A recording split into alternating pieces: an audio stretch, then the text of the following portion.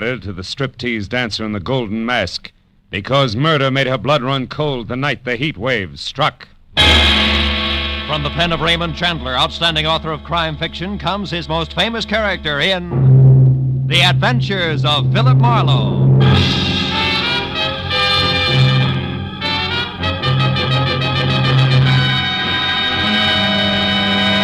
Now, with Gerald Moore, starred as Philip Marlowe, we bring you tonight's exciting story, The Heat Wave.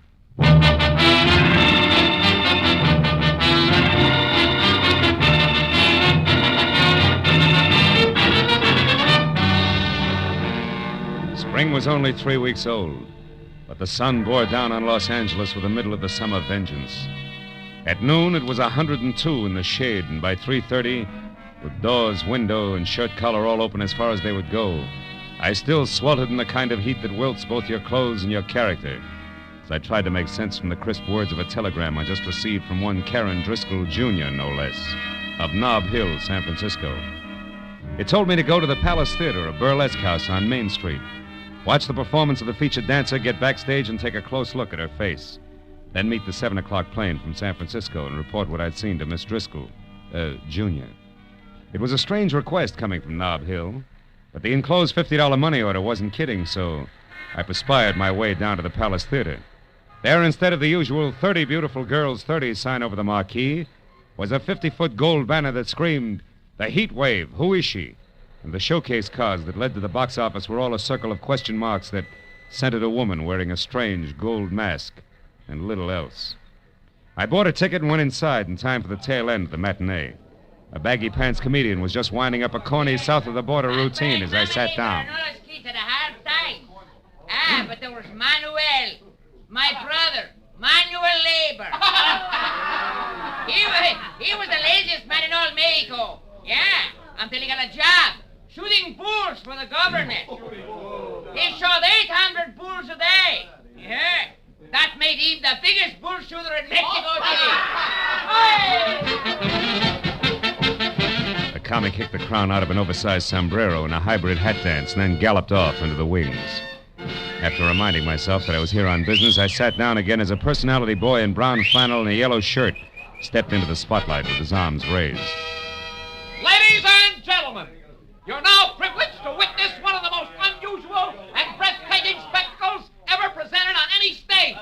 In a moment, you will see her, the woman of mystery, performing exotic rites to the pagan sun god of the Incas, exactly as they were performed 3,000 years ago in the strange temples of the Andes. But who is she? Who is this woman? And who knows what secrets lie behind her mask of gold? The Palace Theater presents the masked marvelous, the beautiful, the dazzling, the mysterious Heat Wave.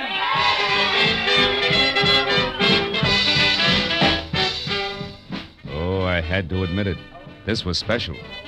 She was the color of alabaster and as supple as a cat, and as she moved across the stage, she got more convolutions out of her 2 arms than a restless octopus could with 8. Her costume from the neck down was about as sheer as a new spider web, and above that, and covering her face completely, was a gold mask, grotesque and glistening. As the dance headed for a climax designed to knock the cash customers right out of their seats, I reminded myself again that I was here on business. So I walked down the side aisle to a door that led backstage and went through it just as the dance ended. Then while the audience tore the house down begging for more, the Heat Wave tossed a couple of kisses through a gold mask and ran to a dressing room. I started after her and was halfway there when a bulging hulk in a sharkskin suit that measured 6'6" in every direction lumbered casually out of the shadows and took a bulldog stance with his back against the dressing room door. I started thinking up fast ad-libs and was hot for a switch on the eager reporter gag when the baggy-pants comic slid up beside me. Hey, chum. Huh? You're asking for a load of mayhem if you try to get to the Heat Wave past Jesse there. Jesse? He the man mountain in the sharkskin suit? Yeah, with orders to break bones. Oh. Maybe I can help you out. Good. But how come? Yeah, let's go around to the side. You're a reporter, right? Yeah. Well, Inky Barnes can use a little publicity, too, you know. Hold it here by the door. Now, what does you have to know? Well, all I want's one look at her face. Yeah, that's a cinch. I said I'd help you out, and I will. Like this. Yeah. Right out there in the alley. And don't come back before midnight, goon. You can see her face then when she takes the mask off. I should have known better, but all I wanted at the moment was to kick the slack out of a pair of baggy pants. So I bounced back up the steps, jerked the door open, and ran head-on into 3 square yards of sharkskin suit.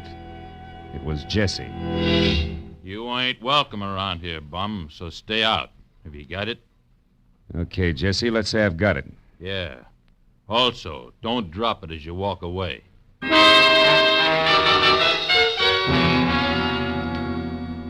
I was glad to remember that I had a client to meet at the airport. So in spite of the fact that the heat wave's face was still a well-kept secret behind a gold mask, I took Jesse's good advice and left.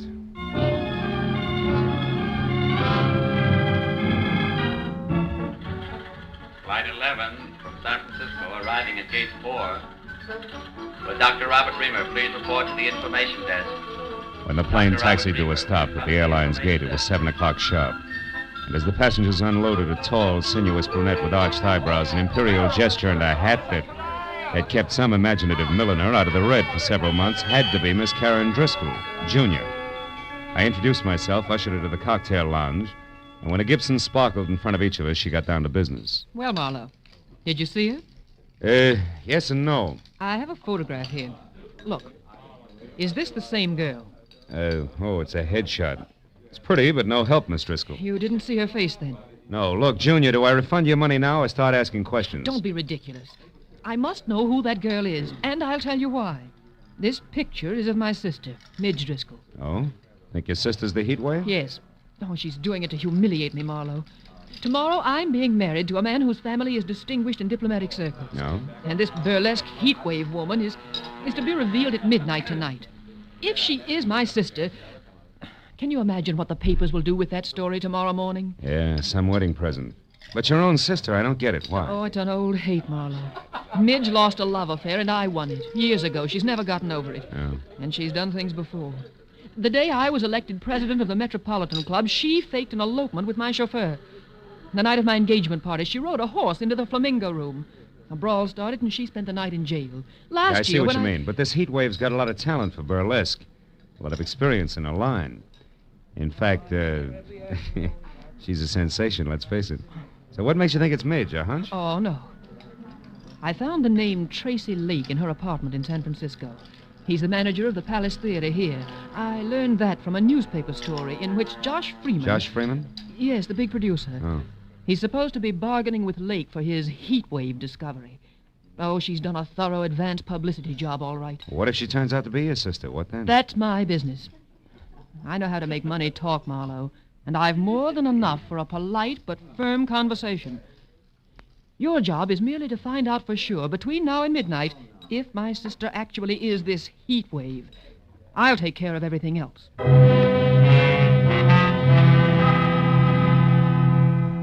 Karen Driscoll, Jr. gave me her local phone number, then got up, cursed the hot night, bid me hurry, and summoned a taxi. All with a regal wave, one hand. And I was left to my own devices in something less than 5 hours to make them work in, so I drove back to the Palace Theater, which was stalling until midnight by showing a triple feature movie. Paid another admission and slipped backstage again. It was deserted except for 2 electricians tied up in pinochle under the switchboard light. The heat wave's dressing room was locked. Jessie was nowhere in sight, and I was about to leave again when I heard a familiar voice cooing into a dark nook that turned out to be a phone booth. It was Hinky Barnes, the baggy pants comic. Beauty to the beautiful, you know. Hey, listen, baby. About that other deal, did you talk to her? She won't. You sure? Yeah. Yeah, well, look, I gotta talk to you. How about dinner? You can't? Well, I know you got things on your mind, but... Yeah, honey, I know you're tired. Well, okay. Don't worry, things are gonna be okay. You'll see. Bye-bye, baby. Hey, Hinky. Oh, you again. Yeah, that's right. That brings us up to date, even Steven.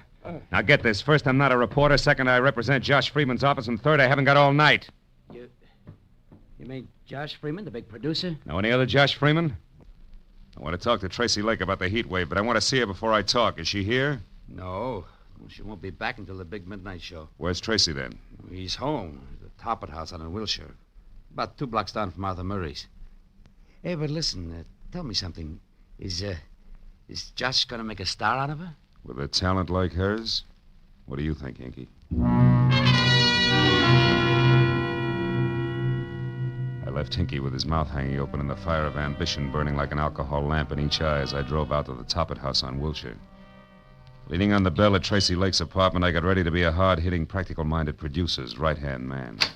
Yeah, what is it? Tracy, my name's Marlowe out of Josh Freeman's office. Caught the Heat Waves Act this afternoon, willing to wrap her up and take her home right now. But not sight unseen. Who is she? Wait a minute. Huh? You say you're from Josh Freeman, Marlowe? That's right. And I got a blank check right here in my pocket. Authorized to fill it out unless you're completely unreasonable. I see. Well, now, look, Marlowe, this heat wave thing is going over 1,000% better than any of us expected. Yeah, I know. But you see... The price is high already, and the bids have only started to come in. Oh, excuse me. I just opened a bottle of Paul Masson over there. Help yourself, Marlowe. I'll be right back. A perfectly good telephone sat within an arm's reach of Lake. But instead he went down the hall to an extension and closed the door behind him.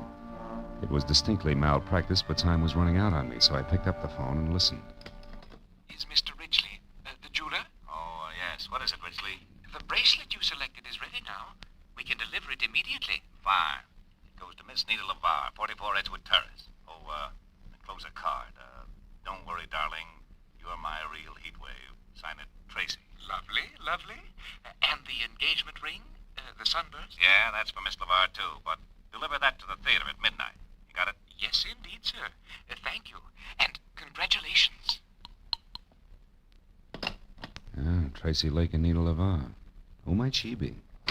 Sorry, Marlowe, a little personal business. Now, you were saying... Yeah, I was saying I can hand you a nice fat check if this mass marvelous is really okay. You're building up to quite a surprise, Tracy. You must have something. Yes, indeed I have, old boy. Plenty. Yeah? I can't reveal the lady's name until midnight. All right. Play coy. What's her background? Has she got class? Class? Marlowe, you wouldn't believe it. Not blue book stuff. Society girl in burlesque? Why, anything's possible, Marlowe. Sure. She could even be from Nob Hill, huh? Why, yeah, like I said. Anything's possible, sure. Okay, Tracy, that's what I wanted to find out. See you after the unveiling, and you got a great night for it. Oh, Marlowe, I suppose Big Ed Peters is in on the deal as usual, along with Josh? Yeah, it's a regular Josh Freeman deal, just as usual. See you later, Tracy.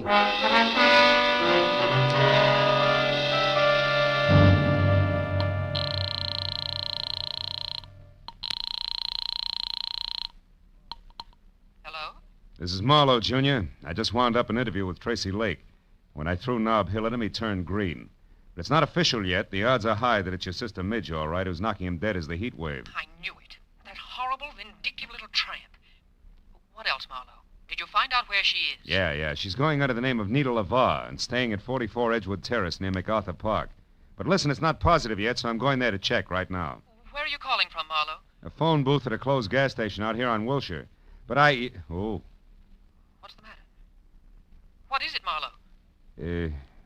I am about to start earning that fee of yours, baby. 300 pounds of muscle in a sharkskin suit just walked up. Goodbye. Hello, Sonny. Well, my Piltdown pal. So the boss was right.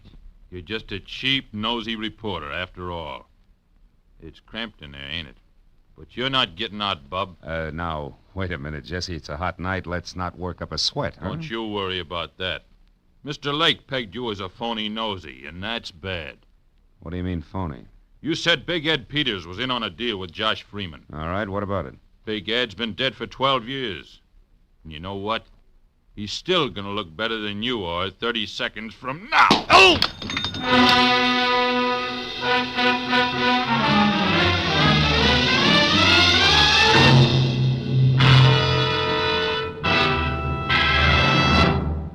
In just a moment, the second act of Philip Marlowe. But first, tomorrow night, in order of their appearance, you'll hear Joseph Cotton, Ozzie and Harriet, Jack Benny and his gang, Amos and Andy, Sam Spade, Lum and Abner, Helen Hayes, Eve Arden, and hold tight now, a special show with Bing Crosby, Bob Hope, Claudette Colbert, and Dinah Shore over most of these same CBS network stations. And Jack Benny with Mary, Phil, Dennis, Don, and Rochester will be heard over them all.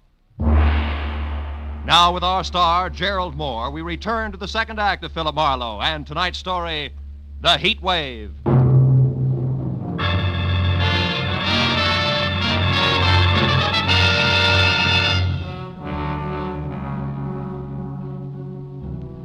When the little man in big iron boots who were kicking at the lining of my temples finally quit, and I dragged myself back up to the vertical, Gargantua was gone.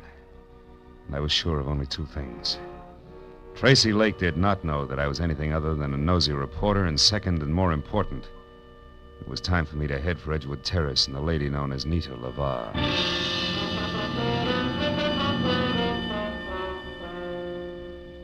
As I started for the front door of number 44, which was an all-alone stucco under tile L shape that showed a single light, the little men in iron boots went to work again.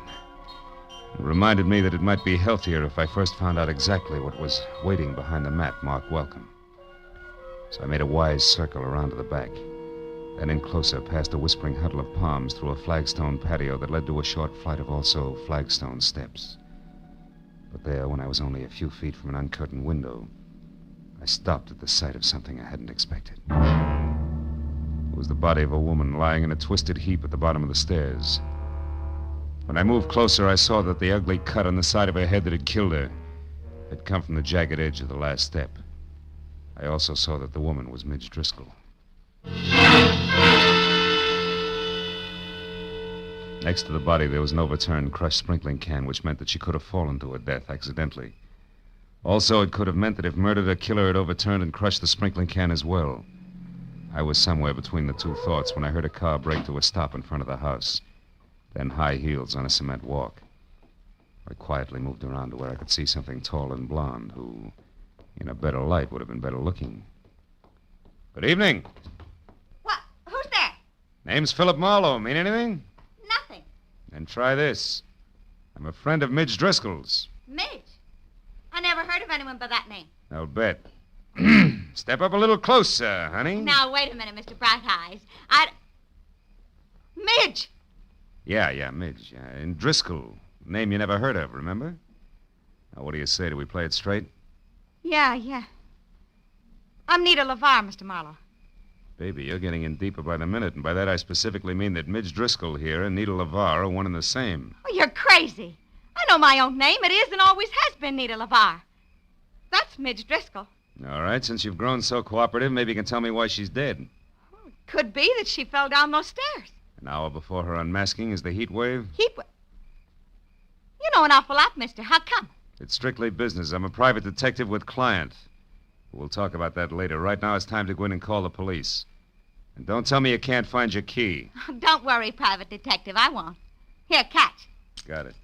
Now, let's get inside. But let's not call the police, huh? Why not? Are you afraid that they'll... Oh, I see what you and that pretty little gun mean. I'm glad. I'd hate to have to shoot you. Why, want to night your quota? Don't be funny. I didn't kill Midge. Then why no police? For a very good reason. Until tonight, Marlowe, I've been the heat wave. The substitute heat wave for Milady there, who didn't have the time or the talent for the build-up to the great joke she was going to pull on her sister. You mean you were the one I saw today? The one everybody saw every day. And liked. Liked so much that business boomed and all the heads in the front row weren't bald. Which has what to do with me calling the police? In general, everything. In particular, my career. I tried to get that crazy kid there to back off and let me go on with the act that she'd kill after one performance, but no. Miss Bunny Moneybanks wouldn't hear of it. Now that she's dead, you're in, is that it? Solid. And that's also the reason why I don't want to spend the next 2 hours talking to cops. So go on, put the key in the lock, turn it, open the door, and walk in. What happens then? Then, Mr. Marlowe, we call Tracy Lake and arrange for a playmate for you. Playmate named Jessie, maybe. A playmate named Jessie. And no, maybe.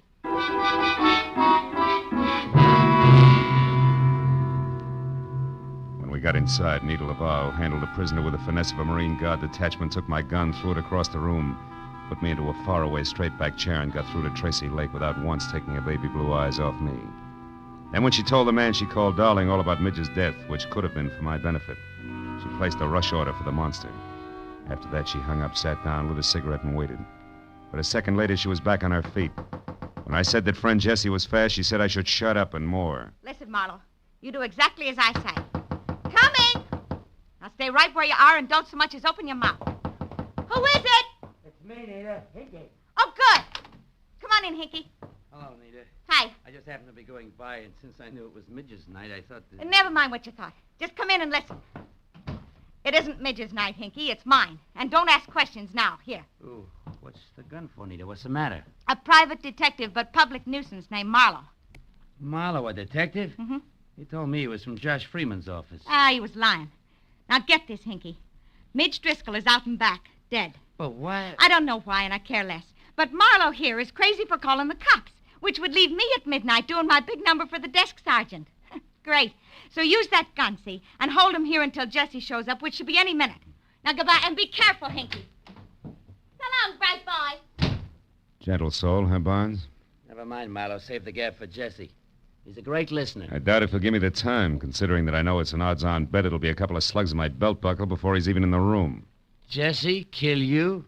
Why would he do that? Because he works for Tracy Lake. And Tracy Lake has to kill me, Barnes. I know he's a murderer. Midge Driscoll was murdered? You sure of that? Just about. Doesn't figure any other way. Nita herself told me how much this chance means to her and how hard she tried to get Midge to back off. Yeah, but Tracy, how does he tie in? 2 ways. The money he'll get out of the show continuing indefinitely, and better than that, the fact that he and Nita are going to be married. Those two get married? You're nuts, Marlowe. No, it's straight, Barnes. I know because I overheard Tracy talking to a jeweler about the ring he ordered. Now, you mind if I have a cigarette? Hey, Barnes, can I reach for a cigarette? Oh, yeah, okay. Hey, Marlowe, you sure of this? Everything you just said, I mean, about them getting married and all? Sure I am. Why, a little disgusted with your buddies? Yeah, a little. So as of right now, you can do as you want. I'm leaving. No, you're not, Mr. Barnes. Jesse, hey, Jesse, don't shoot. I won't, Mr. Barnes. Unless, of course, you or Buster try to get out of here. Oh, who, me, Jesse? Yeah. You were going to let Marlowe go, Mr. Barnes. I don't think Mr. Lake would like that. I'm sure he wouldn't, Jesse. So why don't you just save everyone a lot of time and start pulling that trigger? While you can still see what you're doing. Hey, the light! Get going, Barnes! You dirty louse. I'll fix you. You'll never get out of here alive. Where are you? Come on, talk. Where are you? Where are you? Answer me, do you hear? Answer me! With pleasure. Oh, you stinking slime. I'll tear you apart if I get my hands on you. Which, Jesse boy, is the trick? And now for our meeting in a phone booth, flowers, you big ape, bars and all.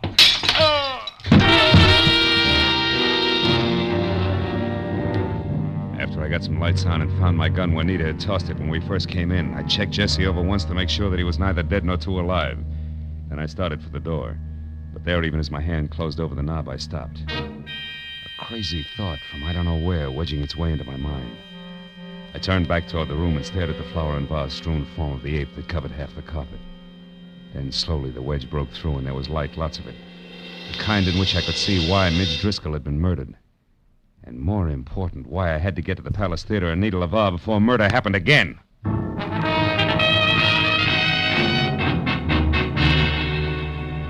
I lurched from the curb in front of Nita's at 20 minutes to 12. When I screeched to a stop downtown at the Palace without somehow hitting or being hit along the way, those 20 minutes were gone. And I was worried because midnight meant that Nita would already be on stage for the unmasking. I raced past the general at the door and then across the lobby and into the theater where I figured I could get down a side aisle to the wings. That was figuring wrong. Because fire laws notwithstanding, the place was strictly SRO and packed tighter than the 7th Game World Series.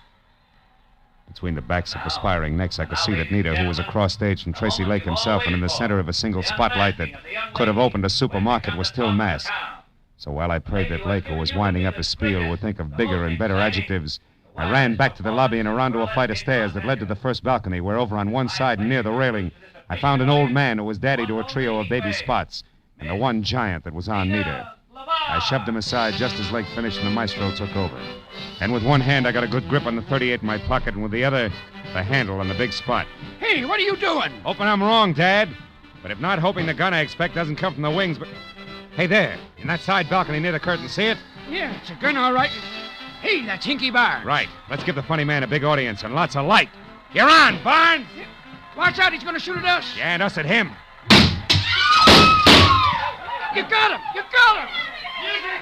Music! Play something! Play music! Play some music!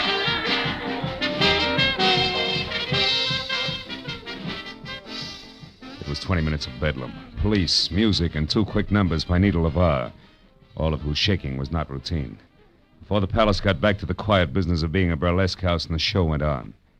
It was another hour and 20 minutes before it was all over, and the theater was empty and dark, except for a work light on the stage where Nita, Tracy Lake, and I were sitting in the middle of a papier-mâché Inca civilization. Well, Marlowe, the police say that Hickey's going to live for a while. Can't figure the guy.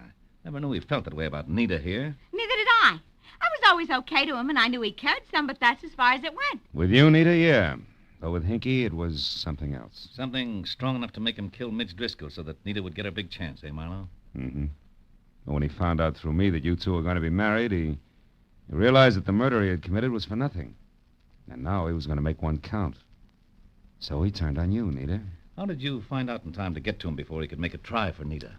The way the guy sagged when I said you were going to be married told me all I had to know. But it was cinched by the American beauties draped around Jessie. American beauties? Flowers? Yeah. See, I remembered a phone call Hinky made. You, Nita, had been the lady he'd talked to and loved. From there on out, it was a little better than a shot in the dark. 2 shots in the dark, Marlowe. Good ones that are responsible for Nita still being here with us. Thanks, fella. Yeah, Marla, thanks a lot. Don't mention it. After all, I was paid for my work, and besides, that dance you do, Nita, belongs to posterity. Ah. Good night.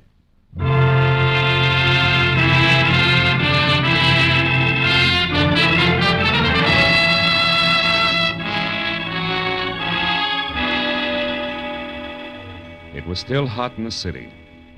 I had no enthusiasm for further conversation and a very sticky feeling from head to foot. So I took care of Karen Driscoll Jr. in a fast telephone call and then pointed my car for my apartment. I couldn't help thinking of poor little Hinky Barnes, who brought laughter to everyone else, but could find no happiness for himself. He was like the man who went to see a doctor one day and said, "Doctor, I can't laugh anymore." And the doctor said, "Go and see Grok, the greatest clown of them all. If he can't make you laugh, there's no help for you." The man smiled and said, "Thank you, doctor. You see, I am Grok."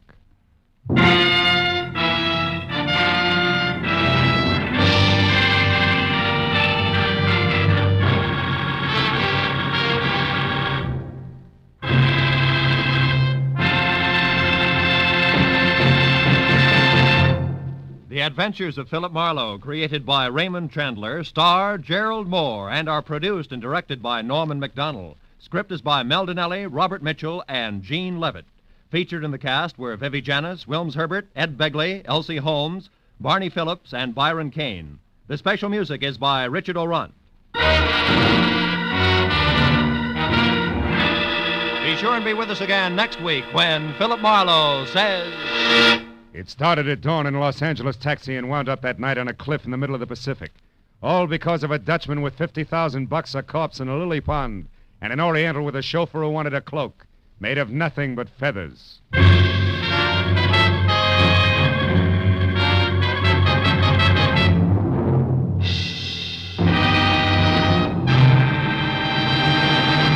In just about an hour from now, $50,000, the biggest jackpot in radio history, will be waiting CBS listeners from coast to coast on the Sing It Again program over most of these same CBS network stations. This is Roy Rowan speaking. Now, stay tuned for Gangbusters, which follows immediately over most of these stations. This is CBS, the Columbia Broadcasting System.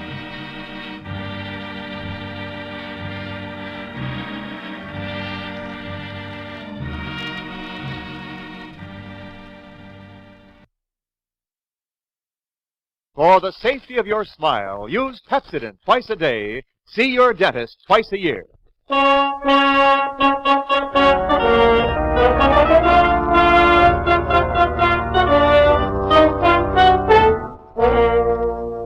Lever Brothers Company presents the Pepsodent program, The Adventures of Philip Marlowe, starring Van Heflin.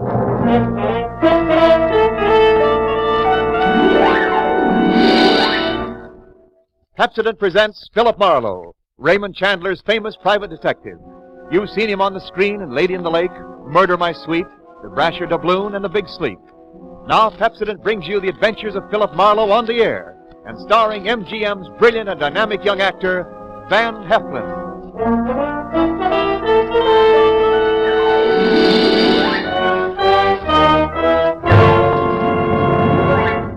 Now, families all over America have named their favorite toothpaste. New Pepsodent with Irium. New, fresh-tasting Pepsodent with the new, cool, minty flavor. It's the 3-to-1 favorite over all other toothpastes.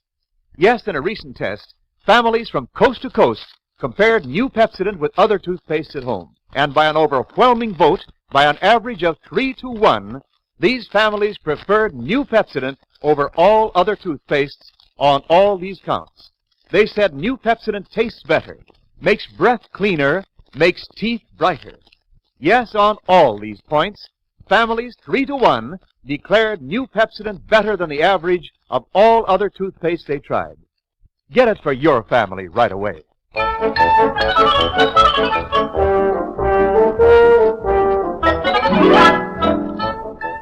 There comes a certain time in the year when I don't want to see midget auto races. I just want to see midgets. When I prefer sawdust to stardust and popcorn to all other kinds of corn available in Hollywood.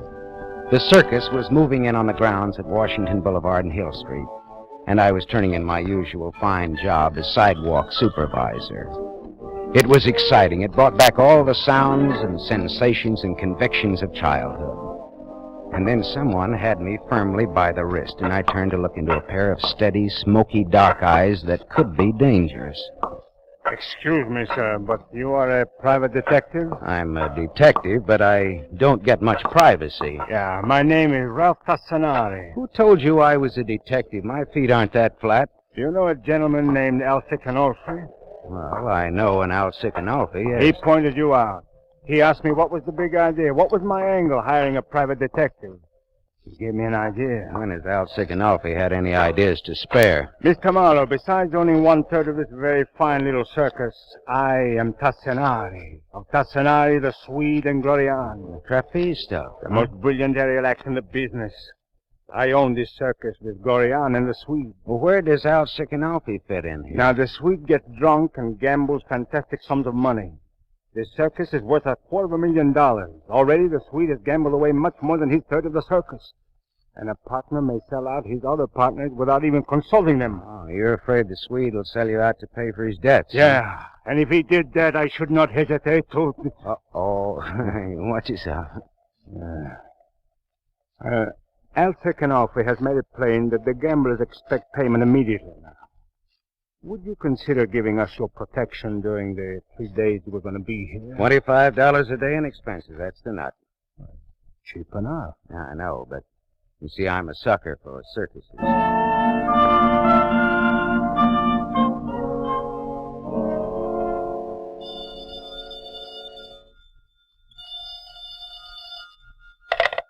Yeah? Is this the office of Philip Marlowe? Better still, this is Philip Marlowe. Ralph Tassanari hired you this morning, didn't he? Go ahead. This is his partner, Glorian. I'm in a downtown bar with a Swede, and he's terribly drunk. I know this isn't your job, but won't you come down and help me get him sobered up for the night? Please? All right. Mother Marlowe will be right down.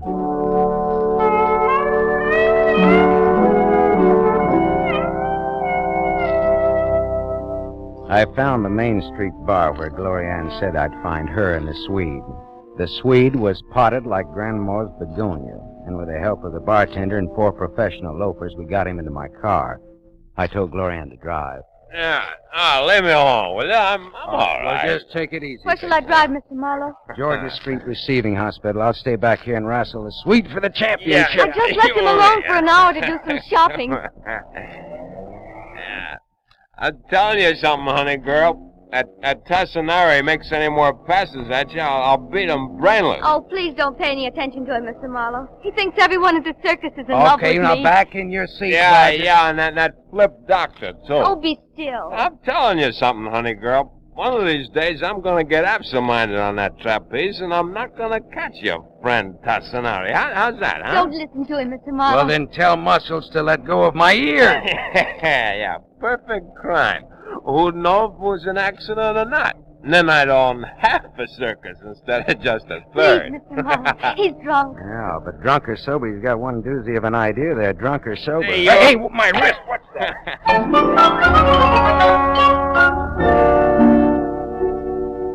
I knew some interns at Georgia Street Receiving Hospital who obliged with some oxygen and a mask. A half hour of breathing that oxygen deeply, and the Swede was stone cold sober and back in my car again. He was making certain cagey explanations. Marlowe, you don't want to take that stuff I was mumbling about seriously, you know. I was drunk. I'm certainly worse. After all, Gloria Ann's my wife. Oh? Naturally, I don't like other guys giving her the eye. But that screwy talk about me dropping Tassanari accidentally on purpose. Oh, forget it. No. Yeah, the perfect crime. I was only talking, Marlowe. I wouldn't do that to Tassanari. Of course not. You'd be all broken up about it, wouldn't he?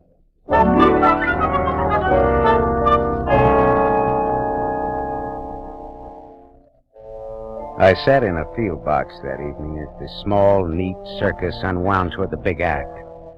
And the big moment arrived with butterflies warming up in my stomach and a pulse thumping madly in my neck. Ladies and gentlemen, Tassanari and the Swede, who will ascend to the dizzy upper limits of the top, and without a net, mind you, will execute the most daring maneuvers ever witnessed on the high trapeze. Ladies and gentlemen, the daring and death-defying Tassanari and the Swede. Tassanari and the Swede came bounding into the arena and over to the two spidery ladders that zoomed up into the very peak of the big tent. Up there where it was hot, high, and dangerous, two magnificently made men climbing that slim ladder, their brilliant capes flowing behind them, going up higher, smaller, higher. And then they were on their tiny platforms, removing their capes grandiosely. And they turned, faced each other across the void like divers. Not a voice, not a breath, not a sound. I began to perspire. The net was being gathered back. Then suddenly, Tassanari raised his right arm and smiled, dropped his arm, and the Swede shot out into space like a comet, and the gay, waltzing, somehow insane music began.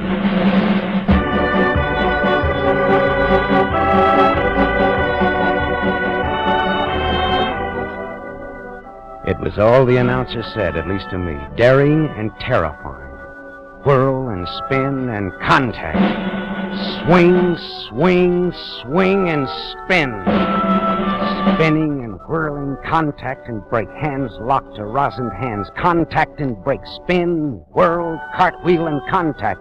Swing, swing, swing, and leap. Split-second timing and the split-second split again, with trapeze bars flying into place where and when they were needed. I looked away, my head drumming and swimming. And I looked up again. I looked up, and the thing that had been tying my stomach in cold, hard knots, the thing I was afraid of, happened. Look out!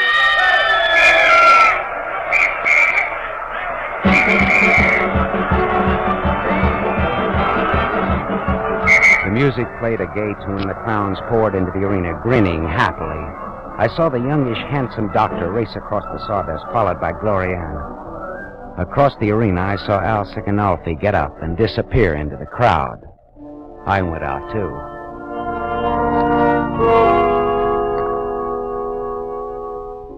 Outside, I managed to get a shaking match to a quaking cigarette. In my mind, I heard again and again the drunken voice of the flying Swede come back to me. One of these days, I'm gonna get absent-minded on that trapeze, and I'm not gonna catch your friend Tassanari. How's that, huh? Only it was all wrong. It didn't add up. Because the body that had plummeted to the ground hadn't been the body of Ralph Tassanari, but of the man who had plotted the perfect crime, Gloriana's husband. The Flying Swede.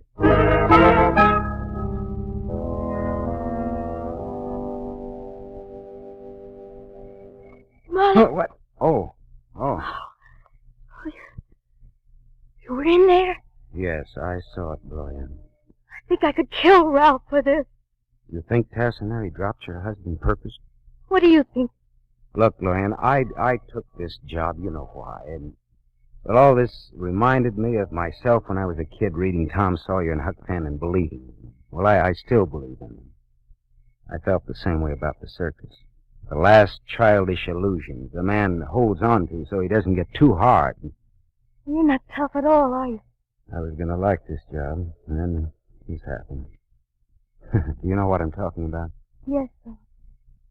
I'm sorry we failed you. No.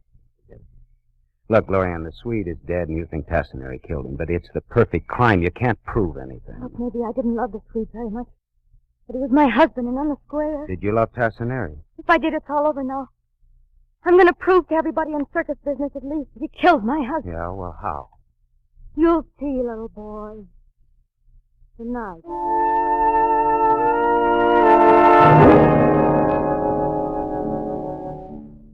I watched her go back into the big tent, and then I drove home and dreamed all night of Al Sicanalfi smiling his yellow smile and disappearing into the crowd. I got up late and went down for coffee and a newspaper. The story was there on page 1. Also, a silky, leggy picture of Gloriana, beneath it the caption reading, "Show must go on, dares high trapeze at Tassinari after mate falls to death." I looked at my watch. It was late, later than I thought. For the daring young dame on the flying trapeze, it was almost too late.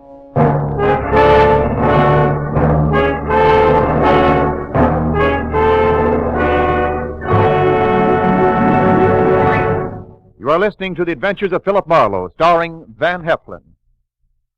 Yes, families all over America have named their favorite toothpaste. New Pepsodent with invigorating Irium foam. New fresh-tasting Pepsodent with the new, cool, minty flavor. It's the 3-to-1 favorite over all other toothpastes in recent home tests. Like families from coast to coast, the James M. Sinclair family, East 2nd Street, Tulsa, Oklahoma, like new Pepsodent better than any other toothpaste. In fact, Mrs. Sinclair says, "This new Pepsodent's made a big hit with our whole family, especially my son, Jimmy. He's so crazy about that Pepsodent flavor, it's less of a problem getting him to brush his teeth now. My husband likes the way Pepsodent leaves his mouth feeling so much cleaner and his breath fresher. And as for me, I've never found any toothpaste better for brightening my teeth." yes, families from coast to coast, by an overwhelming average of 3-to-1, say new Pepsodent is better than any other toothpaste they tried. Better for taste, better for cleaning the breath, better for brightening teeth. Remember, this is not just our opinion. It's the honest conviction of the Sinclairs and other families who compared new Pepsodent with brands they had at home. So why not have your family try new Pepsodent, the only toothpaste containing Irium? Get it without delay.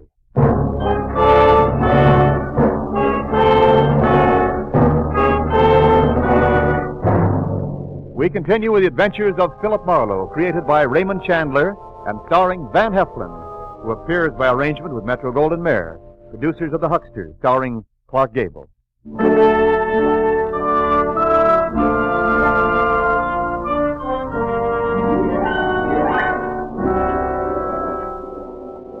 The lion act was going on when I arrived at the circus grounds and practically ran to Glorianne's tent. She was in her tights and cloak, ready to go on.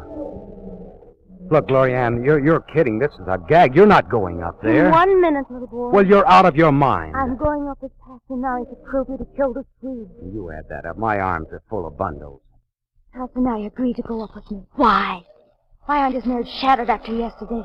Because he knows he didn't make a mistake yesterday. He knows he dropped my husband purposely. And not because his timing or reactions were wrong. Do I make sense? Up to a point. You're thinking he may drop me purposely. And I wouldn't like that. He won't drop me. What makes you so sure? Because Tassinari loves me. He wants me. Does that make sense? Yeah. Yeah, that makes a lot of sense. Well, go to it, little girl.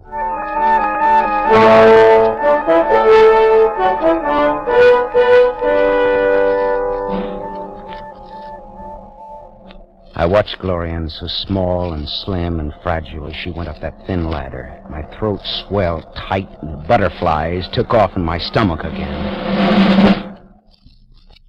She was on the platform, removing her silk cape, folding it carefully over the rail. They were facing each other, smiling. Smiling. Dead, sultry silence. Then...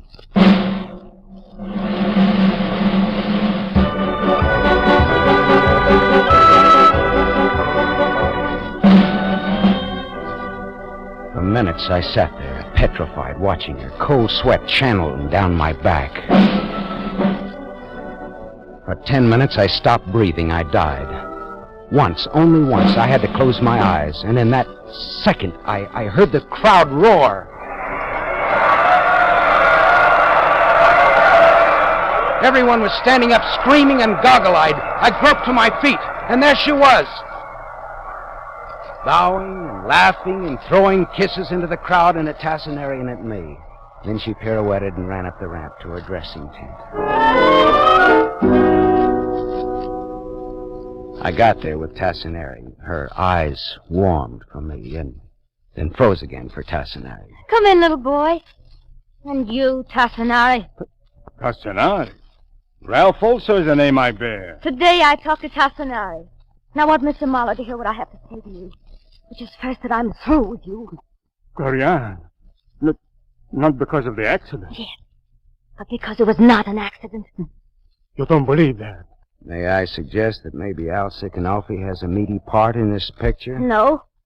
Tassinari here killed the Swede. Glorianne, that's not true. Dr. Stowe seems to think as I do. Ah, yes, Dr. Stowe. I did pass your tent last night after the accident. Accident? I heard you and the cap-eyed unsuccessful doctor speaking together, oh, so intimately. There your insult, Tassinari. Speaking together, deciding conveniently, perhaps, that I killed the Swede. Richard never accused you. He only said Oh, he's the one, eh? Richard. Get out. If I wanted to murder a man, it would be easy to take my gun from my trunk and shoot him. Yeah, but that wouldn't be the perfect crime. Why should I want to kill the Swede? Because he might have sold you out to pay his debts. Because you'd get half of his share of the circus. Because you were in love with his wife. I see. You think you have a case, huh? I hope not. Glorianne knows what I mean. Only perhaps Tassinari had better go now. Yeah. I'm very sorry, Glorianne. For all of us. Good day. Good day, Mr. Marlowe.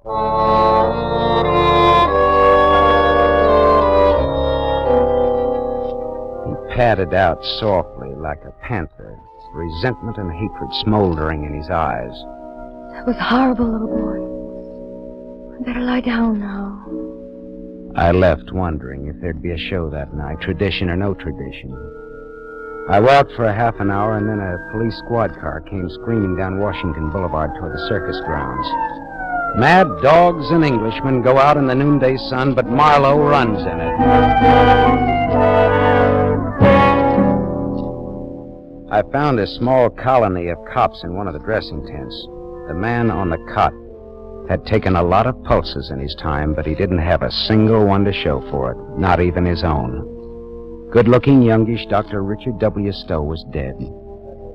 Detective Lieutenant Ibarra held out a small automatic to me. Hello, Marlowe. I hear you've been masterminding things around here lately. Ever see this gun before? I may have heard of it. A man named Ralph Tassinari, connected with this show, has disappeared. Know something about that? He was fresh from a lover's quarrel last I saw him. Uh-huh. Or maybe just out walking it off. Possibly.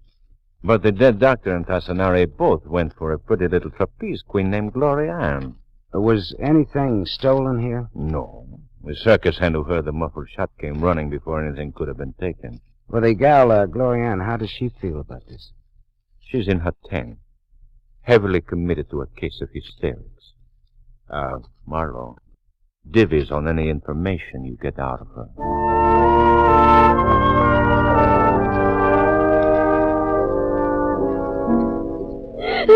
Look, Glorianne, you can't go on like this. Now let me get something for you. I'll be all right. Just a sedative to settle your nerves. Oh, no, we never take that thing. It's bad for going up on the track. No, I'll sleep. That's the best thing. Sleep. But no, you can't go up there tonight. Anyway, Tassinari's missing. I'll go see what I can find for you.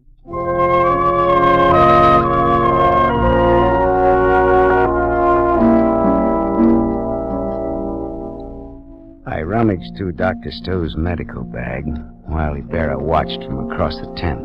I found a small black book. I leafed through it with my hand still hidden in the bag. It was a small case history book with sketchy data about his cases, the treatment given, the medication prescribed. I very quietly tore out the last page, palmed it, and slipped it in my pocket as I creaked to an approximate upright position. Find anything to quiet the little woman, Marlowe? No, not a thing, Lieutenant, not a thing. I'll try a drugstore.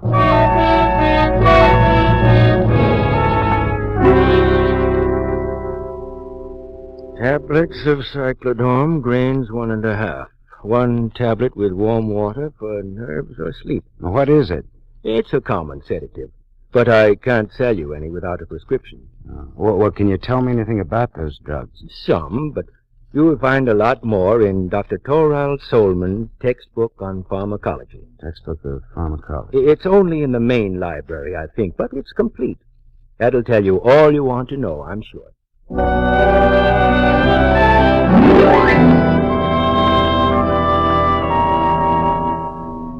The druggist was right. The textbook of pharmacology told me all I wanted to know.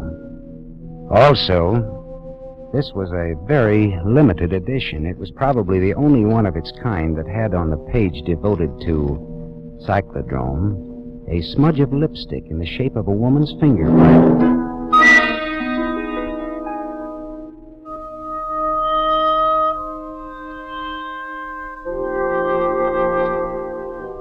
It was all and more than I wanted to know. And all at once, I was old, very old. From now on, I was going to leave illusions to high school girls and magicians.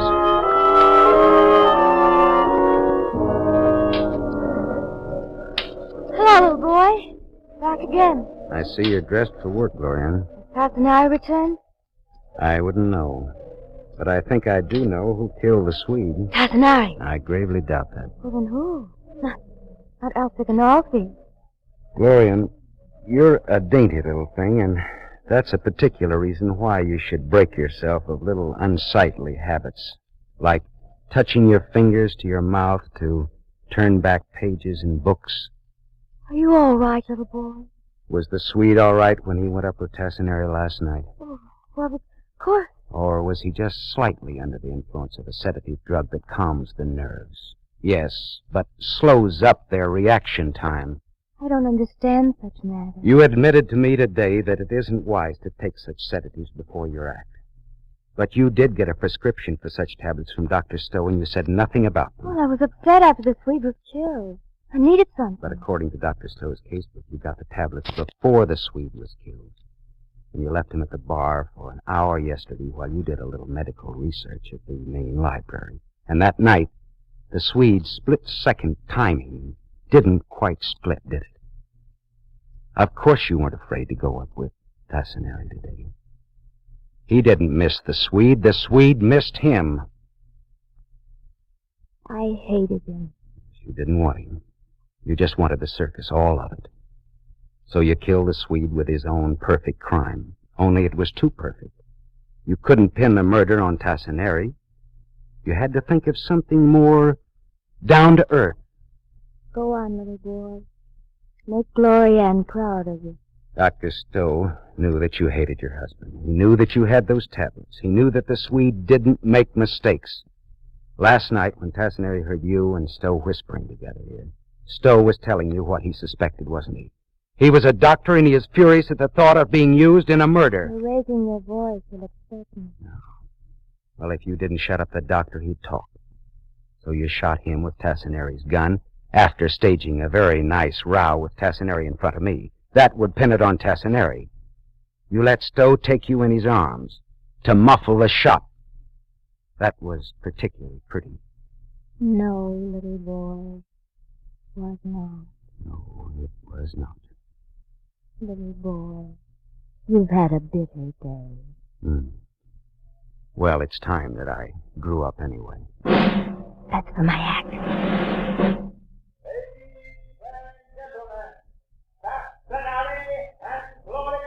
And Glorianne. I've sent for the police, Glorianne. They'll be here pretty soon. Little boy! Hasanari's there. He's waiting on the runway across the arena. He came back. He doesn't even know he's wanted, probably. Oh, little boy, I have let you down. Let me make it up a little. Let me go out there. Will you come down again? Yes, of course. By the ladder, I mean. I won't let you down again, little boy. I promise it. We circus people won't disappoint you again. Please. They're waiting. Well, the show must go on, mustn't it? All right, go ahead, lady. They're waiting. She ran out, laughing, throwing kisses, and I walked out after. Stood in the runway watching. I watched the small, delicate figure going up the ladder. Then she was at the platform. Rosin on shoes, rosin on the hands and wrists. And sultry silence, not a voice, not a breath. Then she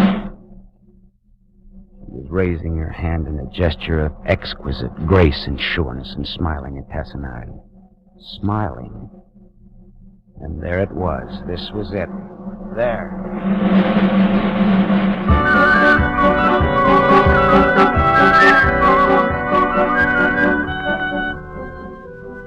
Ghostly packs of small fry from my school days gaped up with me and shivered with kid delight.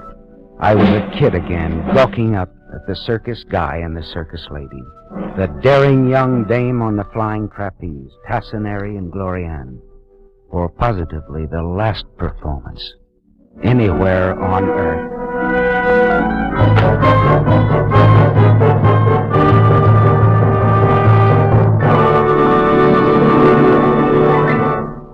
You have just heard Van Heflin starring in the new mystery series, Raymond Chandler's The Adventures of Philip Marlowe, brought to you by the Lever Brothers Company, makers of Pepsodent. Van Heflin will return in just a moment.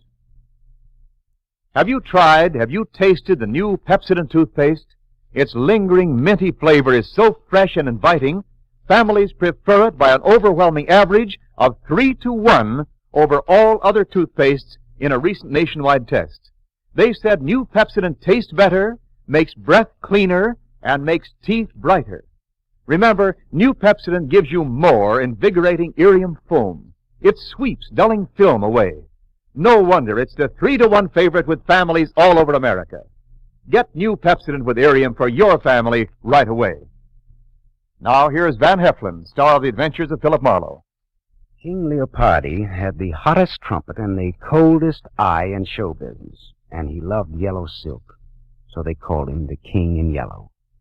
We consider his short, eventful life next week when, as Philip Marlowe, I have some business with the King in Yellow.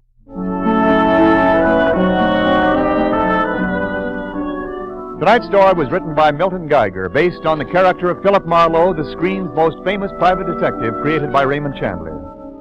Heard with Van Heflin tonight as Glorianne was Lorene Tuttle. The original music was composed and conducted by Lynn Murray.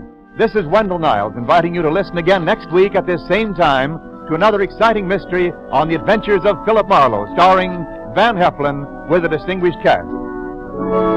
This is NBC, the National Broadcasting Company.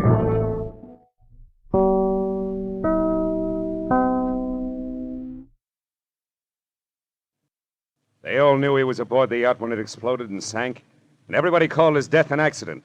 That is, everybody except the corpse himself. He said it was murder.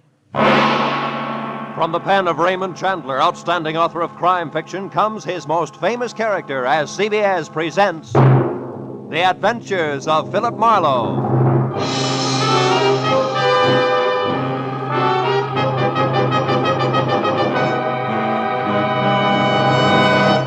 And now, with Gerald Moore, starred as Philip Marlowe, we bring you tonight's exciting story, The Restless Day.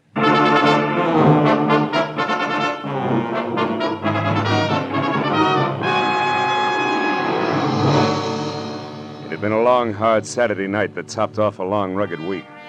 When I finally got to bed dog-tired at 5 a.m. Sunday morning, I was planning to stay there until I'd caught up on all the sleep I'd lost and gained a running head start on the coming week.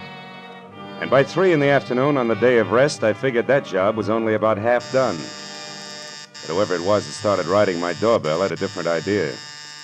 I held out until the buzzer stopped, but it was only a change of tactics, so I gave up. All right, I know when I'm licked. Just a minute. Thank heaven you're in, Mr. Marlowe. I don't know what I'd have done otherwise. I'm sorry. It's all right. Here, read this story on the front page. What? No, down here. Oh, yacht explosion, death label accident, huh? Yes, yes. Oh. Mystery blast which destroyed the Rollins yacht at Santa Monica Friday night, and in which Benjamin Rollins, noted cosmetics manufacturer, was killed, was established today by police investigators as accidental. I'm sorry I spoke too much. That's all right. The explosion which shattered and sank the 50-foot pleasure boat was caused by a leaking fuel line. Rollins, known to be a chain smoker, is believed by witnesses to have continued on page 7. Never mind, Marlowe. I'll tell the rest. Yeah. Think you'll make it? There are 2 frightening things wrong with that story. Well, go ahead. Frighten me. First, the explosion was no accident. That fuel line was repaired a week ago. Second, Ben Rollins was not killed. You're shaking my faith in the American press. How do you know all this? Because I am Benjamin Rollins. Yes. Well, look, fella, you better dial 116 on the phone and tell the police all about it, huh? No, that's exactly what I can't do. Someone's tried to murder me. If they find out I'm still alive, I'll be a target for a second attempt. Wait a minute. I need 2 things right now. One, a cup of coffee. Would you like some? No, milk, if you please. My doctor insists. Okay, come on. The other's a good, solid explanation of why everybody thinks you were aboard that yacht. Well, first, they believe my body was lost in the explosion. You see, I intended to spend the night there because Lucille, my wife, and I had quarreled. Mm-hmm. But I got a call, and I had to go out of town on business at the last minute. I went out to the boat, but only to pick up some papers. I was in a hurry. I must have left the lights on. I'd lost my hat in the wind on the way back. It was found in the water. Apparently, I didn't secure the dinghy because that was adrift offshore. Mind you, I read all this in the paper when I got back this morning. Back from where? Phoenix, Arizona. Figures. I came in on the California Limited. You can check on that. Marlowe, I must know who tried to kill me before they know they've failed. Uh-huh. That could be tough. Have you got any ideas? Yes, I have. It might be any one of 3 people. 3? For instance, Walter Pittman, my ex-partner, threatened to kill me less than a month ago in New York when I won another court decision from him. Mm-hmm. Then there's my business manager, a fellow named Slater. I almost fired him last week, the arrogant fool. It's always when I get cross this comes out. I see. And I'm sorry to say it, but Mrs. Rollins herself would no doubt rather have me dead than alive. That's quite a lineup for a mere cosmetics chemist, isn't it? Yes, it is. Look, you haven't been running lipstick experiments with somebody else's live equipment, have you, Rollins? Hmm? Oh, certainly not. I've been working so hard I haven't time for my wife. Say nothing of another woman. Oh, Marlowe, I'm frightened. I must get to the bottom of this. I'll pay you double your usual fee. Will you help me? Okay, Rollins, it's a deal. If I hurry, I might get in on your funeral. Under the circumstances, that should make somebody due for a very big surprise.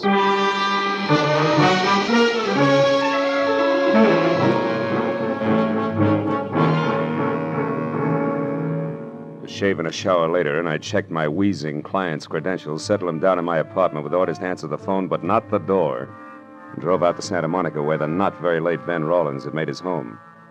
I had a list of names, addresses, and phone numbers of people close to Rollins. That is, close enough to kill. I decided that Arthur Slater, the business manager, was my best bet for an opener. He had been described as soft-spoken, efficient, and somewhat arrogant. And after I found his cottage on Seaview Drive and walked up to the door, I heard someone inside offering a similar description, but with more color. Mighty routine, Arthur Slater. If you think for 2 minutes you can throw little Angie over any time you feel like it after all the promises you've made, you're wrong. That's just about enough, Angie. Not by half, brother. I know which way the wind is blowing, and it's a nice big wind. Nobody kicks me out, and I mean nobody. So think it over, Mr. Big. Oh, get out of my way. Yes, ma'am. Cute kid. Friend of yours, Slater? Who are you? Another insurance investigator? That's right. My name's Marlowe. May I come in? Yes, certainly. All the others did. Thanks. Who knows? I may be the last. Slater, I've got 3 reasons for believing that yacht explosion was no accident. Not an accident? What reasons are you talking about? For one, Walter Pittman. Pittman? You mean Rollins' ex-partner? You know him, huh? Well, only by name. I never met the man. All right, then, let's talk about reason number 2, Lucille Rawlins. How do you feel about her, Slater? Well, you must be out of your mind, Marlowe. She and Ben fought constantly, yes. Slater, I asked how you felt about Mrs. Rawlins. I don't like her. And now, what or who is reason number 3? You are. You had an argument with Rawlins last week. He practically fired you. And you think I'd kill him over that? Could be. Look, Marlowe, Ben Rawlins drove himself like an overloaded truck. He had a cigarette cough, nervous shakes, and bad dreams. To me, bureau drawer eyelashes and glue-on fingernails simply aren't that important. So we had frequent arguments. Now, do you have any more smart reasons you'd like to discuss, or would you care to leave? Just one thing more. Why does your girlfriend think you're a little stuck up these days? You're becoming a bit too personal, Marlowe. Get out. I'm not compelled to answer any of your questions. There's an established legal procedure. Skip it, Slater. If I need to, I'll be back. And I'm fairly chummy with the boys in blue myself, so I'll get the answers if I want them. Good night, big shot.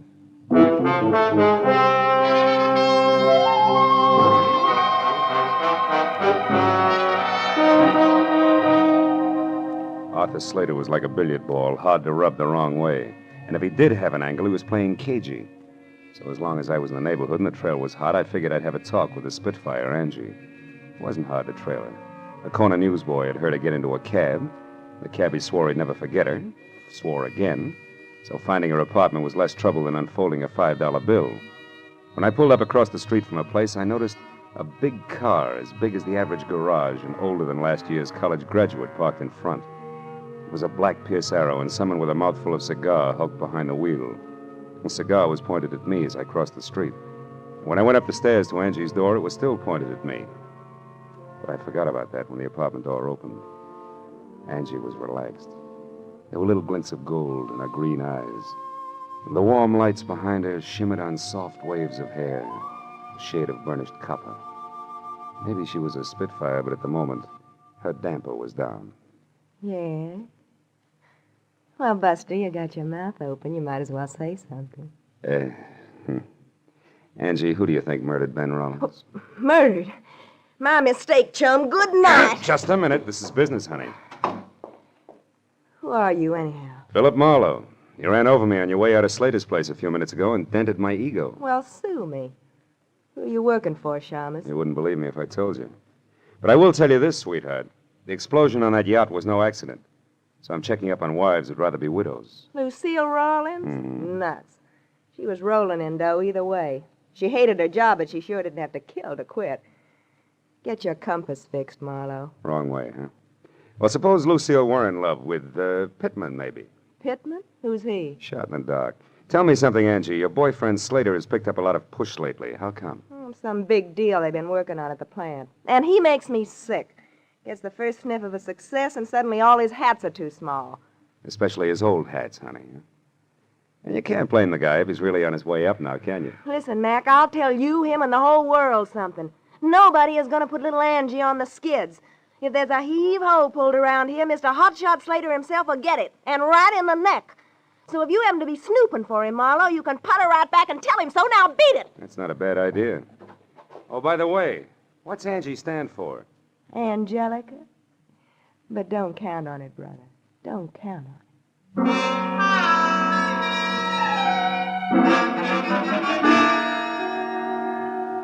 As I went down the front steps, the cigar and the black Pierce Arrow lined up on me again and followed me as I crossed the street and got into my car.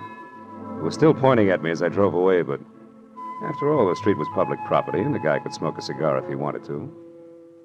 Well, by the time I knocked on the front door of the Rawlins home, I was braced for a deluge of tears and a session of red-eyed hysteria. So I was caught off balance by the handsome blonde woman of 35 with a wry, crisp waistline who was cool, calm, and well-collected in green slacks. She introduced herself as Lucille Rawlins. Sit down, Mr. Marlowe. You said you're a friend of Ben's? That's right, Mrs. Rawlins. I stopped by to offer my condolences. But apparently condolences aren't much in order today. No tears, huh? Not even crocodile tears. I'm not a hypocrite, Mr. Marlowe, that's why. I'm merely stunned and confused over this terrible accident, and I'm not sure yet how I feel. Yeah, it was an accident, all right.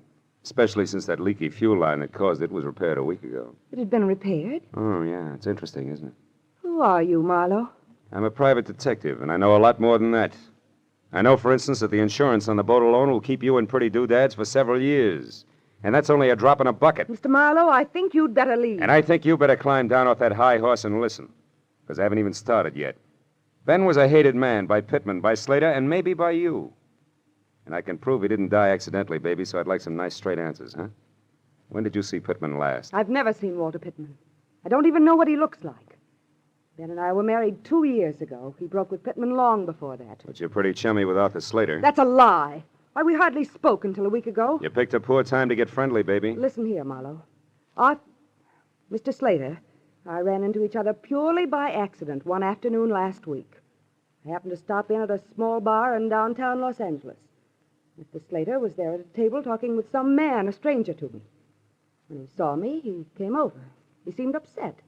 So upset. Wait a in minute. fact, that... Is there anyone else here now? Well, no. My maid went out to the movies. What's the matter? I heard something, a noise. Sounded like it came from the service boys. Come on, let's have a look. Well, I don't know what any... Hey! The lights went off. Somebody turned them off. You better... Lucille, look out!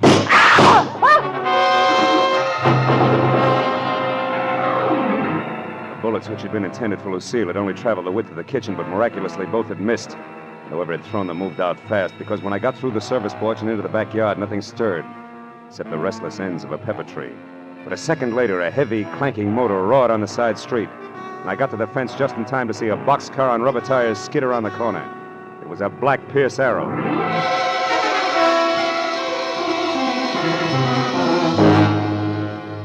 I went back to the house, found the master switch, and turned on the lights.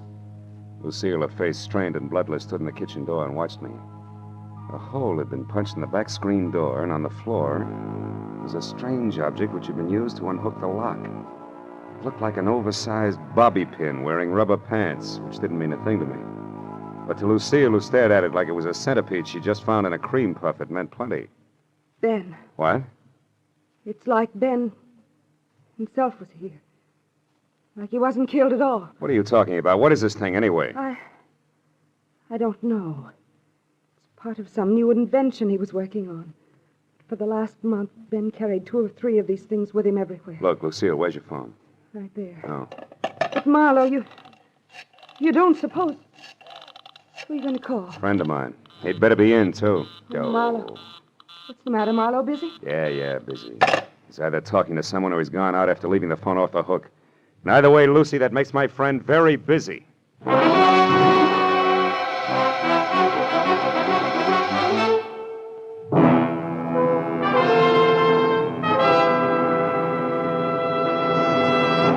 In just a moment, we will return to the second act of the adventures of Philip Marlowe. But first, it may have taken a little detective work finding a much-wanted man last week, but an unprecedented number of listeners seem to have turned Philip Marlowe. For Jack Benny's largest audience this season found him here on his opening show on CBS.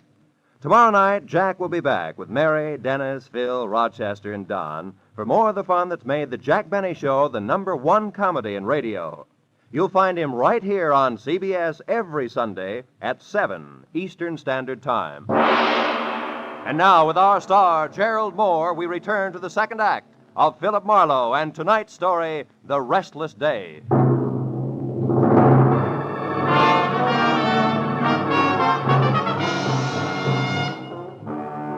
When I left Lucille Rawlins, the feminine target for tonight, I headed for Angie Gordon's, where I'd first seen the man with a cigar in his face, who I suddenly figured might be Walter Pittman. And as I drove, I felt like my brains had spent the night playing leapfrog in a squirrel cage. Because any way I call the dice, every one of my clients suspected of murdering him suspected somebody else. And just to keep things from making any sense at all, I suspected my client. I pulled up near Angie's and saw the Pierce Arrow parked, lights and a man with cigar out. When I got close to the bungalow door, I knew that the lady was at home. Now, look here, and that she was receiving a gentleman caller, more or less. Tell me your name is Smith, which incidentally I don't believe. And then you start asking a lot of very personal questions. How cozy. Now, please, you do not understand. There are certain things about the death of Ben Rawlins that I must know. Things that mean a lot to me. How much a lot? Well, $100 maybe. What? Now, don't tell me that's all you could stuff into that briefcase there in your hand. Listen, girl, I must know whether that explosion on the boat was an accident or not. The police let it go as an accident? Never mind that. You are Slater's girl.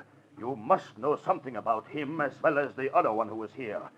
Now, you tell me. Quick. Stay away from me, you big lug. I don't know anything. Let Let me- go of me, Ma. Let go. You heard the lady, Pittman. Let go. How do you know my name? I read tea leaves. And while we're all asking questions, do you mind telling me why you were throwing bullets at the Chinaware on Mrs. Rollins? I did no such thing. I don't even know Mrs. Rollins. You're a liar, and it's dull as the sauerkraut. The gun in your pocket will prove it. I have no gun in my pocket. Here, look for yourself. All right, I will. But if it's all the same to you, I'll start with your briefcase. Well, give me that. Why, so you can get to the gun first? No, because all right, Mr. Smart Man. Go ahead and look. See for yourself that there's absolutely nothing there that concerns you. When I get my hands on you, I'll break you in Stand still, two. Marlowe. And don't look so astonished, friend. It's called a gun. Why, you little... Skip it, Marlowe. This isn't my idea of returning a favor, but it is good business. You see, baby, little Angie sells out to the highest bidder.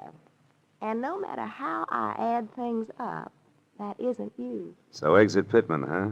Briefcase and... What are you staring at? That little gadget there. Must have fallen out of Pittman's briefcase. What is it? Twin brother of an item I found a little while ago, rubber pants included. What are you talking about, Marlowe? Nothing, baby. Just tell me how long I sit here. As long as you like. Now, you see, Marlowe, I just can't afford to let you get to Pittman ahead of me. Yeah. That good business you were talking about. Uh-huh. After all, a gal's got to make a living. One way or another, Marlowe. Doesn't she?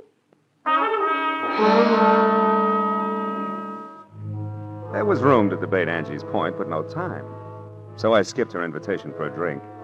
Both promised and threatened to see her again and headed for my car in the only direction left, the residence of the local pivot man, Mr. Arthur Slater.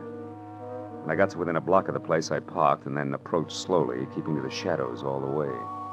But the house turned out to be as dark and quiet as the inside of a coffin. I was about to leave when some noise a dozen yards behind me said that I was no longer alone. I turned quietly and got ready for what I figured would be a reunion with my old buddy, Walter Pittman. But I was wrong. Sneaking through a nearby clump of orange trees with all the deftness of an ox with bunion trouble was no one else but my client, Ben Rollins. When I called his name out loud, he ran toward me, arms and legs flailing the wind like a Kansas scarecrow caught in a tornado.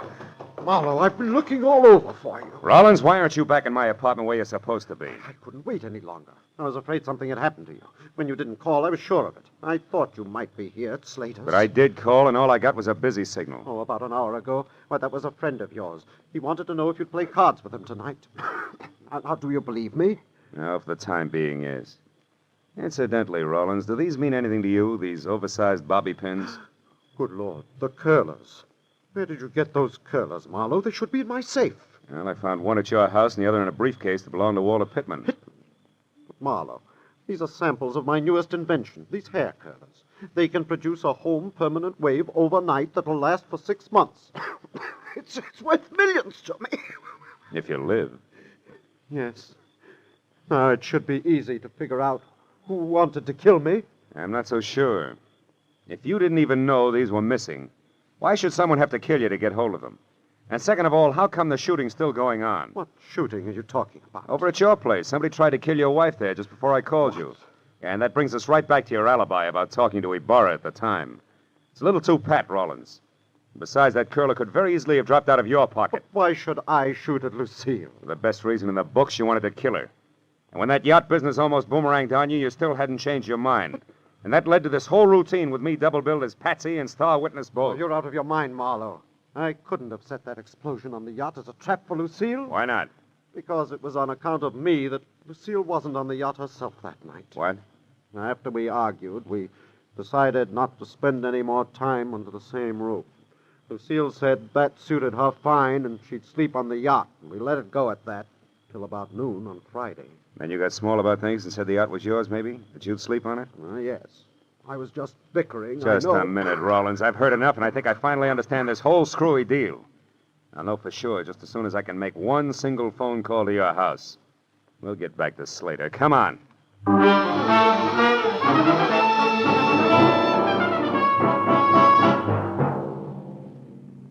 I got to a telephone and through to the maid at the Rollins place. I was almost positive that in another minute I'd have both a solid answer for my client and a couple of clumsy customers for the law. But when the shaky voice at the other end of the tube told me that Lucille had just left the house in high gear, after mumbling something about a place called Inspiration Point, I stopped being confident and started to worry. And when I tossed the jackpot question at the maid and got the winning answer, that worry became something worse, and it must have showed. What is it, Marlowe? What did you find out? Too much to explain now. Where's Inspiration Point, Rollins? About a mile south of here, straight along the shore. Good. What kind of a car does your wife drive? A blue Nash. What's Inspiration Point got to do with Lucille, Marlowe? Everything. Now, look. You call the cops and tell them to get out there as fast as they can. Do you get me? As fast as they can.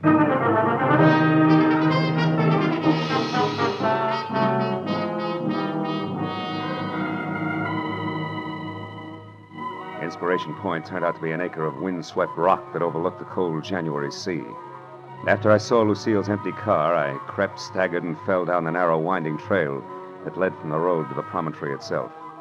I was afraid that I was going to be too late to stop what I was sure was a hastily scheduled murder. But a minute later, when I rounded the last crazy turn in the trail, I felt better. Because standing only a couple of yards away from me, her hair slapping wildly against the upturned collar of her coat, and very much alive, was Lucille Rollins. I was about to breathe a sigh of relief when suddenly I caught the expression in her eyes. I turned to follow the line of her unblinking gaze, and I knew that I hadn't arrived any too soon.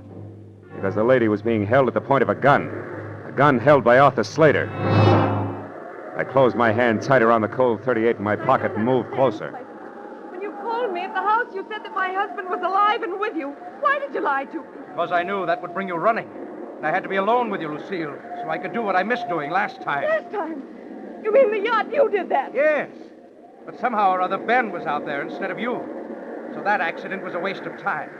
But this one, the bereaved wife who jumped or fell to her death from the edge of Inspiration Point, won't be. But why, Slater? Why do you want to kill me? There's no time to explain, Lucille. And we'll take time, Slater. Marlowe, you! Yeah, me! Marlowe!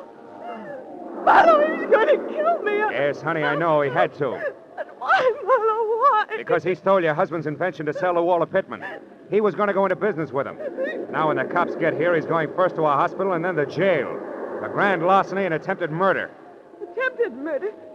What about Ben, Marlowe? Ben was a near miss, honey, nothing more. You'll see what I mean in a minute.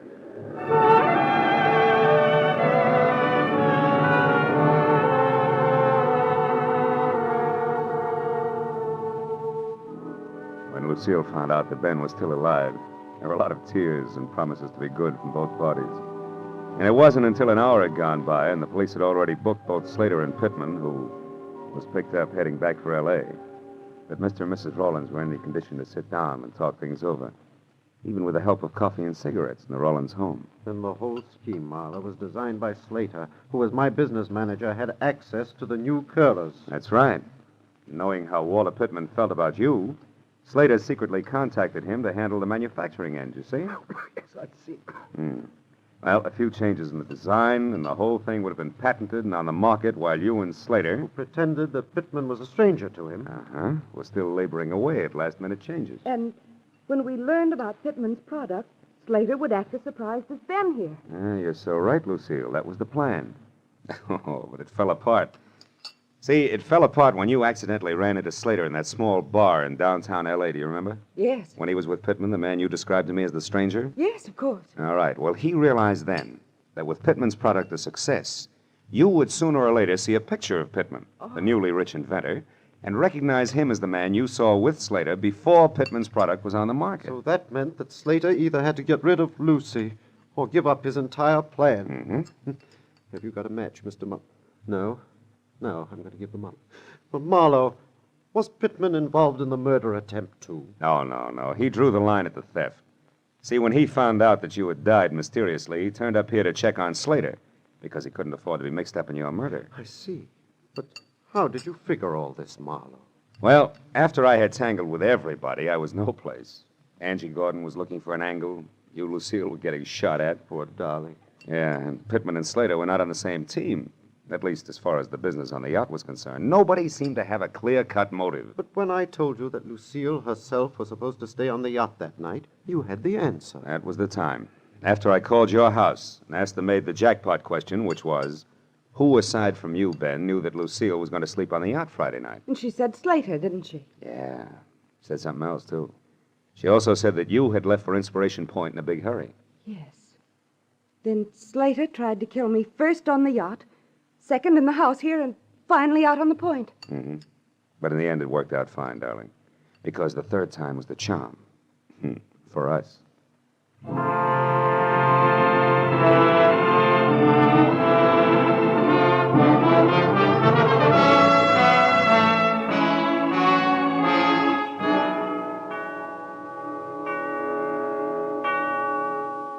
Well, by the time I was through tying in all the loose ends for my client and his wife, it was 3 o'clock in the morning, and I was dog-tired all over again.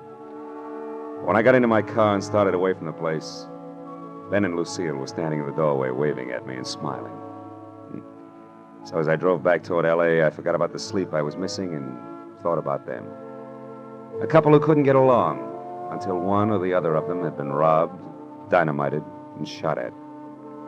Yeah, I guess it's really so. As the old bromide has it, the path of true love never does run smooth. Smoothly. It's smooth. Oh, well.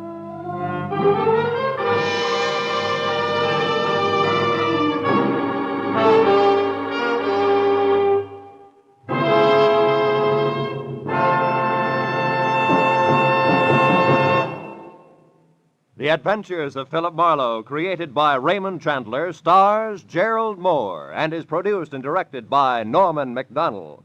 Script is by Mel Donnelly, Robert Mitchell, and Gene Levitt.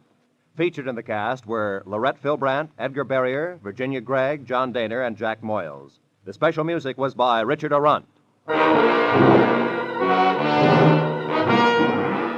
Be sure and be with us again next week when Philip Marlowe says... Somewhere in the cold, persistent rain that made the city itself seem a thing of evil, a girl had disappeared, and it was my job to find her. But before I did, I found death and a devil.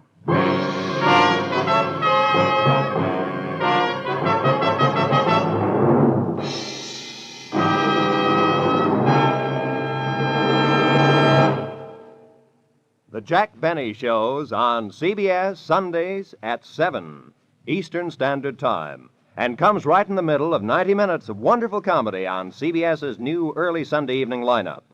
Immediately preceding Jack's show, you'll find Spike Jones and a Spotlight Review at 6:30 Eastern Time. And following the Benny Show, Amos and Andy take over with their inspired humor. Listen to Spike Jones and Amos and Andy over most of these same CBS stations tomorrow, flanking Jack Benny. They add up to 90 solid minutes of merry Sunday listening on CBS. Now, stay tuned for Gangbusters, which follows immediately over most of these stations.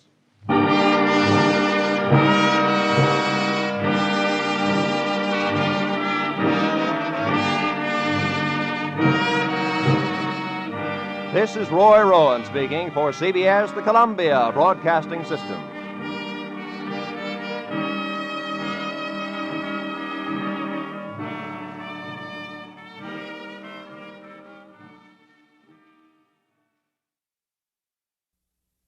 Get this and get it straight. Crime is a sucker's road, and those who travel it wind up in the gut of the prison of the grave. There's no other end. But they never learn. Let me give you an example. I was hired to find a thief, and I did, 1,000 miles from home. But first I found a lush with a Luger, a fresh corpse in the closet, and all because the only woman in sight wouldn't play fair.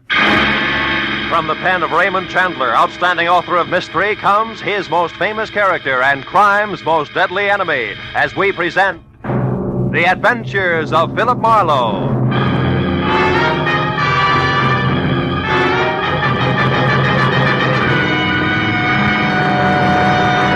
Now, with Gerald Moore, starred as Philip Marlowe, we bring you tonight's exciting story, The Unfair Lady.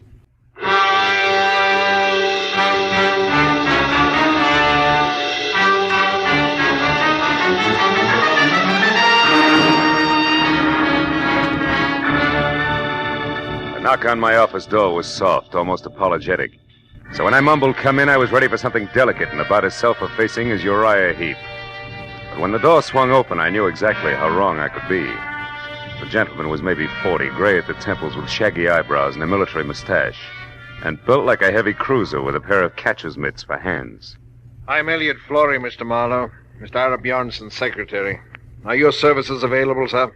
That all depends on what you and Mr. Bjornson want me to do, Flory. What's the job? Well, specifically, sir, to catch a thief. May I sit down, please? Oh, of course. Thank you. Mr. Bjornson is being robbed systematically of diamonds. Are they disappearing from a store he owns, or is somebody robbing his wife? No, Mr. Marlowe. You see, sir, Mr. Bjornson owns and operates the Bjornson Mines, the relatively new but important deposit of kimberlite pipe. Kimberlite which? Kimberlite pipe, Mr. Marlowe. Oh. The geological term of the diamantiferous blue ground which yields the minerals. Oh, of course, diamantiferous. Well, last November, sir, the 21st to be precise, you worked for Mr. Craig Norton, a mining engineer who lived here in Los Angeles. He recommended you to my employer. Now, Mr. Marlowe, will you take the job? I don't know. You still haven't said anything about the stealing itself. Is it a Bjornson representative here in Los Angeles who's coming up minus? It's Mr. Bjornson himself who's being robbed, Mr. Marlowe, at the mine proper. Oh, I see. And he wants me to, wait a minute. This diamond mine, wouldn't be in South Africa. No, sir, it wouldn't. It's at Rislo. It's a hamlet 100 miles south of Nogales. South of where? Nogales, Mr. Marlowe, is a city in Arizona, a few hours' drive from Tucson at the Mexican border. Now, look, Mr. Flory, I'm a private detective in the city of Los Angeles who's at home in a barn, a back alley, or sometimes with a blonde. Not in rural Mexico. Is that clear? Oh, yes, sir, perfectly. Also, it's something that Mr. Bjornson anticipated. I refer to your reluctance to make the trip, sir. To Mr. Bjornson in Rislo, Los Angeles is the nearest metropolis where a dependable private detective could be found. To you in Los Angeles, Rislo is a new world. Therefore, Mr. Marlowe, these papers. The first is your plane reservation, De Luxe Passage, leaving tonight for Nogales, where you will be met and chauffeured across the border to Rislo. You know, you tossed that off like it was transferring from the red bus to the E-car downtown. It's less complicated, sir, I'm sure. It is? Now, these other papers, Mr. Marlowe, are both checks, each for $500. One is your fee, and the other for expenses, not including your air travel. Your decision, sir. Oh, well, my decision, Mr. Flory, is that for $500 plus Rislo is plenty cosmopolitan for me. I'll go. You'll go? I'll go.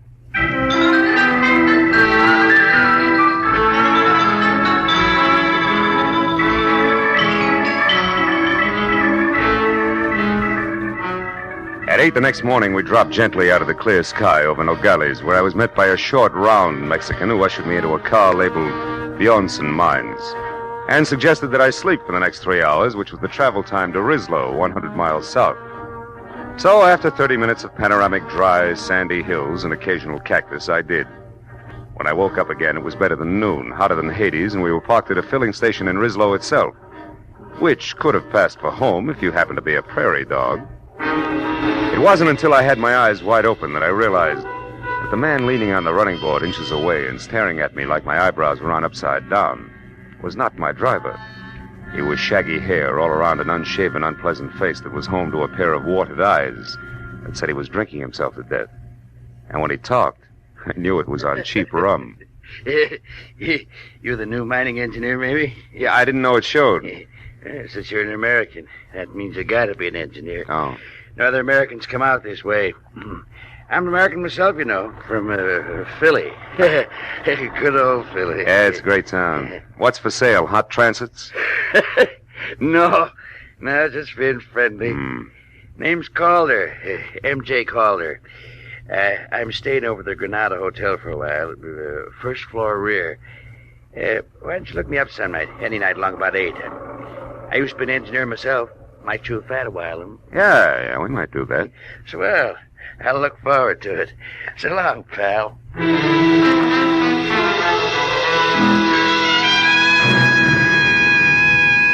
When my driver and I were back on the hot dirt road, I was told the Bjornson mine was the open pit type, a deep hole about a half-mile in diameter in the middle of the Bjornson property, which was clearly circled by 11 miles of 8-strand barbed wire fence, which was guarded by 50 ex-GIM Mexicans who were under the iron fist of one Captain Juan Lufino. 20 minutes later, when we entered the main gate and were slowly driving up a neatly landscaped white pebble road, I got a different picture of life at the Bjornson mines. It was the residential side, plush and strictly Beverly Hills. From the sprawling red brick house past the green and white tile swimming pool to the guest house beyond. Inside, I found the multimillionaire himself. It was a bald 50, perspiring and shaped like a bowling pin. At 10 o'clock last night, Marlowe, it happened again. $5,000 worth of stones. The seventh robbery in as many weeks, excluding, of course, the usual trickle. The usual trickle? $1,000 or maybe $2,000 worth a month. That's stealing nobody can stop. The natives, the guards, visitors, everybody. But most of them we catch, Marlowe, because in the first place, our policing is very thorough. And second, to steal a rough diamond is one thing, but to get rid of it is something else again. Mm-hmm. Well, tell me, Mr. Bjornson, these big thefts you're concerned about, do they all have anything in common? Yes. Two things, Marlowe. They always occur at night, and they are the work of somebody who knows my habits and has a good knowledge of the inside of my house. The big safe is never bothered. It is always some drawer or cabinet where I am keeping stones temporarily. I see. And, Mr. Bjornson, has anybody ever seen this thief? Last night, Helen Austin saw what could be the man running through the grounds at about 11 o'clock. She said he was tall with a lot of wavy hair. She said that he was not the Mexican. Oh, by the way, Marlowe, Mrs. Austin and her husband are staying in the guest house where you will be put up. He works for you, Mr. Bjornson? No, Kelly Austin has a mine of his own about 5 miles from here. Smaller than ours, but rich, nevertheless. Oh, this will be Captain Lufino. Don't mind if he appears unfriendly, Marlowe. He considers your presence here a personal insult. Come in. You wish to see me, Senor Bjornson? Yes, Lupino. This is Mr. Marlowe, the detective. Ah. When Senor Flore came back this morning, Senor Marlowe, he spoke very highly of your reputation in Los Angeles. Mr. Flore only talked to my friends in Los Angeles, Captain. Now, Mr. Bjornson, you were telling me about the Austins. Yes, they have been with us for 2 or 3 months now, while their new house is being constructed at their own mine. Their last place burned to the ground. I would suggest, Marlowe, that you speak to her as soon as possible. Also, the captain here will tell you of some evidence that he found here on the ground last night. No, Senor. It turned out to be nothing. What kind of nothing, Captain? A fountain pen, yes. It belonged to one of the office workers. Senor Barneson. Yes? Did you tell him about that Nat Campbell? Oh, no. Marlowe, the International Diamond Exchange keeps us advised of the movements of the bigger black marketeers whenever possible. 3 days ago, we were told that a man named Nat Campbell, an American who was at one time an engineer, has been operating in Mexico close to the border. Is there an accurate description of him? No. Anything else you have to know, Captain Lufino will take care of you. Also, I am sure that the captain will be glad to show you to your room at the guest house. Sir, it will be my pleasure to assist Senor Marlowe in any way I can. This way, Senor, please.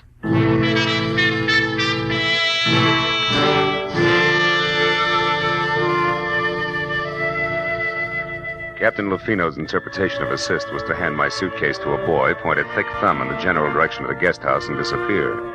So after thanking him for his trouble, I went to my room, unpacked, changed into a dry shirt, which was damp again in 3 minutes, and then started for the suite on the opposite side of the building, where I'd been told I could find Helen Austin. But when I was halfway to a screen door, I stopped at the sound of a raised voice that I'd heard before. It was Mr. Elliot Flore, who was about to leave and unhappy about the whole thing. When I was close enough to see Mrs. Austin, I could also see why. The lady was blonde, deeply tanned, just a shade off beautiful and almost dressed in a white linen shorts with halter to match. I told you Elliot, last stop night. it. Why You're do you... behaving like a fool. Oh, am I? You just wait a bit, my dear. We'll see who the fool is around here. Oh, yes. Marlowe, what are you doing out there? Calling on Mrs. Austin. Why? Do I need a visa, Flore? No. No, Mr. Marlowe. You don't need a visa. You don't need anything. Well, come in, won't you? Elliot was just leaving. Yes, I have to be running along. I'll see you later, Helen. I can't wait. Well, sit here, Mr. It's Phil, isn't it?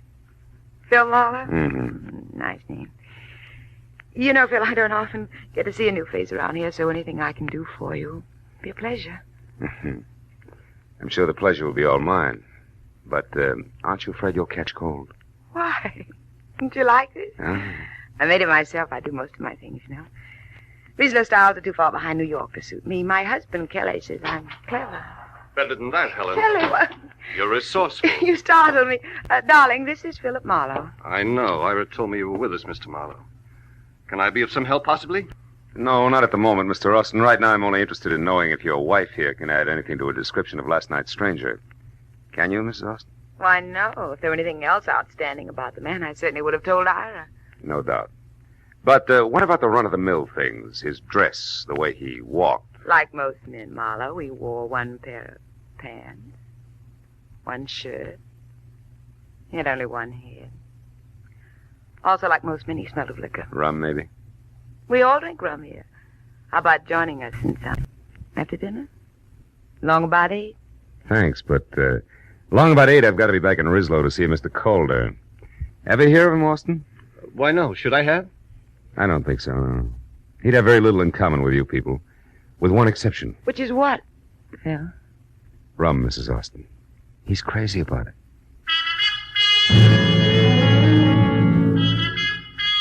After I left Kelly in what with one healthy cloudburst ad, it would make a great Sadie Thompson, I found Ira Bjornson and told him that I thought last night's stranger, one M.J. Calder and Nat Campbell, could be all one and the same. And that I would like to go into Rislow and check on just that, which suited him fine. So after apologizing for having just let Captain Lufino go off for the evening in his car, he gave me the keys to a battered station wagon and wished me good luck. 4 hours later, when it was dark and I was in Rislow and walking the dirty length of the ground floor corridor of the Granada Hotel, which was darker, I had a feeling I was going to need it. Yeah? Who is it? Marlowe Calder, the new man at Bjornson's mine. Oh, fine. Be right with you. Yeah. Didn't expect you to take me up so soon. Yeah, well, you know the mines, Campbell. One's just as dull as the next, huh? That's right. What did you call me? Campbell. That's it, isn't it, Nat? No. The name's Calder, M.J. I told you that today. Yeah, and at the time I believed you, good old Philly included. Come on, Rummy, uncover the masquerade's over. Open up while you still can talk. What do you say? Okay. Okay, ain't the biggest secret in the world.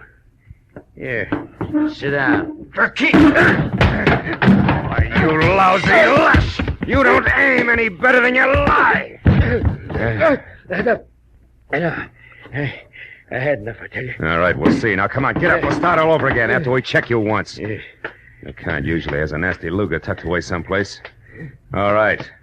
Now, what do you know about... Hey, Campbell, that stuff over there seeping under the closet door. The color isn't right for rum, brother. It's too red. Well, Captain Lufino. Yeah, he's dead, Marlowe. So don't move. You'll be right with him. Yeah, you see, I was right, Campbell. Your kind always has a nasty Luger someplace. Marlowe, I didn't do that. I didn't kill him. Oh, yeah, sure. He committed suicide in your closet and closed the door as a gag, I suppose. That's enough. I don't try to be funny. I didn't even know he was here. I was out. When I come back, I found him. Campbell, that line retired with a flintlock rifle. If you hadn't parboiled your brains in fusel oil, you'd realize it. But it's the truth. I'll tell you what the truth is, cousin. Lufino had a piece of evidence that tabbed you as being out at Bjornson's mine last night at 11 o'clock. But he passed it off as a fountain pen that meant nothing because he resented me horning into his territory. Then he came here alone to put a pinch on you and get the credit. Only you dropped him instead. That's a lie. And I can prove it with the best witness in Mexico, next to Bjornson himself. Who are you talking about? One Mr. Elliot Flory, that's who. I was in the Cafe Quilota last night at 11, and Flory saw me there. No dice, Campbell. Flory didn't get in from no galleys until this morning. You're pretty seedy for a big city boy. Yeah? You can check the bartender at the cafe and see if I'm not right. But right now, I'm going to put you away so I can get out of here. Turn around, walk slow. Out the back way and down the stairs. Go on, move. What are you going to make my murder look like? Robbery? Don't act so brave. You'll live because I figure you'll clear me one way or another, whether you like it or not. Now, hold it. That's far enough. Now open that cellar door. Okay. When you get out, don't waste time looking for me. I won't be around. So long, countryman. Don't hurt yourself. Go now!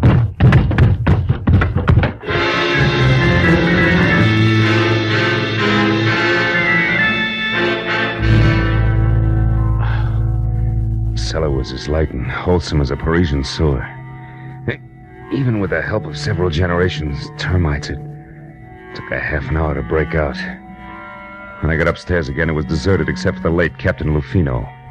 I went through his pockets, but they held nothing more exciting than battered cigarettes and some small change, but under the tight sash around his waist was a small green suede pouch containing 3 minute diamonds in the rough. I began to see what Bjornson meant by the usual trickle.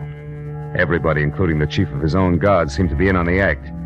I dropped the pouch in my pocket and headed for the Quilota Cafe, where 2 American bucks and a nasty snarl at the bartender brought me the fact that Elliot Florey actually had been there last night. Had waited 2 hours for somebody who didn't show up, and then left. That made my next stop the mine. So I bounced the station wagon out of town, back to Bjornson's house, and started in. But a pair of bare shoulders above a snug linen halter intercepted me. Hello. You're back safe, I see. Enjoy all the sights in our filthy, stinking little town? Not much, Mrs. Austin. You should have taken me along as a guide. I could show you lots of interesting things. Like what, for instance? Like the sky and the moon. I like things clean, soft. I like lights and music and people. I like you, Marlowe. Save it. That Buttons and Bo's routine is strictly your own problem. I've got work, and it starts with Elliot Florey. Where is he? What makes you think I'd know that? Because you two have been keeping close track of each other for some time. You're anxious to drop it, but Florey isn't. And now he's got a hold over you, and you're worried silly. Well, and you skip did- that, too. From what I know, I can fill in a very unpleasant yarn, and I will if I have to. So come on, baby, no dramatics. Let's have it. Where's Florey? Marlowe, you're a louse. But at that, you're better than he is. Went over to our place of mine about half an hour ago. I don't know why he wouldn't tell me. Just wanted me to keep my mouth shut and left. That doesn't make sense. Where's Mr. Austin? My good husband is off somewhere checking on supplies, he said. Okay, I'll pay a call on Florey right now. When I get back, baby, I'll have a lot of answers, so I advise you to wait up, huh? Sure. When you're all through with him, do me a favor, will you, Mr. Tough Detective? What, throw him back? No, kill him. After she said it, she stared at me for a moment and then turned and walked away, and from the bitterness in her face, I figured she had more on her mind than she told me about. But as I beat it around to the driveway where I'd left the station wagon, climbed in and wheeled out the gate, I forgot about theories and headed for the Kelly Austin mine and a big-scale diamond thief as fast as the rutted road and loose body bolts would permit. I'd barely gotten out of sight of Bjornson's house, where from somewhere out of the truckload of shadows I was hauling in the rear end of the station wagon, the muzzle of a gun was shoved hard against the back of my neck and held there. Pull over and stop, Mr. Marlowe, but don't take your hands off the wheel. Austin, you're off your rocker. You've been working too hard. Not so hard that I didn't get back in time to see you kissing my wife. You don't deny it, do you? Well, for what it's worth, you got your subject backward, but never mind Don't that. turn around, Marlowe. I'm sorry about this. I liked you when we met today. Now, listen. We'll take this up later in detail. Right now, I'm after a guy who's been biting into Bjornson's diamonds, and I'm sure it's his own secretary, Elliot Florey. Florey? Why, that's absurd. Yeah? And what's more, he's currently up to something cute at your mine. He's at my mine, Florey? That's what I said. Now, after I've seen him, Buster, I'll be indignant with you all night if you like. You're a clever liar, Marlowe, but it won't work. You're not getting out of this that easily. I'm going to tell Bjornson what you've done, but first, you cheap masher, I'm going to get some satisfaction out of you personally like this. Oh!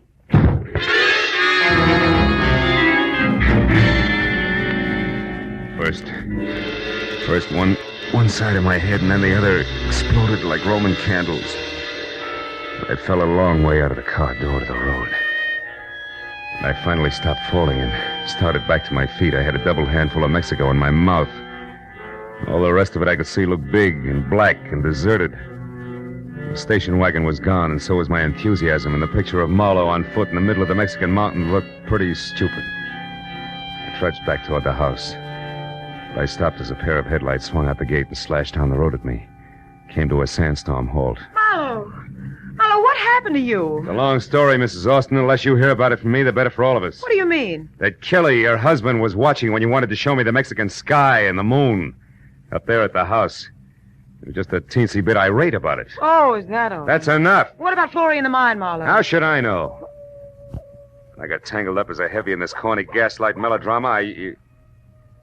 Wait a minute. Did you put that jacket on since I saw you last? No, what's the matter? Come over here in the light. Come on! Sure. Now, listen, Helen. You told me once sewing was your hobby. Did you happen to make this item yourself? Yes, Simon. What's so important about that? It's a long shot, but if it pays off, I'll catch both a killer and a diamond thief. I'm going to borrow your car, beautiful. Wait a minute. I'm coming with you. No, you're not. I've got to get Florey and stop a murder, and that takes a different kind of speed than you've got. So long, baby. every jolt of the car, another Roman candle went off in my head, but I kept the gas pedal jammed to the floor until I saw the turnoff sign for the Austin mine. Then I cut the lights and pulled over. It was 400 yards up the side road to the gate where a Mexican sentry in a battered sombrero leaned against a post on a barbed wire barricade. I skirted him and followed a path outside the fence until I found the landmark I was looking for. There was another sombrero, and a few feet away, sprawled out, sleeping soundly from a blow on the back of his head, was its owner. 2 strands of the barbed wire had been cut, so I crawled through and up to the edge of the big pit. It looked black and bottomless, until a tiny flicker of light down deep inside winked on for an instant, and then went out again. That was my cue. But I was 15 tooth-and-nail minutes playing mountain goat on tiptoe down 150 vertical feet of ladders and catwalks before I was near the bottom and close enough to hear a pick biting hard clay. When it stopped suddenly, so did I, and listened with my .38 clenched in my hand. But Florey had been surprised by someone from the bottom of the pit, not by me. Austin! Austin, how did you... No. Don't shoot, Austin, please. Why not, Mr. Florey? You found what you were looking for, didn't you? Didn't you? Yeah. Yes, I did. And what precisely did you find? My mine has run out? That it's worthless? That I've kept it going only with stolen diamonds? That's right. I suspected it. Now I know. You're the one who's been stealing from Bjornson. You bring the diamonds here, you salt your own ground with them, and then remine them as fresh stone. And get the full market price, yes. But what do you hope to achieve with this information now, Mr. Florey? You realize that I have to kill you? No, wait. I have nothing against you, Kelly. In fact, I have a proposition to offer you. You're in a poor position to bargain, but go ahead. Now, you'll never get away with killing me. Won't I? I got away with one murder. Bruno. He would have found out about me eventually because I made a mistake last night. But that sot Campbell will take the blame for him. And right now, you're just another trespasser, so make your offer. Make it good. Go on. All right. I promise you, no one will ever know about this. If you'll get out of Mexico and leave Helen here with me. You dirt. I'm not going to shoot you, Florey. I'm going to strangle you with my bare hands. I ought to turn my back and let you. Gas cools out. Drop it, Austin. Stand still, both of you. No, it's too late for that. You hit him, Marlowe. You got him. I think he's dead. Yeah. And I got something for you, Florey. I hope I can get the slime off my fist.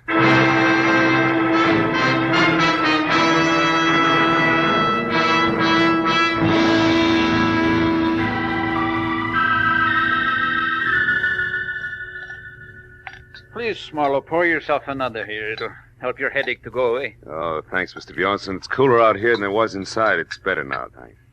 I don't know. I am happy and I am sad both. You found me my thief, all right, but you lost me a friend in the bargain. Mm-hmm. And the way we live out here, our friends are as dear as our diamonds. Well, there's one thing about diamonds, Mr. Bjornson. They won't go bad on you. You're right there, my boy. It's hard to realize that Kelly Austin was our man. Yeah, I imagine it is. You said it was Helen's jacket that gave you the answer. How was that, Marlowe? Well, Lufino was carrying a little green suede pouch. I thought it was his. But actually, that was a piece of evidence that he found last night. It wasn't until I saw Mrs. Austin's jacket of the same green suede that I realized the pouch must have been made from the scraps left over from the jacket. I see.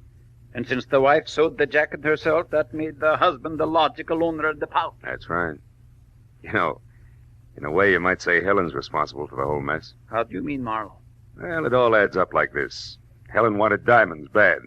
Her husband started stealing for her. Things went well until he almost got caught. That was last night, huh? That's right. Running across the lawn, Kelly dropped the little pouch. Lufino, who caught sight of him, followed and found the pouch with the 3 diamonds. But Captain Lufino thought Campbell was the thief and went to Campbell's quarters in Rislo to force a confession out of him. Mm-hmm. Kelly followed him, killed him before he learned too much, knowing that the rum-soaked Campbell would take the rap. That Austin woman, she's got no business here in this desolation. She loves diamonds, but not in the rough. No. She wants them around that beautiful neck of hers, with big city lights bouncing off them in all directions. But the lady wouldn't play fair to get them. She's packing now. And Mr. Florey has already left bag and baggage. Even Lufino is gone now. You know, it's going to be lonely around here, Marlowe. I couldn't prevail on you to stay over a while. No, Mr. Bjornson, I'm afraid not. I'd probably catch myself picking little pebbles out of every clay bank I found. And the first thing you know, I'd be stuck here, too. Besides, what would Hollywood Boulevard do without Marlowe? And vice versa.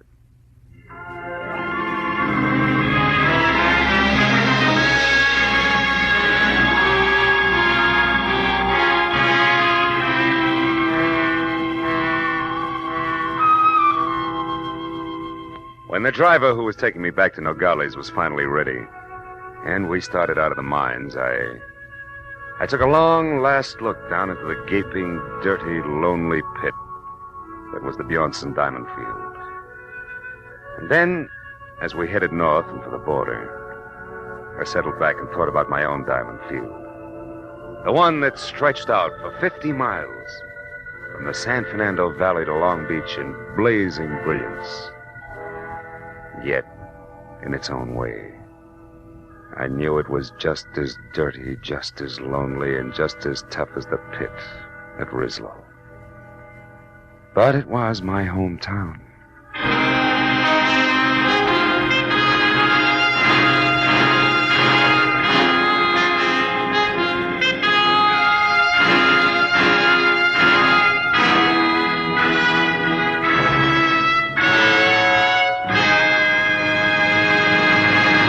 The Adventures of Philip Marlowe, created by Raymond Chandler, star Gerald Moore, and are produced and directed by Norman MacDonald.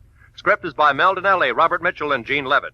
Featured in the cast were Parley Bear, Betty Lou Gerson, Hans Conried, Paul Dubov, Wilms Herbert, and Nestor Paiva. The special music is by Richard O'Runt. Be sure and be with us again next week when Philip Marlowe says... She had soft brown eyes and an accent, and she came to town with a job to do. But before it was done, death had struck 3 times. Then she was gone.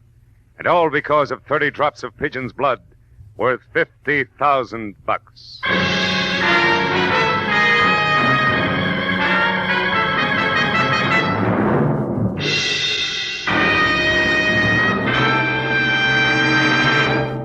Later this evening on CBS, you'll hear a voice saying quietly, "A tortoise told a household pest, goodbye, goodbye." And MD said, "You'll pass the test up in the sky." Those words are a magic key to $53,000 in cash and prizes. Like to take a try at it?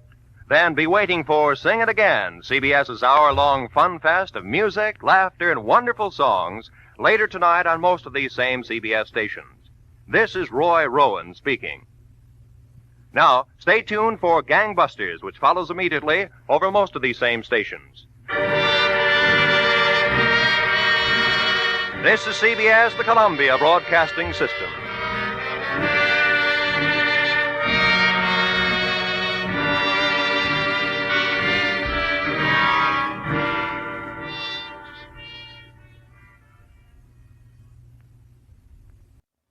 There was a man with a bad heart, a telephone number scribbled on a cash register receipt, and a corpse on the other side of town. But I couldn't see the connection between them until I realized that they were all tied together by the same long rope worth $30,000. From the pen of Raymond Chandler, outstanding author of crime fiction, comes his most famous character as CBS presents The Adventures of Philip Marlowe.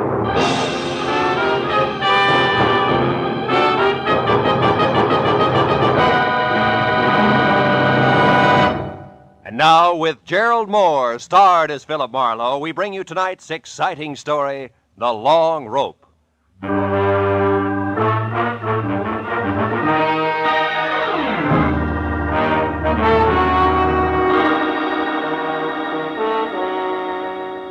I'd finally wound up a sour case in which I'd been kicked around, disillusioned, and shortchanged. And in my book, a routine like that calls for relaxation. So I'd spent the morning sleeping and the afternoon in a Turkish bath, being worked over on the table by Nick Takalakis, a non-talking masseur who untied knots in more muscles than I thought I had. He was trying to tear loose my Achilles tendon when the phone rang. It was for me. Nick wouldn't let me up, so I took it lying down. Yeah? Marlowe speaking? My name is Sidney Vanetta, Mr. Marlowe. I've tried all afternoon to reach you. Oh? Nick, what can I do for you, Mr. Vanetta? I've already made your reservation with American Airlines. You're leaving on the 10 o'clock plane tonight, and you're taking with you a set of pearls for a certain buyer in Chicago. Now, wait a minute, Mr. Vanetta. Maybe I can... No, maybe, Marlowe. I've checked thoroughly on you and find you entirely qualified, which is important because the pearls are a perfectly matched set in a rope valued at about $30,000. The buyer wants them, and I made up my mind just this morning to sell. The proceeds will go to my niece. Lucky girl. Indeed she is, particularly since I have no respect for her as a woman. She presumes to be a sculptress of all things, but she's my only heir. I'm selling the pearls simply because I know she would, and I can get more for them. Yeah, Hey, Nick, wait a minute, will you? Why all the hurry, Mr. Vanetta? First, the buyer is leaving Chicago tomorrow. Second, my heart may fail me at any moment. Thus the hurry, Mr. Marlowe. I see. Well, I'll take the job, conditionally. But suppose I come out and talk with you. Telephones are deceptive. Very well. Come to 7241 Adams, just below Western. I'll expect you in an hour, at 6, sharp. Side door will be open, so let yourself in. Sounds like you're alone out there. I am. I just fired my nurse, a Miss Drew, and as stupid a woman as the earth was ever cursed. But I shouldn't get excited about it. I've engaged a new one, due here at 5:30, but who will no doubt be late. So as I say, Marlowe, when you get here, just let yourself in. Goodbye. Goodbye. Well, Nick, you better hurry it up. I gotta see a man about a rope worth 30 grand. Yeah, that's right. A rope worth $30,000.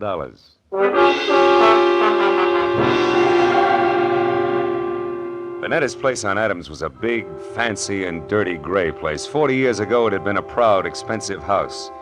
But now it squatted at the back end of a rundown yard like a bitter old man too tired to move. I found the side door unlocked and went in. The hallway was dusky and had the odor of moldy wool.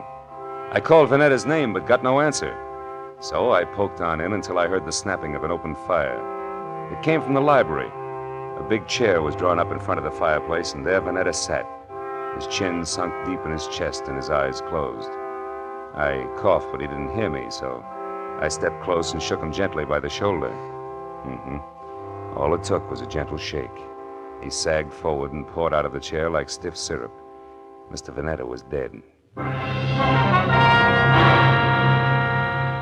I started for the phone to report the body, but then I heard gravel crunch in the driveway. Someone else was coming in that side door, so I stepped out into the hall and waited. Mr. Vanetta, it's... Oh. Who are you? Philip Marlowe, who are you? Steve Temple. I'm Mr. Vanetta's business agent. Here on business now? Yes, I am. It's all the same to you. I came to see Mr. Vanetta regarding some pearls. So if you'll excuse... Oh. Yeah, the pearls can wait. Their owner's dead. So it finally happened, huh? You're taking the news very well, Temple. I've been expecting it every day for 5 years.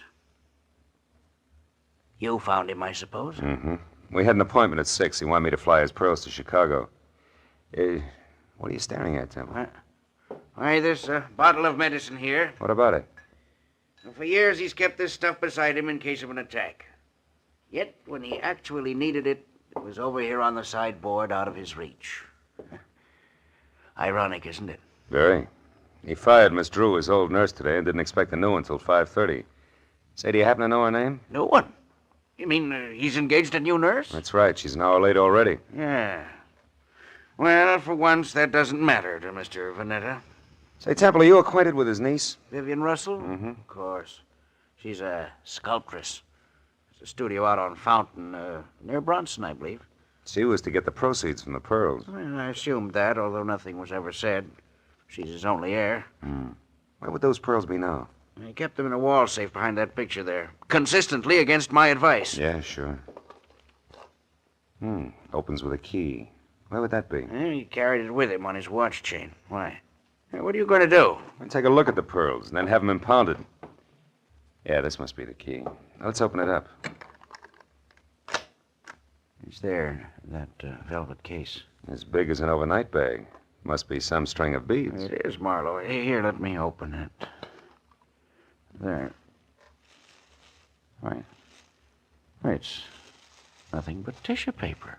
Yeah. It's not too surprising. while Temple called the police and tried to keep the details straight on a natural death and an unnatural theft. I went over the room again with a new viewpoint. All that turned up without an easy explanation was one, a cash register receipt for $1.34 with the phone number Republic 2809 penciled on the back. And two, the peculiar position of Mr. Vanetta's medicine bottle, which Temple had already noticed. I dropped the receipt in my pocket and told Temple to wait for the law. He gave me his home address and phone number, and I promised to check in with him later and left. The first stop was a phone booth where I dug into the nurses' registries and hit pay dirt on the fourth call. Miss Drew? Yes, we have a Miss Drew. Is she the one who worked for Mr. Sidney Vanetta but was fired this afternoon? That's his opinion. Actually, Miss Drew quit. All right, have it your way. Where can I get in touch with her? She's right here where she's been since 3 o'clock this afternoon. What is the nature of your business, sir? Never mind, you've already answered my question. But look, Mr. Vanetta hired another nurse to replace Miss Drew. Is the new girl one of yours? Absolutely not. Mr. Vanetta will never get another nurse from this registry or from any other that I know of. You're so right. He's utterly impossible to please in any way, and we're through trying. Goodbye. Well, Miss Drew was in the clear, and Vanetta began to focus as a pretty odd Johnny. But I was still trying to figure why the new nurse hadn't shown up when I reached for a cigarette and brought out the cash register receipt with the phone number on the back. So I tried it. Republic 2809. It rang, but nothing happened. I got in my car then and drove up to Hollywood and out Fountain to Bronson, where the only Vanetta heir, Miss Vivian Russell, had a studio. It was a converted double garage with a lot of north windows, so her new close-to-the-ground Hudson sat outside in the driveway. The adjoining four-room apartment looked cozy enough, if you liked wading through chunks of marble and eating off of last week's newspaper. Yeah, I was braced for a dowdy Amazon with broken fingernails as I rang the bell. That's why the dainty 118 pounds of taboo-scented blonde, who was clad in 10 chartreuse yards of whispering silk cut like lounging pajamas, caught me as flat-footed as a duck when she opened the door. Hi. Did you want something? Yes. Yeah. My name is Marlowe. I'd like to speak to Miss Vivian Russell. You are. So go ahead and enjoy yourself, Marlowe. May I come inside? I have some bad news, Miss Russell. Oh, sure. Come on in. Now, shall I sit down or just hang on to something? Suit yourself. Your uncle, Mr. Vanetta, died this afternoon. Oh, his heart finally gave up, did it, huh? Yeah, but you shouldn't go all to pieces like that, Vivian. Now, wait. He meant nothing to me, but I'm glad his suffering is over. The pearls are missing, too. Well, really? What happened to them? They were stolen. And don't tell me that means nothing to you, because you're getting the money, $30,000 worth. What? Uncle Sidney intended to give me the money from those pearls? How do you know that? I'm a private detective. He told me he was my client. Oh, then you're out of a job. Say, how would you like to work for me, Marlowe? I'm serious. Now I want those pearls back, you know. Now, for $25 a day in expenses, it's a deal. Now, you tell me something. Who did your uncle hire today to replace Miss Drew? The nurse? Hmm. Why, I didn't even know Miss Drew had been fired. How did you know she didn't quit? With Uncle Sidney? Try me again. Republic 2809. That doesn't mean a thing. Hmm. You know, Marlowe, you've got an awfully good head. Are you speaking as a sculptress or just an ordinary chiseler? And what is that crack supposed to mean? You didn't know you were getting the money legally. You might have taken the pearls yourself. Oh, stop it, Marlowe. Okay, client. Well, I'll run along. I've got work to do. All right, but don't forget that all work and no play makes for a dull companion. Yes, and it also makes $25 a day. I'll be seeing you. All the way down Sunset to Vine Street, I kept telling myself $1 a buck regardless. But the idea that I'd been grabbed at stayed with me. Vivian Russell had plenty of motive as a dry land pearl diver, and if that's true, she'd need a patsy just to keep her abreast of the situation. I turned north on Vine and twisted up Beechwood Drive to 2000, the number Steve Temple had given me. He had had 2 hours of playing 20 questions policeman style, and I figured it was time to check his score. Also, Temple was the man to fill in a few blanks on my new client for me. His place was dark, but I got out anyway and started up the walk to his door. I'd gone about a dozen steps into a tunnel of overhanging shrubs when I heard it. Psst. Hey, you. I turned as a man stepped out onto the walk and came toward me slowly. He was tall, wiry, with a thin, arrogant face that sneered out from under an expanse of forehead big enough for 3 sets of eyebrows. All shaggy.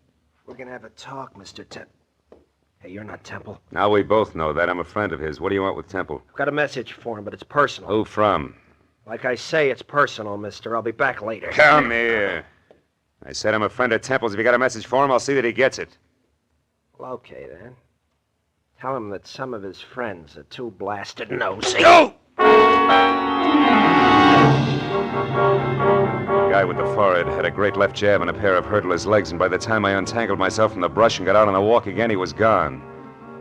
Well, I knew it was a waste of time, but I tried Temple's doorbell twice before I went back to my car. Nothing made sense, except that somebody who knew his way around had stolen a long rope of pearls, and somewhere in the city was a nurse who hadn't shown up on a new job. Beyond that, it was all question marks. Well, I drove down to the filling station on the corner and went inside with the phone.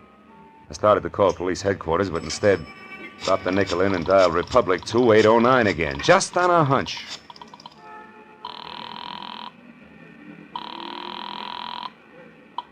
Lieutenant Ibarra speaking. Ibarra? I didn't dial you, Ibarra. What? This is Marlowe. Well, you got me anyway. Now, listen, Phil, I hear you're on that Vanetta case. Yeah. If it'll help you any, the coroner says definitely he died of a heart attack. No homicide involved.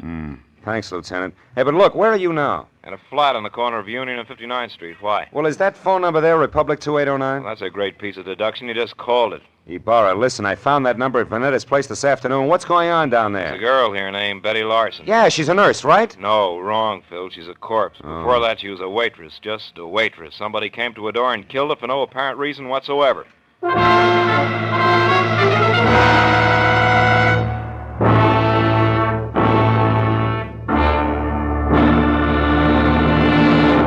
In just a moment, we will return to the second act of The Adventures of Philip Marlowe. But first, Jack Benny will be along on CBS tomorrow night with one of his funniest shows ever.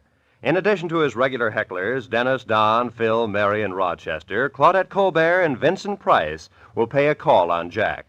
And with Don Wilson still wanting a raise in pay, and with Jack still trying to starve him into talking terms, you're sure to find the situations full of the hilarity and fast-moving fun that have made CBS's Jack Benny Show the top-rating comedy of all.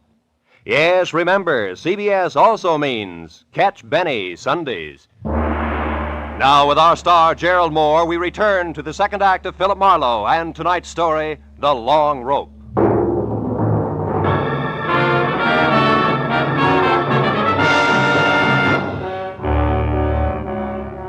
It was 40 minutes of thick stop-and-go traffic from the time I quit talking to Ibarra until I pulled up near the 4 stories of faded, sagging tenement on the corner of Union and 59th. But even then, the crazy question that had been weaving in and out of my mind like a 2 a.m. drunk looking for the way to go home was still with me.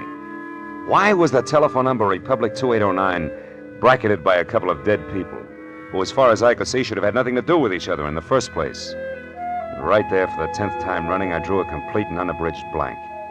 But a minute later, when I climbed out of my coupe and over the bumpers of the half-dozen squad cars that were jammed into the narrow street like so many toy autos that a kid had forgotten about, I quit asking myself riddles and started looking for Detective Lieutenant Ibarra, a quiet man who always preferred fact to fancy. I found him in a cheap but clean uniform-crowded room on the second floor, standing a few feet away from the body of Betty Larson, a girl in a bathrobe who had once been something pretty in her early 20s. Well, Phil, the coroner says she was shot twice in the chest at close range, died instantly. Is that where she fell, Lieutenant, there near the door? Yeah, looks like she'd just gotten home and into her robe and someone she didn't know knocked on the door. The safety chain was still on when we got here, and the windows lead no place. Those chains let her door open just wide enough for the barrel of a gun, is that it? Yeah, but how does all this add with those missing pearls and the rest of that business over on Adams, Marlowe? Not like 2 and 2, believe me. So far, Ibarra, the only question is the telephone number. Tell me, where did this Betty Larson work? Well, we haven't gotten that far yet. So long, Lieutenant. Yeah, so long. Right now, we only know that she was a waitress who stayed here with her brother, who was some kind of a student. They got along pretty well together. She was single, too. Lived here since... Oh, wait a minute. Tiny Bar. Oh, yeah, Mooney.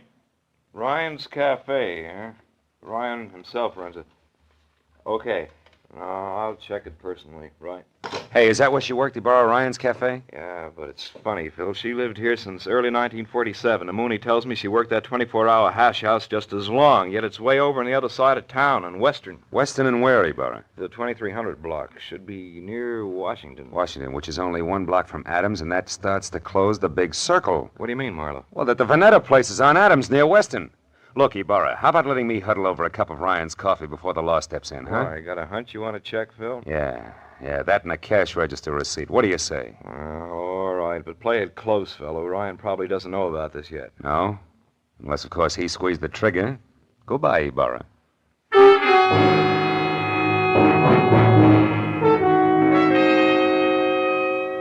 I was a half hour getting over to Ryan's Cafe on Western, which turned out to be a lot of steamed-over plate glass, bragging about a 40-cent hot roast beef sandwich in 2-foot-high white chalk letters. And inside, the motif was the same. Everything that Mr. Ryan sold was a bargain. I slid onto a shaky stool opposite a cash customer who was something dirty in a torn overcoat buried deep in a handicapper's sheet and coffee. He looked up once, grinned no teeth at me, then hollered for Ryan in the kitchen, who said that he only had 2 hands and would be out in a minute. But before those 60 seconds ran out, I looked around, and over in a corner, in a collection of trash piled next to a broom, I saw a very welcome piece of paper. It was a brother of the cash register receipt that I'd found on Sidney Vannetta's desk, the one that had tied Betty Lawson's murder onto the rope of pearls. I turned back to the counter just as Ryan started toward me. He was a little bigger and a little better looking than the average ape, and on his right arm, under thick, coarse black hair that was long enough to braid, there was a tattoo of a dancing girl who, if Ryan ever shaved about his wrist, would freeze to death. What'll it be, mister? Coffee? Yeah, and a little information. You know Sidney Vanetta, Ryan? That screwball with a bum ticker over on Adams? Yeah, I know him. Why? What's up? His time on Earth, for one thing, he's dead. Too bad. Should have taken it easier. Cream? No, pearls. What'd you say? Nothing. Ryan, who brought that tray up to the Vanetta place this afternoon? I did. Sure it wasn't Betty Lawson? I'm positive. None of the girls would go near that place. Vanetta was hard to get along with. Now you tell me something. What are you, mister? Newshound, collection man, or cop? Getting warm, Ryan. I'm a private detective named Marlowe. I'm thrilled. Good night. Before I finish my coffee? Before I throw you out. I don't like too many questions. Not even easy ones, huh? Like who murdered Betty Lawson? Betty's dead? Yeah. Over in a flat on 59th Street, shot twice with a .32. When'd you last see her, Ryan? Why, a couple of hours ago when she quit for the night. Marlowe, the cops got any idea who did it? I don't know. Right now, they're looking for a boyfriend. You're crazy. Betty didn't have a boyfriend. Outside of you? Outside of me. So I'm going over to straighten them out now. Mitzi! Mitzi! Yeah? Get out here and take over. Okay. I gotta move fast. No, you don't, Ryan. Betty's dead, remember? Yeah, but whoever did it ain't. Now, don't try to stop me, Marlowe. You'll get hurt. Look, Ryan, why don't you play smart and... what's the use? Go on, start running. You won't get very far.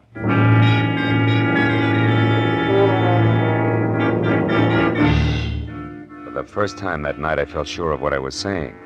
Because even as Ryan had squared himself away to play bounce the private detective, I suddenly noticed a friendly face working hard over a stale donut at the far end of the counter. It was Lieutenant Ibarra. And when Ryan tossed his apron aside, grabbed at his coat, and slammed out the front door, Ibarra turned and nodded at a short man nearby who was idly picking his teeth with the end of a book of matches. At that, the man dropped the matches into his pocket and left. Then Ibarra moved over to me. Didn't mean to crowd you here, Phil, but after you left, we found out that Ryan and Betty Larson used to see quite a bit of each other. Don't apologize, Ibarra. Probably would have cost me a couple of front teeth if I hadn't noticed you. Warm up your coffee, mister? Yeah, please. You, Ibarra? No, Phil, I gotta move now. You see, I don't think Ryan did this. I told Mooney to follow him, but not to pick him up. The chances are good that Ryan's heading straight for Betty's apartment to demand that the police find out who killed his girl, so I'm going the other way, to Ryan's house. There may be another woman in this. Jealous one. But no rope of pearls, huh? No, Marlowe, I don't think so. Good night now. Night, Lieutenant. Well, Mitzi, how long have you worked here? A couple of days. But I don't know nothing about Mr. Ryan. I'm a married woman, and I... What do you think you're staring at, mister? Maybe something wonderful, Mitzi. Tell me, baby, do you always wear that kind of a uniform when you're working here? Sure. Ryan says this girl should look neat and clean. It helps business. Anything wrong with that? No. Matter of fact, it might be just the lead I'm after. What are you talking about? Yeah, and if I'm right, baby, the rest of this case will be a cinch. So good night and thanks. You've been a big help, sweetheart. When I got back to the corner of Union and 59th, I took the stairs up to Betty Lawson's flat 2 at a time, crossed the fingers on both hands, and prayed that Ibarra was right about Ryan returning to his girl's place. When I stepped into the room a second later, I knew that I'd never doubt the good lieutenant again because standing next to an open window and staring out at nothing was Ryan himself, numbed and red-eyed. I asked him one question, and although his answer was only a couple of words mumbled between trembling lips, it was all I had to know. Now everything. Betty Lawson's murder, the death of Vanetta, the guy with the forehead and the missing pearls, the whole shebang was starting to fall together. Oh, come on, baby, be home, please. Hello? Marlowe, Vivian. Look, honey, I want you to do me a favor. Get hold of Steve Temple and meet me over at your uncle's place on Adams as soon as possible. I need your help. Goodbye.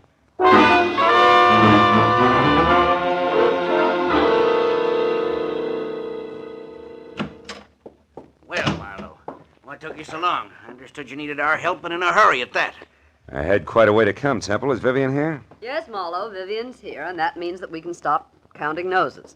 Now, why do you need our help? Catch someone who stole once and murdered twice? Murdered twice? That's right. You know, it's my guess that whoever stole that rope of pearls also moved Vanetta's medicine out of reach when his heart started skipping beats. Can you prove that? No, I can't, but it doesn't matter, really, because the guilty one also killed a party named Lawson. And when you pay for one, Vivian, you paid for them all. I don't follow you, Marlowe. Who are you talking about? I'm not sure, but this much is certain. Vanetta called me at 5. When I got here at 6, he was already dead and the pearls were gone. Now, I figured that whoever took them argued with him first, which makes that person, 1, somebody who knew Vanetta, and 2, responsible for the old man's death. Then the new nurse couldn't possibly have been the one who stole the pearls. No, but the new nurse could have been the one who overheard everything while standing right here. Haven't you been able to find this nurse? No, not yet. But sooner or later, honey, I'm sure we'll catch up to him. Him? Yes, Temple, I said him. Nurse Lawson is a male with a lot of forehead and few ethics. The person you killed was his sister Betty, a waitress. And don't move, Temple, or I'll be glad that I was forced to put holes in you. Temple's the one? He stole the rope of pearls? Yeah. But this Nurse Lawson who saw him do it got in touch with him, right, Temple? It was filthy blackmail. Which you were going to stop by a filthier murder, and you almost did. Because somehow or other you got the right room in the right house on Union and 59th, but the wrong party. Isn't that about it, Temple? Yes, Marlowe. That's about it. Oh, leave me alone, Temple. Now, Marlowe, you don't shoot me without going through Vivian first. Dear Vivian, Sidney's precious niece was going to have the pearls all to herself. Don't move, Marlowe. It'll cost Vivian her life if you do. I doubt that very much, Temple. Larson. That's right. Joe Larson, forehead and all. Now, you, Temple, step away from that girl or I'll tear you to pieces. No, Larson, no. Now, we can still do business like you said in that note you sent me. I'll split with you. Shut up. You forget 2 things, Temple. First, you tried to kill me. And second, you did kill my sister. Now, why don't you run for it? Or are you afraid? Which is it? Come on, Temple, talk. I am afraid. Well,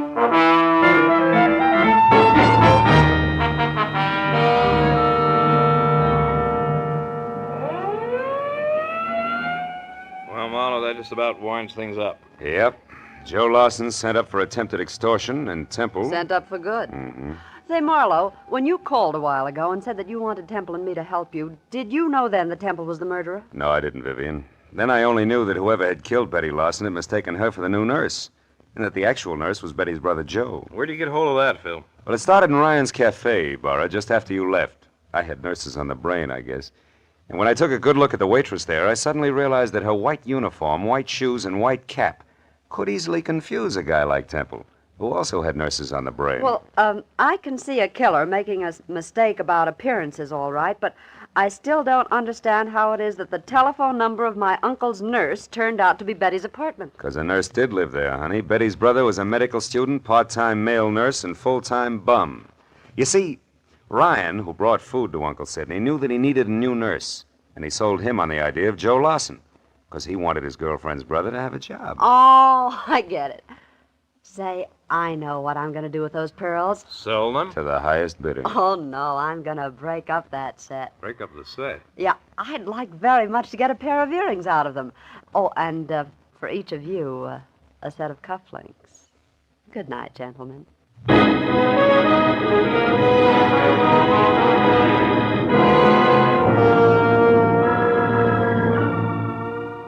When Vivian got into a car, aimed it toward her collection of chipped rocks on Fountain near Bronson, and waved goodbye, it was nearly 3 o'clock in the morning.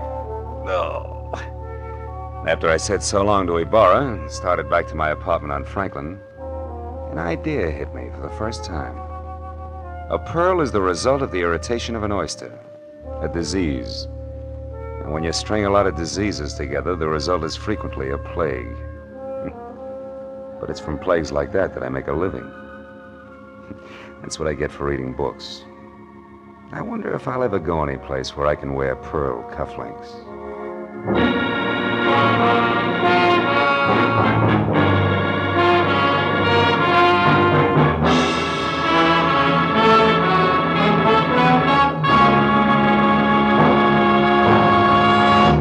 The Adventures of Philip Marlowe, created by Raymond Chandler, stars Gerald Moore and is produced and directed by Norman MacDonald. Script is by Mel Donnelly, Robert Mitchell, and Gene Levitt.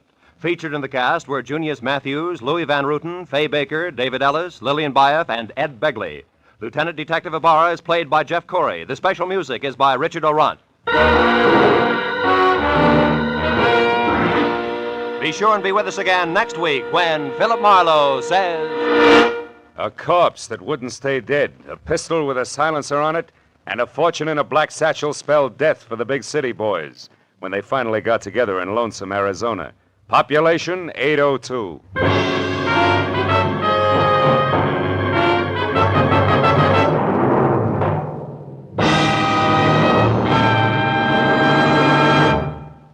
Stars light, stars bright, and that's no optical illusion. The brilliant gleaming list of stars on CBS tomorrow night.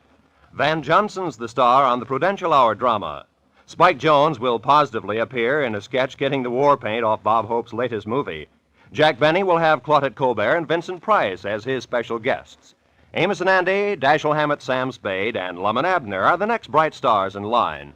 Then Helen Hayes, First Lady of the Stage, starring on her Sunday night Electric Theater, followed by Hollywood's own Eve Arden in the wonderfully comic series Our Miss Brooks.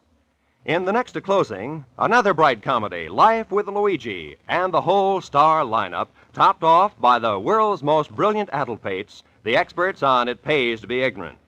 Jack Benny's program will come to you over all of these same stations, and the others in this vast array of stars will be heard over most of them. Top writers, top directors, and top stars of American show business come to you on CBS. Now, stay tuned for Gangbusters, which follows immediately. This is Roy Rowan speaking for CBS, the Columbia Broadcasting System.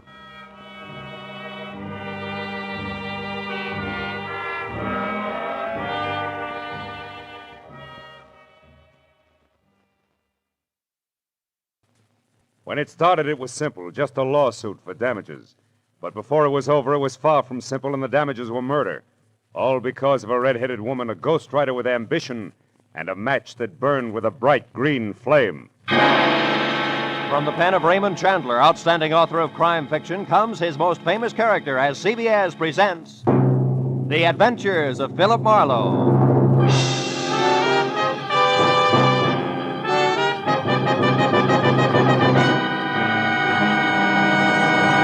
Now, with Gerald Moore starred as Philip Marlowe, we bring you tonight's exciting story, The Green Flame.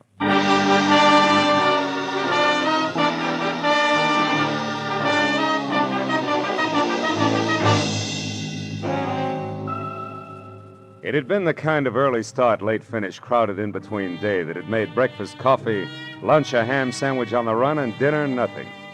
So by the time it finally ended, it was pushing 9 o'clock. And I was both a little tired and a lot hungry. All of which made the feast I could imagine spread out in front of me over an emerald green tablecloth something better than good enough to eat. Blue Point oysters on a half shell, a Caesar salad, veal scallopini topped with mushrooms the size of silver dollars. Oh, I was ready for it. Yes, well, The oysters once again became a blue ashtray. The scallopini a notebook. The green cloth underneath all. My desk blotter. Hello, Marlowe speaking. Dodie Whitmore, Marlowe. Ever hear of me? I have. I've also heard you own half a dozen screen magazines, a local radio station, and a daily published for the motion picture industry called the Hollywood Trades. Does that cover it? Not quite. Today I acquired something else. A libel suit for $100,000 that was just slapped against the trades by a has-been actor named Bradford Colby, which, Marlowe, is the reason I'm calling you. Oh? So drop whatever you're doing, boy, and get over here to the Whitmore building. Whitmer building? We're on El Centro near Gower, and closed tomorrow's Sunday, no addition. Figures. When the night watchman lets you in, turn left, keep walking till you get to an office numbered 116. You got that? Yeah, 116. But if you don't mind, Miss Whitmer, I'd like to do something. I'd like to eat first. Make it coffee and a ham sandwich at the outside and get over here fast. Coffee. Look, Miss Whitmer, I'm starving. Would you- Marlowe, how much do you get a day? 25 in expenses. Why? I'm willing to pay 125, and you keep track of the expenses. Now what do you say, boy?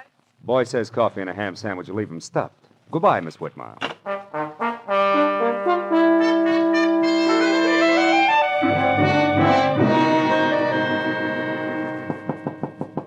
Come in, Marlowe.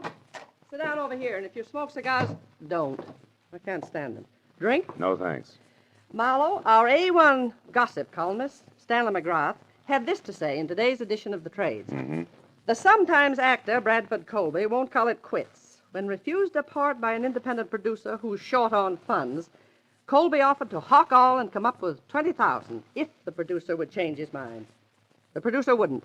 End of quote. And beginning of noise from Colby, huh? Yes, a clamor that we can only silence by proving that McGrath, what he said, is true, which shouldn't be impossible because Max was a thorough man and never heard of the word rumor. Wait a minute. What do you mean was a thorough man? He died of a stroke, Marlowe, at 5 this morning en route to the hospital, age 61. His column, as usual, arrived here yesterday afternoon in the mail. He always wrote from his home, which is a junk-filled cracker box up on North Brunson. Yeah, now you're being sued by Colby for damages, huh? And the late Mr. McGrath isn't around to prove what he said is true. You catch. And being very unpopular with producers myself these past 30 years, Marlowe, I've no chance of any help from the one who actually turned Colby down for that part, whoever he is. All of which makes my job what? Precisely this. Find Mac's source of information. Come in, Larry. Larry North, Marlowe. My editor and anybody's Napoleon. Larry, meet Mr. Marlowe. How do you do? How do you...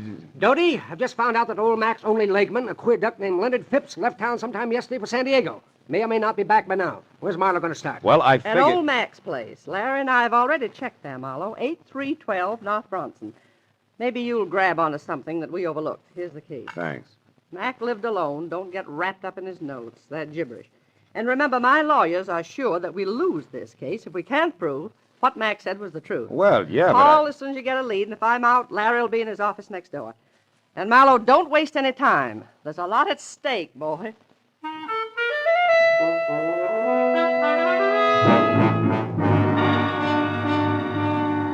What Dodie Whitmer had labeled a cracker box turned out to be a 5-room, slightly beat down, almost square house set back some 50 carelessly landscaped feet from a high stucco wall that said the late Mr. McGrath had lived alone and liked it.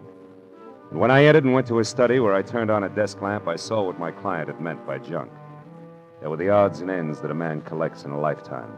On his desk, a tarnished loving cup for excellence in reporting, dated 1927. Beyond that, on the mantel, an autographed picture of Teddy Roosevelt, and next to it, a paperweight from Niagara Falls. And then an item I hadn't expected.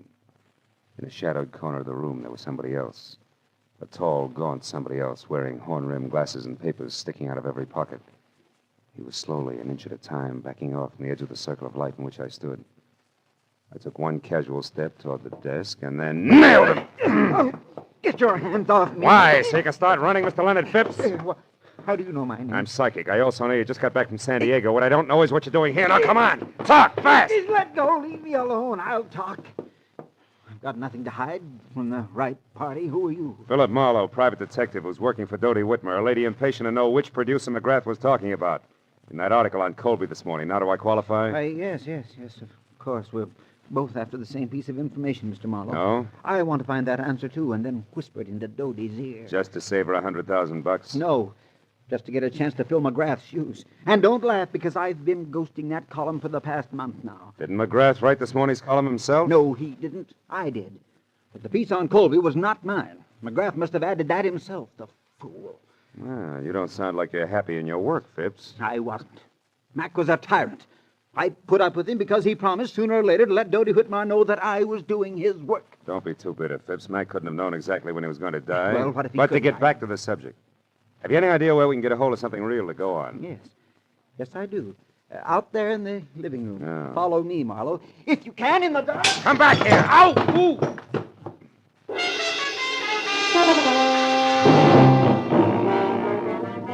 By the time I got to my feet, Phipps was gone. I found another lamp in the dark, turned it on, and started for the telephone. But then I stopped. In the center of the floor, where it must have fallen when the leg man made his wild break, was a wrinkled piece of paper. When I picked it up and turned it over, I was suddenly glad that Mr. Phipps had gotten away because, in his hurry to leave, he had dropped his checkoff list for Operation Bradford Colby. There were a half a dozen producers crossed off above the notation Mac's Place, but below that, and not yet discounted, was a name I'd never heard before, Sherry Sheldon. At that, I called Dodie Whitmore, gave her a quick rundown on what had happened with Phipps, and then tossed the name Sherry Sheldon in. She talked it over with Larry North before she answered.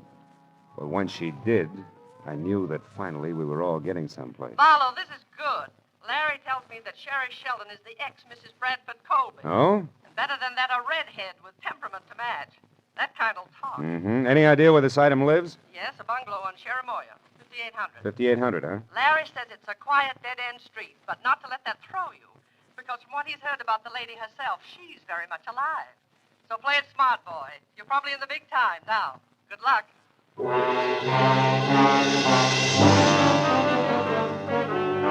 Only a furlong plus the bungalow on Cherimoya, so when I pulled up and parked away from number 5800, I was still wondering exactly what play it smart, boy meant when the lady in question was known far and wide as a shock of red hair capping so much dynamite.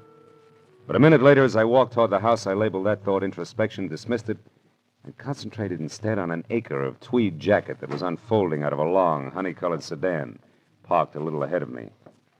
When it straightened up to something over 6.5 feet, slammed the car door shut, and stomped inch-thick soled brogans off in a king-sized huff, I knew that this was an angry man. And in the next second, I knew that it and the thespian Bradford Colby were one and the same. When Colby got to Sherry's doorbell and jabbed at it impatiently for attention, I ducked below a hedge nearby. When the door opened and then slammed shut again, I left the hedge in favor of an on-the-bias palm tree that bowed toward Milady's chamber, where I could both see and hear what had to be an exciting reunion. You said that you knew something that couldn't fail to intrigue me on this of all days. So now that I'm here, start intriguing, Sherry, darling. All right. How's this for a starter? I want, to the penny, exactly 1/2 of the money you're going to get from Dodie Whitmore. Oh, Sherry, how droll. Now, why in the name of the great American dollar do you think I'd give you so much as a sly glance at that delightful little fund? For 2 reasons. The first, I deserve it for putting up with both you and your abominable conceit for exactly 1 year. Still droll, darling. Go on, keep laughing, Mr. Colby. Keep laughing while I light my cigarette with one of these matches, these cute ones that burn with a green flame. Where did you get those? In a little known lodge out beyond Malibu called the Green Flame. Don't you remember, darling, I ran into you there one day last week when you were having lunch with a mysterious stranger whom you tried to keep me from seeing. You nasty little sneak, Sherry. When you were so engrossed in keeping yourself between me and your guest that you left this souvenir book of matches at the bar after you graciously lit my cigarette for me. And what of it? They give those matches out by the thousands. That they do, but, Brad, dear, they all don't have numbers penciled on the inside. Numbers? What numbers are you talking about? Now, who's being droll? What are you getting at, Sherry? This. I had a call a minute before I got in touch with you from a delightful gentleman who's very interested in what I'm getting at.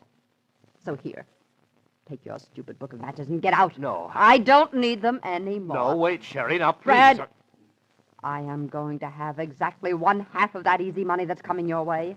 And after the gentleman I mentioned and I get together, I may want more. So don't say anything you'll be sorry for later on. Oh, Just Sherry. get out now. And don't come back until I send for you. Dear Brad. was the better part of a minute before Colby, the actor, quit running the gamut of theatrical expressions indexed onto hate, and Colby, the man, stopped biting down hard on his lower lip. Then, without another word, he slammed out of his apartment, ran to his car, and started off. I waited long enough for the steam in the room to condense, and then I walked to the front door and rang the bell delicately, the way I imagined a delightful gentleman like Mr. Leonard Phipps might. Yes? Can I help you? I think so, Miss Sheldon. It's only a matter of a simple question. Did you give that Brad Colby story to McGrath yesterday? Wait a minute. Who are you? Why, Leonard Phipps, of course. I talked to you on the phone, remember? Oh, yes. It was only half an hour ago, Mr. Phipps, and yet in those 30 minutes, it's surprising how your voice has gone from tenor right down to bass. Good night, Dad. Not so fast, baby. It's hard on my shoe shine. All right. Come in. I'll tell you what you want to know. I did give that story to McGrath. I did it for revenge. I hate Colby. Uh-huh. And when your revenge boomeranged and the ex came out 100,000 ahead of you, you decided to cut back in. Is that it? Yeah, Wait a minute. You've been listening. How else would you know all this about Brad and me? Same way I know you're a liar about giving McGrath that story. Your in, honey, is strictly something different, like a book of matches that burn with a green flame, an accidental meeting at the lodge of the same name. Let's take it from there. Huh? Yes, why don't you? Right outside, where both you and it belong. Good night, mister. Marlowe, Philip Marlowe, Sherry. But tell me, why the hurry? Anxious to powder your nose before Mr. Phipps arrives? Frankly, Philip, I'm anxious to do just about anything that doesn't involve talking to... What is that? Somebody's hit. Come on. He's over there near the curb. The car didn't stop, Marlowe. No, and that scream sounded pretty bad. Oh, he's dead, isn't he, Marlowe? Yeah. That can mean only one thing to you, baby. To me? Why, who is it? Your late date, Sherry. One Mr. Leonard Phipps.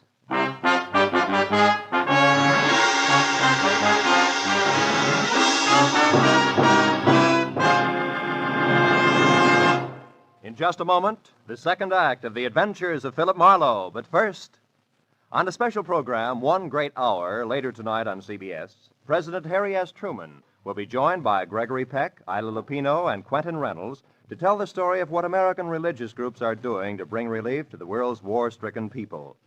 Be sure to hear One Great Hour tonight at 10 o'clock Eastern Standard Time over most of these same CBS network stations. Now, with our star, Gerald Moore, we return to the second act of Philip Marlowe and tonight's story, The Green Flame.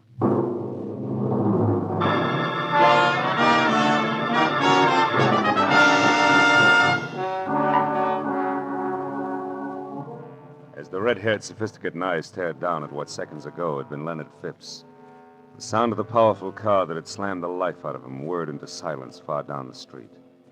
All that was left of Stanley McGrath's overambitious leg man was a twisted, broken scarecrow, sprawled over the curb and half up on the sidewalk. It wasn't pretty. And the sight of it cracked Sherry's self-assurance like a rock through a window pane. When she stopped pressing the knuckles of one hand against her mouth and looked at me, she was scared. Clear through. Mama, this horrible thing, it was an accident, wasn't it? Oh, sure. About as accidental as if they'd use a sledgehammer on him. Oh. Oh, yes. You only wish it was an accident because you're next in line and you know it. Remember, he was on his way to see you when this happened to him. I don't know what you mean. I mean, it's a high-priced game, baby, and they're playing for keeps. So you better level with me and fast. What's so important about those green matches? I don't know. You're a liar. You're going to wind up looking like Phipps here before the sun comes up. No, And tell me the truth, you little fool. Come on. I am, I swear. Phipps called me because he thought I might have given McGrath that story on Brad, but I didn't. And why was Phipps still interested? Why did he want to talk to you? Because I told him I'd seen Brad with someone at the Green Flame last week, and that Brad was very upset when he found me there. All right, who is he with? I don't know. That's not the impression you gave your ex-husband, beautiful. I was swinging in the dark, Marlowe. 5 people left the Green Flame at the same time. I couldn't tell which one had been with Brad, but I'd know them if I saw them again, and Phipps thought that together we could figure out who it was. Go on. What about the numbers in that book of green matches? What were they? 811. 811? Yes. What does that fit, a hotel room? Oh, I don't know that either. You mean it was just another swing in the dark? Yes, but it connected, Marlowe. It scared him when I mentioned it, so it must be important. Yeah? Take another look at Phipps, baby. See how important it is. Now try again, real hard. Remember what 811 means. Marlowe, I just don't know. Please believe me. Maybe you're just thick. Maybe you got too much nerve, but I'll tell you one thing, Sherry. I wouldn't be in your spot for 10 times 100 grand because I don't think you're going to live until morning. Oh, I didn't think that Brad would go this far. What I've told you is the truth. Wait a minute. Shut up. Somebody's coming. It might be Bradford. Now you get out of here. Well, how? I don't have my car. Take mine, that coupe. Here are the keys. Go down to the office of the Hollywood Trades. He won't show his face around there. Find Larry North or Doty. Well, all right, but what about you? Go on, will you? Beat it. I stepped into the shadows of the trees that bordered the walk and waited. I heard Sherry slam the door on my car and burn $5 worth of rubber off my new Fist tires getting away. A second later, the visitor I was expecting showed up, but it wasn't Brad Colby. It was Larry North. He ran 3 bustling steps out into the street and watched my coupe scoot out of sight. Then he spotted the corpse. His mouth fell open and he tiptoed slowly toward it like he was afraid he might wake it up. When I moved out into the light, he saw me and turned. Marlowe! Do you know about this? Who is it? It's Leonard Phipps. Phipps? McGrath's leg man? Yeah. Driver didn't so much as look back. What a stinking break. Phipps in a hit-and-run accident at a time like this. Look, you jump to your conclusions, North, and I'll jump to mine. Eh? What do you mean? Phipps knew something fishy about that item in McGrath's column. And Sherry Sheldon knew something fishy about Colby. So from where I stand, Colby couldn't afford to let them get together. No accident? That's a daring observation, Marlowe. For $100,000, I know plenty of guys who do a thing like this every day in the week. You can buy a lot of distance with that kind of money. Hey, you're right, of course. What exactly does the Sheldon girl know? Did you find out? Only partly. Bradford's mixed up with someone else on this deal. Sherry doesn't know who, but if we can get the other tie-in, she'll be able to identify that person on sight. Yeah. Well, did she have anything else? Number 811 in a book of matches. Mean anything? 811? No. Hey, come on, North. Quit staring at him. You're making yourself sick. Let's get out of here. Yes, all right. I guess I better. Bradford Colby must be out of his mind. Maybe. I'll let you know. I'm going to drop in on him now before the cops do and check my theory over with him. Where does he live? Yeah, on Wilcox, a villa in the Midcliff Gardens. Marlowe, I'm going in and talk to Sherry. Maybe I can find out who Colby's working with. She's not here. I sent her down to the paper in my car to stay with you or Doty until things cool off. Yes, but Doty isn't there. She went out for some reason right after you called. There's no one there now but the night watchman. Oh, great. Now, look. Drop me off at Colby's place, and you get down there and find Sherry. She's worth $100,000 to Doty Whitmer, but only if she lives. Now, let's go. While the natty little Napoleon in the elevator scurried off to fetch his car, I ran inside, put a fast call through to the police, and submitted the shortest report on record of a hit-and-run death. By the time I got back, North was waiting at the curb with the door open. I piled in beside him, and 10 minutes later we glided to a stealthy stop on Wilcox at the ivy-covered archway over the Midcliff Garden gate. Neat slices of amber light poured through a big Venetian blind on the window of a villa at the rear of the court, which North identified as Colby's. And in the same breath reminded me that the actor was a strapping 6'6" and a desperate man. He urged me to be careful, and I urged him to hurry, and as he left, I walked toward the big window and saw Bradford inside, slumped deep in the lap of a suede easy chair, doing a solo with a bottle of Paul Masson champagne, and looking about as desperate as a sleepy St. Bernard. I walked around to the front door, decided to try the shock treatment to blast him out of his blasé attitude. Yes, what do you want? Get inside. Go on, move! Take your hands off me. You might have gotten away with that trumped-up suit for damages, Colby, but you're not going to get away with murder. You killed Leonard Phipps, didn't you? What are you raving about? Who's Leonard Phipps and who are you? Name's Marlowe, and I'll tell you something, Colby. The only reason I'm not busy knocking your head off at this minute is because I want to hear the whole story right from the top. Now, first, who wrote that item in McGrath's column for you? Are you mad? McGrath wrote it himself, the venomous little creature. He and Doty Whitmer used that to damage my reputation, and now they're going to pay for it. Oh, stop it. You knocked your reputation into a cocked hat every time you step in front of a camera. Well, Your damage suit's a phony, and you know it. Now, where's that book of matches with the famous 811 inside? 811? Mm-hmm. Oh, yes. Those that burn with a green flame. Yeah, You've been talking with my imaginative ex-wife, I see. She's burning with quite a green flame herself, isn't she? How that woman hates to see me get ahead. Never mind. Where is it? If you'll allow me, Marlowe, I'll just answer this. Bradford Colby speaking. I see. Yes, I heard. That's right. I'll do my best, darling. At least 10. Now, goodbye, Helen. Just an old friend, Marlowe. You can let your eyebrow down again. Helen, huh? You know, you always were a lousy actor. I'm getting a little sick of you, Colby. And I've got a hunch I'm due for quite a stall, so start talking, huh? Where's that book of matches? Easy, Marlowe. Take it easy. Here it is. Come on, let's see it. Of course. Here, take a good look. Oh! What a character.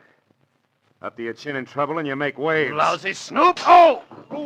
Yeah, that does it. Tough guy. You're not leaving, Marlowe. You're staying right here. And just to make sure... No, you don't, Colby. Oh! You sucker. Should have loosened your corset. I waded through the chunks of glazed ceramics that Colby had smashed on my head and worked hard to hold back the wave of darkness that kept rising up under me until I made it to the kitchen, where I splashed a few quarts of cold water on my face. And then I went back. Colby was still holding down the hooked rug he landed on, and the book of matches that had started the argument was on the floor beside him. I picked it up and opened it. The number was there, inside, written in blue wax pencil. But I thought I'd made a mistake. Until I realized that maybe Sherry Sheldon had made the mistake. When that idea hit me, it brought another one along, and I remembered that Colby had received orders by phone to delay me. Oh, my. Then I knew I'd better hang onto my head and move, but fast. I rolled him over and found the keys to his car. I was halfway out the door when he came to. Stop! Come back. You can't leave here. It's my exit, not yours, ham-bone. Good night.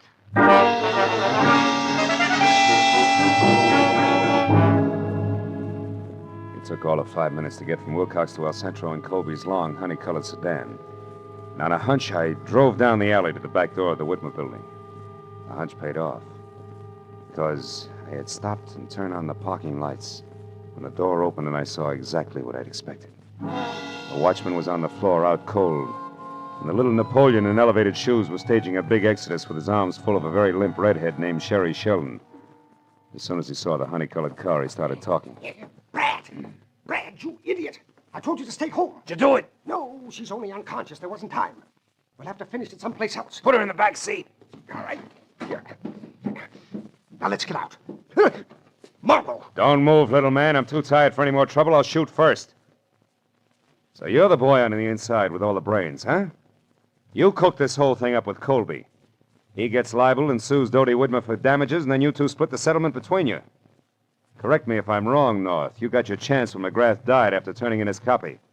All you had to do was write that one libelous item included in McGrath's column, and nobody could ever explain where the story had come from. That stupid fool, Bradford.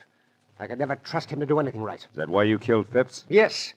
And if Brad Colby had held on to you for another 5 minutes, I would have had time to get out of here. Yes, and so would I. Sherry, are you all right? No, not yet. Hey! No. Oh. Where he and Brad are going, Marlowe, I'd never get another chance to even the score. Oh, baby. You handle a spiked heel like Babe Ruth handled a bat. He's out. Yeah, but Phil, you should see what he hit me with. Oh, brother. Come on, beautiful. It's time to turn out the lights, get in touch with Dodie, and call the law. Let's go.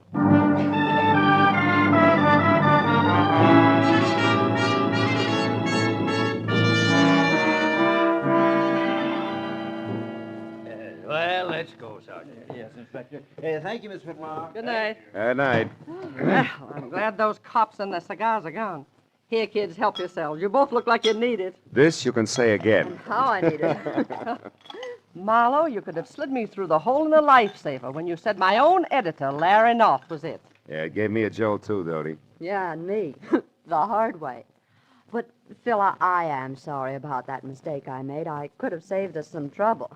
What mistake is this? Well, you see, honey, we knew that whoever was working with Colby had written down a number for him in a book of matches. Sherry here thought it was 811. But when I saw it, it was upside down from that, so it came out 118. 118? Mhm. Why, that's Larry's office number and phone extension. Check.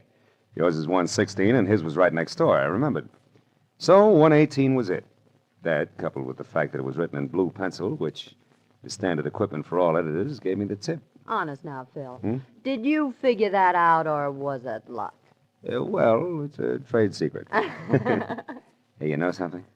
I missed dinner tonight. You know I'm starving? Well, I know a wonderful place. Oh. They have matches like this, see? It burns with a green flame. Will you join us, Dodie? Yes, we would love to have you. You'd rather have whooping cough. Go on, you. Get out of here and good night. Good night, Dodie. Oh, and it will be from here on in. I guarantee it.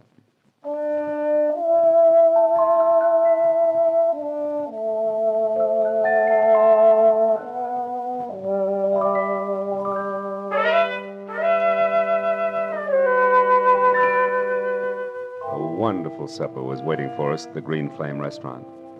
It was all arranged by a call from Dodie. And it waited until it got cold because we didn't show up to eat it. There was something about the moonlight glinting on the ocean, and a certain stillness in the morning air that made food seem somehow unimportant. So, when I finally dropped Sherry off at her place on Cherimoya, and went home to my apartment on Franklin, it was either very late or very early, depending on the viewpoint. There was just one lonely sardine and a cold baked potato in the refrigerator. So I ate it. Then I sat down on my bed to light my last cigarette. And I wasn't disappointed when the match flared into an ordinary yellow flame.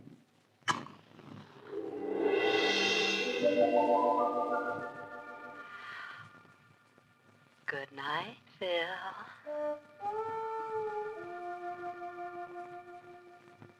Happy Marlowe.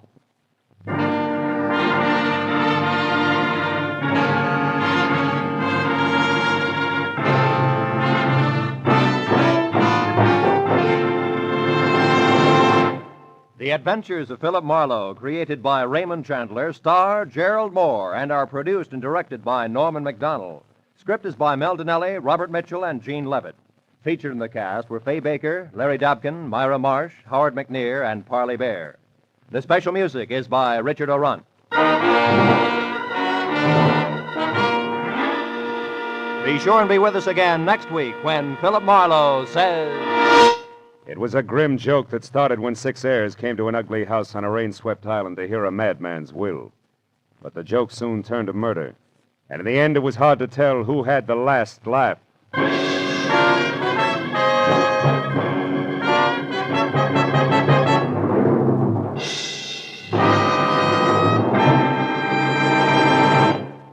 Tomorrow night, Helen Hayes stars in the famous comedy The Farmer Takes a Wife on CBS's Electric Theater.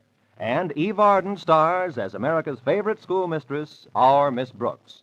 You'll delight in the expert comedy of these two great feminine stars when the Electric Theater and our Miss Brooks come your way tomorrow night over most of these same CBS network stations. This is Roy Rowan speaking. Now, stay tuned for Gangbusters, which follows immediately over most of these same stations.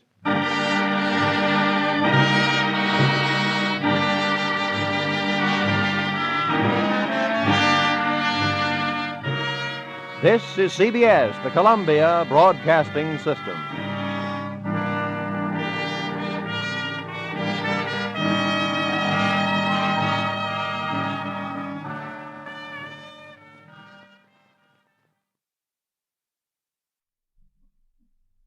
When my telephone rang, it jerked me out of one nightmare and right into the middle of another, where a woman with a secret, a worried man, and a shadow out of the past met with fear and fury in the dead of night. From the pen of Raymond Chandler, outstanding author of crime fiction, comes his most famous character as CBS presents The Adventures of Philip Marlowe.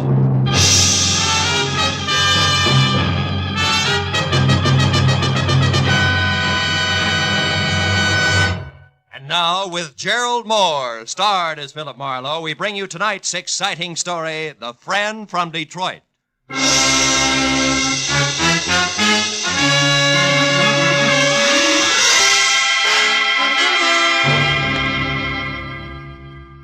There was a wood nymph dressed in nothing but a veil of dewdrops. She was pirouetting from one huge bluebell to another on gossamer wings. And with every turn, she smiled and came closer. But just as I reached out for a hand, something happened. The bluebells changed into old tomato cans and started to ring. A bandy-legged little man with a jackhammer went to work on my head. I fell over a cliff, and just before I landed on a red-hot pile of broken Scotch bottles... I woke up. But the jackhammer didn't stop. I switched on the light and looked at my watch. It was 1 a.m. and the phone on my bed table was screaming for an answer. Hello? Marlowe, this is Dave. Betty's gone. She's in trouble. You gotta help me, Marlowe. You got to come over to my apartment right away. Wait a minute. Who is this? Dave Pryor. I run the coffee joint on the corner. You know me. Yeah, sure, Dave. I remember. What's the matter? My wife, Betty, she's gone. You got to help me. Dave, it's 1 o'clock in the morning. I'm in bed. Besides, you know I don't monkey with family quarrels. It's not like that, Phil. Believe me, I'm scared for her. Phil, please, come over to the apartment. 2000 Beechwood right away. It's a matter of life. Okay, I'll be there in 10 minutes.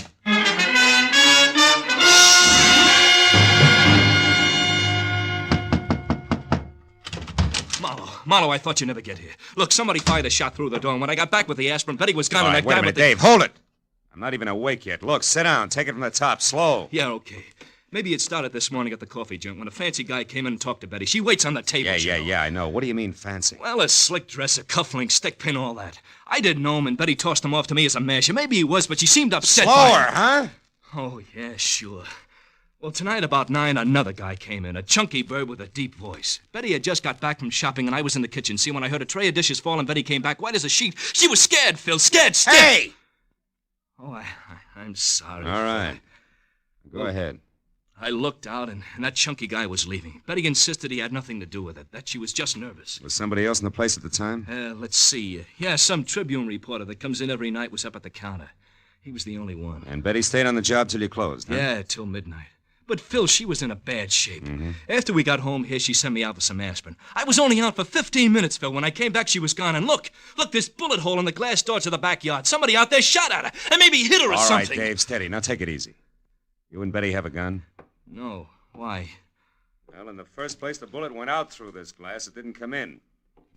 Another thing, Dave, who did you call tonight after you phoned me? Why, nobody. Phone directory on the dresser here is open to the B's. Boone to wardrobe. Mean anything to you? No, I didn't even realize it was over there. I looked you up in the classified. Mm-hmm. Okay, come on. Let's take a look in the backyard. Any light out there? Yeah, I rigged one up for the barbecue.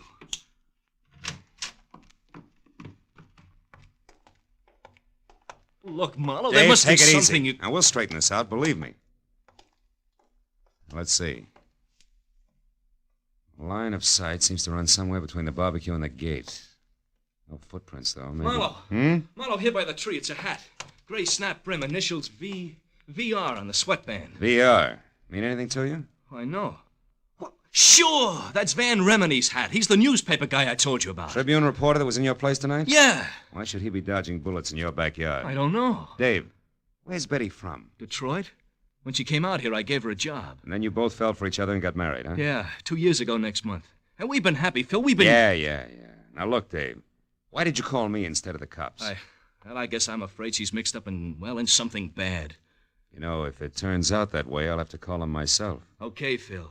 But you're on my side until you know for sure. Yeah. All right, now you stay here, close to your phone. Okay. I'll check with you. Right now, I got to get a line on a bare-headed reporter. He can get us started if he hasn't lost anything more than his hat when I find him. So long, Dave.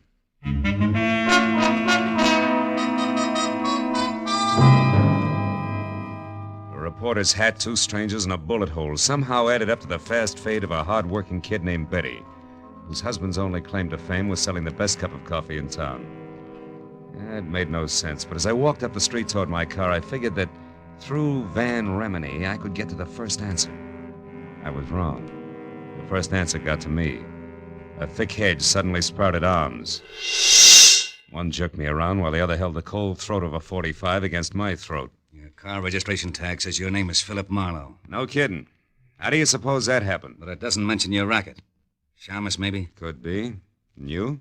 I'm a tourist. Oh, sure. Just out to see the sights. That's it. One in particular. $25,000 that belongs to me. I don't want any interference from you or that square inside there. You mean Dave Pryor? I mean Dave Pryor. I'll go back in there and tell him to cool off. The little woman is all right. She's just helping an old friend, you might say. Might I say you're the friend? Never mind. Unless Mr. Jitters in there kicks up a fuss, everything will be fine. Betty knows what she's doing, and she's got a lot of talent for it. Too much to waste slinging hash. And remember what I said, Marlowe. Lay off. I'll remember more than that about you, Foghorn. Just remember to count 10 before you move, boy. Well, there's no point in trying to outsmart a .45. And with 3 steps, Foghorn vanished in the night. Also gone was a big chunk of my respect for a doll named Betty Pryor and her taste in old friends. Just so I wasn't jumping to conclusions, I went to my car and drove down to Hollywood Boulevard. At the first all-night gas station, I stopped and put in a call to the Tribune. A guy on the desk told me through a mouthful of mangled cigar that unless Remini was at Bungalow 24, Beverly Crest Hotel, covering the murder of an ex-Detroit hood, he was fired, and he hung up. But the one word Detroit made the call a jackpot, so I headed for the hotel on the double. It was pink and Spanish and squatted in a grove of well-behaved palm trees at the edge of a domesticated jungle, which gave the illusion of privacy to a string of bungalows that weren't. But number 24 had all the privacy of a glass-faced cutaway beehive when I pulled up in the middle of 2 squad cars and an ambulance and went inside. Sprawled on the floor in front of a desk was the very well-dressed Exhibit A, complete with cufflinks and stickpin, and presiding as usual was Detective Lieutenant Ibarra, who didn't see me until I walked up beside him. What are you doing here, Marlowe? I can smell blood clear across town. What's the story, Ibarra? The name is Speck Willard, a gambler from Detroit. Retired out here to California a few years back to play horses and women. He was shot to death at about 8 o'clock tonight by a person or persons unknown. Another gang job? No, I don't think so. Looks more like armed robbery that'd get out of hand. How so? We found a currency wrapper from a local bank that read $25,000 in an open drawer in the bedroom. And one of the bellhops saw a woman, unidentified so far, run out of here about the time the coroner says that Willard was shot. A woman? Yeah. That fits because he was known to be quite a nightclubber and general playboy. You wouldn't happen to know something about this woman, would you, Marlowe? Me? Certainly not. No, I'm after a man, a live one, I hope. Mm-hmm. Well, look, Marlowe, take this nickel. In case you should just happen to hear something, I want you to spend that on a phone call to the police department. Now, who is it you're looking for? A Tribune reporter named Van Remini, you know him? Unfortunately, that's him over there, the sticky-fingered one by the window, swiping that book of matches just now, the one without a hat. Oh, yeah, I know. Thanks, Lieutenant. I'll see you. Hey, Remini, can I talk to you a minute? Yeah, sure. What's on your mind? I'm Philip Marlowe, private detective. Don't apologize. What's up, Marlowe? Know a girl named Betty Pryor? Pryor? Yeah. Yeah. She and her husband run a one-arm joint on Franklin, don't they? That's right, Remini. I understand Betty got into a little trouble tonight. Heard about it? Nope. Wouldn't worry, though. Trouble's not new to Betty. Yeah, that's one popular school of thought. Incidentally, you seem to be going a long ways out of your way on this run-of-the-mill murder story, Remini. You're taking a long way around to the point, pal. Get with it. I'm in a hurry. Okay, pal. But keep it under your hat, won't you? The gray one, I mean. Oh, so that's how Yeah, that's the way it is. Yeah. Now, do you mind telling me what you saw in Pryor's backyard tonight? You name it. Shall I play dumb or lie? Suit yourself. See, my press card's just as good as your license, sweetheart. It gets me in, gets me out again. In my dodge, that's called reporting. Remini, I'll squeeze the truth out of you eventually. Sorry, I can't wait. Got a deadline. Anything else? Yeah, one thing, a match. Yeah, sure, Marlowe. Anytime. Thanks. Mm-hmm. And, Remini. Yeah? Don't hang on too long, huh? Liable to singe your pinkies. The reporter blew out the match and looked at me steadily for a moment. And his lips shaped a word I ignored. Then he walked away. I had seen enough of the book of matches he'd stolen to know it was from the Star-Kissed Room, a glossy, glass-roofed dine, dance, and drink emporium near Arthur Murray's studio on Wilshire Boulevard. So I made like I was in for the night and watched Remini leave. All the way to his car, he kept looking back over his shoulder as if he expected to be followed. I waited till he was out of sight, and then I headed for Wilshire in the Star-Kissed Room. But when I got there, it was closed. Remini's car wasn't in the neighborhood, and the only thing that kept the trip from being a total loss was a spotlighted picture. 10 feet square of a sultry, svelte chanteuse labeled Carla Borden, whose come-on-in smile and almost costume was a cinch to increase the accident rate of the block by 20%. But then I took another look. At her name, we got back to business. It started with a B, as in phone book, opened to Boone and Bordeaux. I found a directory, got it open to Boone and Bordeaux, and halfway down the page was Borden, Carla, 2840 North Lucerne. It took 10 minutes to get there and 2 more to find out that she had an apartment, number 17, at the end of the first-floor hall. The door was open and I started for it, but ducked back close to the elevator when a woman came out and ran down the corridor toward me. It was Betty Pryor. Hold it, Betty! Whoa! What? Mr. Marlowe, what are you... Never mind the stall, Betty. I've been in a long time. Why, I don't know what you're talking Now, look, about. you left a pretty worried guy at home. Dave, did he send you after me? That's right. Why can't you fools leave me alone? Why does he have to be so stupid? Hey, you've got a few ideas mixed up, kid. Oh, sure, I'm wrong. I'm the one who's all mixed up. Let go of Not me. until I've got a couple of things straight. Now, what happened? Did life in a hamburger stand get a little stale? Yes, you two-bit snoop. Okay. Dave thinks you're in trouble, I think you're in trouble, and I think somebody waved a few bills at you and you lost your grip. Why, and you you're in so crummy- deep now you can't get out, and it's no more than you deserve. Now, come on. We're going right back down the hall to Carla's apartment. We're going to have a little chat, just the three of us. No, I won't. Let Come on! Take your hands off, Marlowe. Stand still. Well, my two chums, the foghorn and his .45 caliber equalizer. Easy does it. You were lucky the first time. Well, Betty, did you get it? No, something went wrong. Something terrible. Shut when up. Marlowe isn't deep. We'll talk after he's out of the way. All right, you. Get in that elevator, chum. And we'll wait right here to see you leave. Go on, get in. That .45 makes you awful brave, chum. This way we don't offend a lady by being uncouth. You get a chance to go up in the world. Just put your finger on a button. Now, wait a minute. Come on. All right. Now, all you have to do is push.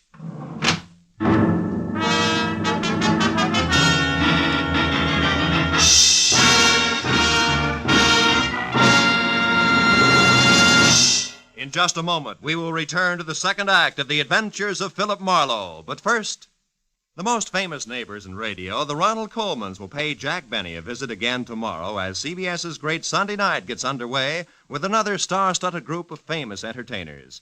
Amos and Andy, Lum and Abner, Eve Arden as the gay schoolmistress, our Miss Brooks, and Helen Hayes as a hillbilly. These are only 4 more of the 10 great entertainments which will come your way tomorrow night. Go visiting with the Colmans on all of these same stations on The Jack Benny Show, and hear the rest of CBS's Great Sunday Night 10 as they come one by one over most of these stations. And now, with our star, Gerald Moore, we return to the second act of Philip Marlowe and tonight's story, The Friend from Detroit.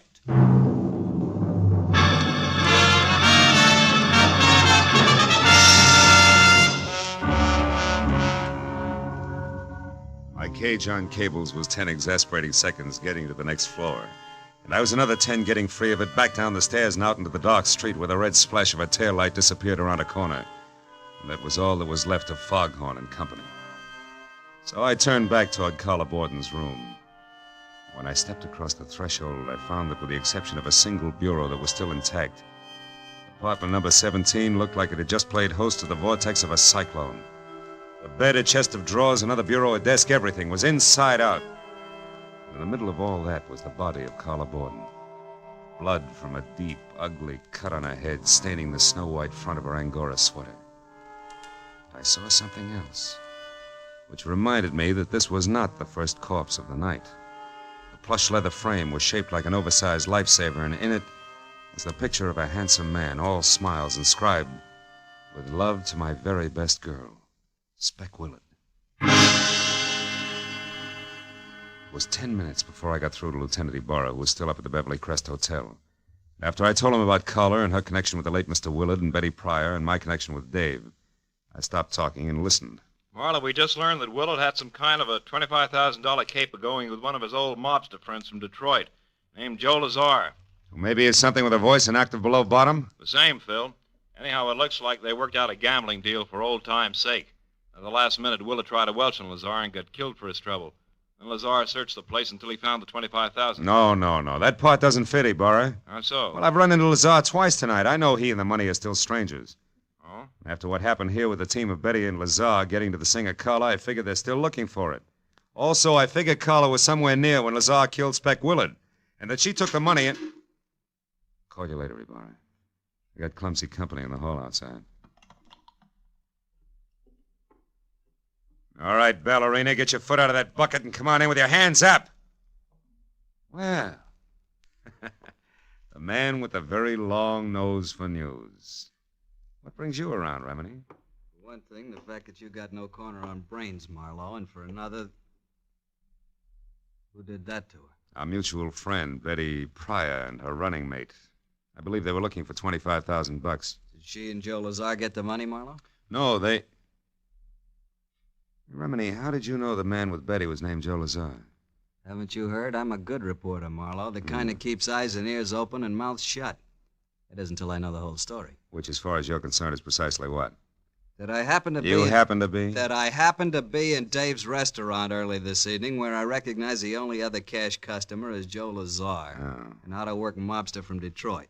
He said something to Betty that scared her right out of a tray of dishes, so I figured I'd find out what was going on. I've been in on the show ever since. Yeah, including a corny blackout up at 2000 Beechwood Drive where you lost your hat running away from a bullet. That's right. Yeah. And just so you don't toss and turn when you get around to going to bed tonight, I'll fill in the rest. I followed Betty and Dave from the restaurant to their apartment. I watched her get rid of Dave, and then when I saw Lazar come in, I moved up close to the window. And stayed there until Lazar spotted you and threw a bullet your way? You're very clever. Yes, I am, man. But before that happened, I heard him tell Betty that Spec Willard had talked about a girl singer at the Starkiss room named Carla Borden. And that since he didn't know Carla on sight, she could have been the lady he'd seen running out of Spec's apartment with a 25 gram. Oh. Now that phone book of Dave's open to the bees ties in. I'm so glad. Now, Marlowe, lest we digress too far, how come this one bureau here hasn't been turned upside down along with everything else? I don't know. Any more than I know why you're holding back so much from the law. Well, maybe it's because I don't like cops, Marlowe. Black ones. Or maybe it's because I'm in the same kind of racket as you. Chin way out and a lot of fast talk, just so papers can know what's going on an hour ahead of the rest of the world. Well, there's no 25,000 in here. I got to blow. Before Ibarra shows? Before Ibarra shows. He always arrives with an entourage, Marlowe, one that includes other news hounds. So it's me for a fast cab and downtown to my paper with his story. So long, fella. I'll see you around. Hey, wait a minute, Remini. Yeah? I'll give you a lift. I'm going that way myself. Okay. I got a story, too. A lousy story I've got to tell a nice guy named Dave. Come on.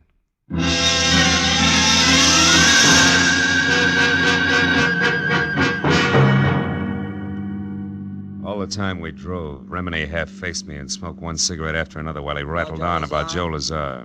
The great story he had and a lot of other things I didn't hear because I was busy trying to find the right words with which to tell Dave Pryor that his wife was no good. So when we were about halfway to Beechwood Drive and Remini, who was pushing close to his deadline, decided to get out and phone his story in from a drugstore, I was glad. So long, Marlowe. Second after that, I knew I was kidding myself. Because even with just silence for company, I was still no place with the right words. 10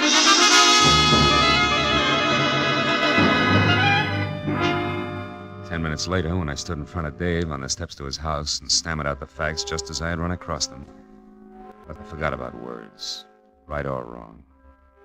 I thought instead about my client, a badly hurt guy, but one who would never say die. Marlowe, I can't believe all this. I won't.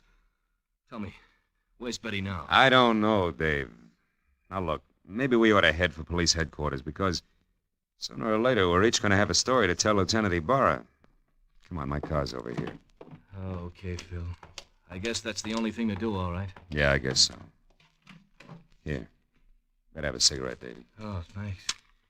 Kid, we'll try to make this as painless as we... As we what, Marlowe? What is it? Hmm? What are you staring at? Front seat. I don't see anything, Phil. What is it? What Shut are you up, staring Dave, shut up. Give me a minute, will you? Yeah. Yeah, sure. Come on, Dave, pile in. But why, Marlowe? Where are we going? Starkiss room to play a long shot. Slapped my foot down hard on the accelerator and kept it that way right through a string of I didn't care what color traffic lights until 5 minutes later when we screeched to a stop, away from the side entrance to the Starkiss room. I left Dave in the front seat, piled out fast, and ran a dozen yards to an abrupt halt. At the sight of something that turned the long shot I was playing into an odds-on favorite. It was the stage entrance door, open a couple of inches, and in front of that, and unconscious on the hard sidewalk where he'd fallen, was the clad in blue form of a private patrolman, his pistol holster conspicuously empty.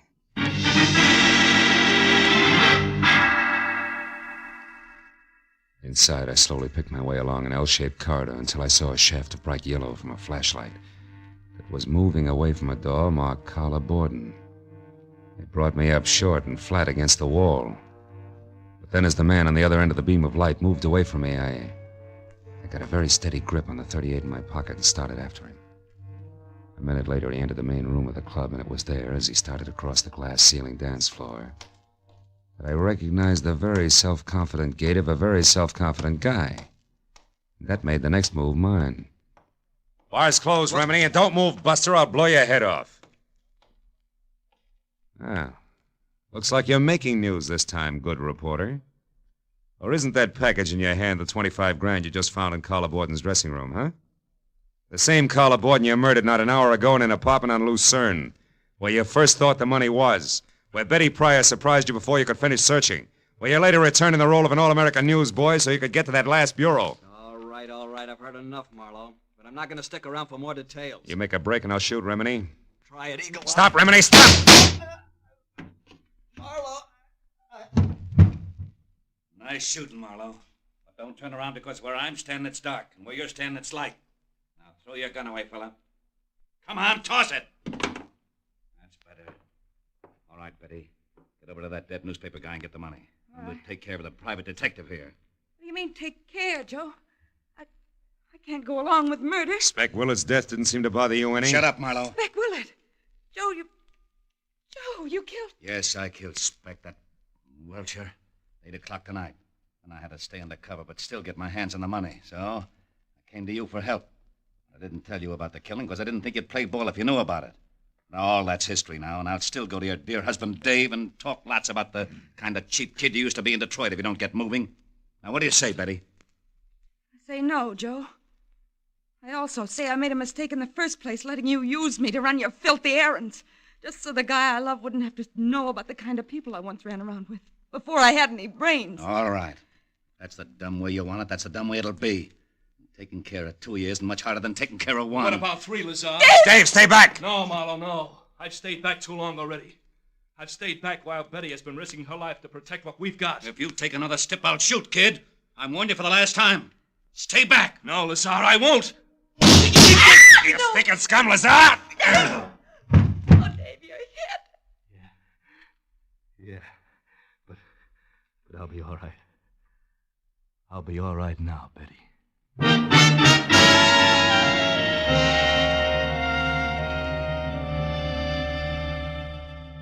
Dr. Reese. Dr. Reese, please report to surgery. Well, Mrs. Pryor, Dr. Reese, Marlowe, the please doctor says report Dave's to going to be surgery. fine in a couple of days. Yeah. Caught one in the shoulder, the other in the hip. He certainly had courage, didn't he? Yeah, and you did all right, too, Betty. Mixing in this whole mess just to keep the home fires burning. Well, Tell me, whatever made you think that a guy like Dave wouldn't understand that you turned over a new leaf? Dr. Reese wanted in I surgery. don't know, Phil. I guess I wasn't very smart. No, you weren't, Mrs. Pryor, but you're lucky because Marlowe here was. And that brings me around to a loose end, Phil. How did you know that Remini was your man? Know that? Because of something I saw in the upholstery of the front seat of my car he borrowed. Tufts of snow-white Angora, which was the kind of sweater that Carla Borden had on when she was murdered, after they struggled. And since you didn't touch the body yourself, they couldn't have come from your suit. No. And Remini was the only other one who had been in my car. So I figured that the Angora fuzz had gone from Carla's sweater to Remini's suit to my upholstery. All of which means that Remini must have been in Carla's room before I got there as well as after. See? And then once I thought back about his getting out of my car to phone his story in, I realized that when I dropped him near a drugstore, he had also been near the Starkist room. Yes. That's exactly where he'd headed. Mhm. You see, Phil, Joe and I followed both of you from Carla Borden's place because, well, after Joe put you in that elevator and we ran, Joe said we had to return and wait for Remini, who was sure to come back and finish his search. And the whole business because Lazar, after he had murdered Spec Willard, was afraid to publicly go after Carla Borden. And the money he felt was his. Yes. He knew about me and Dave because Spec Willard accidentally dropped into our place this morning. Correction, baby. What? Yesterday morning. Oh. It's now 9 a.m. Oh, and a good time to call quits, huh? Good night, kids.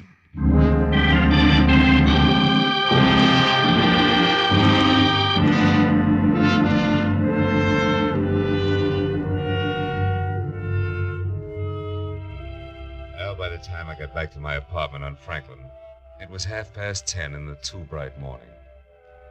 I was sporting sandpaper eyelids and a knot in the small of my back that felt like a wet dish rag. Oh, but once I had all the shades down and was undressed and in bed, I forgot about that. And I thought instead of the wood nymph dressed in nothing. What a veil of dewdrops. But then suddenly I stopped. The telephone. I got out of bed. I picked it up with both hands. opened the dresser drawer, and jammed it deep under all the socks I owned. And then I got back to bed. And the wood nymph, in her veil of dewdrops, she was pirouetting from one huge bluebell to another. Oh, my. On gossamer wings.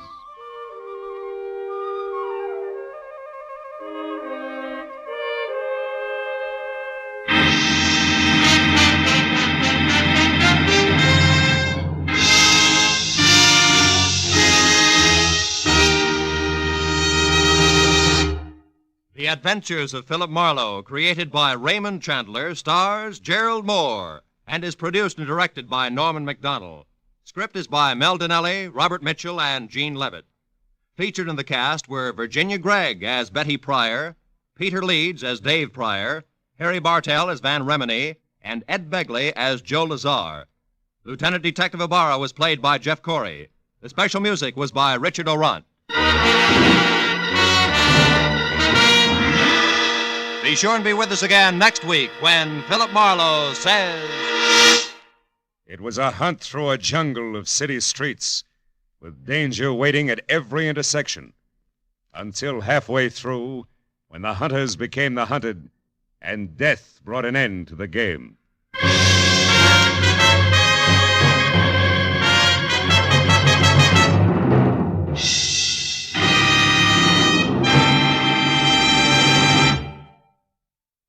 The Colemans visiting Jack Benny, plus Amos and Andy, Eve Arden, and Helen Hayes as a hillbilly.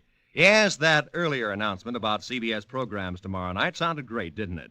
Except you Philip Marlowe fans may have been wondering, isn't there a mystery show among that great Sunday night 10 on CBS? Of course there is. One of the great detectives in the mystery world, Dashiell Hammett's one and only Sam Spade. Sam will be here, hard-hitting, fast-moving as always, tomorrow night on most of the same CBS network stations. This is Roy Rowan speaking. Now, stay tuned for Gangbusters, which follows immediately over most of the same CBS stations.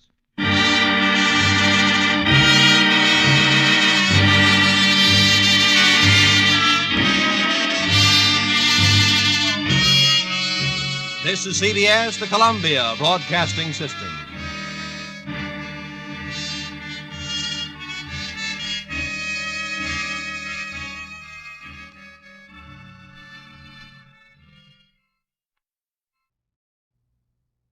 Now listen to me, and never forget it. Crime is a sucker's road, and those who travel it wind up in the gut of the prison or the grave. There's no other end, but they never learn. It was ugly from the start this time. Vicious blackmail that mushroomed into murder, and all because a wild artist on a hilltop, a man in a wheelchair, and a red-haired manicurist were held too tight together by one small ebony link. From the pen of Raymond Chandler, outstanding author of mystery, comes his most famous character and crime's most deadly enemy as we present The Adventures of Philip Marlowe.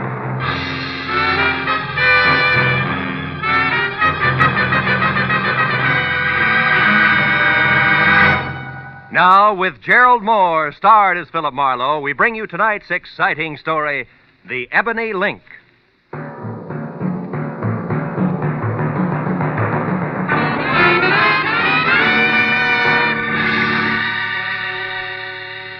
I'd spent a dismal day tracking down another wise guy who thought he could see fast money over the sights of a 45, but who ended up like they all do. He was flat on his face in an alley, his life dripping into a sewer. It was what he deserved, and the only feeling I got from it was that I wanted a bath bad. So I went home, but when I stepped out of the elevator and started down the hall, I knew I'd have to postpone it. Because leaning on my doorbell was a redhead who looked very good from a distance. But she lost ground with every step I took. Because the closer I got, the more I saw of a mouth shaped by indecision. Of eyes that were nothing but mascaraed caginess and shallow green. And flashy clothes that carried the kind of bargain basement label you can't tear off. Good evening. Looking for me? Yeah, you're a private detective named Marlowe. I am. Come on in. Have a chair, miss. Johnson, thanks. What's your difficulty, Miss Johnson? Oh, it's not me. It's my sister up in Santa Barbara. Can you go there right away, 812 Seaview Road? Maybe you should tell me what it's all about, huh?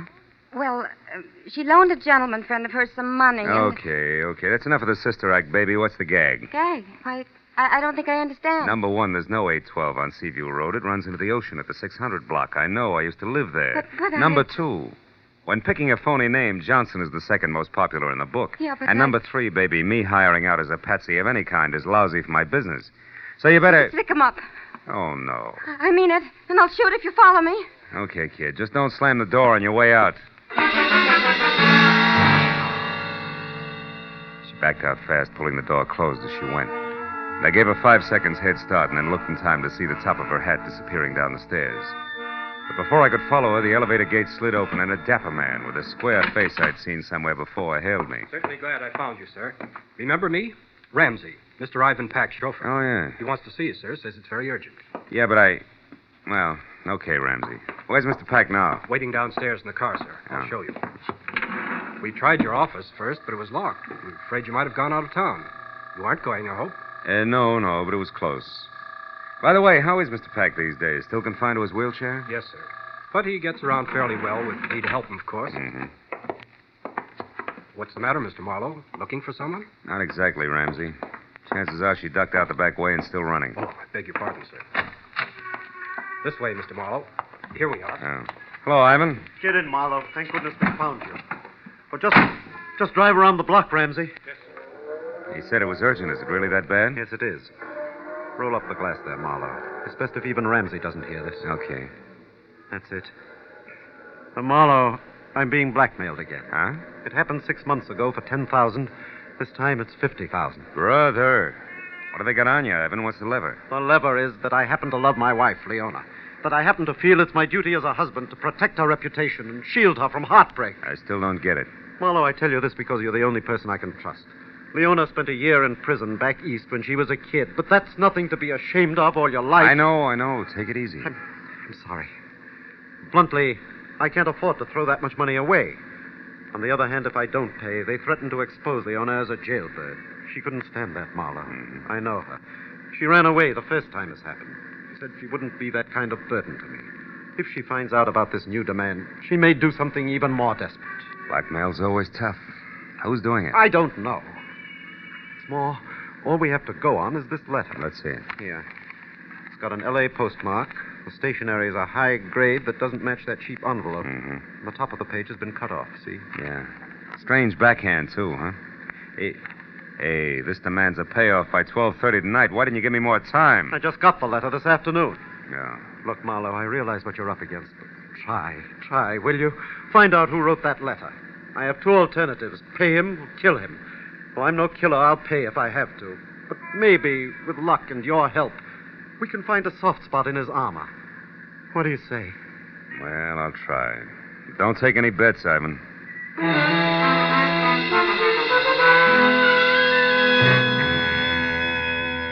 Ivan said he'd be in his office all night, then dropped me off at home where I got in my own car, pulled around a big gray sedan in the driveway, and hauled a small sample of the blackmail stationery into the police lab. There I got a break.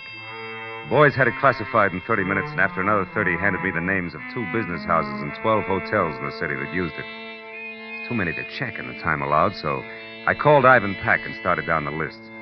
He stopped me at the 4th hotel, which was the Beverly Crest, with the word that his wife Leona had spent a lot of time and money shopping in the hotel's exclusive arcade. So I drove out to the Beverly Crest, watching a big gray sedan in my rearview mirror most of the way. But in the hotel, I killed another hour drawing blanks, even at the writing room blotters.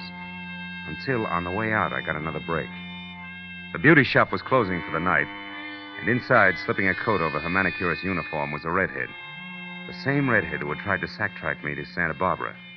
I followed her out of the hotel, and when she got around to the back, I stopped her. What do you want? I got curious about your sister. I don't know what you're talking about. I don't have a sister, and I never saw you before in my That's life. wishful thinking, baby. You can talk here or over a desk at police headquarters, but you're going to talk.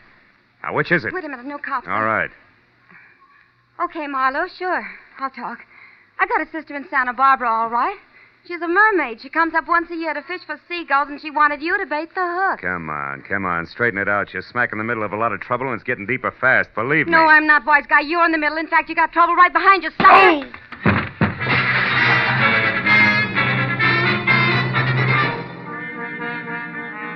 By the time I got untangled from the ash cans, all I could see was the back of a big gray sedan taking a corner so fast I only caught the last 3 numbers of his tag.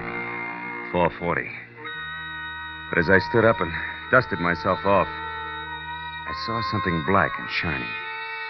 It was a 5-sided ebony cufflink. I dropped it in my pocket as I went inside the hotel again. A fiver to a bellhop got me the manicurist's real name, Rhea Fleming.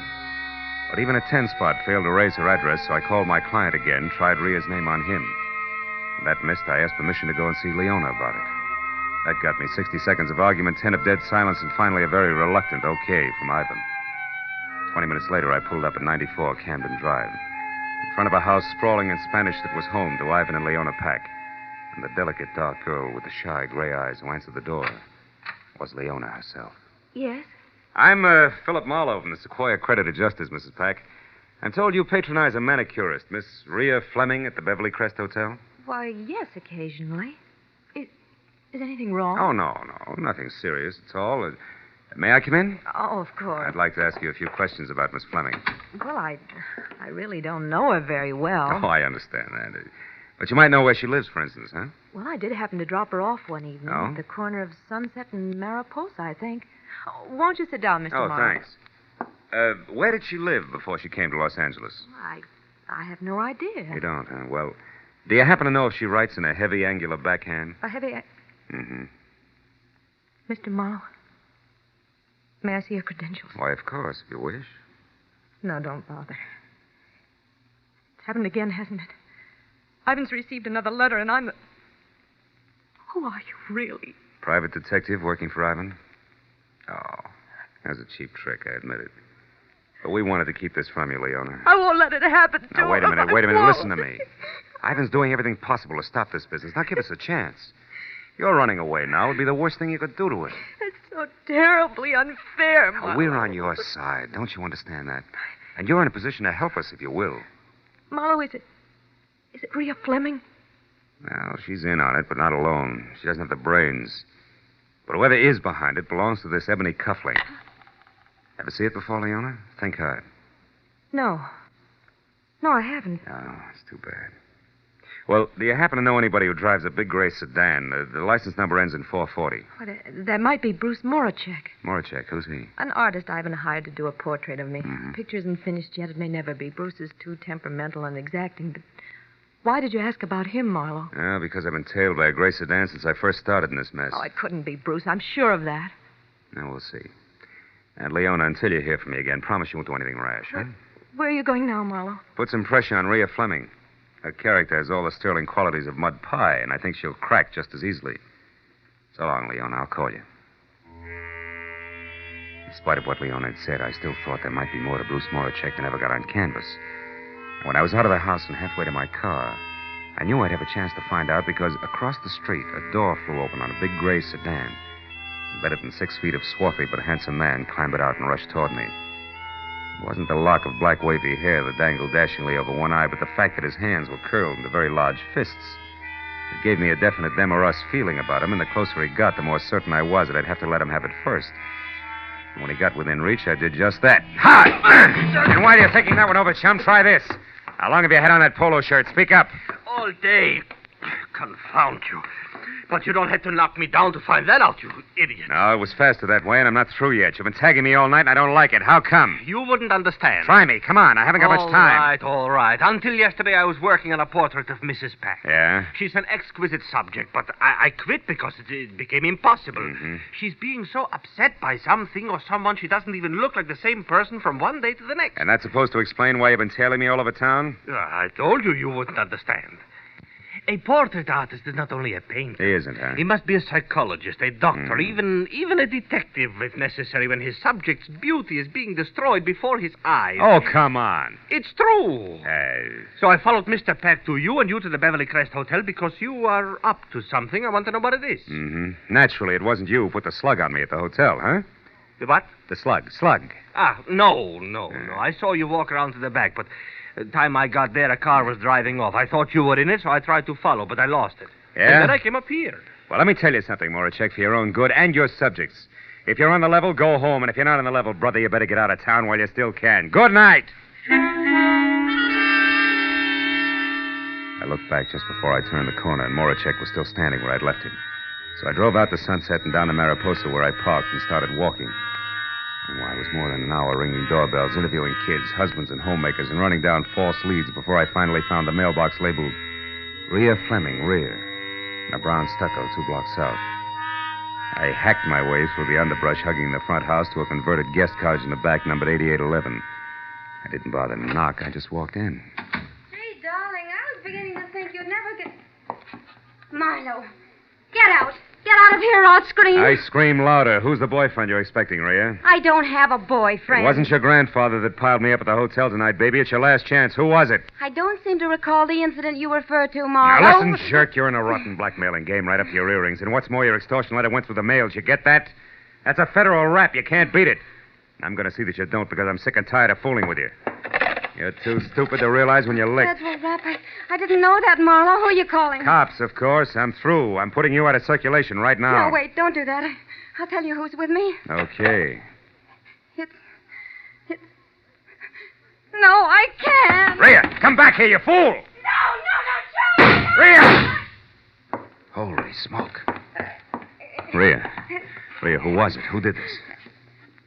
Gee, I didn't figure it'd go this far. I just didn't realize.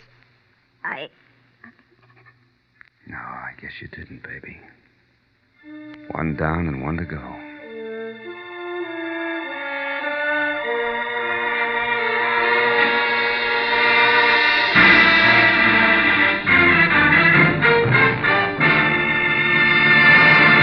In just a moment, the second act of Philip Marlowe. But first, if you like the weather here, cloudy with threats, torrid with action, showers of trouble later tonight and tomorrow, you'll find more of the same on Sundays when Danny Clover and Sam Spade go into action.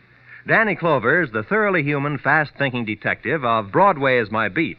And Sam Spade is the... well, who else but the Sam Spade of Dashiell Hammett's fertile, ingenious brain. On most of these same CBS stations tomorrow, you'll find Danny Clover prowling the Great White Way late in the afternoon and Sam Spade on the hunt in the evening. Now, with our star, Gerald Moore, we return to the second act of Philip Marlowe and tonight's story, The Ebony Link.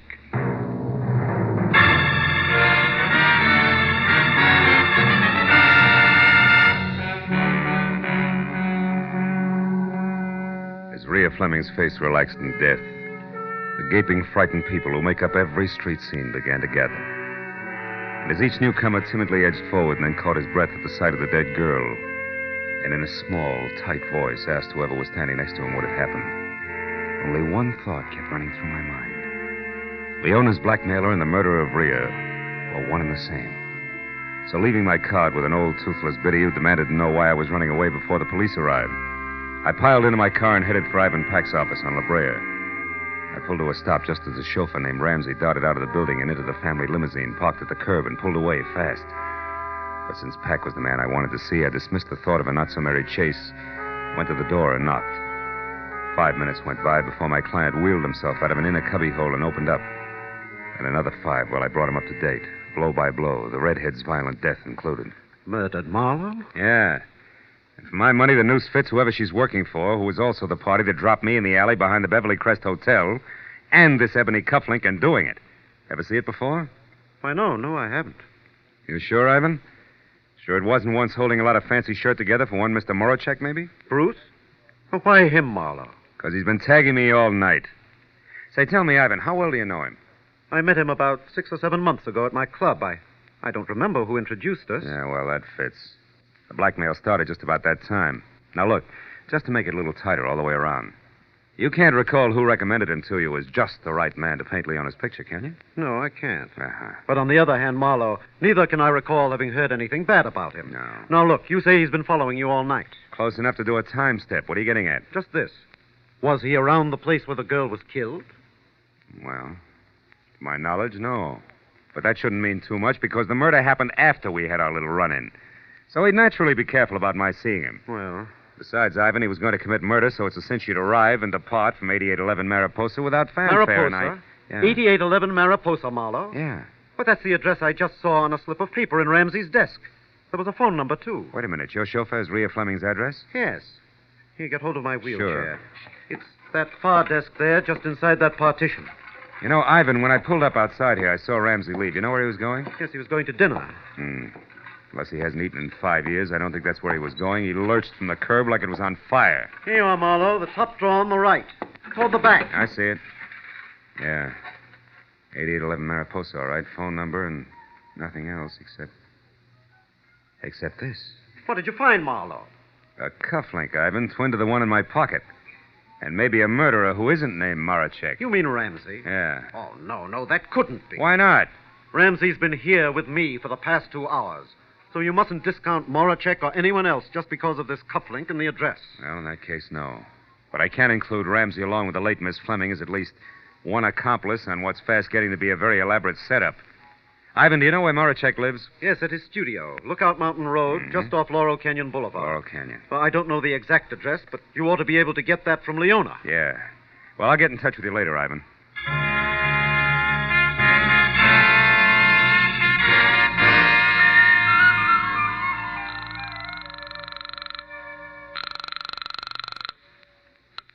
Hello? Marlowe, Leona. Now, listen hard. Did Bruce Morachek come up to see you after I left? Yes, he did. What'd he say? Well, only that he'd collided with you on the stairs and that he wanted to know who you were, what business you had with me. Did you tell him? Of course not. I wouldn't tell anybody anything about this. He didn't like that, huh? No, as a matter of fact, that's the reason he went home. Right away?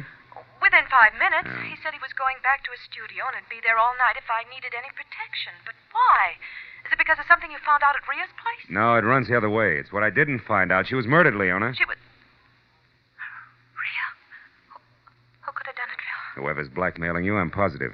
But whether or not that's Morachek, I don't know yet. Now, look, what's the number of his place on Lookout Mountain Road, Leona? Come on, fast. 173. 173. Thank you, and goodbye.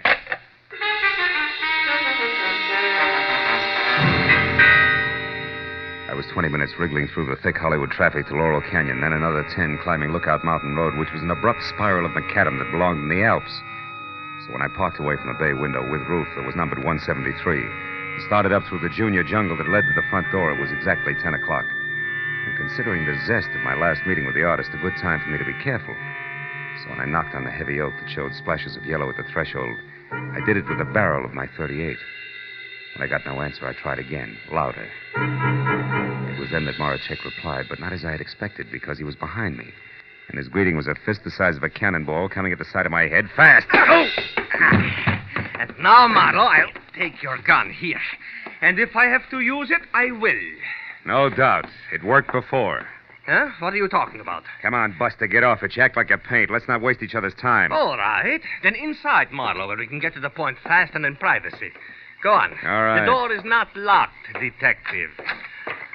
I don't know what you want here, but I'm going to find out, believe me. You can skip the thumbscrews, Rembrandt. I'll make it very plain for you. I want to know why you think you can get away with a doubleheader like blackmailing Leona and murdering your own accomplice. Any comment? Yes, you're either stupid or a raving maniac. Now listen, Marlowe. No, Morachek. you listen to me. Leona Peck is a good friend of mine, Marlowe. I'm very fond of her. I'm not going to stand here and be accused of blackmailing her. And I suppose that talk of murder at 8811 Mariposa also offends, huh? It does.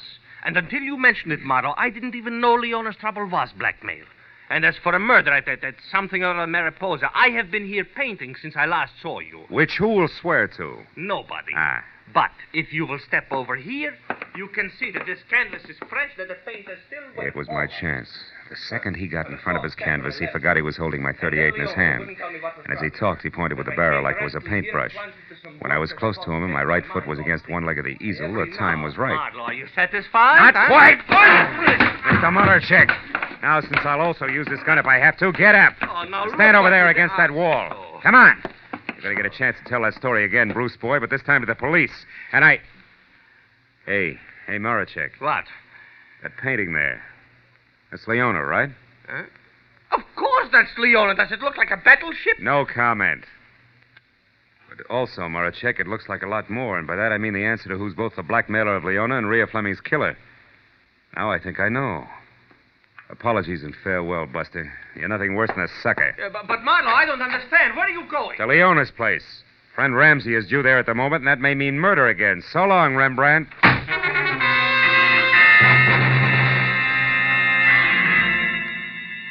Once Once I was off the mountain, back onto Laurel Canyon, then over to Sunset, and pointed toward Beverly Hills and Leona's house on Camden Drive.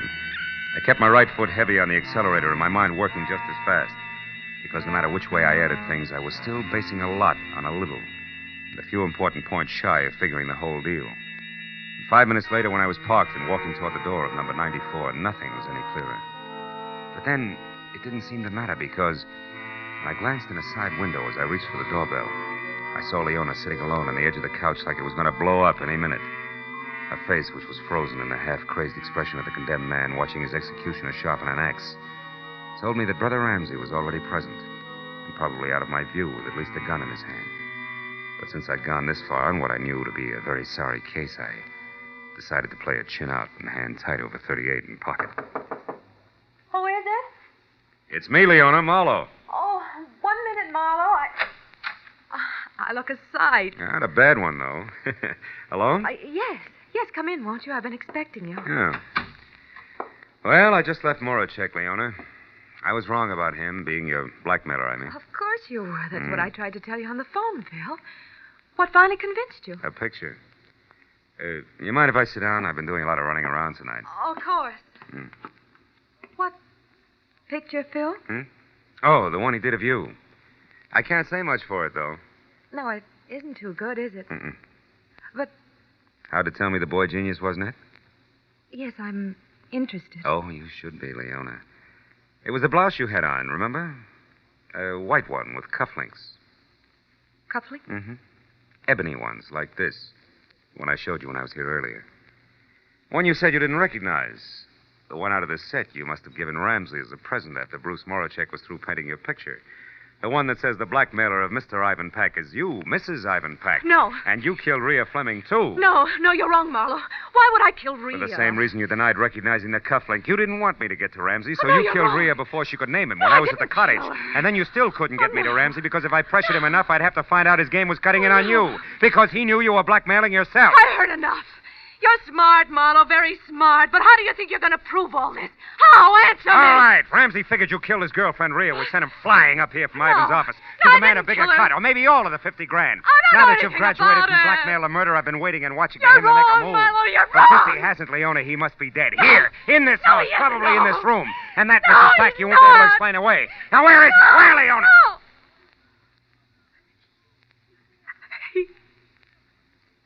He's there, Marlowe. Behind the couch.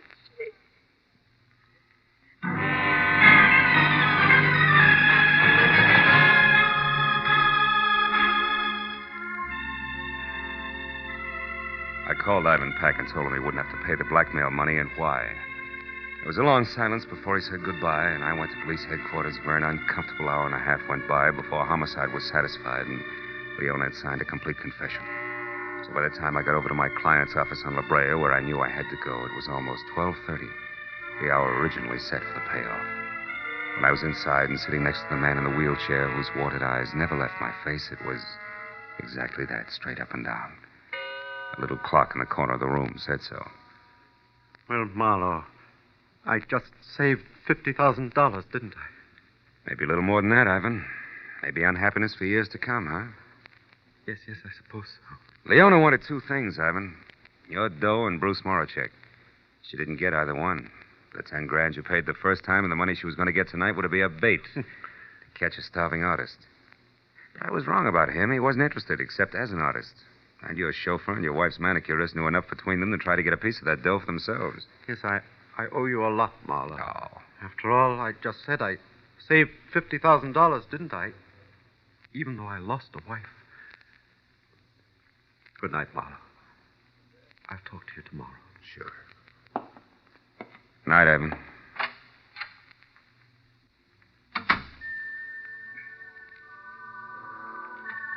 Outside, the night air was clear, almost cold. Felt good against my face, so when I got to where my car was parked, I didn't get in right away, but stood next to it. Thought about Ivan Pack, two people he trusted most, his wife and his chauffeur. One already dead, the other soon would be.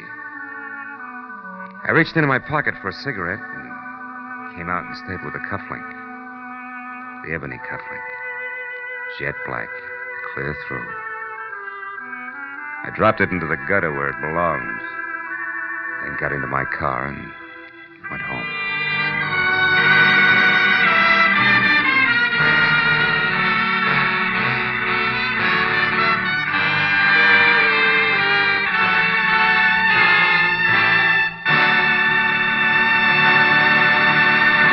The Adventures of Philip Marlowe, created by Raymond Chandler, star Gerald Moore, and are produced and directed by Norman MacDonald. Script is by Mel Donnelly, Robert Mitchell, and Gene Levitt. Featured in the cast were Edgar Barrier, Gene Bates, Larry Dobkin, Georgia Ellis, and Ron Brogan. The special music is by Richard O'Runt. Be sure and be with us again next week when Philip Marlowe says... I was hired to find a thief, and I did. 1,000 miles from home. But first I found a hammy Othello, a lush with a Luger, and a fresh corpse in the closet. All because the only woman in sight wouldn't play fair.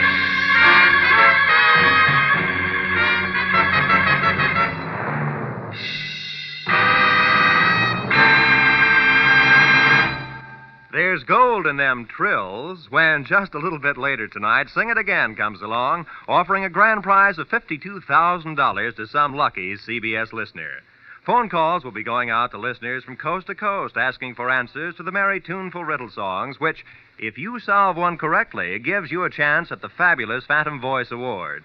Tonight, it's 27,000 in wonderful prizes if you can tell who the Phantom is, plus 25,000 in cash if you can answer one more question about him.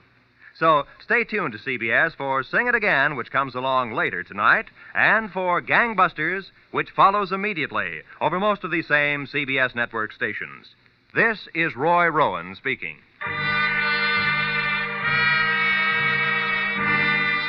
This is CBS, the Columbia Broadcasting System.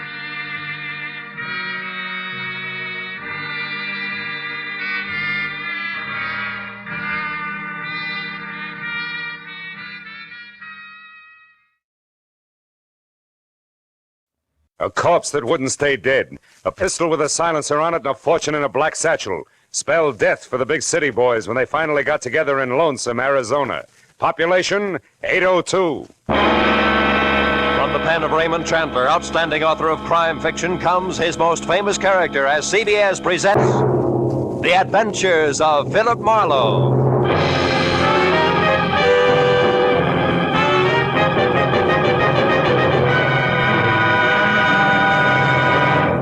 And now, with Gerald Moore, starred as Philip Marlowe, we bring you tonight's exciting story, The Lonesome Reunion.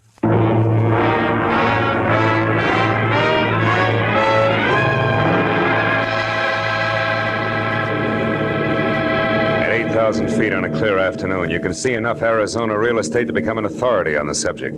And as I huddled around a circle of window aboard an American Airlines flagship and gaped like a 2 weeks with pay vacationer at the carpet of sand, stone, and cactus unrolling a slow inch at a time below, I was impressed. Also, I was thinking about a job which was providing both a switch in scenery and 2 crisp $100 bills, less the cost of a round-trip ticket from L.A. to the capital city of Phoenix.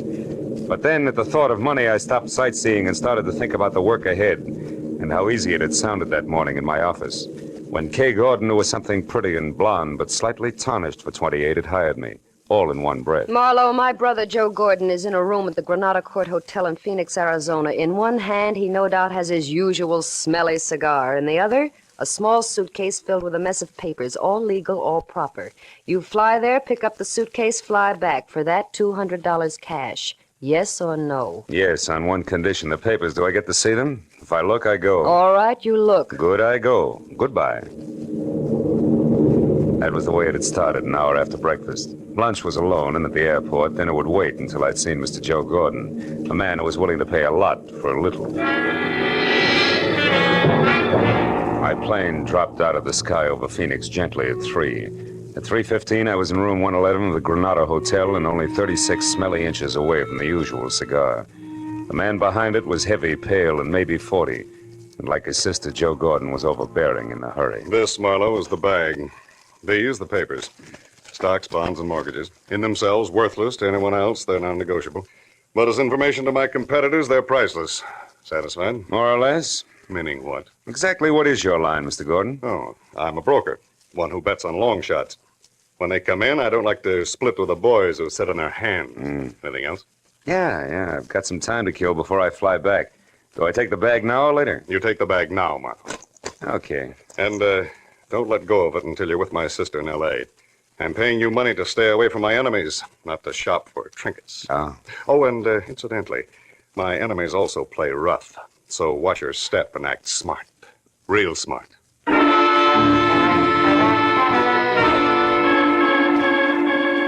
I still had 2 hours to kill when Gordon locked the bag and handed it to me after dropping the key in his pocket. So I decided to take a room there at the Granada Hotel, shave, shower, and stretch. The sleepy clerk in the lobby was not in a hurry, nor did he hear anything I said the first time. So when I finally got to my suite on the second floor, which had as much elbow room as the inside of a lifesaver, 30 of the idle minutes were already gone. I locked and bolted the door, checked all the windows carefully, and then peeled off my shirt, broke out my shave master, and reached for the knob on the bathroom door. But I never made it. Because as the door swung open, I caught a glimpse of a fist the size of a cantaloupe starting from my jaw. Oh! Now stay right there, Buster. The first time I swing, the second time I shoot, and I do both good. Equal nice, huh? Everything all figured out ahead of time. Yeah, but it ain't very hard, Marlowe. Especially when the guy you're after shouts it all to a desk clerk. My era. Yeah, which leaves just the three of us. Real cozy like. 3. You, me, and 120 grand here in this bag. You're way off pace, brother. This bag's got papers in it, nothing more. They belong to a businessman. I said something? Yeah, sure. Very funny. Look, Buster, Joe Gordon's no more a businessman, and his real name is Joe Gordon.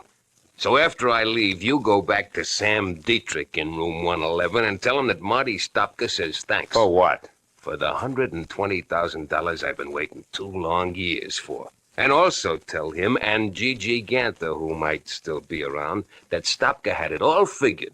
Like you say, Marlowe, ahead of time. I don't follow you, bud. You're not supposed to. Just turn around, face the wall, and listen carefully. You tell Sam Dietrich that I knew he'd pull something like this just as soon as he got back into circulation. You got that? Yeah. Word for word, Stopka. Good. Now all you have to do is remember. When Marty Stopka said remember it, he put that cantaloupe with fingers in the small of my back and shoved hard. By the time I got to my feet again, both he and the black bag were gone. That made Joe Gordon or Sam Dietrich my best bet. So I took the stairs to the ground floor fast and raced for the end of the corridor in room 111. But when I threw the unlocked door open, I found something I hadn't counted on. A curtain flapping in the breeze of an open window and nothing more. The desk drawers, the closet, the bureau empty. And on an end table next to the telephone, a bus schedule unmarked. At that, I was beginning to get very mad at a private detective but public patsy named Philip Marlowe. Then the telephone rang, and when I answered it, the operator said that she had a long-distance call for Joe Gordon. I said thanks, I'd take it. Hello? Sam, this is Kay. Marlowe? Yeah, honey, Joe Marlowe is in Brother Gordon, remember? Oh, I can explain all that, Marlowe. Oh, sure, baby, but not now, later. Later, after you've had a chance to think up a few more lies. All right. So I didn't tell you the whole story. What's the difference? Did you get the bag? I did, but I didn't get to keep it very long. Something ugly named Stopka wanted either it or my life, so I made a quick decision. Stopka has the bag. Oh, that's great. Yeah, isn't it, though? What? One thing, baby. I'm the decoy with suitcase for some kind of shenanigan that's wrapped around 120 grand, which you and Sam Dietrich have. And there's a trio in the act. Namely, Sam Dietrich, Marty Stopka, and one Gigi Ganther. Gigi? Marlowe, have you seen Gigi? Have you, Marlowe? Maybe yes, maybe no. Now, why don't you come clean? Admit you're happy that Stopka got the suitcase from me while Sam beat it out of an open window. That my part of the job is over with. Come on, baby, talk. All right. I'll make it short and to the point. You got $200 for doing nothing. Out of that, 60-odd went for an airplane ticket. The rest is yours, right? Go on. There's no need to, Marlowe. I'm finished, and so are you. So why don't you just be a good fella and keep the change? So long, sucker. When Kay Gordon hung up, I slammed the phone down, counted 10 twice, and went back to the unhappy business of getting mad at Marlowe. But again, I was interrupted. This time, it was a newspaper, the Phoenix Herald, sticking far enough out of the wastebasket under the telephone to expose the dateline, which made it exactly a week old. I picked it up and saw the 2 inches of story circled in pencil and slugged. 5 released from state penitentiary.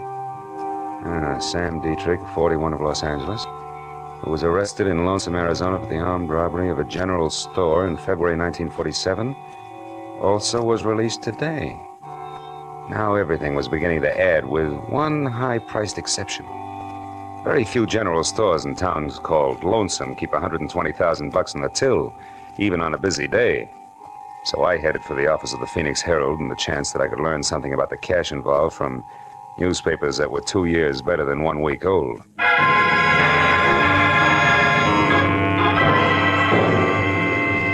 30 minutes later, I was in the back shop of the Herald receiving facts willingly supplied by a sandy-haired linotype operator with a sad face who had never heard the word forget. That's right, mister. It was the Second National Bank and Land Company here in town. Held up at 1:10 p.m., February 7, 1947, by three men who took $120,000 in unmarked 10s, 20s, and 50s. One was badly wounded in a running gunfight, but they all got away clean. No arrests, no suspects? Well, other than the usual rigmarole of trying to pin the job on every two-bit stick-up man hauled in the next 6 months, no. Anything else? No, thanks. I don't think... Say, wait a minute. Lonesome, Arizona, that unmarked bus schedule. Tell me, do you happen to know where something called Lonesome is? And if so, how a guy could get there if he doesn't have a car? Sure. It's 87 miles west of here, and the bus will do the trick. But not anymore today. Oh. The only bus left an hour ago. Now, young fella, you tell me something. What in Sam Hill is Lonesome and a bus departure got to do with a bank robbery was pulled 2 years ago? Where I stand right now, Dad, I can't say. But when I get to Lonesome, ask me again. I may have the answer for you.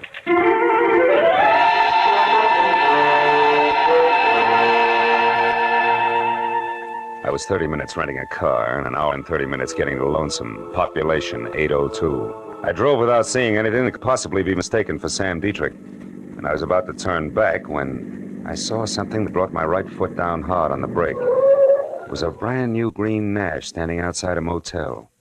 California license plate. I got out of my car and got a look at the registration card wrapped around the steering wheel. It said Catherine E. Gordon. The motel only had 3 cabins that showed any light. The first belonged to the manager and the second to Kay. Close to an open window, I saw the man Kay was talking to. He was an ex-convict and part-time broker named Sam Dietrich. All right. So Marlowe knows he was set up for Marty Stavka. Who cares? We're here, and so far Stavka isn't. And if and when he does show, we'll be gone, with the real black bag safe in our hands. Yes, but what about Gigi, Sam? I told you Marlowe mentioned his name. And I told you to forget it. Marlowe must have been swinging in the dark. Gigi can't be alive, Kay. He was badly hurt when Stavka and I got clear of the bank. But why wasn't his body found? I don't know, Kay. I've told you that 1,000 times. Now, look, honey, why don't you just relax and think of us a little, huh? Gigi's dead, baby. There's only you and me. Sam, you know how I feel about that. I love Gigi.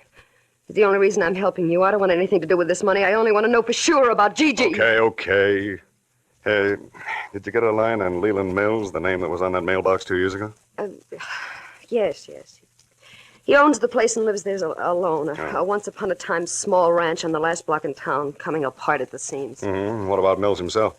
He's an old duffer, maybe 50. Lives close to the fireside, day in and day out. Good. That means I can handle him without any trouble. And now, look, baby, it's 7 now. At 9, this town will be fast asleep, and at 10, I'll take care of everything.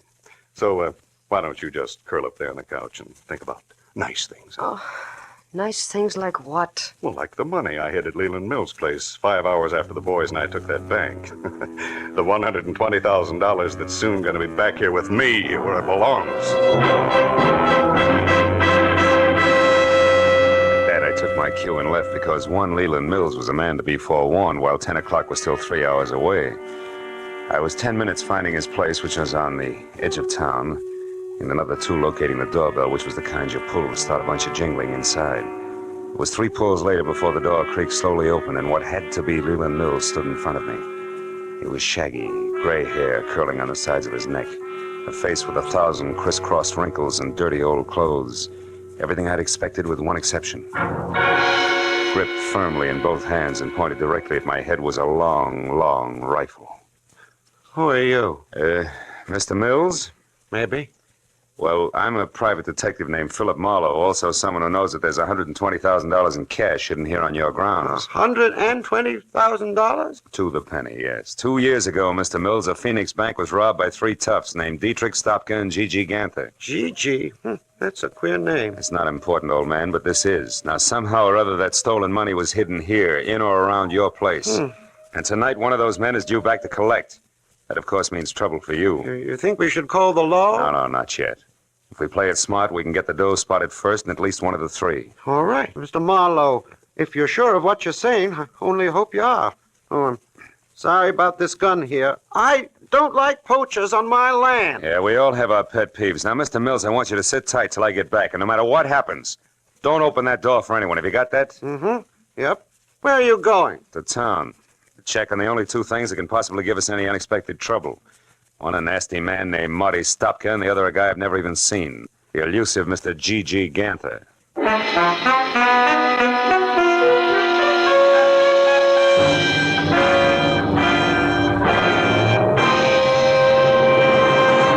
In just a moment, we will return to the second act of The Adventures of Philip Marlowe. But first, that elusive phantom voice will be back on CBS's great show, Sing It Again, tonight. And the prize for identifying him has now climbed to a value of $24,500. Yes, for music, suspense, and sensational prizes. Don't miss the Sing It Again show tonight over most of these same CBS stations. And now, with Gerald Moore starred, we return to the second act of Philip Marlowe and tonight's story, The Lonesome Reunion.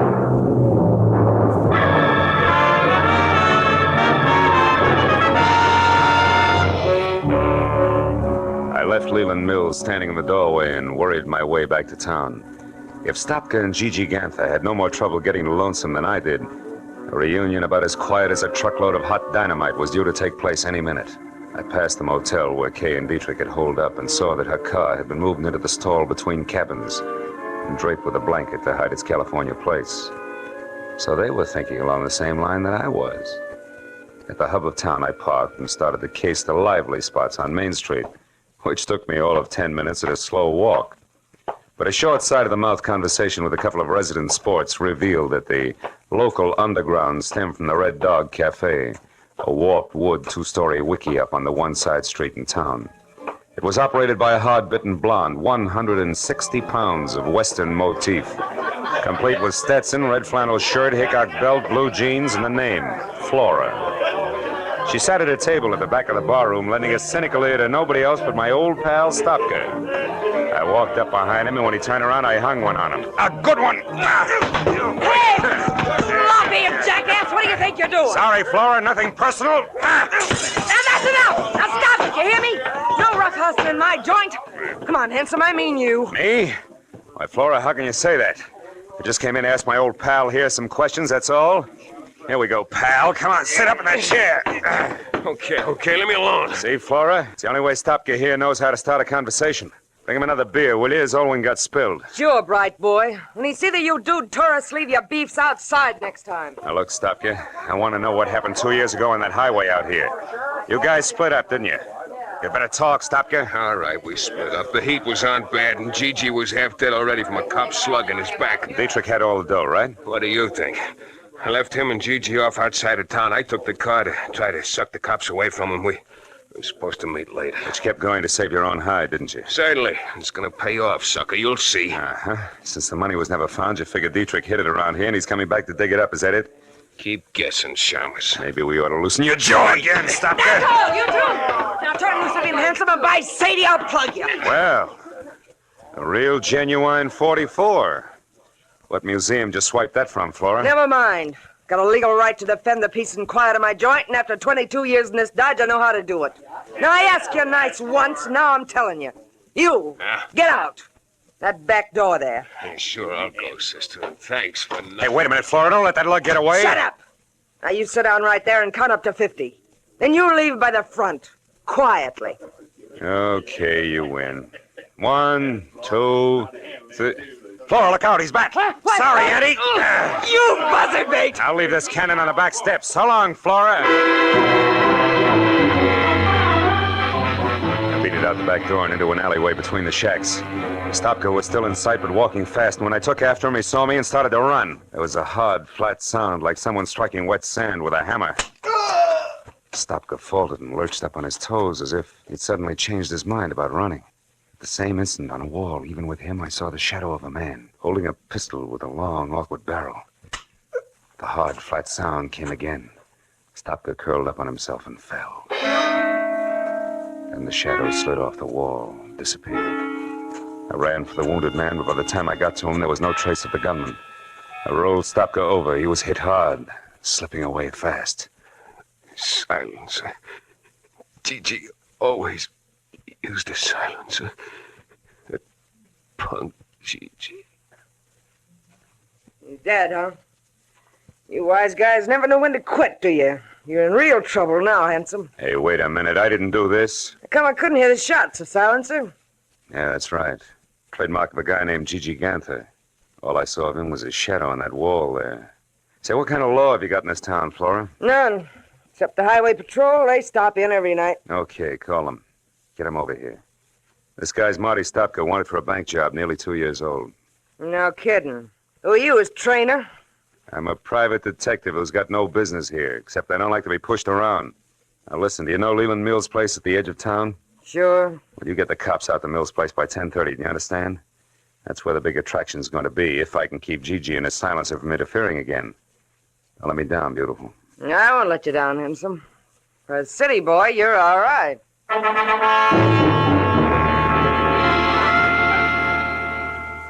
I stuck to a back road and drove with my lights out until I was a good, safe distance beyond Leland Mill's ranch. Then I hid the car in a dry gully and walked back. The house was dark and still. I thought once of what might have happened to Mills if Gigi had gotten there ahead of me. I kept in the shadows and worked my way across the yard to the back door.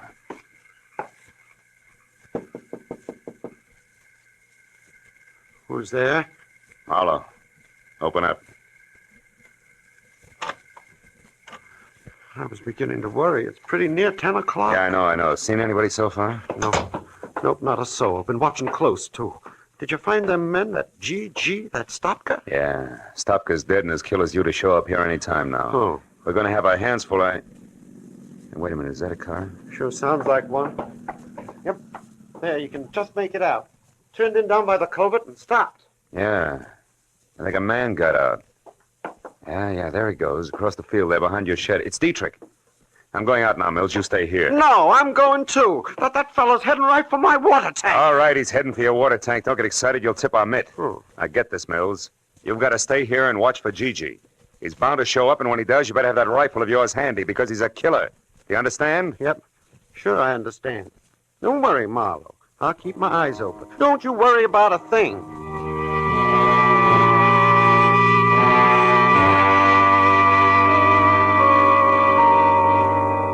I eased out of the door and started across the yard. I knew I was getting myself out on a nice, long limb. Leland Mills was about as reliable as William Tell with their hiccups, and the apple was on my head. It was too late to back up, so I skirted the barn, stayed below the crest of a low rise, and moved toward the elevated water tank until I heard a shovel biting dirt. I got a comfortable grip on my gun and headed up over the rise to where I could see. Yeah, it was Dietrich, all right. He was bent over under the tank and working on a hole as if his life depended on it. He didn't even look up until I was almost on top of him. Who is it? Who's there? Who is it? It's me, Mr. Gordon. Marlowe. Marlowe? How did you get here? Wasn't easy, Sammy boy. But I had to come and apologize for losing your precious bag full of waste paper. You sure picked a dangerous time to show, sucker. You were fired once. Too bad you can't take a hint. Uh-huh. And being tagged as a patsy is lousy for my business, Dietrich. You should have thought of that. So just leave your hands on that shovel handle, Sam, and keep on digging. Maybe I'll let you take a peek at that 120 grand before I turn you both over to the police. Go on, dig! No! Not so fast, Marlowe. Mills, I told you to stay in the... Hey, that's quite a pistol. Don't move. Neither one of you. I'll kill you if you move. You, Marlowe, drop your gun. Drop it. So this is where it's been all the time. $120,000. I've looked everywhere, every day, for 2 whole years, but I never thought of looking here under the water tank. You mean you knew where the money was all the time? You lie. I'm the only one that knew that. Oh, no. One night 2 years ago, I heard a noise in my barn. It was a man groaning. I looked in and I saw him. He was wounded. And I saw you when you come back from burying the money. I overheard the whole thing. You wouldn't tell them where you'd hidden it. You said you'd never tell anybody. But I was sure I could find it, and I looked everywhere except... Yeah, Mills, everywhere except here, under the water tank, where you buried Gigi's body after you killed him. And with his own gun at that. Oh, no, I didn't kill him. Dietrich here did. I only buried him so nobody would find out that him and Dietrich had stopped at my place. I almost went crazy looking for that money, but now I know where it is, and I'm going to have it. Oh, you fool. You don't think I'd come out here with nothing but a shovel, do you? A friend of mine is right behind you with a gun in her hand. So come on, drop yours, Rube. Come on, drop it. All right. Kay. That's an old trick, Dietrich. Let him have it. Shoot, Kay, shoot! Didn't work, did it? I knew I'd have to kill you sometime anyway if you ever came back, so... You fool, Mills. I suppose that makes me next. Yep, Mr. Marlowe. I think it does. Think again, Mr. Mills. Who's that? Kay. You were there all the time, and Dietrich wasn't bluffing. Oh, I love you, Kay, baby. And I'll take the gun now, Mills. Turn it loose. Come on, I'll break your arm. There. That's better. I'll look after this gun until the police get here. And look after this one, too, Marlowe. I haven't got the courage to use it anyway. I couldn't even shoot Sam Dietrich with it. He's the one I wanted to use it on. Why? Because of Gigi? Yeah, because he killed Gigi and lied to me. I promised to help Dietrich only because I figured all three of them would show up here, Sam, Stopka, and Gigi. That way I hoped to find him again. You were right, baby. All three of them did show up. Only this time they finished their job. For good.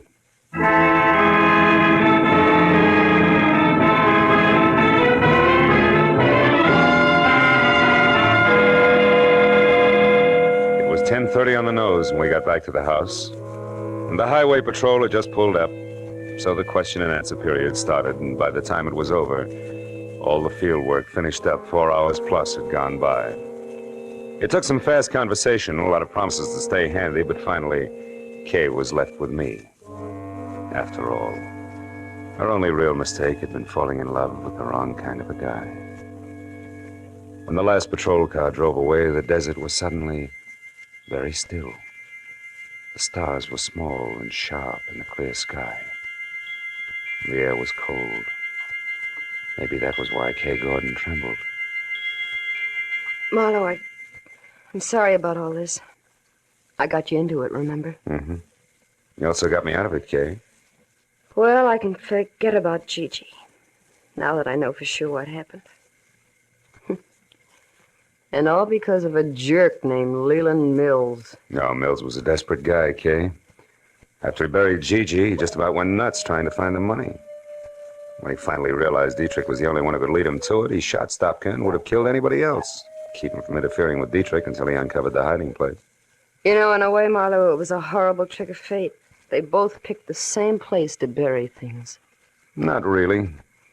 Mills and Dietrich had the same jobs to do, under the same conditions. They each had to bury something in a hurry and in the dark. So both of them picked a spot where the ground was soft and one that was clearly marked at the same time, under the water tank. Yeah. And Marlowe, I'm kind of scared. I don't like this place. This spooky little town. It's the end of nowhere. Yeah. I wouldn't be caught dead here myself. Let's go, baby. I walked Kay to her car, started her safely on her way. So long, sucker. She waved once, then drove down the road and out of sight without looking back. Soon even the sound of the motor was gone. A long night, and a strange reunion. And now 2 lonely lights were the only sign of life in lonesome Arizona. I stood on the empty highway for a few minutes and listened to the immense quiet of the desert.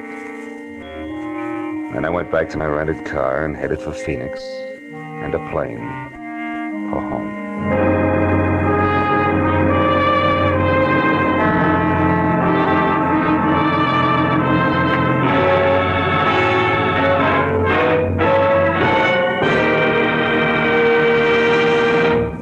The Adventures of Philip Marlowe, created by Raymond Chandler, stars Gerald Moore, and is produced and directed by Norman MacDonald. Script is by Mel Donnelly, Robert Mitchell, and Gene Levitt. Featured in the cast were Joan Banks, Edgar Barrier, Virginia Gregg, Jeff Chandler, Bill Boucher, and Jack Crucian. The special music is by Richard Orant. Be sure and be with us again next week when Philip Marlowe says... It was a weird racket that mushroomed in a world of gaudy canvas. And the man with purple hair, the inquisitive midget, and the lady with strong hands each played a part. But all that was only a sideshow when death got into the act.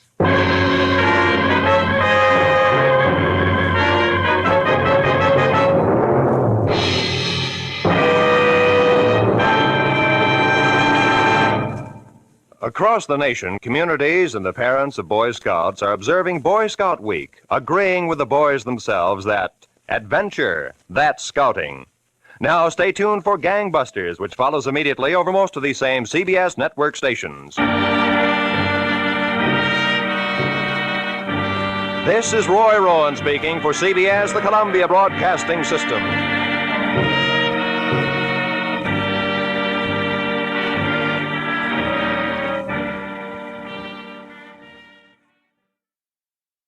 When it started, the tide was high on the San Pedro waterfront, and a hot-tempered kid had murder on his mind. But there was a knife at my throat, a beating under the piers, and a corpse on the beach before the tide went out again, and the kid was finally stopped. From the pen of Raymond Chandler, outstanding author of crime fiction, comes his most famous character in The Adventures of Philip Marlowe.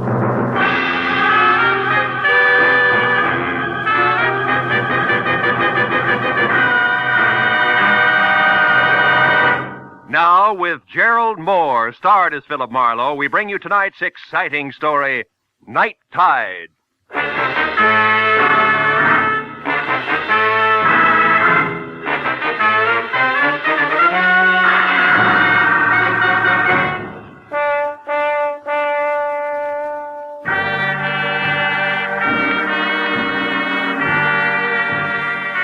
It all happened in San Pedro, the harbor of Los Angeles.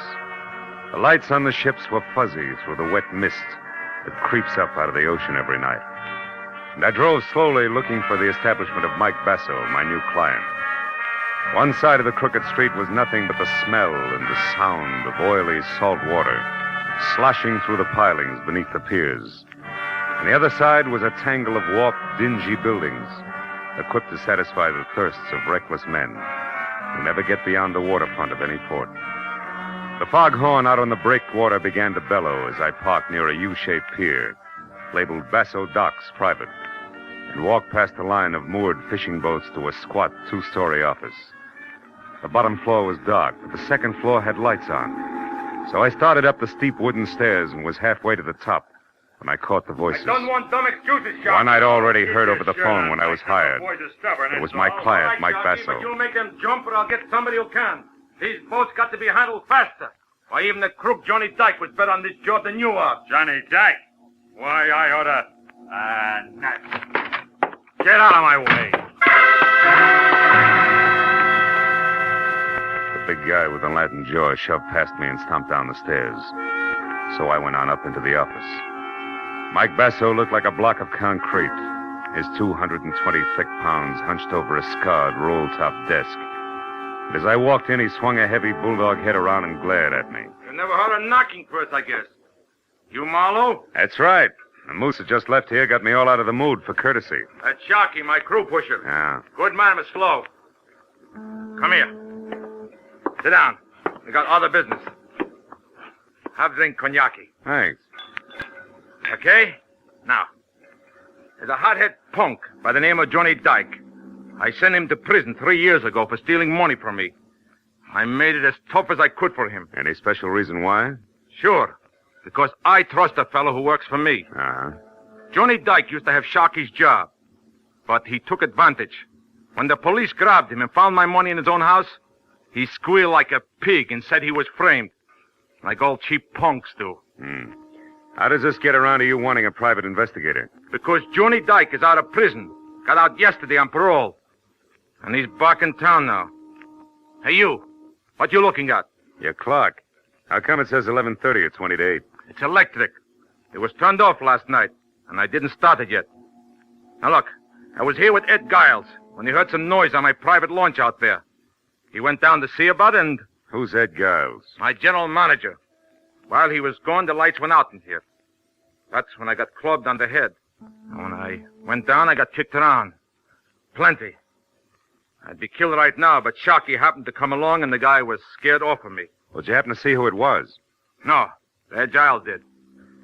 He got a good look. He admitted it. Only he claims he don't know who it was. He lies. On account of he's an old friend of Johnny Dykes. Well, maybe Giles isn't lying. What makes you so certain it was Johnny who slugged you? They found this. Just a book of matches, huh? Mm-hmm. But see how the edges are crimped. Johnny Dyke always did that. He's nervous, all the time fidgeting. Sure. He might as well have left his calling card for me. Ah, it was Johnny all right. Okay, Basso, but before you get too far in, I'll tell you something. I don't go in for bodyguarding. Who wants a bodyguard? Here's what you do, Marlowe. Find that punk, see what he's got in mind. He beat me up once. Maybe that's all he wants. Or maybe he's coming back to put a knife in me. Just find out and let me know. That's all.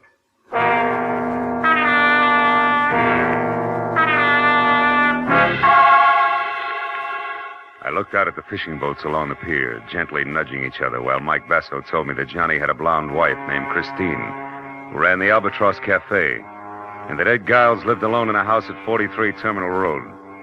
That was enough for a starter. So I said I'd keep in touch and left.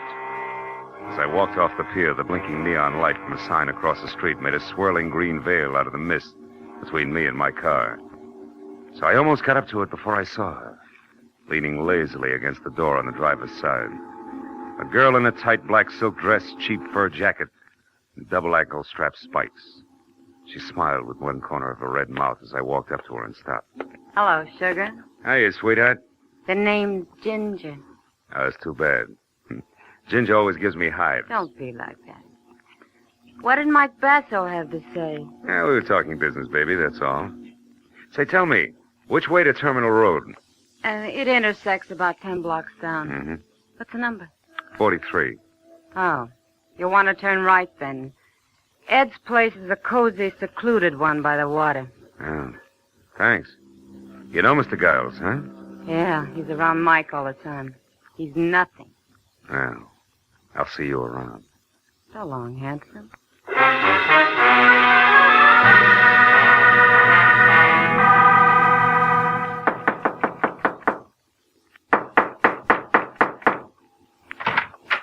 Yeah? Want something? You Giles, Mike Basso's man? Yeah. So what? I'm Marlowe, private detective. I'm looking for Johnny Dyke. Why'd you come here? Because you're a friend of his, the only one? I haven't seen or heard from him, so I'm afraid I can't help you. Now, wait a minute. Let's go inside. I'd like to talk about the kid. Now, look. He's put himself in a pretty hopeless situation coming back here to Pedro. What do you think? Because he's got enemies like Mike Basso and Sharky? Yeah. What's he going to do? Fight it out or be smart and leave town? Listen, private investigator, I told you once. I don't know because I haven't seen him. You're a liar. You saw him last night. You're working for Mike, aren't you? Get out, beat it. Don't shove. I'll shove harder than that, brother.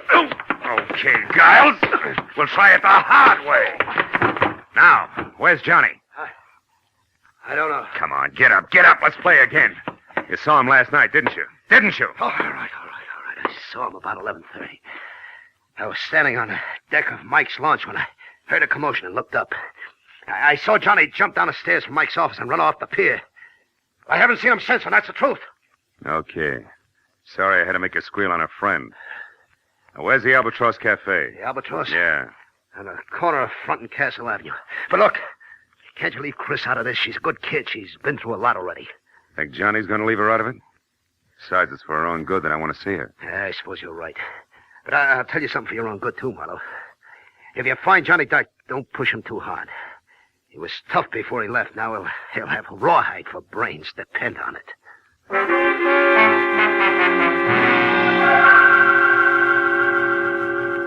At the corner of Front and Castle, I spotted the Albatross Cafe. half on land, half teetering on a set of spindly stilts ringing the high water mark with jagged lumps of barnacles.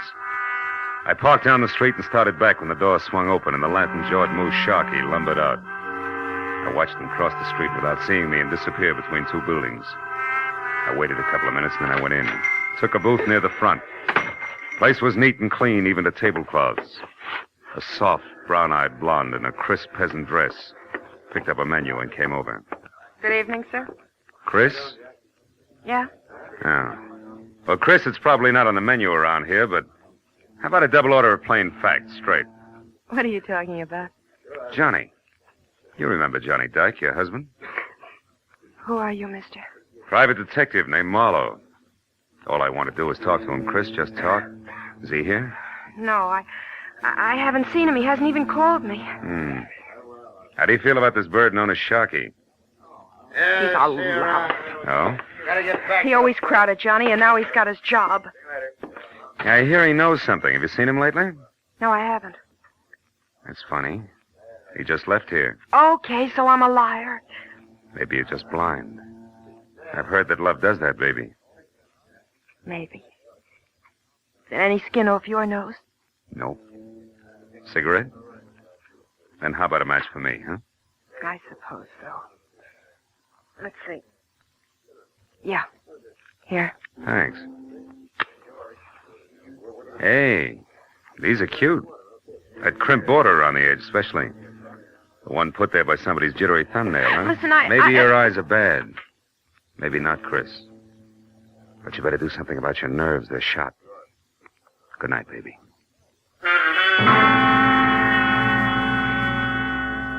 I didn't look back, but I knew she was watching me all the way out the door and down the street, so I made it real good, as far as the next block and around the corner.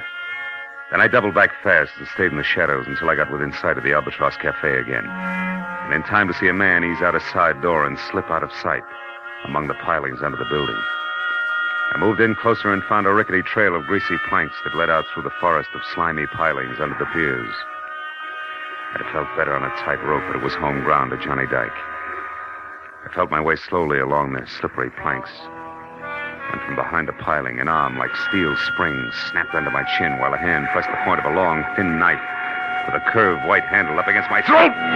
You said you wanted to talk to me, Marlowe, so talk. But fast, because I don't have much time. Ease up on my throat, will you? Okay. Hey, there. You're a sucker. Why don't you try to give up? Trying to even the score. Get out of town and forget it. Yeah, sure. Sure, to you, that's easy. You didn't spend 3 long years in the cooler for something you didn't do. I'm going to get even, all right. I don't know how for sure yet, but I will. Wind up right back in the coop, sucker. If it keeps this time, is it going to be worth it? Could be. I was a good boy up there. Every time I wanted to slug a guard, I said, Mike Basso to myself instead. Now I got it all bottled up inside me. I'm not going to carry all that hate around forever. I'm going to get rid of it, and there's only one way to do it. Ed Giles was right. You've got rawhide for brains.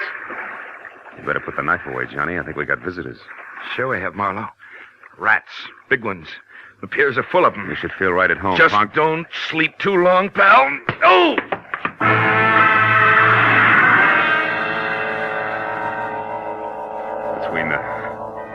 Between the throbbing in my head and the numbness across my shoulders where my back had struck the planks, it took me 5 minutes to get to my feet. And another 5 to climb up to street level. By then, the pier was deserted. So I headed for the Basso docks on the double with the unpleasant answer to my client's question, plus the added attraction that I'd even seen the knife Dyke intended to use. I still had a block to go when I saw a hulk that had to be Sharky stride off the pier and turn in my direction. When he got close enough, I hailed him. Yeah, I'm Sharky. What do you want, bud? Is Mike still in the office? Who wants to know? Come on, this is no time to stall. Heavy, I'm Marlowe. I'm working for him. I got a message you won't keep. Is he there or no? No. The office is locked up. He's gone. I'm looking for him myself. Why? What do you want him for? Because I'm pretty sure that Johnny Dyke is holed up in the back room of the Albatross Cafe. Yeah, I only wish you were right, Sharky, but you're about a half hour too late. Hey, what was that? Came from up the street there. Yeah, let's go, Sharky. Maybe we're both too late. Let's find out. Yeah. Hey, what? The dame by the guardrail. It's Ginger, a pal of Mike Basso's. Yeah, you're right. Ginger! Ginger, what's the matter? What happened? Go down there. Take a look, will you? I'm scared. Down where, Ginger? In the water. I think maybe I'm going to be sick. Marlowe. Hey, Marlowe, come here. Look. Holy smoke. There's Mike down there with a knife in his back. Yeah. A long, thin knife with a curved white handle. Belongs to a guy named Johnny Dyke.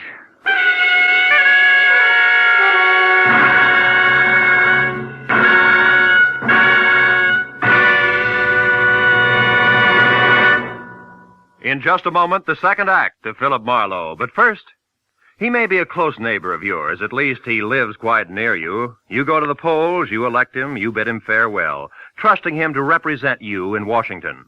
From then on, what happens to your congressman in the nation's capital? What pressures are brought to bear on him? In how many hundreds of fields must he rapidly become a good expert? Why does he vote as he does? Tomorrow night on CBS, you'll hear Ralph Bellamy, star of radio, stage, and screen, playing a typical freshman congressman in the 81st Congress. His story will be a drama taken from interviews and talks with many regular congressmen, with Washington experts, with politicians, with voters like yourselves. This CBS documentary unit drama, The People's Choice, starring Ralph Bellamy, will come to you over most of these same CBS stations. Now, with our star, Gerald Moore, we return to the second act of Philip Marlowe and tonight's story, Night Tide.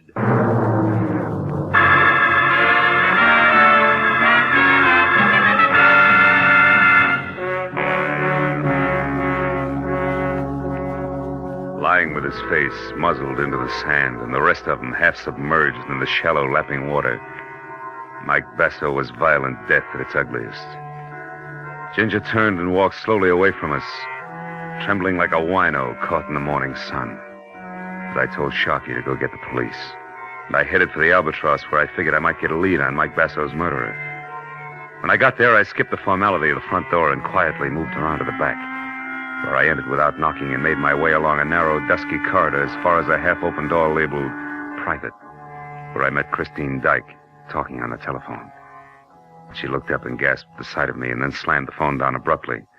I was willing to bet that the party on the other end had been husband Johnny. Nobody else. What do you want, Marlowe? Most of all, one Johnny Dyke in handcuffs. Don't bother with the my man pitch, honey, because at the moment the lyrics will make me sick. I just left a corpse that used to be Mike Basso. Basso? Dead, Marlowe? Yeah. All because of Johnny's knife that's sticking in his back, Chris. No, Marlowe. Johnny wouldn't do a thing like that. He couldn't. You're wrong, Chris. He did. Now, where is he? I don't know. You're lying, baby. You were just talking to him on the phone. You gotta know. No, I don't. He didn't say where he was Oh, what? or anything about Basso being dead, so... Don't move, Marlowe. Well, husband with knife, wife with gun. Charming couple. Never mind that. I'm not going to see Johnny in trouble again for something he didn't do. So get in that closet, Marlowe, where you'll be out of the way. Now. All right. In it is. But first, baby, a word of advice. He isn't worth it, believe me. I don't. So get in and keep your mouth shut. The closet in Chris's office, which doubled as a storeroom for the restaurant, had no window and a 3-inch thick oak for a door. So I was 20 minutes as a one-man mob scene bouncing the inventory around before I was heard. And a little man with a big meat cleaver who belonged in the kitchen opened up and demanded to know what I was doing in there. I heaved the number 10 tomato juice can at him for an answer, started running, and didn't stop until I was outside, in my car, and pointed for Ed Giles' cottage. The only other place I knew where Johnny Dyke might go for help.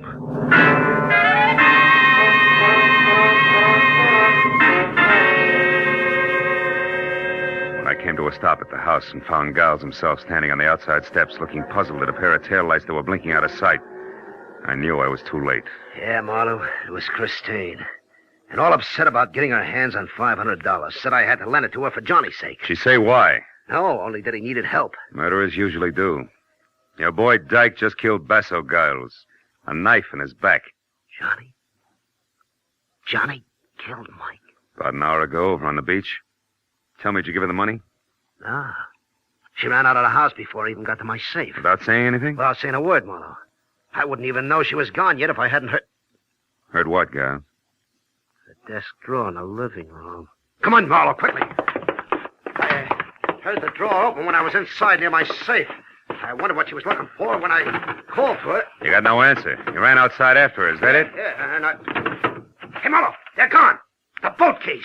She must have taken them for Johnny. Asking for the money was only a trick to get me out of the room. Wait a minute. What boat keys are you talking about, Guy? The master said, Marlowe. 2 keys on a large brass ring. They fit the ignition lock on any boat at the Basso docks. She knew I had them. Yeah, but she also knew that even as a friend of Johnny's, you'd balk at handing him over if you knew he'd killed Basso, right? Or are you still shielding old friends, Giles? Which is it? Don't be stupid, Marlowe. I'd draw the line someplace. All right. Now, one more question. Do you have a gun? A gun? Oh, yeah, I do. Good. Then get it, because we're going to the Basso docks, Giles. Come on. We both piled into my car, and in something less than 10 minutes, ripped through the wide, empty streets to the Basso docks, which were 2 parallel piers set about 100 feet apart and jutting out deep into the bay with more than a score of boats moored to the inboard side of each. But when we were out of the car and saw nothing of Johnny Dyke or the girl, and heard no sound other than the dull thump of wood on wood and the rhythmic slap of water against the hulls, I decided that we should split. And I told Giles to search one pier carefully while I took off for the other. But a minute later, just as I started out alone over the oil-soaked planking, I remembered the panoramic view of the docks I'd gotten earlier that evening from Basso's office. So I stopped, then turned and ran for the flight of wooden steps that led to it. I was halfway up them when I stopped again. There was somebody ahead of me and with a key opening the office door. I crouched low, then moved closer one slow step at a time toward what I knew might be Johnny Dyke. But in the next second, a light clicked on in the office, and I forgot all about being subtle and leveled the .38 in my hand at the belt buckle of the sharply silhouetted figure. It was Sharkey. I wouldn't move if I were you, Buster. Who is it? Marlowe, Sharkey. Who are you expecting? Nobody, funny man. But I wouldn't want it to be Johnny Dyke at the moment. He might want to settle old scores. You know, Marlowe, the price for 2 murders is the same as the price for 1. So I've heard. But now, lest we stray from the subject, Sharkey, do you mind telling me what you're doing here? And don't say I'm getting personal or I will. Come on, talk up like a big boy. All right. I'm here because I don't like cops. Right now they're down on the beach swimming around Basso's body like kids around a maypole. Also, I figured that before he blew, Dyke might come up here after the money he knew Basso always kept on hand. Satisfied? In a word, no. Why not? Because I buy the switch first. You're here, Sharkey, to steal that dough and let people think that Dyke took it on his way out. You can't prove that, Marlowe. Only because I haven't got time. You see, Sharkey, it's an odds-on bet that Dyke's out on one of those boats right now. Just waiting for the... What is it, Marlowe? Sharkey, what time is it? Huh? The time! Quick, what is it? It's 11:35. Why? What's that got to do with Dyke shoving off? From where I stand, everything. Now, look, Sharkey, get back down to those cops. Get them up here. And... Hey, Marlowe, look. Over there at the end of the starboard pier. It's Dyke. Yeah, and trying to get away. Go on, Sharkey. Get to the cops. Fast.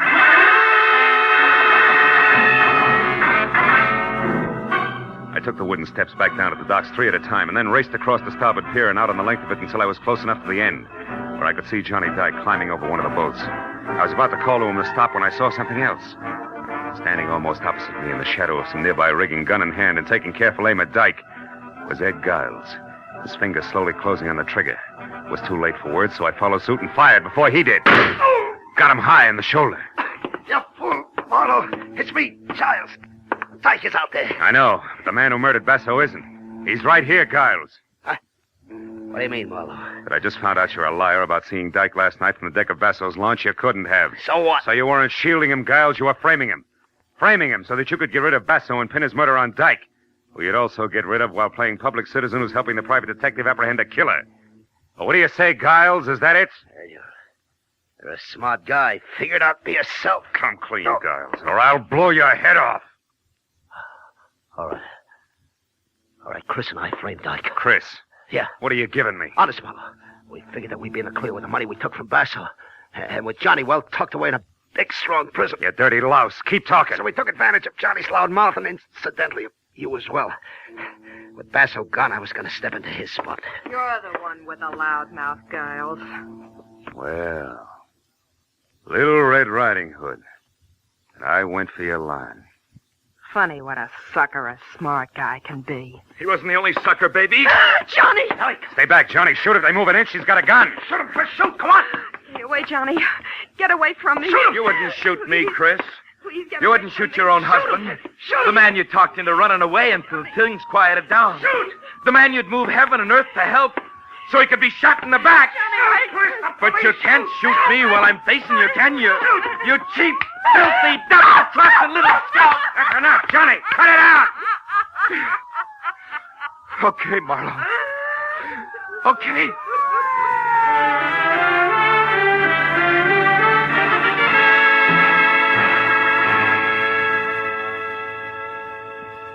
It was a long hour of questions and answers before the police were finished. And they'd left with Chris and Giles in tow. And Johnny and I were standing alone out on the end of the pier, where I was looking down into the shallow black water below and listening to him try to convince himself that the whole night had been something more than a bad dream. Chris against me. Giles against me from the very beginning, Marlowe. That's right. Giles because he wanted to be in Basso's place. My wife, Chris, because she wanted him. That's right. When Basso hired me to see what you had in mind after that beating he'd taken from what he thought was you, but was really Giles laying the groundwork, I fell into the role of star witness. Somebody reliable enough for them both to play against. Oh, yeah, I get it. Yeah, so you could testify that at first Giles had tried to shield me like a good friend. Yeah. And in the end had to kill me when I tried to escape. Sure. And just to make sure there were no slips, Cress kept feeding you instructions under the heading of wifely advice. Yeah, it practically ran on a timetable, Johnny. Yeah. But there was one slip. I found out Giles was a liar and trying to frame, not shield you. Huh? How was that, Marlowe? Well, look, he said he saw you beat up Basso in his office at 11:30 last night when he was down on the deck of Basso's private launch, investigating a strange noise. Yeah? Well, Johnny, he couldn't have. Because at 11:30 last night, as well as 11:30 tonight, the tide was low. And of course, the launch with it. And from Basso's office, you couldn't even see the launch. Yeah. Or the other way around. From the launch, you couldn't see the office, right? That's it. So in the end, Johnny, you did have a friend who stuck by you. The sea. Yeah. I guess that's as good a place as any for me. Maybe the sooner the better. Any place in particular? No, just the sea. I'll drop you a card whenever I make port, Marlowe.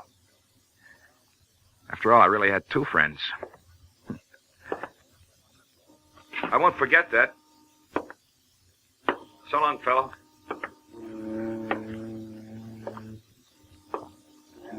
I watched him walk away until he'd gone the length of the empty pier and was swallowed up in the emptier night. Then I turned back to the shallow black water beneath me, which, where the sea and the land were close to meeting, was coated thick with oil and dirty and almost stagnant. And I thought a lot about Johnny, people like Chris and Giles he'd mixed with and trusted. I felt sorry for him.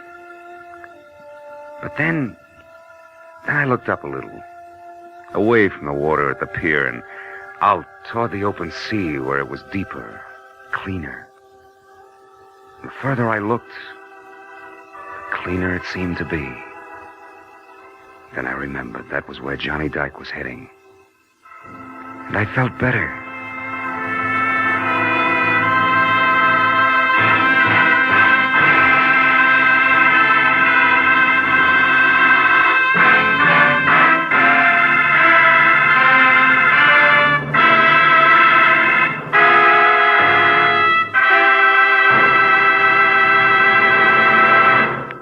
The Adventures of Philip Marlowe, created by Raymond Chandler, star Gerald Moore, and are produced and directed by Norman MacDonald. Script is by Mel Donnelly, Robert Mitchell, and Gene Levitt. Featured in the cast were Michael Ann Barrett, Lou Krugman, Howard Culver, Frank Gerstle, Georgia Ellis, and Frank Richards. The special music is by Richard O'Runt.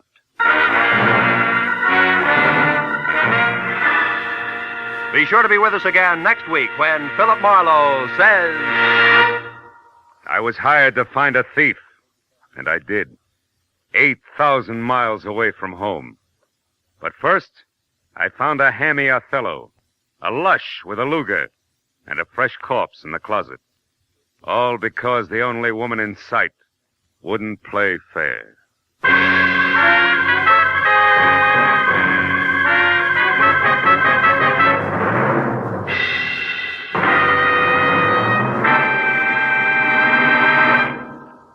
tortoise told a household pest, goodbye, goodbye. An MD said, you'll pass the test, up in the sky.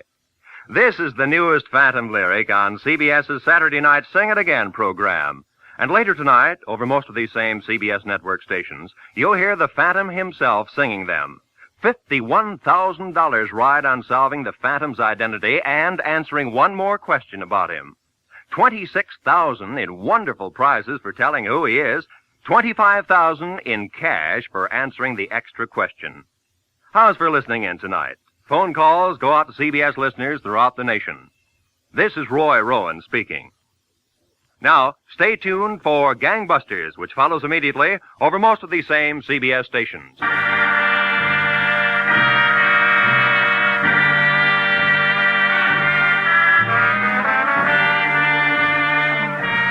This is CBS, the Columbia Broadcasting System.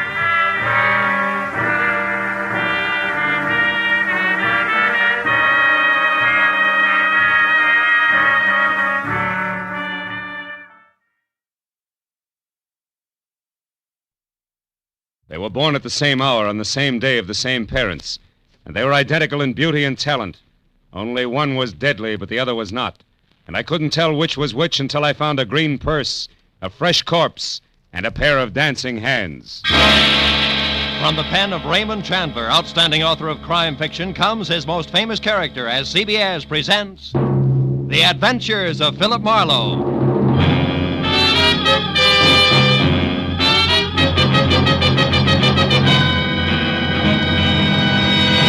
Now, with Gerald Moore, starred as Philip Marlowe, we bring you tonight's exciting story, The Dancing Hands.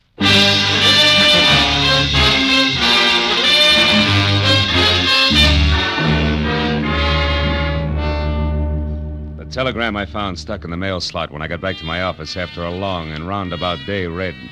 Enclosed, find a $50 money order. I want you to investigate a man. A table is reserved for you at the Saddle Club where I work. Come in time for the second show at 11, important. It was signed Beth Tyler. So at 11:15 with $50 worth of inspiration behind me, I drove over the Cahuenga Freeway and out Ventura to the Saddle Club, which pretended to be Old English by showing its beams through a flagstone facade. I went in the carefully rough-hewn oak door, and even before my eyes became adjusted to the cozy lack of candle power inside, Neil Redmond, owner and operator of the place, glided toward me, sporting his genial host smile, which tonight was even more forced than usual. How are you, Marlowe? It's been a long time. Business a pleasure, Phil. It's always a pleasure to come to the Saddle Club, Neil. I've even got a reservation. You know my food better than that, Marlowe. Uh-huh.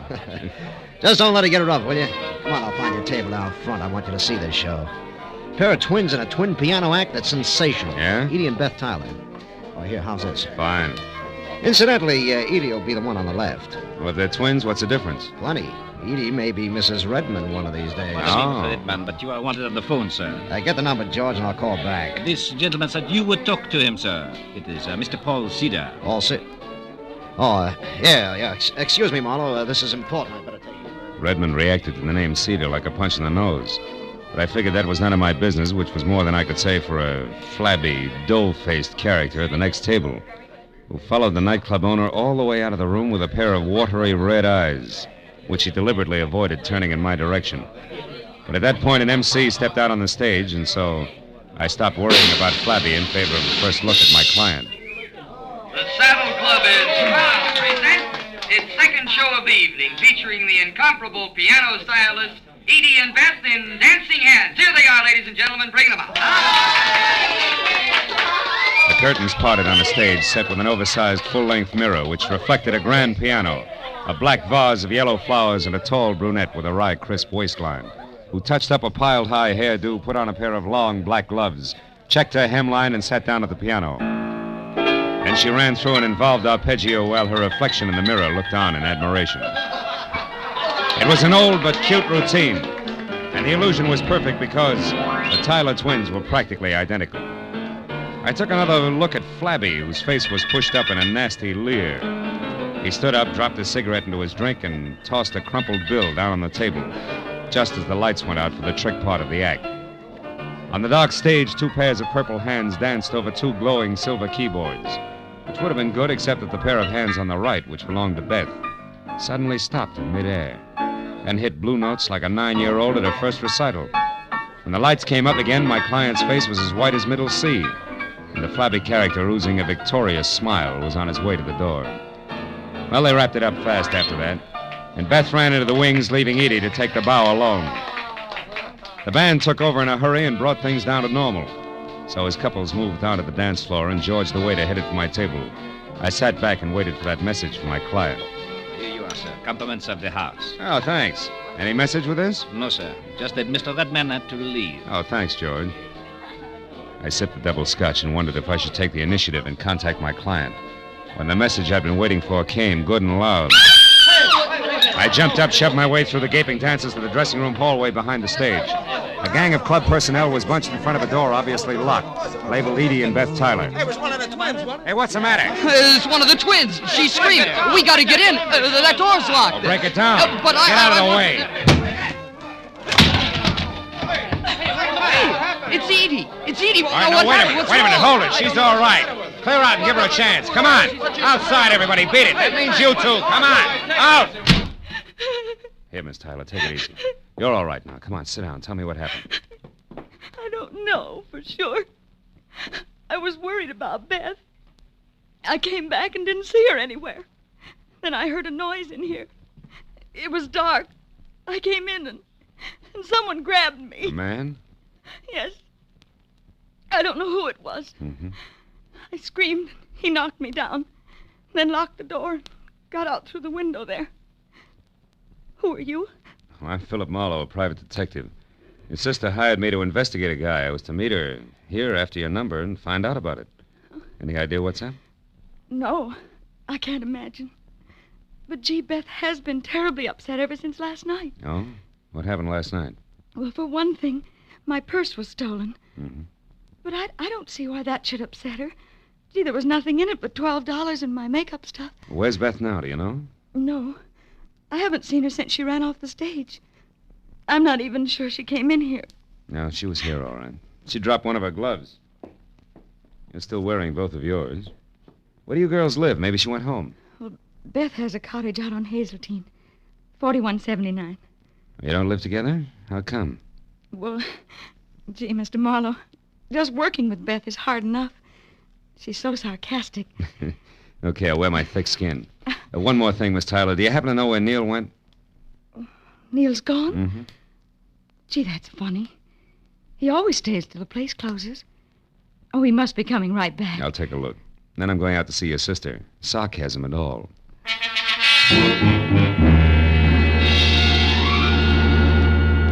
I spent 10 minutes questioning the help on the whereabouts of the boss and got nothing but double talk for answers. So since I was still carrying Beth's glove around with me, I dropped it in my pocket and went outside to my car. I'd opened the door and slid far enough under the wheel so I couldn't back out before I realized that the dough-faced Flab was already there on the seat.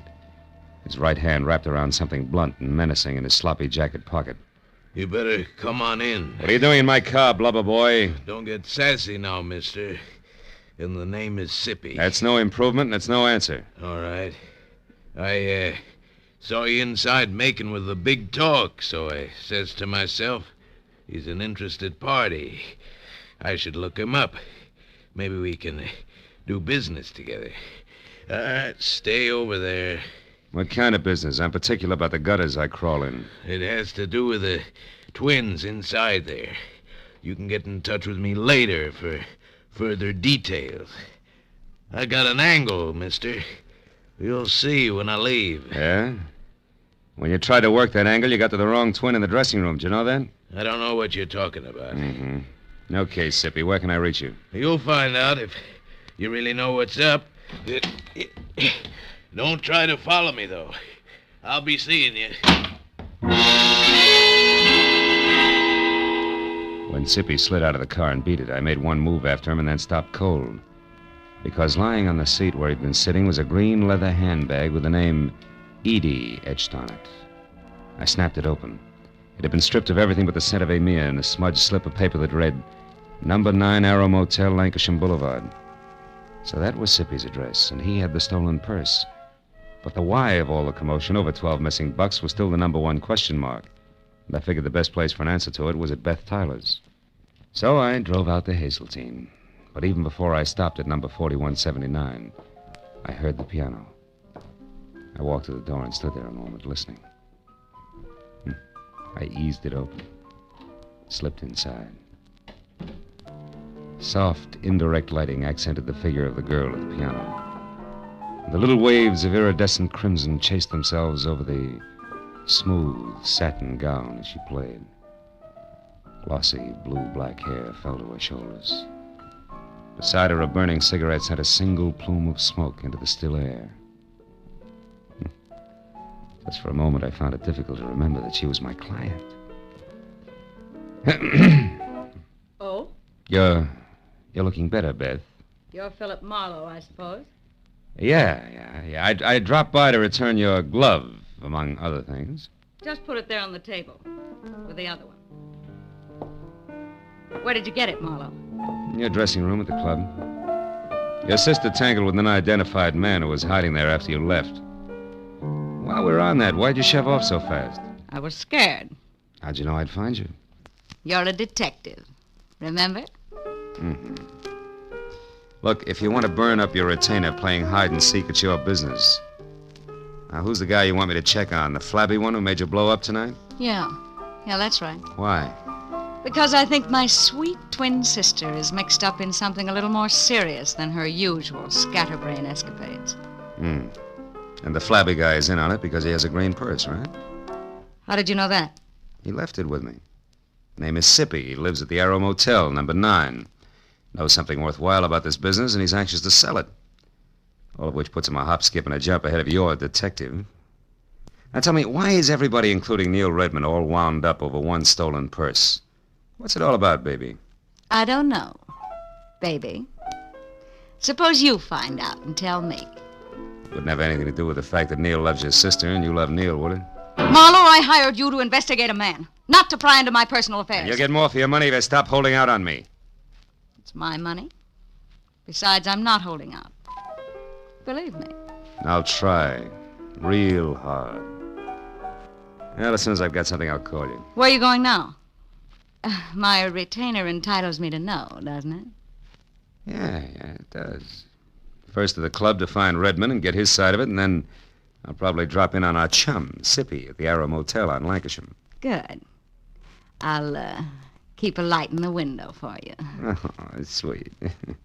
Also keep your door locked. From the inside, baby.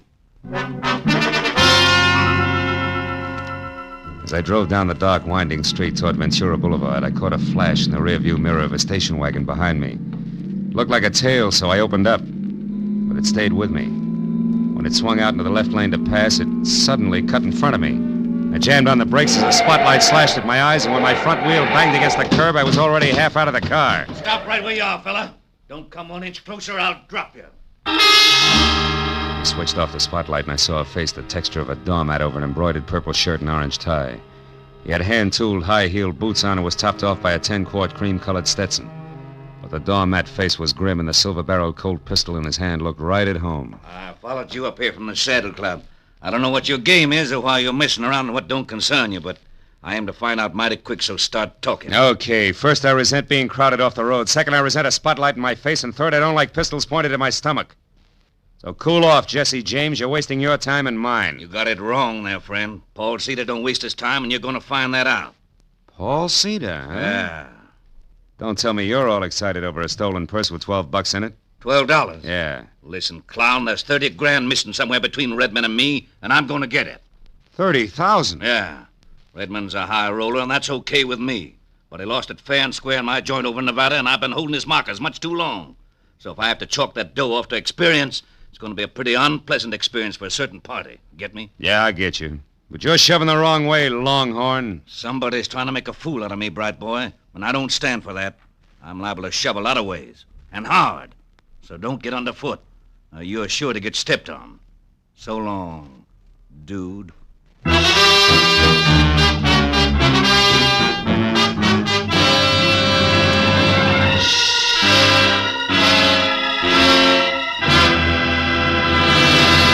In just a moment, we'll return to the second act of The Adventures of Philip Marlowe. But first, tomorrow marks the anniversary of an important event in American history, the signing of the first peace treaty between the Indians and the Plymouth colonists.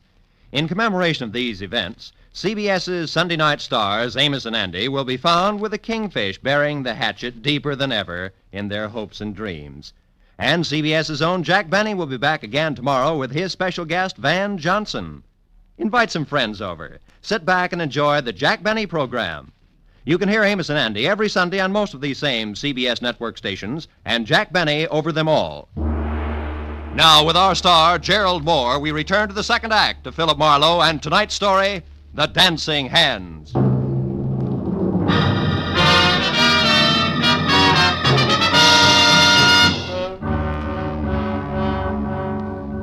When the Texan from Nevada galloped off in his trusty station wagon, I forgot all about Neil Redmond and headed instead for Sippy and his further details at the Arrow Motel on Lancashire, where Bungalow 9 turned out to be an all-alone green and white collection of clapboard that showed light, a half-open door, and nobody home to my knock.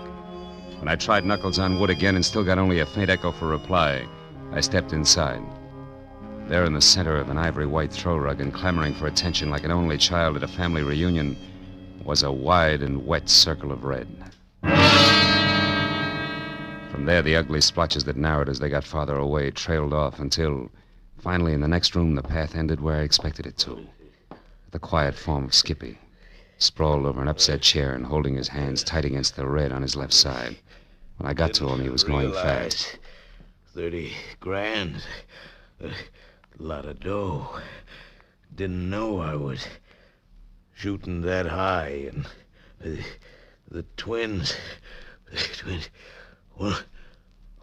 One what, Sippy? One of them... Did one of them do this to... He's dead, isn't he, Marlowe? Yeah. Yeah, Redmond, he's very dead. Oh, no, Marlowe. I only found him a few seconds before you did. Yeah, and the rest of that run, you heard someone coming, you didn't want to be seen, so you ducked back out of sight, huh? I don't buy it, Redmond, because for one thing, it's too pat. For another, how do you explain being here in the first place? Come on, fast. Okay, I'm here because I'm in a nasty jam. Like what? Like $30,000 I've got to pay in the next hour to a guy named Paul Cedar who's running out of patience in a hurry, believe me. About that I do. I've already met the gentleman. But right now, Redmond, we're talking about Sippy. Okay. Last night I had things to do, so I gave Edie Tyler the money for the payoff to Cedar. A couple of minutes after she stepped out of the club, somebody roughed her up and got away with her purse and the 30 grand. You're a liar, Redmond. Edie herself told me that purse only had $12 in it. How come? Simple like, Marlowe. In my business, you never yell copper too soon or too loud. It doesn't pay. Mm-hmm. Now look, for the third time, Redmond, you and Sippy, how do you figure? I don't know. He was at the club tonight, acting funny. When he left, I got a glimpse of Edie's green purse sticking out of his topcoat pocket. Later on, I saw him run away from the car near the club, so I followed. I ended up here a couple of minutes behind him, and that, Marlowe, is the truth, I swear. Which you do at the drop of a... Hey, wait a minute. Look, if you're telling the truth, I begin to get a different picture. And by that, I specifically mean a very talented but very sly dame named Beth Tyler. Oh, no, Marlowe. Why not? Because you love Beth's sister? Face it, Redmond, it doesn't add up any other way. Sippy here couldn't have stolen that purse from Edie. If he did, he'd have taken his dough and blown, not spent his time putting out feelers. But on the other hand, if Sippy happened to see Beth take it from Edie, empty it and toss it away, we've got another story, right? Yeah. Because he wouldn't make a move until he knew how much she had gotten away with. Exactly. But there he ran into trouble because he was trying to get close to Beth, and in doing that, he got mixed up and went for Edie instead, like tonight at the club. Sure.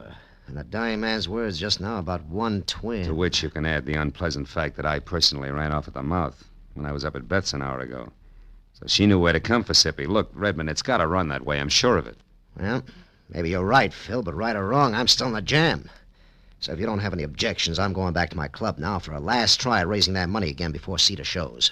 You mean you're going to face him, Neil, with or without it? I've got him, Marlowe. You see, I own a fast club, all right, and I gamble a lot, too. But I don't welch on my markers, no more than I knock over flabby little guys. You know what I mean, Phil? I think so. But don't fold now, Neil, because I might still be lucky enough to catch up to Beth Tyler and your money both before your time runs out. And right now that means fast to a phone and a call to Edie, who might know which way a runaway twin would head. I'll see you, Neil.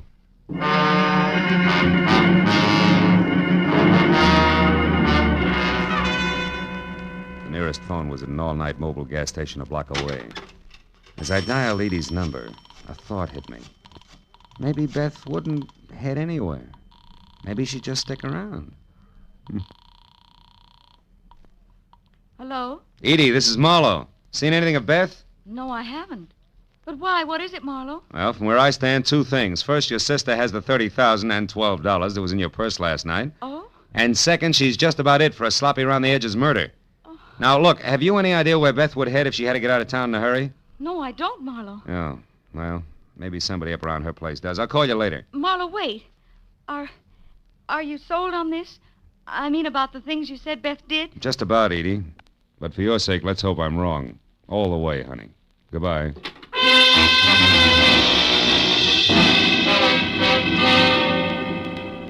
Driving fast back toward Beth's place on Hazeltine still left me enough time to think about a not-too-small detail that I'd completely overlooked.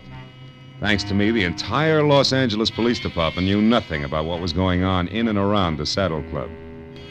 5 minutes later, when I'd parked away from the dock and obviously deserted number 4179, and I'd walked back and around to a pair of uncurtained French doors at the side, I knew that oversight is what is generally called a blunder. But in the next second, I knew it was nothing compared to the one I was making currently. If you so much as turn your head again, Marlowe, I'll kill you. Not like you did Sippy, please, Beth. I'd hate to go that way. Sippy was a mistake, Marlowe, believe me. I was rushed. So you shot and ran, huh? Yes. But I didn't run too far, because from where I stood, I could hear and see both you and Redmond and talking the whole thing over. And when you knew that we'd caught on to your act, you decided to follow me and see where I was going before you made your next move. Is that it? Exactly. Now get inside. Go on, the door's unlocked. All right. Now get over there, near that closet, and don't turn around. Why not? Afraid of the look on my face when you shoot? Shut up, Marlowe. And stop being brave, because unless I have to, I'm not going to kill you. After all, you've already served your purpose. Which I presume was getting mixed up in this mess just long enough to find out about Sippy for you. You presume correctly. Also, you talk too much. Now open that closet and get inside. All right. Go on. As you say. But first, baby, one question. Did you do all this for the $30,000 alone? Or does it tie in with Neil Redmond and the way he feels about your sister Edie? It's a little bit of each, Marlowe. But as I said, you talk too much. So get in there and shut up.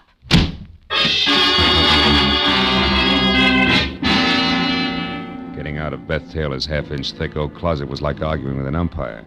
You couldn't be subtle. So 20 tiring minutes went by and the heels on both my feet were numb before the paneling finally gave in and I was out and over to the telephone to put in a call to the police.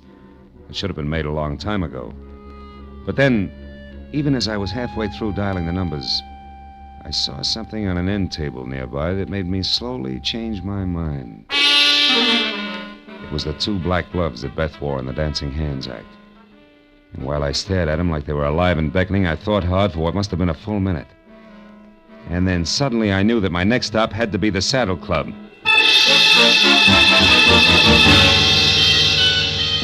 As I parked at the Saddle Club, I saw light drifting out of Neil's office, which was something I'd expected.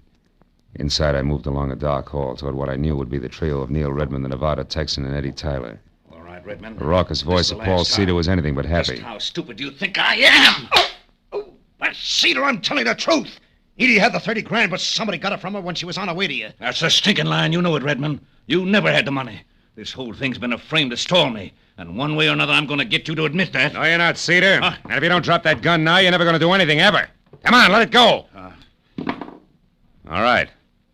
Now sit down and shut up and listen hard because Redmond's telling you the truth. What? Marlowe, you know where the money is? That's right. And I also know who took it. Less than an hour ago, a little after I called you, Edie, Beth caught up to me and confessed the whole shebang, exactly as we figured it, Neil. You mean she admitted getting the money from Edie and using you to locate Sippy? That's right. But there's only one drawback to everything she admitted. None of it's true. What do you mean, Marlowe? I mean, Cedar, that Beth Tyler didn't steal your money from Edie here any more than she killed Sippy. I also mean that as far as I can tell, Beth Tyler was nothing more than a girl who played the piano and got upset when a stranger named Sippy started to bother her. That I never saw the real Beth Tyler after she ran away from a piano in the club tonight. That she's dead and that you, Edie, have been posing as Beth all night because, 1, you yourself stole Neil's money, and 2, you murdered your sister as well. No! Yes, Edie, come on, admit it, it's true. No, it isn't. I guess it is at that, Marlowe. And Beth's body? In our dressing room. In the closet. I didn't want to kill her.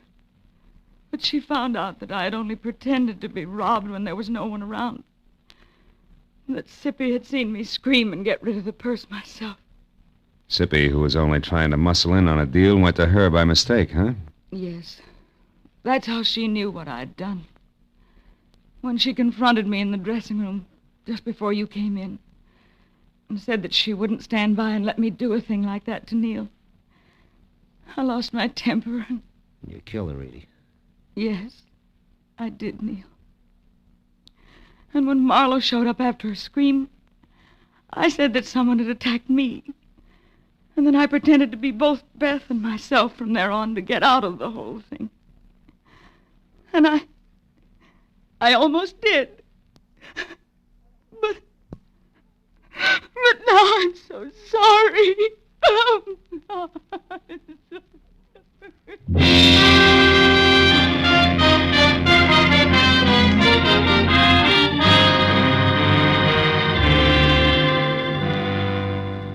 couple of bad hours went by before the police had everybody's story, and Paul Cedar and the 30,000 was gone for Nevada, and Edie was gone for good. That left just Neil Redmond and me alone and standing near the main bar in the club. Neil was doing his best to stay all in one piece. Well, Marlowe, it's been a tough night for you, hasn't it? Yeah, but a tougher one for you, Neil. What with Cedar and the money and... The girls, Marlowe? Yeah. Yeah. At least it came out right before the cowboy got too tough, thanks to you. So tell me, Phil, how'd you know that Beth was dead and that Edie was both people all along? That was a couple of gloves, Neil, the ones they wore in their Dancing Hands act. You see, when I first met Edie in the dressing room, she was wearing hers, and one of Beth's was on the floor. Hey, pour me one, will you? Yeah. Okay. I took it, and later when I met what I thought was Beth, I returned it, and she put it with what we both thought was its mate. I hear you. Thanks. But a little while ago, when I got close to the gloves again, I saw that couldn't be, that they were both for the left hand, Neil. Ah. Then when Edie went to Beth's place to pass herself off as her sister, who she had already killed, she was smart enough to know that she should have only one glove around. Yeah, but not smart enough to think about which glove it should be. From there, I worked backwards. Until you got to the three of us at the club and tried what you knew might be the right answer. Mm-hmm. Well, you were right, Phil, all the way. Yeah, but I was still gambling. If I had been wrong, Neil, I was giving the real Beth a long head start. It's always that way when you gamble, Phil. I know. Sometimes you pick right, sometimes wrong. Mm-hmm. Cards, dice. Even with twins. Good night, fella.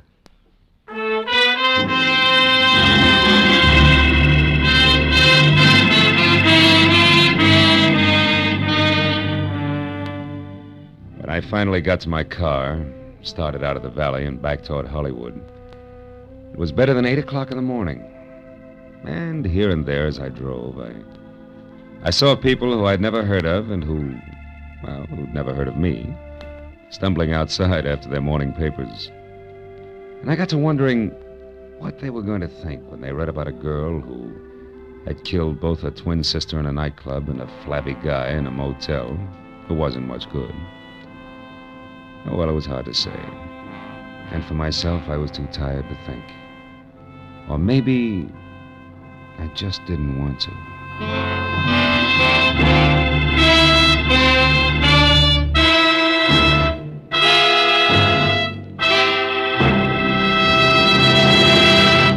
The Adventures of Philip Marlowe, created by Raymond Chandler, star Gerald Moore, and are produced and directed by Norman MacDonald. Script is by Mel Donnelly, Robert Mitchell, and Gene Levitt. Featured in the cast were Vivi Janis, Lou Krugman, Ed Begley, Paul Frees, and Bert Holland. The special music is by Richard Orunt. Be sure and be with us again next week when Philip Marlowe says... When it started, it was simple. Just a lawsuit for damages. But before it was over, it was far from simple, and the damages were murder. All because of a red-headed woman, a ghostwriter with ambition and a match that burned with a bright green flame.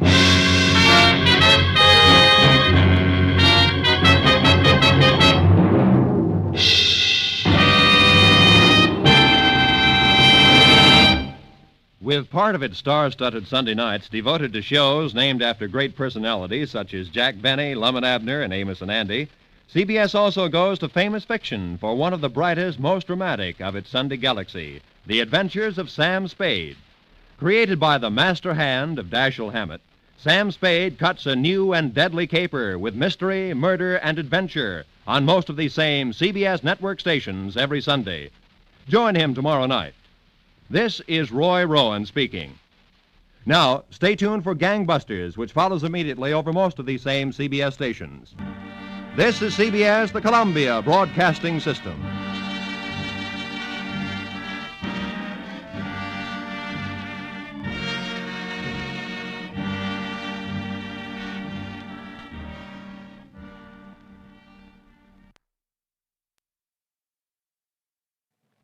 The startled corpse, a blue-eyed woman, and a cryptic message scrawled by a dying man, were the pieces of a Chinese puzzle that wouldn't fit together until I found out what was deadly about the orange dog. From the pen of Raymond Chandler, outstanding author of crime fiction, comes his most famous character as CBS presents The Adventures of Philip Marlowe.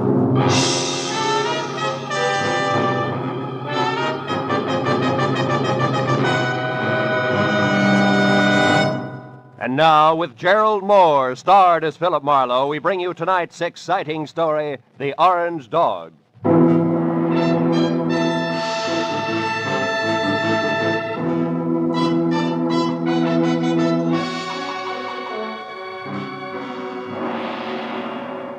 By 6 in the evening of a very slow day, I'd resigned myself to the business of no business. So I took my feet down from my desk, switched off the lights, and started out the door for home with the prospect of a nice, quiet evening ahead of me. But I didn't make it, even as far as the door. Oh. Hello, Philip Marlowe. Marlowe, my name is Shelley Martin. I'm at 8412 Los Feliz, a private residence. I want you to come out here right away. My sister is in a jam, a nasty one. Well, Miss Martin, as a matter of fact, I was just closing up for the night, and I was... Look, you. I need the services of a private detective right now this minute, and I'm prepared to pay for them. There are plenty of others in town. Are you coming or not? Yeah, okay, and thanks for the reminder. That's me you hear sprinting up your front walk. That's much better. And Marlowe, bring your brains along. You're going to need them.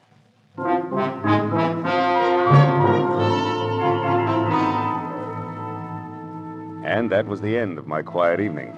But I just couldn't resist those government engravings of Mr. Lincoln. So I drove down to Weston, turned off on Los Feliz, and found the number 8412. The yard was an overgrown tangle of perennial plants losing their battle with the weeds. It was like a girl in a strapless evening gown with her hair up in curlers. However, I could see a light through the Venetian blinds, and the doorbell worked with a resonant two-tone chime that caused the door to open just far enough to allow a pair of eyes so blue they were almost purple to peek out at me. Yes, what is it? I'm delivering that private detective you ordered. Oh, Marlowe. Come in. Thanks. Sit down, won't you? Thanks again. All right, what's the next move? It's about my kid sister. She's involved with a man named Lou Horner, a San Francisco broker. She's quite deeply involved, I'm afraid. Oh? You see, some very strange things are going on, Marlowe, and my sister is a naive kid caught right in the middle of them. Yeah, I see. What sort of strange things, Miss Martin? Shelley. Sweet. Well, to begin with, when I arrived from San Francisco today, my sister called me and asked me to meet her here in this house. When I got here, the lights were on, the radio was playing, and the front door was open. But the place was deserted. Whose house is it, Horner's?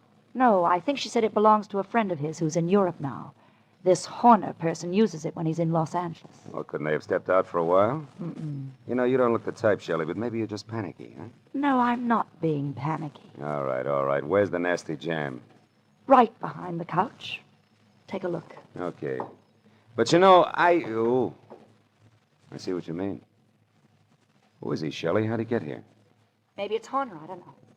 I tried to search him, but I couldn't. Mm-hmm. Well, it wouldn't have helped anyway. Whoever shot him cleaned him out. No wallet, no papers, nothing. I found this magazine lying under his hand. Look here. Mm-hmm. He must have written this just before he died. Where's that? Here. Oh. It says, call Marion tonight about the orange dog, a foe. Orange dog, a foe. For what? That's why I called you, Phil. Marion is my sister. And whatever the orange dog of foe is, it must be awfully important. We've got to find out what it means, Phil, for Marion's sake. So far it means murder, honey, and that's for the cops. No. Well, all right, call them. But keep Marion's name out of it. A thing like this could destroy her. But look, maybe she pulled the trigger on our friend here. Maybe, but I don't think so. She's a sweet kid, Phil. Give her a break. If I'm wrong, I swear I'll help you bring her in myself. Is that fair enough? Okay, Shelley, it's a deal. It makes just as much sense as the orange dog of foe, but no more.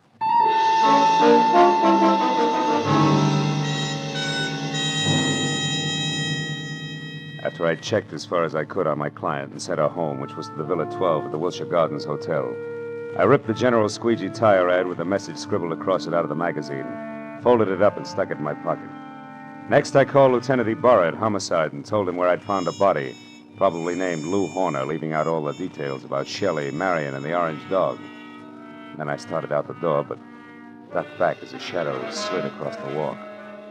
I caught a glimpse of a large, ugly head of long, dirty hair set on a small, ugly body that was moving fast. By the time I got out on the walk, Longhair was already putting mileage on a green coupe with a broken tail light. It winked mockingly as it went out of sight. So I got in my car and headed for New Chinatown. It was the logical place to get some information regarding a Chinese dog. I saw a light filtering through a dingy window, illuminating the words James Tang, dealer in Oriental curios. Inside the musty shop, a little man, dressed in a black kimono, drifted forward, softly. Yes? I think perhaps you can help me, huh? I am honored. To be able to help will bring fragrance of plum blossoms to my nostrils, carpet of rose petals to my humble floor, and 1,000 blessings upon my head. Oh, that's very pretty. Tell me, what is the dog of foe? The dog of foe? Why, this fantastic creature here is called the dog of foe. His fierce eyes and snarling mouth are to frighten away evil spirits from temples of Buddha. Why do you say called the dog of foe? Amateur collectors and auctioneers have named him that. It sounds exotic to cash customers. Actually, he is a lion. The lion of Korea. I see. Tang, would you happen to have an orange dog of foe? Very strange that you should ask that, my friend. Strange? Why? Reason number one.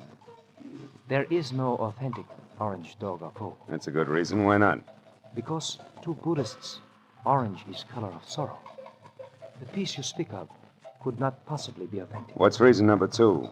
You are second person to inquire after this non-existent orange dog of foe within the last few minutes. Was it an ugly little man with long hair? Quite contrary. It was a very pretty girl with short hair. Was her name Marion? She made point of not leaving her name. Now that proves something. However, my friend, old Chinese proverb, loosely translated, says a little knowledge is the instrument of a fool.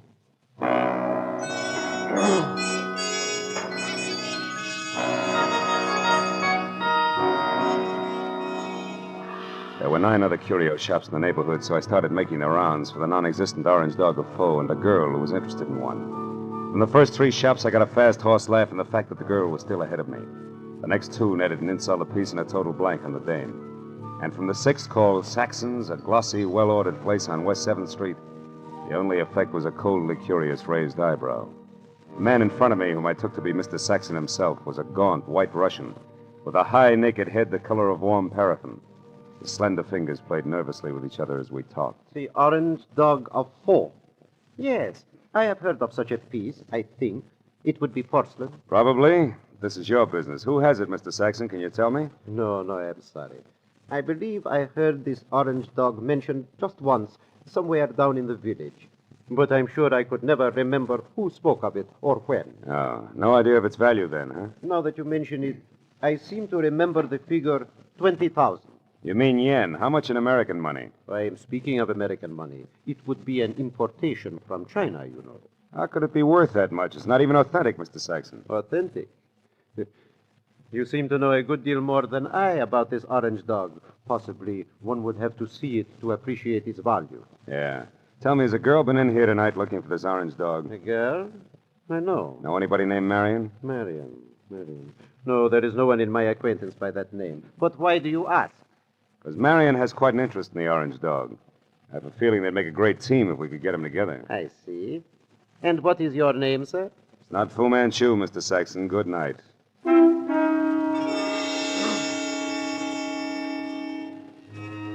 Saxon's expression didn't change. I turned and walked out of the place, and then because, with both of us using double talk, the conversation was bound to deteriorate. At least I had found out that the orange dog of Foe existed and was going for a very high figure, especially for a phony. And it didn't take an abacus to figure out that Saxon knew more than he told me. Well, I started up the sidewalk for the next bric-a-brac emporium when I saw something parked on the side street, which brought me to a halt. It was that green coupe with the broken tail light. I went over to it, found it empty, and stuck my head inside to check the registration card for Longhair's real name. Yeah, it was a very foolish move because Longhair at that very moment prodded my kidney with the muzzle of a .38, and neither he nor the gun had a sense of humor. All right, Mr. Wise Guy, come on, walk. You and me are going up the alley here. What's the matter? Don't you feel at home in the light? Shut up. I don't like you much anyway, so you better ease off with the smart science. Okay, this'll do us far enough. Well, Mr. Wise Guy, did you find what you're looking for? You mean the orange dog, Shorty? The answer's no. The orange dog. So that's where the plates are. What plates? You're working for Horner. You don't know what plates.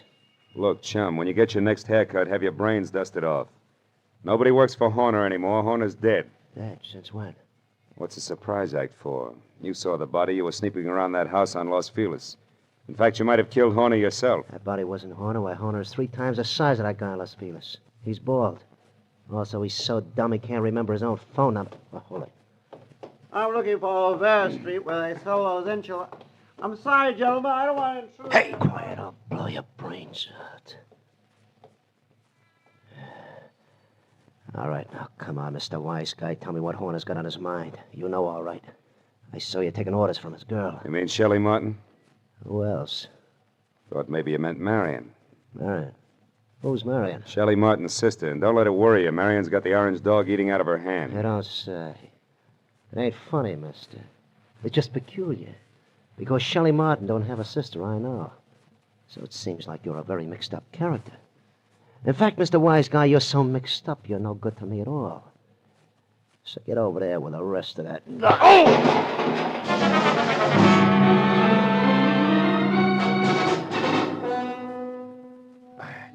I took my time getting up. The dirty, long-haired little man was gone, and my head ached from the rap he'd given me with the pistol barrel. And I was disgusted with myself. Dry, dirty, disgusted like a drunk at sunrise because a nasty little jerk with an oversized head and a blue-eyed dynamo with auburn hair had me jumping through hoops like a trained ape. I stood in the alley and swore at myself until the futility of that routine dawned on me. Then I decided to go hunting. But I made one stop first at a telephone to at least get Ibarra off my conscience.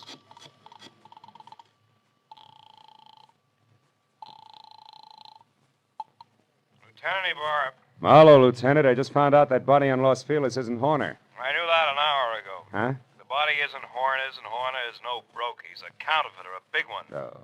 The dead man was a treasury agent named Slade who was closing in on Horner.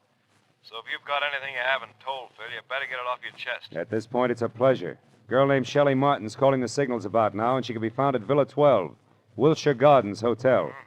You hurry, you'll just about meet me there, Ibarra. Now, wait. Suppose you go alone and find out what you can first. That's a switch. I'll follow in half an hour. Let's not freeze her up, Marlowe. Let's keep her talking, okay? Okay, Ibarra, that's easy for her. She's got a forked tongue. Only this time it's going to wag strictly on the straight and narrow, I guarantee it.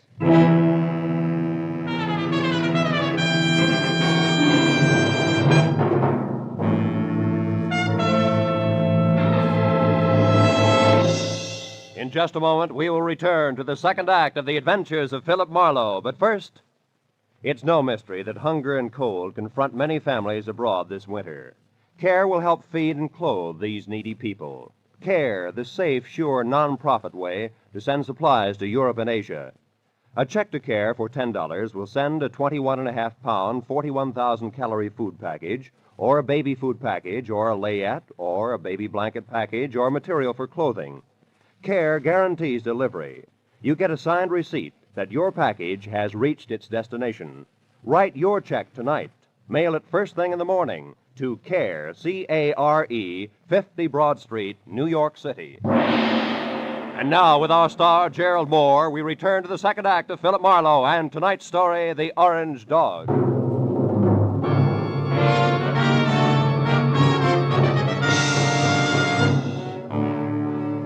When I pointed my car toward the Wilshire Gardens and a beautiful liar named Shelley Martin, I was sure of two things.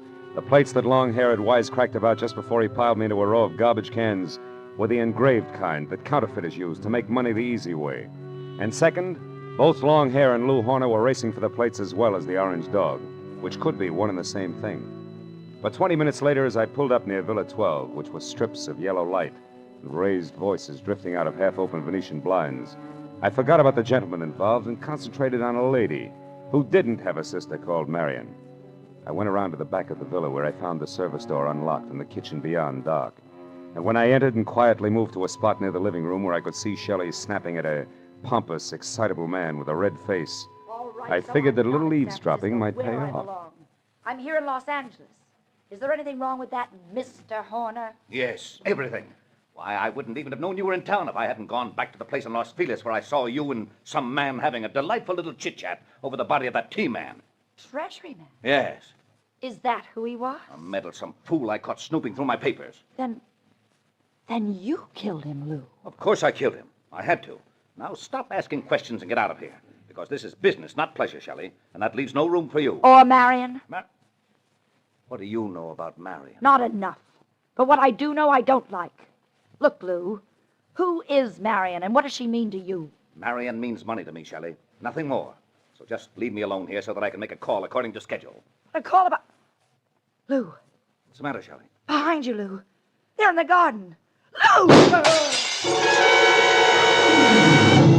The bullet that crashed through a closed window didn't stop until it got to Horner, who grabbed at his chest and dropped to the floor even before the glass quit flying.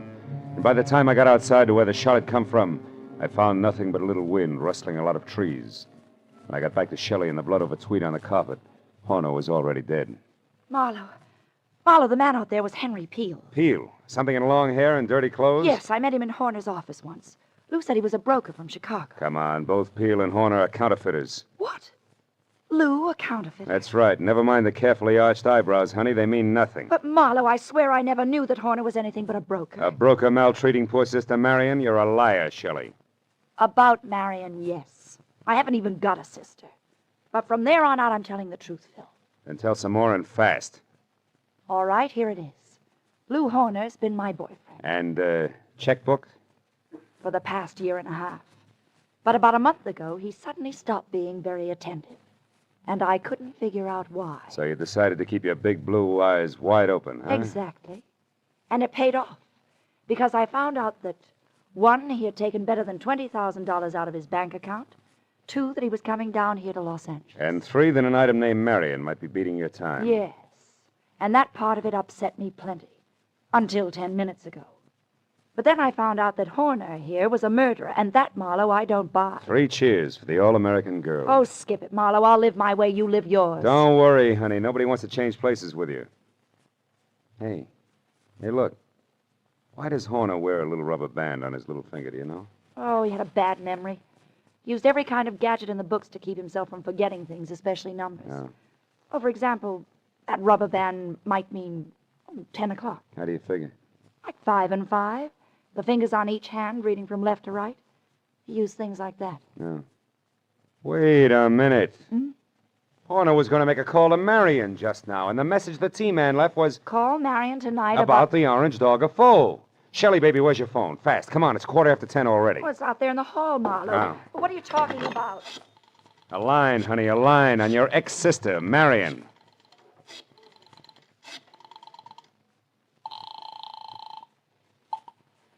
This is Mr. Saxon. Ah. Lou Horner, Mr. Saxon. I know I'm some 15 minutes late with this call, but I'd still like to see you about the Orange Dog of Foe. Certainly, Mr. Horner. The Orange Dog is here, waiting for you. Good. I'll be right over. Marlowe, who is Mr. Saxon? A man very close to a lot of trouble, Shelley. Now, look, you wait right here for the law, and in particular, one Lieutenant Ibarra. Tell him nothing but the truth about Horner and what he meant to you in dollars and cents, and you may be all right. But where are you going, Marlowe? To a curio shop on West 7th Street to see, among other things, the Orange Dog of Foe.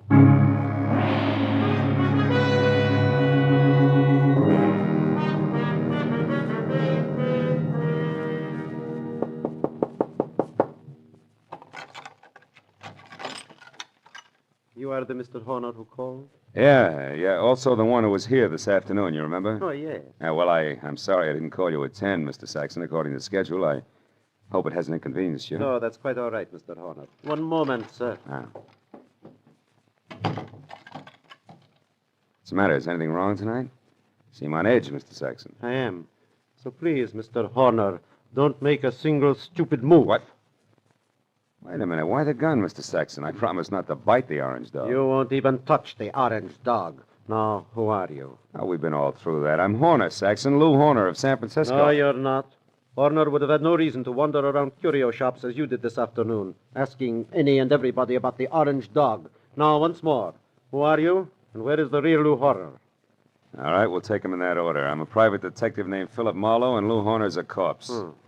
But also, I'm a good friend of yours, Saxon, because I'm going to give you a little bit of advice for free.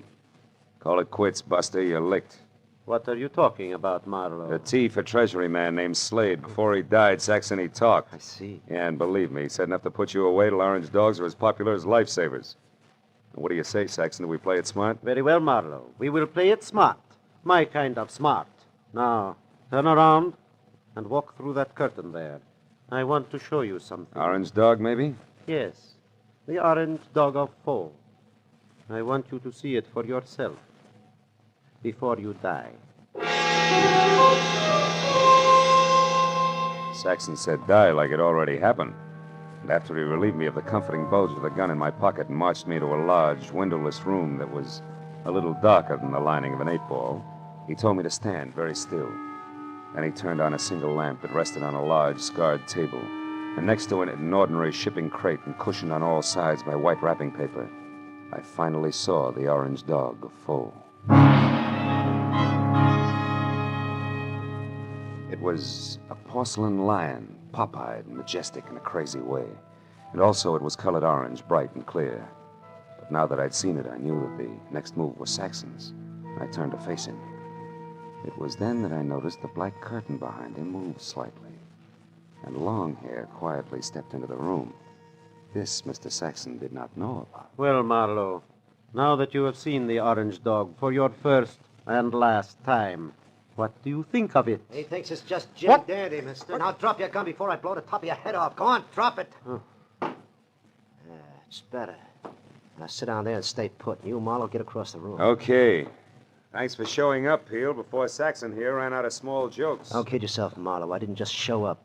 I've been right behind you all the way. That's how I work. So what do you want, Peel? A couple of very fine engraved plates that I've been after for 6 months now. Plates which could be in the Orange Dog of Foe? No place else but.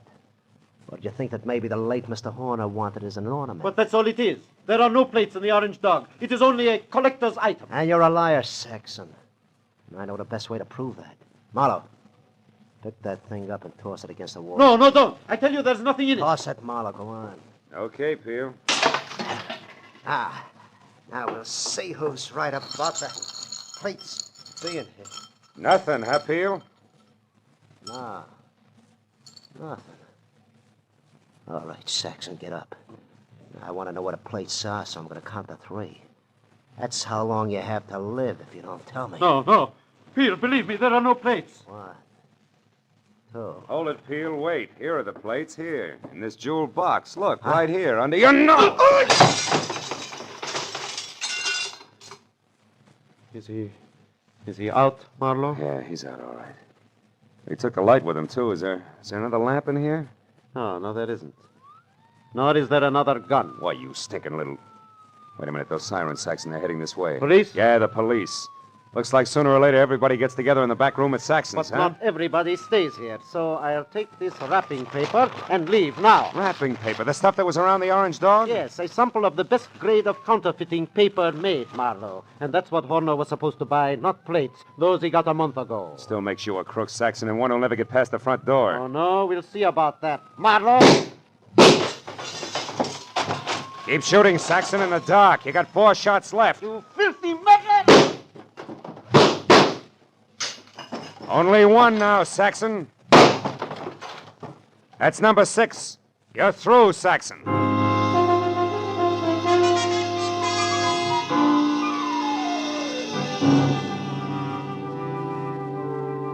By the time Ibarra and his boys, plus a half a dozen very anxious team men, got into the room, Saxon was already coming apart at the seams. And after a half hour of steady questioning, he split wide open and led us all to a basement hideout where the team men went wild over a few thousand sheets of A1 counterfeiting paper.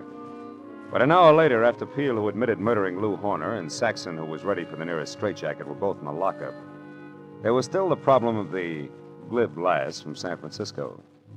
Finally, when Shelley, Lieutenant Ibarra, and I stood under the green light of the globe in front of police headquarters, I knew that the girl who technically was only guilty of withholding information from the police was not going to spend any time in the pokey. Because, after all, I was more or less guilty of the same thing. Besides, Lieutenant Ibarra was still interested in the others. Well, Marlowe, it looks like the whole business actually boils down to a single transaction between Clay Saxon, who had the counterfeiting paper, and Lou Horner, who was supposed to buy it. That's right, Ibarra. But Horner, who must have made his contact with Saxon via some middleman in San Francisco, only had a telephone number and the password, the Orange Dog of Foe, to work on here in L.A. But how'd you get hold of that number, Phil? From the message the T-Man left before he died. You mean you actually called someone named Marion? No, honey, I just dialed Marion. M.A. Madison. R-I-O-N. 7466. Madison 7466. You get it? Yeah. Another one of Horner's screwy memory tricks, like the rubber band on his 10th finger. Hey, that's pretty good, Phil. Ah, it's an old gimmick, really. I read it in a dozen detective stories. What do you know? Maybe I ought to read some of those. Well, good night, Philip. Look for you tomorrow. Night, Lieutenant. Well, Shelley, do I show you the way home? No, Marlowe. Aren't you hungry or thirsty or something? Yeah, I guess I am at that. Well, I know just the place for us, darling. Oh? It's a cute little place right smack in the middle of Chinatown.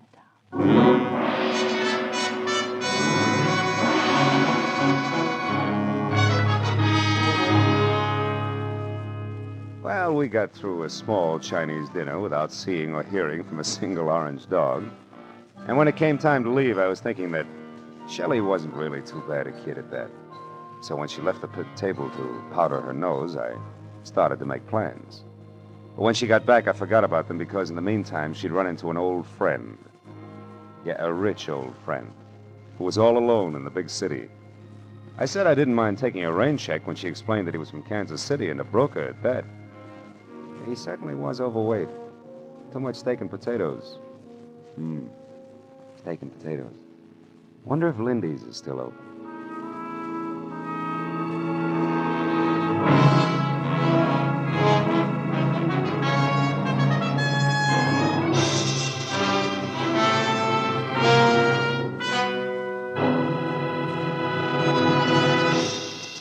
The Adventures of Philip Marlowe, created by Raymond Chandler, stars Gerald Moore, and is produced and directed by Norman MacDonald. Script is by Mel Donnelly, Robert Mitchell, and Gene Levitt. Featured in the cast were Francis Robinson, Edgar Barrier, Tony Barrett, Lou Krugman, and Ed Begley. Lieutenant Detective Ibarra is played by Jeff Corey. The special music was by Richard Orant. Be sure and be with us again next week when Philip Marlowe says... I was hired to find a blackmailer, and I did. But first I found a badly beaten Adonis, a Jezebel with an accent, and a man who had been an easy mark for murder.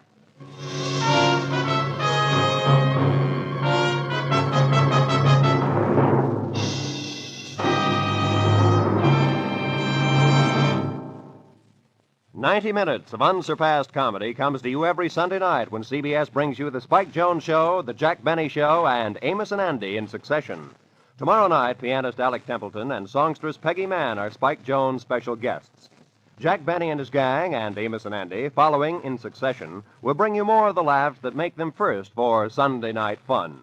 Spike Jones and Amos and Andy come to you over most of these same CBS network stations, and Jack Benny comes to you over them all. Now, stay tuned for Gangbusters, which follows immediately over most of these stations.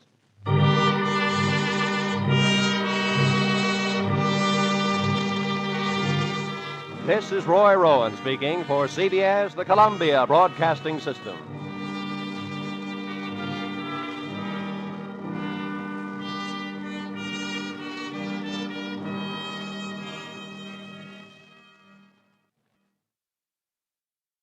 The thick fog that clung to Los Angeles made searching for the girl who was going to kill herself slow and uneasy. But in the end, I'd have settled for that and more, because murder happened twice before I found the lady in mink. From the pen of Raymond Chandler, outstanding author of crime fiction, comes his most famous character in The Adventures of Philip Marlowe.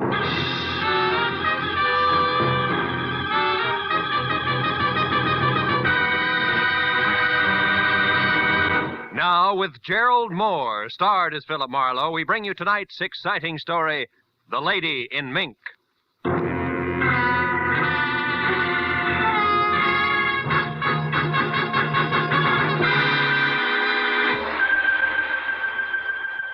By Pacific Coast time, it was only 5 o'clock in the afternoon.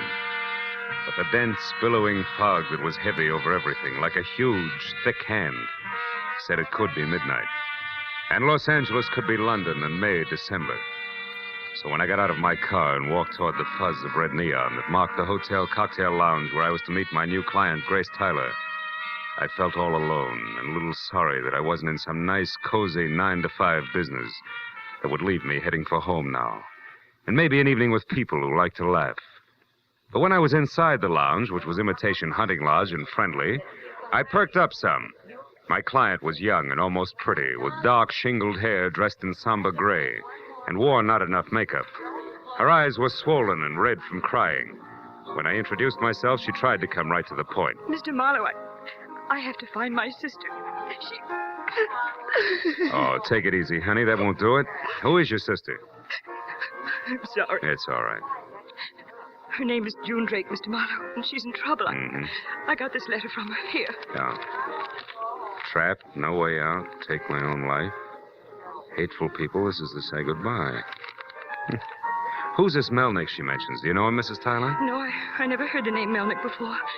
I'm Miss Tyler. Oh. My sister was the married one, Mr. Marlowe. Her husband was Stu Drake. He died a few years ago. I see. Have you been to the police with this? No, because... Well, you see, Mr. Marlowe, June is...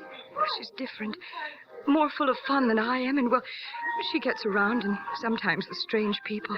Dangerous ones. Yeah, I think I know what you mean. Grace, what does your sister look like? Well, she's about my height. Has long red hair, and she's pretty, Mr. Marlowe. Very pretty. Aside from her looks, anything else? Car, clothes? Clothes, yes, definitely. She always dresses well, except that she's overly fond of furs. Most of the time she wears a mink stole. Stole, huh? Kind of a cape? Yes, it Yeah, is. I see. June has an apartment in Beverly Hills, Mr. Marlowe. 3300 Rexford Drive. I went there, but it was locked. The neighbor says she left for New York a week ago, and yet I... Yet she couldn't have because this letter was mailed here in town only yesterday. Is that it? Yes. Oh, please, Mr. Marlowe, do something. Here's $50. I'll pay more if only you'll hurry. No, that'll do it. Where can I get in touch with you, Grace? I'm staying here at the Beverly Crest Hotel. I don't live in Los Angeles. Well, as a starter, I think I'll try number 3300 Rexford Drive. I'll call you later. Goodbye, Grace.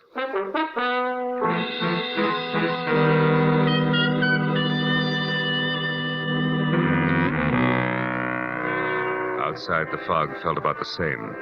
But there was more of it, so I was 15 minutes getting to June Drake's apartment, which was a ground floor arrangement. Arty and about the size and shape of the ale bowl. I was only half that time outsmarting the cheap lock on the back door, drawing all the blinds shut inside, and turning on a single light. But then I was no place. There were clothes in the closets, prettier ones in the bureau drawers, and it went on like that for 45 more minutes. Everything just as it should be and no lead, until I was ready to leave. Then on a coffee table, I saw something that stood out in that nest for the idle rich like an ear-to-ear grin on an undertaker. It was a book of matches advertising Duke Gray's Billiard Academy, 3rd and Main, where particular pool players congregate. That and the name Melnick had to dovetail or I was licked.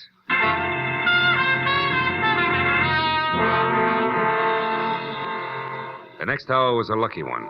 I found the Duke himself who both knew and despised Melnick, whom he described as a hardly ever sober dirty word, front name Frank, who lived 3rd floor rear at the Palace Arms, a tired walk-up also on Main Street. So at exactly 9 o'clock, I walked the length of a filthy corridor, stopped and knocked the knuckles on my right hand almost raw before the door inched open, and a pair of shifty eyes and a puffy, pasty face blinked out at me. Yeah? What do you want? If you're Frank Melnick, conversation. I'm not dressed for it, honest. This isn't a social call. Mr. Melnick! Hey, what do you think you're doing, shoving your way into my room? Who do you think you are? Name's Marlowe. I'm looking for June Drake. I don't know any June Drake, honest. You don't convince me, Melnick. Now shake the fuzz off your brain and start remembering, or you'll find yourself in trouble up to your eyebrows. Okay, I know her. When'd you last see her? 3 weeks ago? Maybe a month ago. But she's an acquaintance from my hometown, that's all, honest. You're a liar. June Drake would brush you off like a piece of lint, and you know it. Listen, I'm as good as she is any day.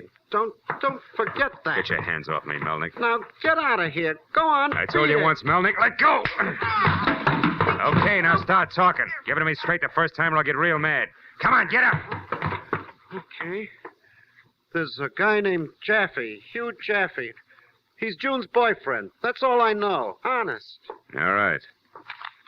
What's this stuff, these clippings and these pictures here? I used to be a photographer. Honest. Until your lens got bloodshot, huh? Yeah, on the Salinas Herald Star. All right, Melnick. What's Hugh Jaffe's address? It's 2001 North Beechwood Drive. Thanks, I'll try it. But if you're not telling me the truth, Melnick, I'll be back. Honest.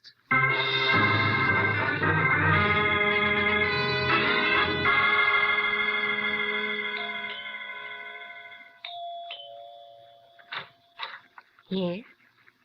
You want what, senor? Mr. Hugh Jaffe. He is not here. I am Margarita Jaffe, his wife. What do you want with him? A few words, Mrs. Jaffe. Do you expect him soon? Since he does not live here anymore, no. Oh. You and Hugh are divorced, eh? I didn't know that. And I did not say that. Now, what are you looking for? June Drake. What do you want to know about that? I want to know where that is. Can you help me? No, I cannot. I do not know and I do not care. But when you find her, senor, I hope you find her dead. If I'd have followed the approved technique, I'd have lost a leg on the lady's threshold. And I was about to lean on her doorbell again to try once more for an address on Mr. Hugh Jaffe when I saw I didn't need to. Because stuck over the mailbox was a letter forwarded to him at 41 Peacock Lane, Brentwood, California, which was a half-hour drive due west of Hollywood. 30 fog-filled minutes later, Hugh Jaffe and I exchanged introductions, and I stated my purpose. Then I stumbled behind him through a 2-inch thick rug that ended in an oak-panel library, where he cigared me, then settled back and waited. We looked at each other until it became embarrassing. Then he opened. Marlowe, I wish I could help you, but I haven't seen or heard of June Drake in over 3 weeks. Well, I was under the impression that you two were on closer terms, Mr. Jaffe, if you don't mind my mentioning it. Not at all. We used to be, but all that's changed now. She was too expensive for me. A lovely creature, but terribly vain. Now that she's out of the picture, you're going back to your wife, huh? No, I'm not. Frankly, Marlowe, my, shall I say, infatuation for June has completely destroyed everything Margarita and I ever had. Which I suppose makes divorce the next step? Sure, I wish it were that easy. She refuses to give me a divorce, Marlowe. Her way of striking back. Yeah, I know what you're getting at. I had a brief chat with Mrs. Jaffe myself. Well, if you hear from June, get in touch with me, will you? I'll appreciate it. Of course. I'll be happy to help in any way I can.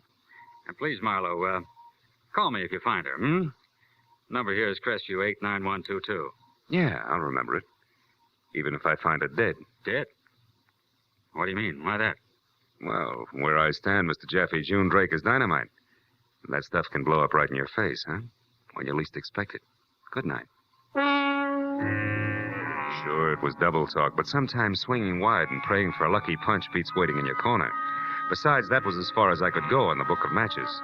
So after slowly walking a block through the chilling fog, I found a phone, called my client, and brought her up to date on the Jaffe Triangle, and my own contention that if June Drake didn't try actually to kill herself, Senora Margarita Jaffe might. That Grace wouldn't buy. No, Mr. Marlowe, I can't believe that. Now, maybe you just don't want to. But either way, there's still Frank Melnick. We've already met Grace, and believe me, he's got all the charm of a black widow spider. What does this Melnick do, Mr. Marlowe? I mean, what work? Yeah, he's a drunk. He used to be a photographer for some paper, the Salinas Herald Star. Salinas? Yeah. Why, Mr. Marlowe, June used to live in Salinas when she was married to Stu Drake. You sure, Grace? Positive. Grace, how did June's husband die? Stu? Yeah. He was killed in a car wreck. Drove it over a cliff. Mhm. June just got out in time. Nobody knew exactly how it happened. It was a terrible accident. Maybe. What do you mean, maybe, Phil? Well, you might as well face it, honey, because the chances are slim that that's the whole story. What? Look, Grace, suppose something else happened, like June being responsible for Stu's death. Oh, no. Yeah, and Melnick the photographer with a picture to prove it. You know, a small case of blackmail. Oh, no, Phil, you're wrong. She wouldn't kill. I know that she wouldn't. Okay, she's your sister, honey. I'll do the dirty guesswork for both of us until we get some proof. And right now, that makes back to the hacienda of one Senora Jaffe my best bet. Because the lady there is both jealous and hot-tempered, a daily double that always runs in the money. So long, baby.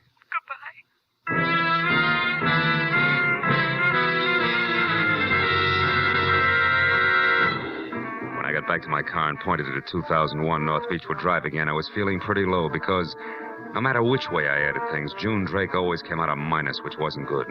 The sometimes lady had a real sweet sister. But then I told myself it was still the fog making the good look better and the bad worse, and to concentrate on my driving and the facts I had to go on. When I did just that, I took my foot off the accelerator and slammed it down onto the brake hard. It had suddenly occurred to me that I was going the wrong way. Because if I was right about Frank Melnick being a blackmailer and June Drake a killer, the Senora would keep a lot longer than the drinking man in the Palace Arms, third floor rear.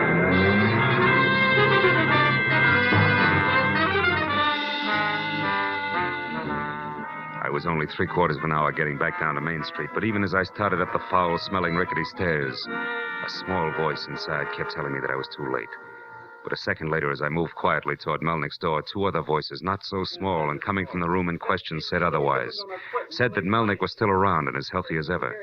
But better than that his guest was the lady my client was paying me to find. The lady named June Drake. All of which made this a good time for my right hand and the .38 in my pocket to get together while I listened carefully. Then moved closer until I was next to the door. Oh, an empty gin bottle. What was that? I don't know. Outside in the hall. Open up, Melnick, before I blast my way in. Come on. Marlowe, get out of here, Jim. Okay, wise guy, wait a minute. For what? The lady's exodus? I warned you, Melnick. Get back. Hey, what's the matter with you? What are you doing? Looking for June Drake, remember? Now, where is she? What are you talking about? I'm alone in here. Yeah? You always talk to yourself in a high voice, don't you? That window to the fire escape there is always open on foggy nights, too, isn't it? Listen, smart guy, I want to know where she... Hey, wait a minute, this mink stole here. Maybe it doesn't matter where she went. Maybe she'll be back after she thinks I'm gone. I don't think so. You see, mister, June Drake never left. She's right behind you, stupid. Yes. Oh.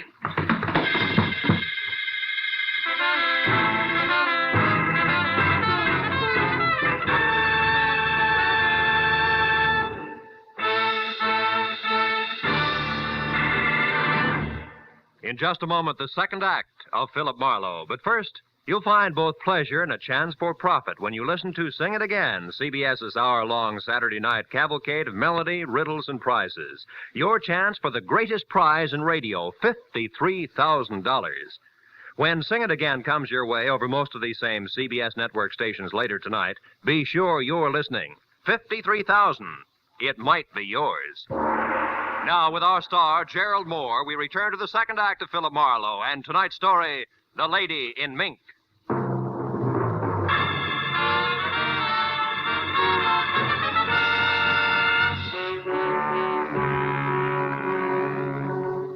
Maybe June Drake had used the spiked heel of a shoe, maybe the butt of a pistol, but either way, it didn't matter because on the way to the floor, I'd bounced once off the sharp corner of an end table, and this was why all the lights in the world had gone out for me at once. Now, as they blinked on again one at a time, and I dragged myself hand over hand along the length of an iron bedpost until I was standing, I saw there was blood oozing from a cut on the right side of my face. But as the two rooms focused into one again, I forgot about the slightly battered Marlowe and concentrated instead on an open newspaper lying at my feet. Because written across it with an eyebrow pencil in firm but feminine hand were the words, "Grace, call off your private detective. It's too late to help me. I'm near the end. But before I go, I'm going to take the two people with me who have wrecked my life. Goodbye, June." At that, I started for the door and a hall phone to call the police. But then I stopped, conscious for the first time of the half-circle of hushed, gaping faces in bathrobes that stood in the doorway. The gaping faces that weren't turned toward me, but over to a shadowed corner where, face down in a pool of his own blood, was the dead form of Frank Melnick. In the middle of his back, an ice pick, red to the hilt.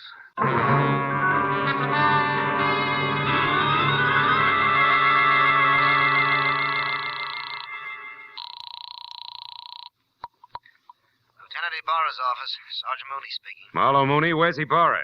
He had to go out of town. Oh, well, look, Mooney, I'm at a place called the Palace Arms on Main near 4th. 3rd floor rear. There's a man named Frank Melnick with an ice pick in his back. Very dead. Know who he is, Marlowe? Yeah, an ex-newspaper photographer. A drunk and, I think, a blackmailer in reverse order. Any idea who did it? Uh-huh. One June Drake. A red-headed lady in mink who's out to kill herself just as soon as she tidies up her affairs a bit, which I think includes killing again. So if you'll put out a call for her, the mink, by the way, is a cape. The lady, young and about 5'6". I'll try to get to what I think is her next stop before she does. Call you later.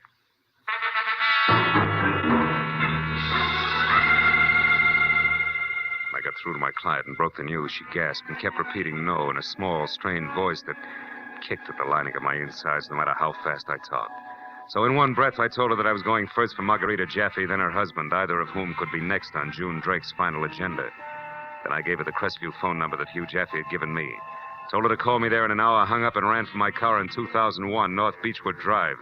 Feeling punk.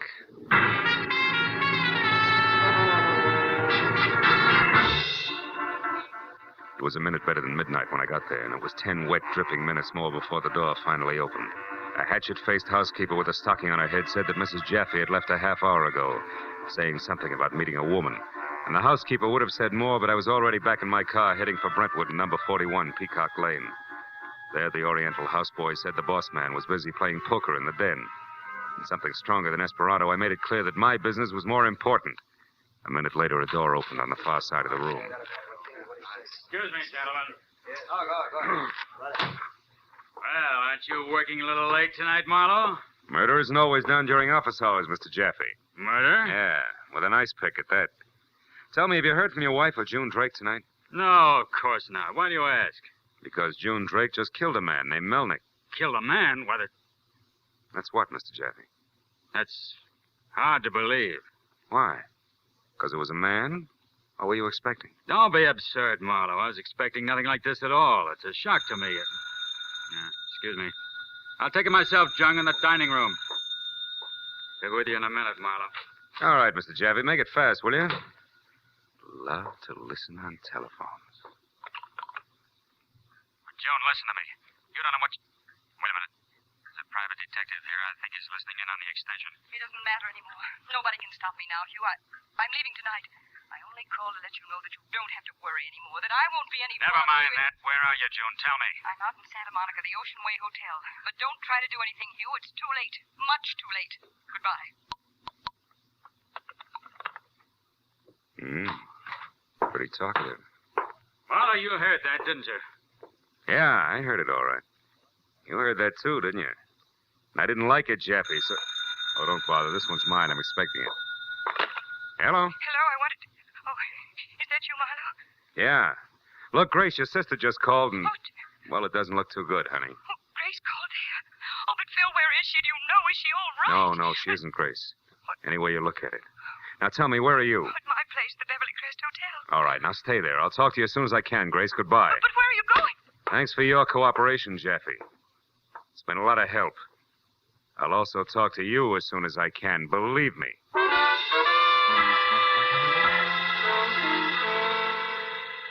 When I got outside, piled into my car, and took off, I didn't know if I was racing to keep a mixed-up girl from committing suicide or going after a murderer who was scheduled to kill again. I was 20 precious minutes following the wriggle at Sunset Boulevard from Brentwood to Santa Monica, where it hits into US 101 that parallels the Pacific. And out there with the fog even thicker, I was 20 minutes again finding the Oceanway Hotel. The landlady there was a fat henna blonde with a mouthful of gold and foul language.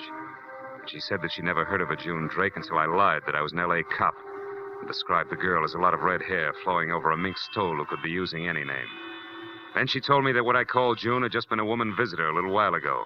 At that, we started down a short corridor to a rented room, fast. I wouldn't do this for no one but a cop. Brother, believe me, we both better be talking about the same girl. Raising a fuss at this hour of the night. It's a room there. No light on. I thought you said she had a visitor. Maybe the visitor went home. What do you expect? 2 o'clock in the morning. Not a peep. Come on, open it up. Open it up. Now, he tells me. Ain't got my keys. They're over on the other side in my room. Okay, then we'll get in the hard way. You cut it out. You'll bust my door. Take it easy, Blondie. You're in for a shock. Oh, dear. Okay, turn the lights on. Oh, that's the woman that visited her.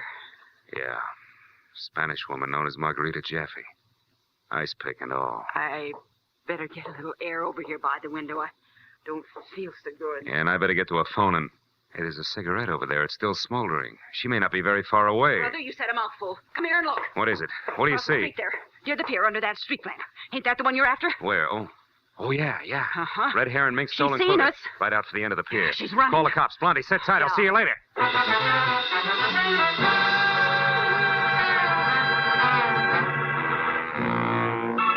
By the time I got out to the street and across the way we'd seen her, she was already out onto the pier.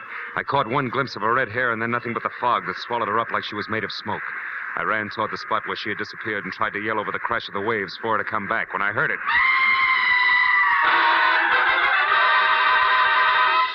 After that, things happened fast. From somewhere, the cop on the beat, then Blondie, then a couple of scared kids who'd been necking in a car, and then more. I knew it. Oh, I knew it. I saw her pass me a couple of minutes ago. Dressed too nice. I should have stopped her. Mr. Chijump. Yeah. Officer, shine your light over there, will you? I thought I saw something move. Okay, but in this fog, we won't be able to see much. Besides, for those waves and the undertow around here, she hasn't got a chance. Maybe not. You never can tell. Hey, move the light over a little. To your left. Yeah, that's it. There on the piling. I don't see nothing there. Just a greasy pole. Here, look. On that cross piece near the waterline on the piling. Was that hers?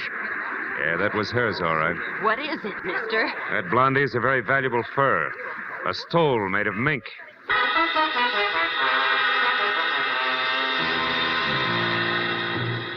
I never could figure where people came from at 3 o'clock in the morning when something nasty happened. But they always do.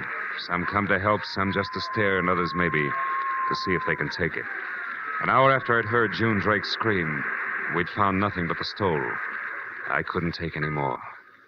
Maybe it was still the fog. Maybe it was the thought that in a hotel room up in Beverly Hills, a sweet kid named Grace Tyler was waiting to hear from me, and I knew that sooner or later I had to call her. I lit a cigarette and started to walk across the Oceanway in the nearest phone. But then, just as I was about to enter the hotel lobby, I stopped and slowly turned back toward the pier in the swirling cloak of ocean-covering fog. A crazy thought seeping into my mind like an ever-widening circle of ink into a white blotter. Until finally there was nothing but dark.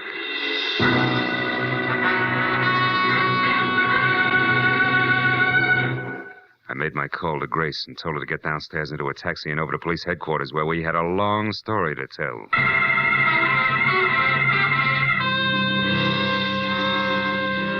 An hour later, we were sitting in Ibarra's office, and Sergeant Mooney knew what had happened from the time I had first met Grace at 5 o'clock that afternoon. Well, Marlowe, looks like June Drake meant what she said in that note. She took care of Melnick, Mrs. Jaffe, and then herself. Did they recover the body before you left? No, Sergeant, they didn't. And I don't think they will. You mean the undertow? No, I don't. I mean something a little more treacherous. What are you saying, Phil? That this whole thing was a frame, Grace.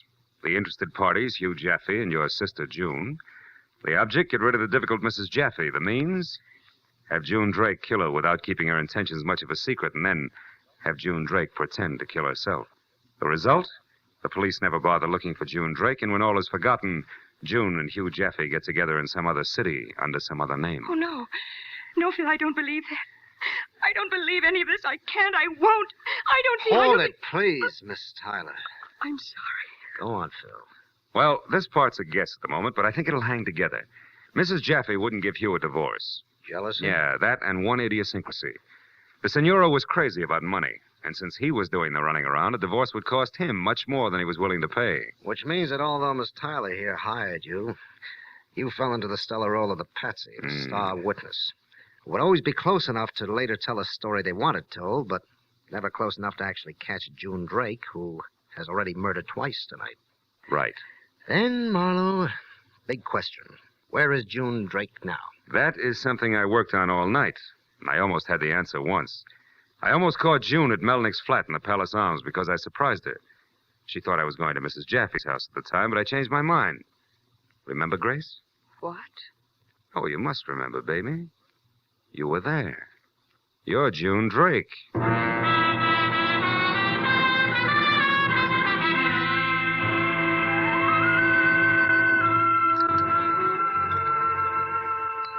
Well, Phil, now that we've picked up Hugh Jaffe and it's all over, I still don't see how you actually knew that Grace Tyler and June Drake were one and the same. I was lucky, Mooney.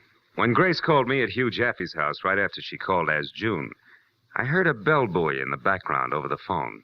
But I didn't think much about it at the time. Yet Grace claimed to be at her hotel in Beverly Hills. It wasn't until I began to think of the whole thing as a frame that everything fell into place. The clues planted so I couldn't miss them all the way down the line. The book of matches, the mink, the red hair was a fall. And another thing, Mooney. Hugh Jaffe was much too surprised when I told him that June Drake had killed Melnick, a man. He expected the murder of his wife, Margarita. Well, why did June kill Frank Melnick? Because he was blackmailing her. You see, Melnick knew that June had murdered her first husband. June was stuck. She couldn't let her future husband know what had happened to her past one. So she included him in as victim number 2. Besides, that's the only final payment she can ever make to a blackmailer. Mm-hmm. Then, Marlowe, June Drake is the real person. There never actually was a sister named Grace Tyler, was there? No. No, I guess there never was a Grace Tyler. Ever. Good night, Sergeant.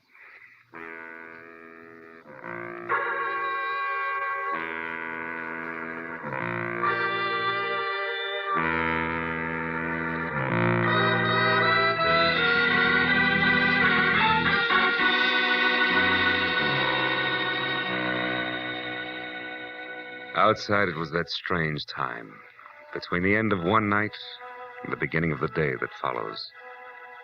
When I looked up, I could see that the thick, heavy fog that had been with me ever since I'd first met the woman called Grace Tyler was lifting, breaking apart, so that here and there it was only thin, spiraling wisps above which there was the pale, gray promise of a nice tomorrow.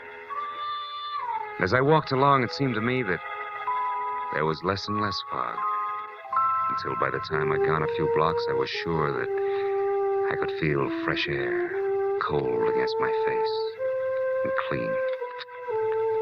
I figured I might walk until the sun came up.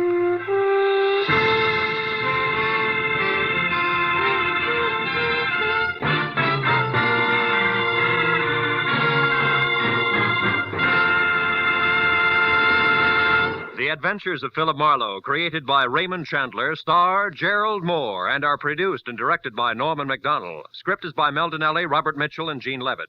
Featured in the cast were Lynn Allen, Lillian Baeff, Edgar Barrier, Whitfield Connor, Ann Morrison, Lou Krugman, and Jimmy Eagles. The special music is by Richard Orant. Be sure and be with us again next week when Philip Marlowe says... An iron skull was their trademark. Their business was climbing walls, and it was all done on wheels at 70 miles an hour. But that was a cinch for the death cheaters until they felt murder with a feminine touch.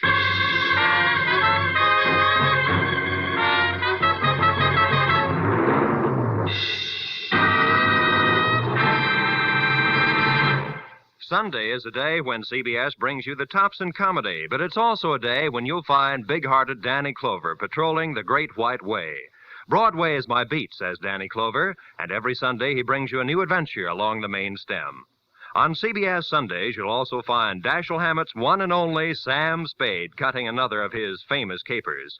Broadway is my beat, and The Adventures of Sam Spade are regular Sunday features on most of these same CBS network stations.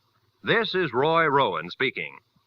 Now, stay tuned for Gangbusters, which follows immediately over most of these same stations. This is CBS, the Columbia Broadcasting System.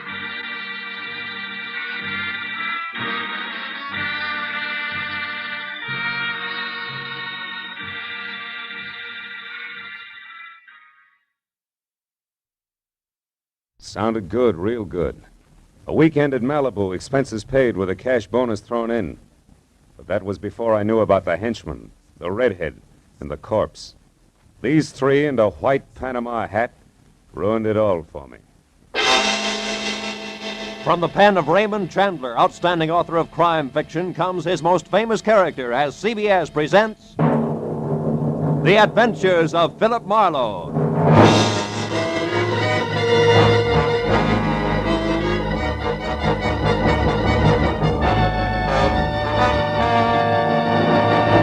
And now, with Gerald Moore starred as Philip Marlowe, we bring you tonight's unusual story, The Panama Hat.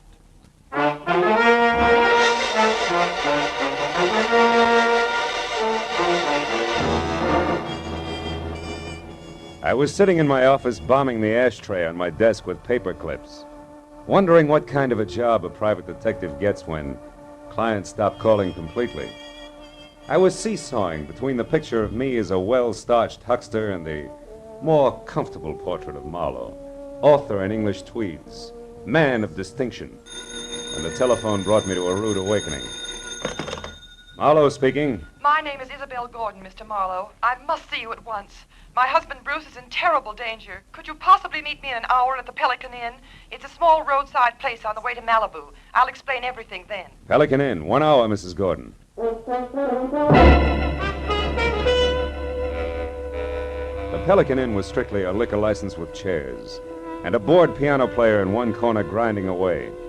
The place was empty, and I was about to order a drink when the front door opened and a woman entered. She was tall and thin and right out of Harper's Bazaar, from double ankle-strap shoes to close-cropped hair. One look at her fear-crowded eyes, and I knew it was Isabel Gordon.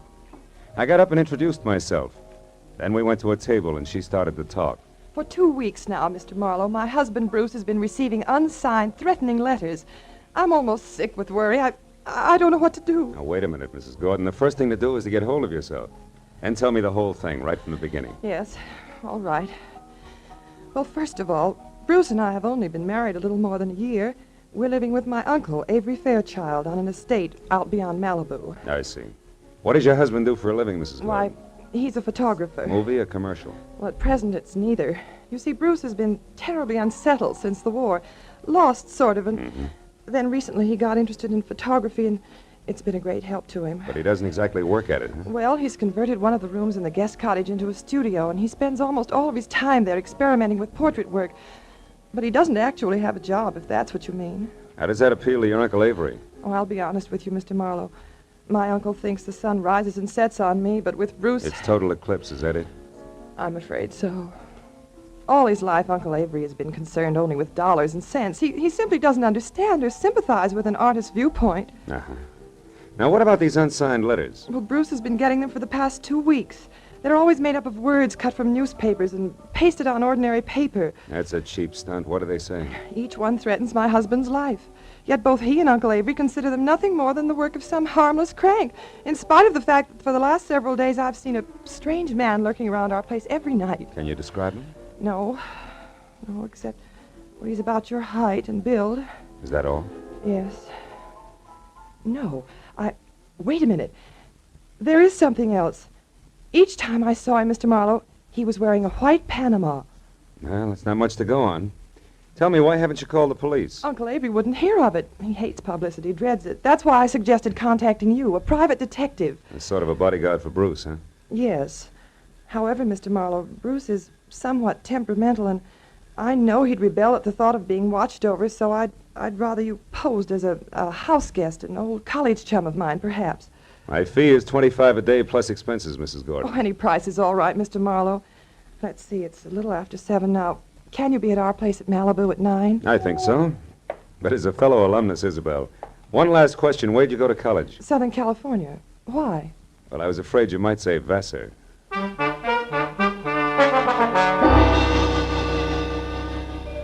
After Isabel left, I remembered that I was already on my expense account. So I had a tasteless, cold, hot blue plate special and a burned cup of coffee. Then I stepped out of the Pelican Inn and headed across the paved parking lot to my car. It was already dark, and I was admiring the full moon and the beautiful wash it made over the ocean when it happened. Hey, mister! What the? You all right, mister? Yeah, I think so.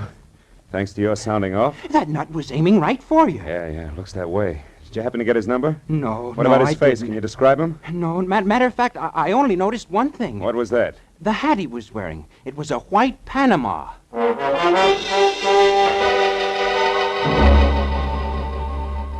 I tried to be broad-minded, but there was no other way to look at it. The gentleman in the white Panama hat definitely meant business. I returned to my apartment in Hollywood, where I shaved, showered, and packed. And then I headed for Malibu. At 8:45, I was inside the grounds of the Fairchild estate. Another mile, and I was at the front door. When I entered, Isabel greeted me like I was a keg of brandy around a St. Bernard's neck. Then we waded through an inch-thick carpet to the library, where Uncle Avery, fat, bald, and looking like he'd just bitten into an underripe persimmon, was waiting. I wasn't asked to sit down, and I wasn't offered a cigar. Avery Fairchild was not one to waste time. I'm a very rich man, Mr. Marlowe. As such, I'm the target for all kinds of fortune hunters, confidence men, and cranks. And in my lifetime, I've been threatened and pestered by a score of crackpots, each one slightly more psychopathic than the last. It's never bothered me, and it never will. However, in this case, the approach is a bit different. Meaning you think somebody's trying to get at you through your nephew, huh? Never refer to him as my nephew. My niece's husband, if you please. And don't forget it. Uncle Avery. Isabel, my feelings about your husband are no secret. You're being unfair, Uncle Avery. Just because Bruce is an artist and he... Artist, is he? Why, Isabel, that man's no more an artist than I am a horse jockey. Good evening, everybody. Hello, Bruce. Hello, darling. You were saying something, Uncle Avery? Bruce, I want you to meet Philip Marlowe. We were great friends at school, and when I heard he was in town for a while, I insisted that he spend a weekend with us. How do you do, Mr. Gordon? It's a pleasure to have you with us, Mr. Marlowe. You're very welcome. I do the welcoming around here, Bruce. Mr. Marlowe's had a long trip, and I'm certain he'd like to turn in early. Bruce, darling, he's going to stay in the guest cottage, the room next to your studio. Will you show him there, please? Oh, I'll be glad to. By the way, Isabella, I'm going to work late, so I'll say good night to you now. Good night, dearest. Good night, sweet. Please be careful. Yes, Bruce, by all means, be careful. Remember, the true artist belongs to posterity, or something. The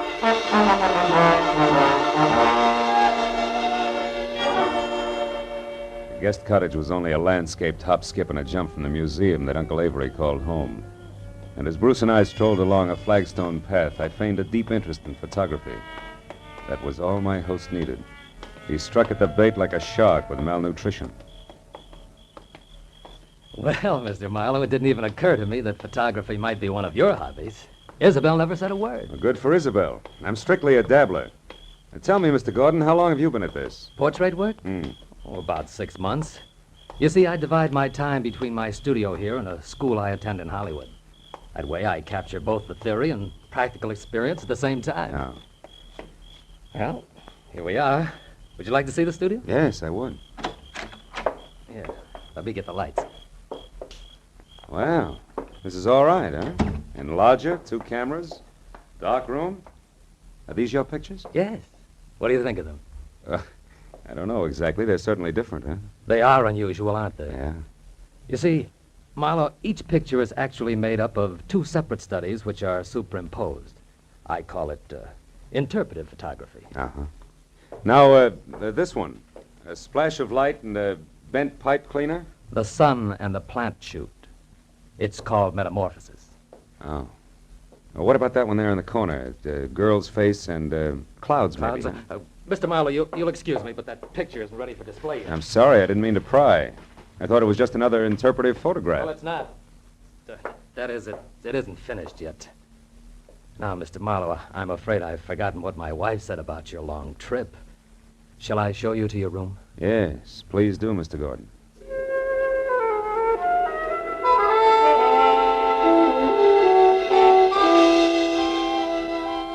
My room on the other side of the guest cottage was wider than Hollywood Boulevard. After Bruce apologized for his display of temperament and bid me a polite good night, I climbed into the silk pajamas that were laid out for me, stretched out on the bed, and tried to figure who belonged to the white Panama hat. About an hour passed, and I wasn't getting any sensible answers. So I switched out the light, put my gun on the table next to me, and snuggled into what felt like 1.5 miles of mattress. I was almost asleep, and the clatter of a shovel falling on the walk outside brought me straight up in bed. I grabbed my gun and made for the door. But the second I threw it open, I knew that I'd made a mistake.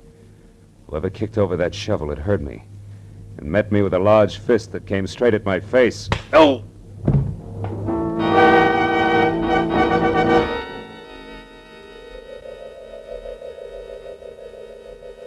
As I came back into the world, I was embarrassed to find myself alone and flat on my back.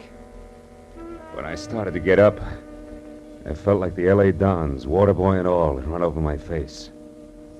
My gun was a few feet away, and when I went to pick it up, I stopped short. There was a souvenir from the man with the great big fist. A gold cigarette lighter. It was engraved to Skipper on his birthday. Putting it in my pocket, I picked up my gun and made for Bruce's studio. He wasn't there.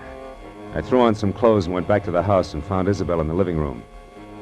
I was about to give her a biased account of the shortest fight on record when I noticed Uncle Avery quietly entering the house from a side door that led to the garden. What's the matter, Phil? Bruce isn't in the studio anymore. What? Now, Isabel, there's no reason for alarm. Why, Bruce often goes off into the night like this.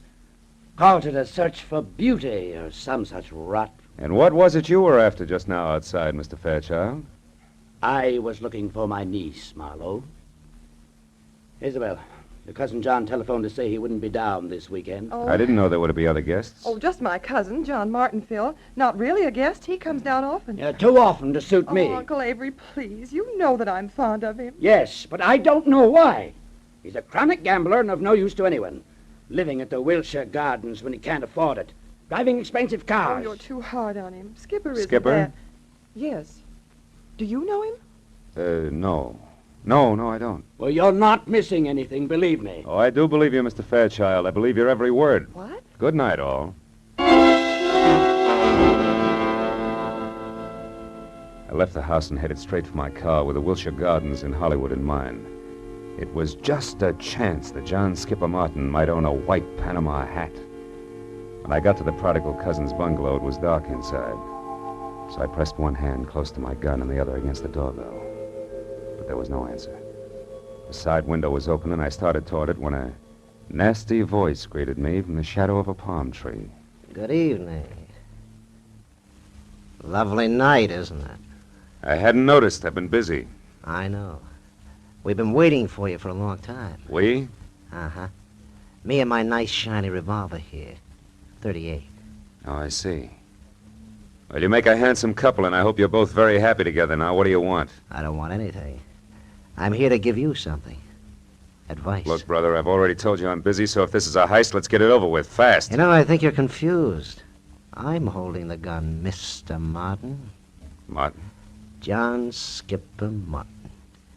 Surprised that I know your name? Why, yes. Yes, I am. I don't recall having had the pleasure. You haven't. People never forget me, Mr. Martin. My tag is Brock. Does that mean anything? No, what do? Sing, dance, tell jokes? Yeah, that's it. The last one. I tell jokes. I can't wait. You won't have to, Mr. Martin. I'm going to tell you one right now. Goes like this. Once upon a time, a young punk borrowed $10,000 from a generous gambler on his promise to pay the money back within a week. But the young punk never came across. So the gambler told a nice fellow named Brock to call on the young punk and tell him that he had 48 hours in which to get the money together. And that if he didn't, he'd never see the 49th hour. What's the matter, Mr. Martin? Don't you like jokes?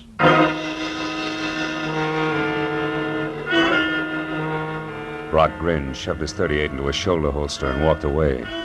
As soon as he rounded the corner, I went to the open window and climbed in. I rummaged through 2 closets looking for a white Panama you-know-what. I was about to search a third when I heard something that brought me to a dead stop. It was a key in the front door lock. closed my right hand over the gun in my pocket, moved flush against the side wall, and waited. But the moment the door swung open, the telephone rang, and the hulk of a man that entered went straight for it. He was wearing a gray fedora. Hello? Oh, hello, Isabel. What? Bruce? Are you sure? But that's impossible. I mean, things like that just don't... Excuse me, Isabel. I think I have a visitor. I'll call you back. Reach, Mr. Martin. Who are you? The name is Brock. You owe a client of mine $10,000. He wants his money in 48 hours. I'll get it. I swear I will. I'll have it right here, on time, all of it. How are you going to do that, Mr. Martin? I've got a way. Someone's going to give it to me tonight. Why? Why? Oh, because it's the healthy thing to do. That's why. That's all you wanted to know, isn't it? That's all. Good night, Mr. Martin.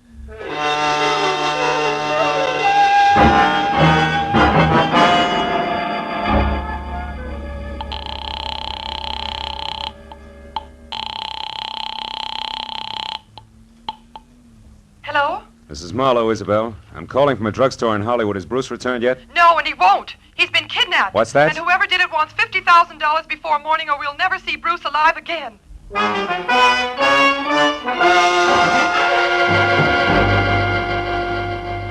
As I walked to my car opposite the Wilshire Gardens, I felt like my brain had spent the night in a cement mixer. I was about to head back for Malibu when I suddenly saw Skipper Martin dash out of his bungalow and pile into a long, glossy convertible. I followed him out to the Pacific Palisades, where he made a call at a little house which sat on a bluff overlooking the sea. Once he was inside, I moved up quietly and saw that the name on the mailbox was Miss Carla Winters. I crawled up to a lace-curtain window where I could see what was going on. One look at Miss Winters made the damage I was doing to my tweeds worthwhile. She was strictly dragon lady, with flaming red hair and a waist you could span with two hands, if you were lucky enough to get that close. And the rest of the measurements fit just perfect. Why, you sniveling coward, you wouldn't dare open your mouth about us. Wouldn't I? Listen, Carla, I've got myself Skipper Martin to look after. First, last, and always. You remember that. Why should I? You've always been cheap talk and no more. Look at you now. You're in trouble, so what do? You holler blackmail. Go on, get out of here. Get out of here before I kill you.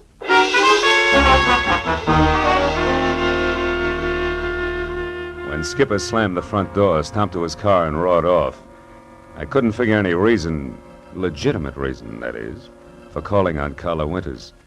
So I returned to the Fairchild place.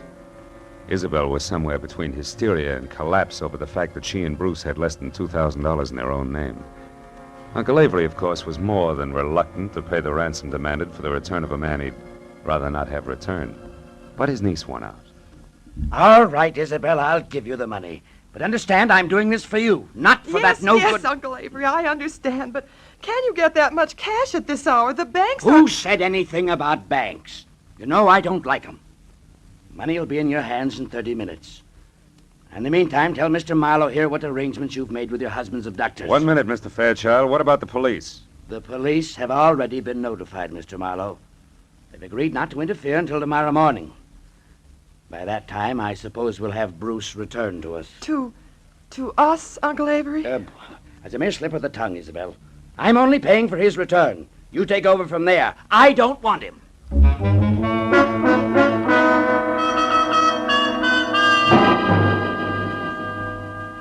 A half hour later, Avery Fairchild handed me a bundle of bills which added up to $50,000 cash.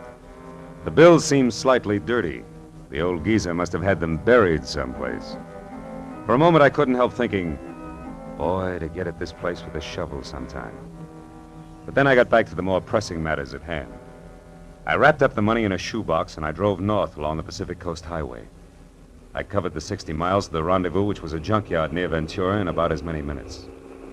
Then, according to instructions, I slowed down to 10 miles an hour.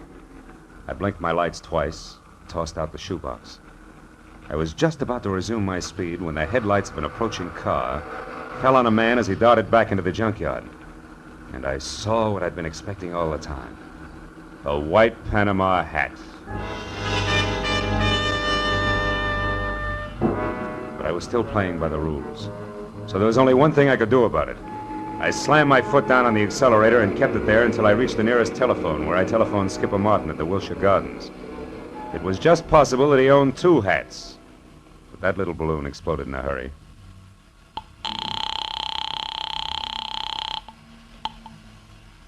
Hello? Mr. Martin? Yes. Who is this? This is Brock, remember me? Oh, yes, of course. I've been hoping you'd call. You mean you got the money right now? Well, no, not this minute, but I will have it in a couple of hours. You're sure, Mr. Martin? I'm positive, Brock.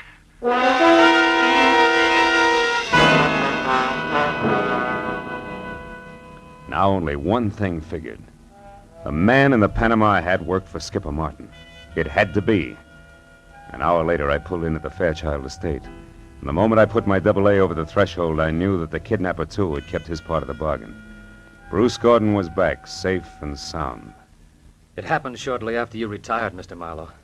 I was working in my studio when a man wearing a white Panama hat? Yes. But how did you know that, Mr. Marlowe? They're very popular this season, Mr. Gordon. Darling, Mr. Marlowe was a private detective. Huh? But I'll tell you all about that later. Go on with your story. Well, this man was wearing a handkerchief over his face, and he forced me to go along with him at gunpoint. Took me to a car parked in the service driveway and told me to turn around. And I was hit from behind and went out cold. Oh, darling, how terrible. It wasn't pleasant to you. When I came to, I was bound hand and foot, blindfolded and gagged. I had no idea where I was. Oh, but didn't you see anybody before you were released? No, Uncle Avery. Before they let me go, they hit me again. When I came to that time, I was lying on the road out near Ventura, untied. That's about it. I suppose you've told the story to the police already, huh? No, he hasn't, Mr. Marlowe, and what's more, he isn't going to. I'm sorry, but I was forced to lie to you earlier this evening. The police mean reporters, and they mean publicity. And I hate publicity. I'm sure you see my point. I wouldn't make book on that, Mr. Fairchild. Secrets like this only encourage kidnappers. Well, since we no longer see eye to eye, Mr. Marlowe, I'd suggest that we consider your services at an end. I'll have my check at your office in the morning. Good night, sir.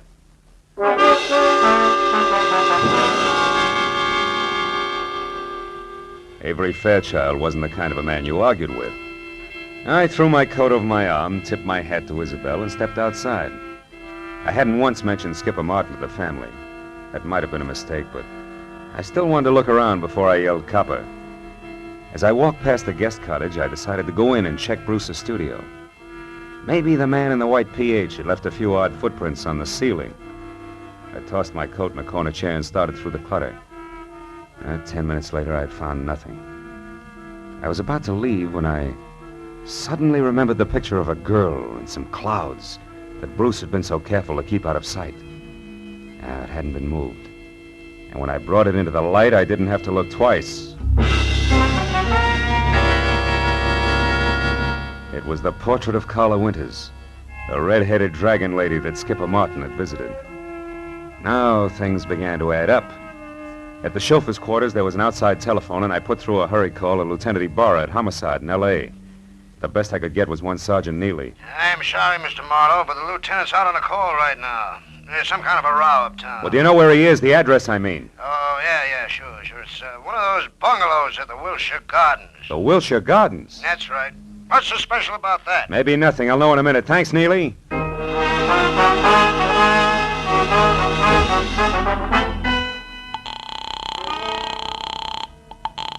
Hello? This is Marlowe, Ibarra. What brings you to Skipper Martin's at this late hour? Well, it seems as though some person or persons unknown fired a gun several times a little more than an hour ago. 4 shots, to be exact. Well, you think Skipper Martin fired him? No, Marlowe, I'm sure Martin didn't fire them. You see, he stopped them, personally.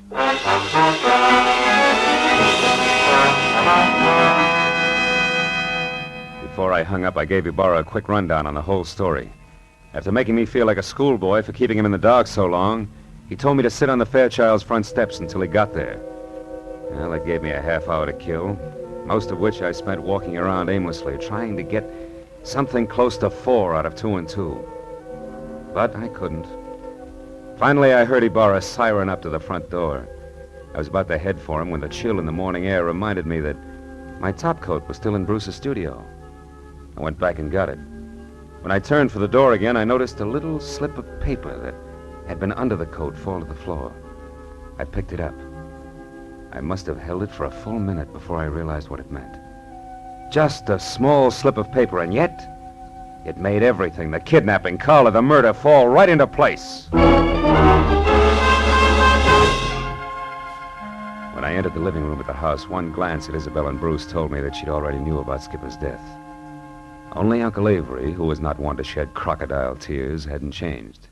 Ibarra, of course, was unhappy. Marlowe, we can't run any kind of a police department when every private detective acts like he's the commissioner himself. Why didn't you call me when this business first began to smell? You know better. I'm sorry, Ibarra, and I hate to sound immodest, but I happen to be one of the two men in this room who can name Bruce Gordon's kidnapper and Skipper Martin's killer. You know what you're saying, Marlowe? I think so. The man in the white Panama hat who kidnapped Bruce Gordon, Lieutenant, is Bruce Gordon himself. In other words, Bruce Gordon kidnapped Bruce Gordon. No! What? You're out of your mind, Marlowe. Am I? Would you still say that, Gordon, if we paid a call to Carla Winters and asked her to hand over the $50,000 of so-called ransom money she's holding for you, too? Or would you prefer... Stop, Gordon, stop. The window, Ibarra! Bruce!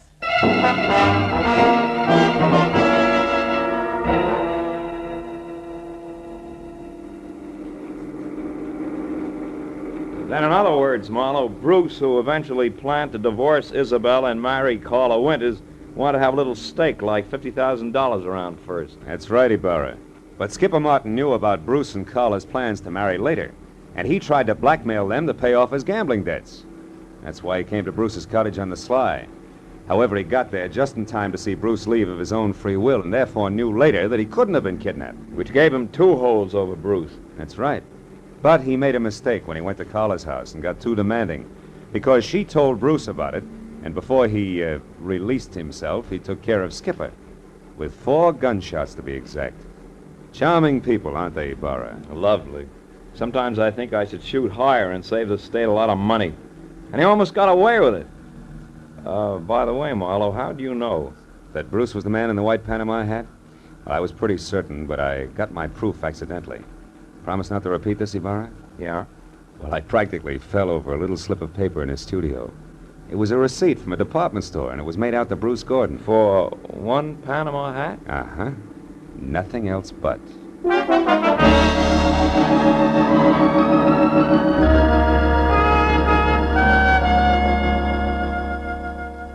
When I finally got back to my place on Franklin Avenue, the sun was already up.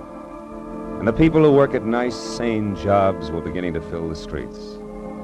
I'd been on the go for a steady 24 hours, so I could think of nothing but my bed. I was about to put my key in the lock when a next-door neighbor walked by. Now, that alone wouldn't have disturbed my sleep, but why did he have to be wearing a white Panama hat?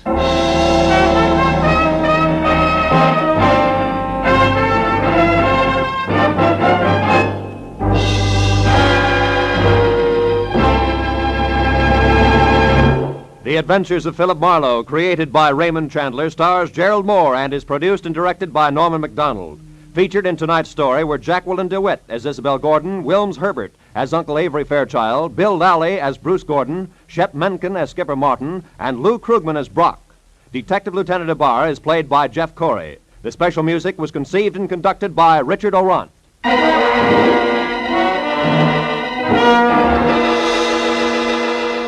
Be sure to be with us again next week at this same time when Philip Marlowe says... When her will was read, everybody figured she'd been crazy when she wrote it, and that included me.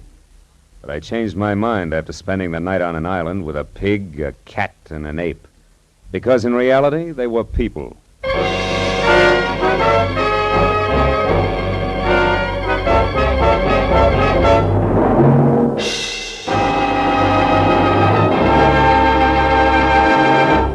Tonight, Amos and Andy return to the CBS network. And along with all their friends, Kingfish, Lightnin, and Henry Van Porter, they're settling down for a permanent stay. Be listening for them later this evening over most of these same CBS stations.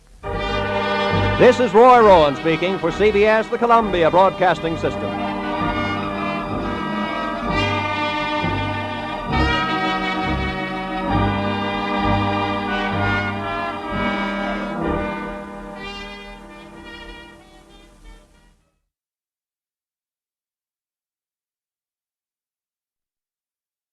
It was hot, boiling hot that night.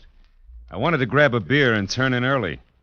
So what happens? I get my beer, but with it comes a gunshot, a beautiful woman in trouble, and murder. From the pen of Raymond Chandler, outstanding author of crime mystery, CBS presents his most famous character, brought to you now in The Adventures of Philip Marlowe.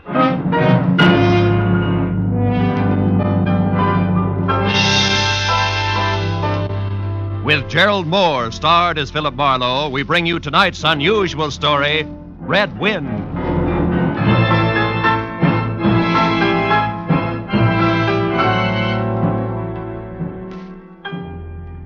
There was a rough desert wind blowing into Los Angeles that evening.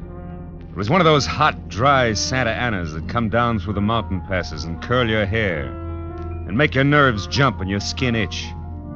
On nights like that, every booze party ends in a fight, and meek little housewives feel the edge of a carving knife and study their husbands' necks. Anything can happen when the Santa Ana blows in from the desert. I closed up my office early. I got tired of reading Philip Marlowe, private investigator, backwards on the ground glass of my office door. So I locked up and decided a nice cold beer would taste good before I went up to my apartment. Fill her up again, Mr. Marlin? Marlowe. Marlin. Yeah, Marlin's a fish. Yeah, I know. Marlin's also the name of a lady on the radio. Marlin, Mary, the story of. Yeah, my wife listens to it. Oh, good for her. Hey.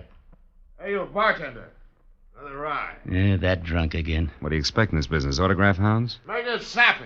You hear? Be right with you, sport. Gotta draw this man a beer.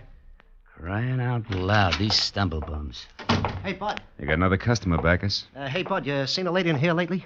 A lady? Tall, good-looking, brown hair, a print bolero jacket, and a blue silk dress. No, sir. No, sir. Nobody like that, Spinian. All right, straight scotch, fast. Yes, sir. Yes, sir. As the man drank, I noticed the drunk was grinning at him. And then, without changing his grin, the drunk swept a gun from somewhere so fast it was just a blur coming out. Made a couple of hard snaps and a little smoke. Very little. You other guys, don't move. So long, Waldo. Don't move, you two. Poor Waldo. I bet I made his nose bleed. So long, boys. Drink up. Get on the phone, kid. I'll get his license number. Holy smoke. Too late. He drove away in the dead guy's car. Maybe he ain't dead. No, he's dead, all right. Oh. That guy was using a .22 target pistol. When they use that kind of gun, they don't make mistakes. Where's your phone? This is for the police.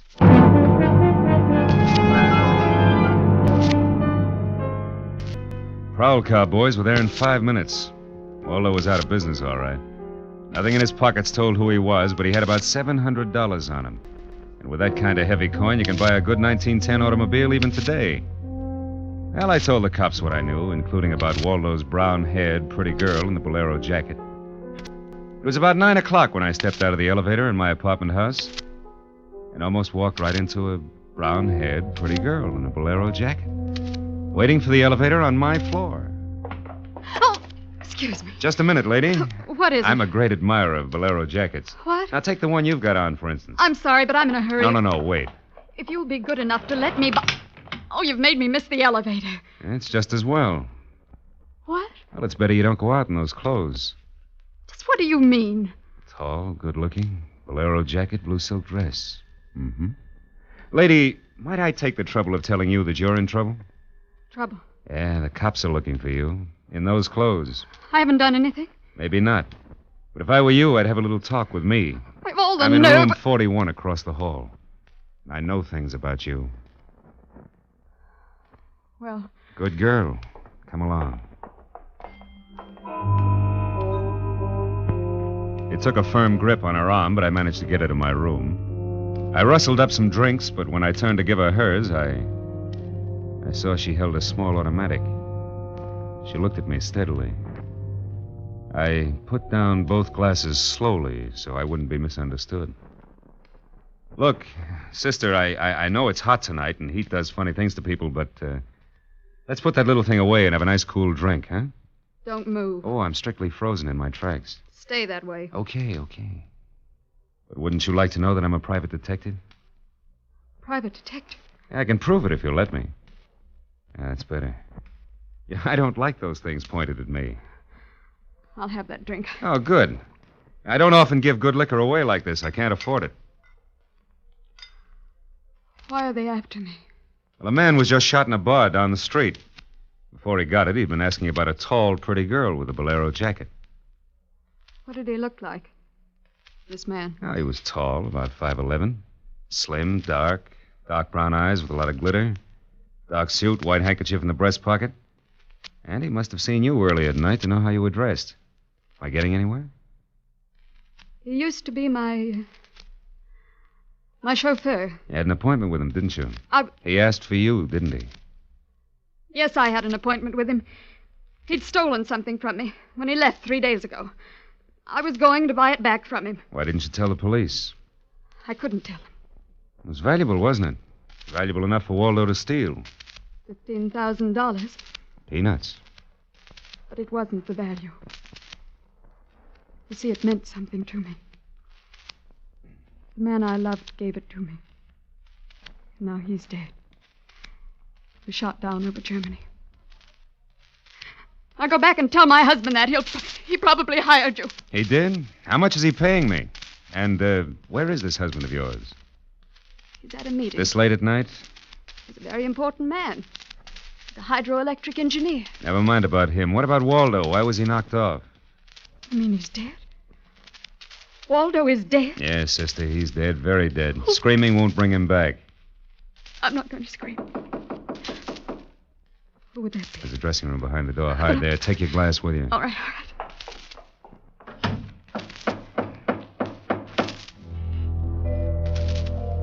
I went to the door, making a loud, yawning sound. Foolishly, I didn't have my gun. That was a mistake. Because when I opened the door, the guy on the other side certainly had one. A .22 target automatic that had already killed one man that night. And I knew the bald head, the flat, shiny eyes, and the face like a poisonous lizard. Baldy put the muzzle of his gun lightly against my throat. I backed into the room, and Baldy kicked the door shut. You alone? Look for yourself. I'm asking, not looking. I'm alone. You and that dumb bartender saw me dust off Waldo.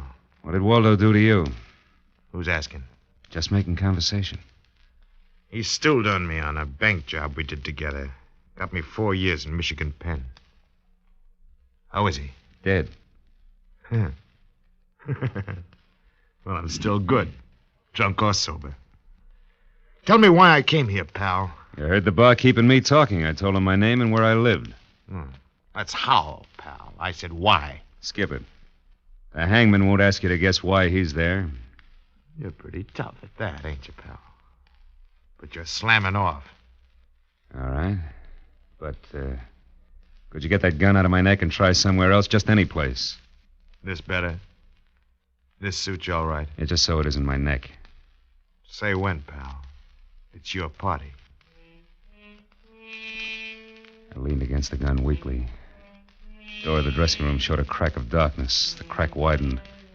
I began to shake a little in spite of the heat. The girl came quietly into the room, but there was white all around her irises. She was scared. She had a gun in her hand, but I was sorry for her. Dead sorry. She tried to make the door a scream. Either way, it would be curtains for both of us. Scared, mister? Worried about any little thing? I couldn't talk. The girl floated in the air somewhere behind Baldy. And her horrified face was drifting toward us. My mouth was as cold and dry as yesterday's toast. Well, kid, how's it feel? You ready yet? Say the word. Well, don't take all night about it. If you're going to do something about it, do it. Why not, pal? I like this. Suppose I yell. Go ahead. Yeah. Go ahead. Hey, look! Thanks, sister. That buys me. Everything I have is yours, now and forever. Is he dead? You flatter me no end, lady. I only punched him. Now get out of here while I call the cops down on this killer. Yes. Good night. Wait a minute. That jacket marks you for the cops. Leave it here. You don't need it in this kind of weather. Oh, yes, here. Okay. See you again? Why? I don't know. Who am I to be the rival of a dead flyer and things like that? No, on second thought, forget the whole thing. I'll see that the police get Jesse James here. Good night, lady.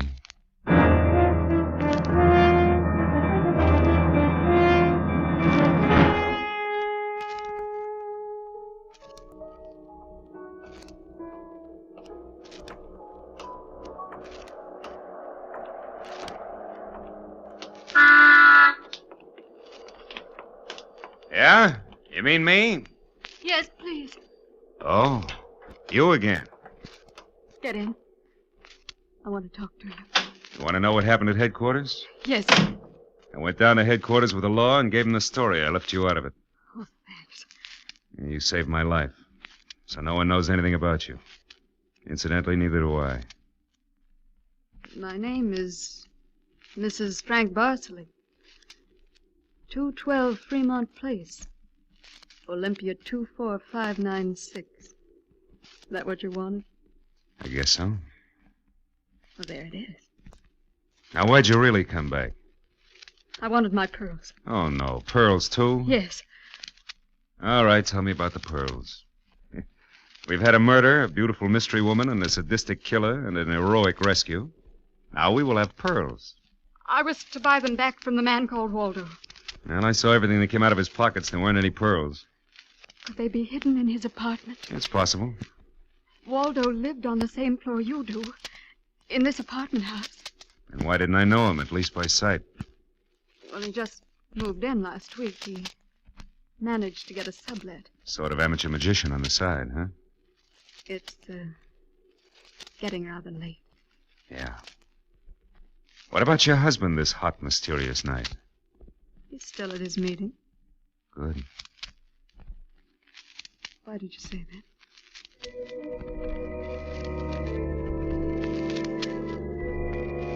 I didn't have any answers. We just sat there looking at one another. I was suddenly aware of the hot desert wind stirring up the night. I took hold of her and I kissed her. She sat very still. I was shaking when I let go of her. Her voice trembled a little when she spoke. I meant you to do that. Oh, I wasn't always this way. Only since Johnny Dalmas was killed in the war. He gave me those pearls. 41 of them. With a diamond propeller clasp. I'd have loved them if they were wooden beads because he gave them to me. I loved Johnny. The way you love just one time. You understand that? Yes, I can. What I don't understand is how you could explain a $15,000 pearl necklace to your husband. Told him they were imitation. That I bought them myself. How did Waldo latch onto them and what they stood for? When my husband was in Argentina, Waldo and I would go for long drives. I was restless and wretched because of Johnny. Sometimes Waldo and I had a little drink together. But that was all. But you confided in Waldo about those pearls. Yes. And when your husband came back, Waldo stole the pearls and offered to sell them back to you. He'd tell Papa. Oh, I was a fool. And now you think the pearls are upstairs in Waldo's apartment. I suppose it's a lot to ask. I've been paid. I'll go look. Wait here.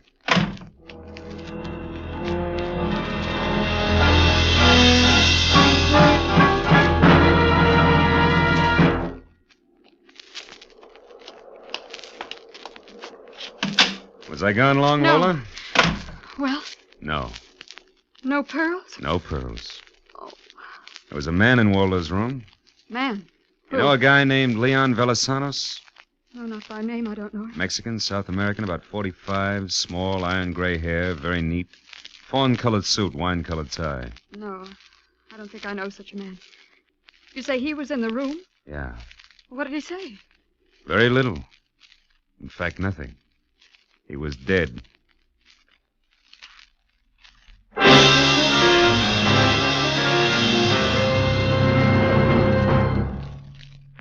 You are listening to The Adventures of Philip Marlowe, created by one of America's most outstanding writers of crime and mystery fiction, Raymond Chandler.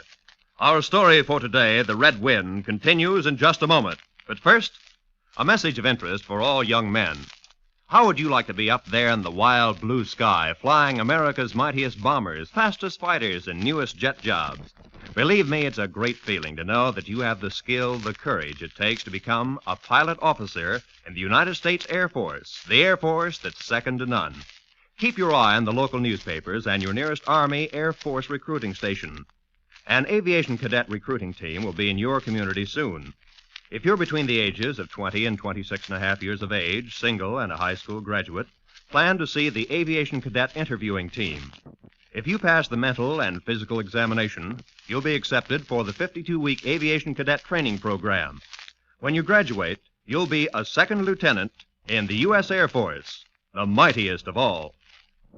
And now, back to the adventures of Philip Marlowe. With Gerald Moore as our star, we continue today's adventure.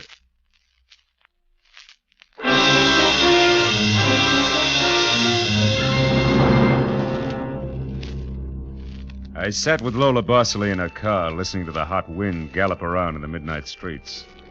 I just told her about the Latin-looking man I'd found in Waldo's room in a very dead condition. I held her hands until they stopped trembling, and then I gave her the few remaining details. He had a gun in his shoulder holster, but someone had strangled him before he could set up in business with a gun. Someone.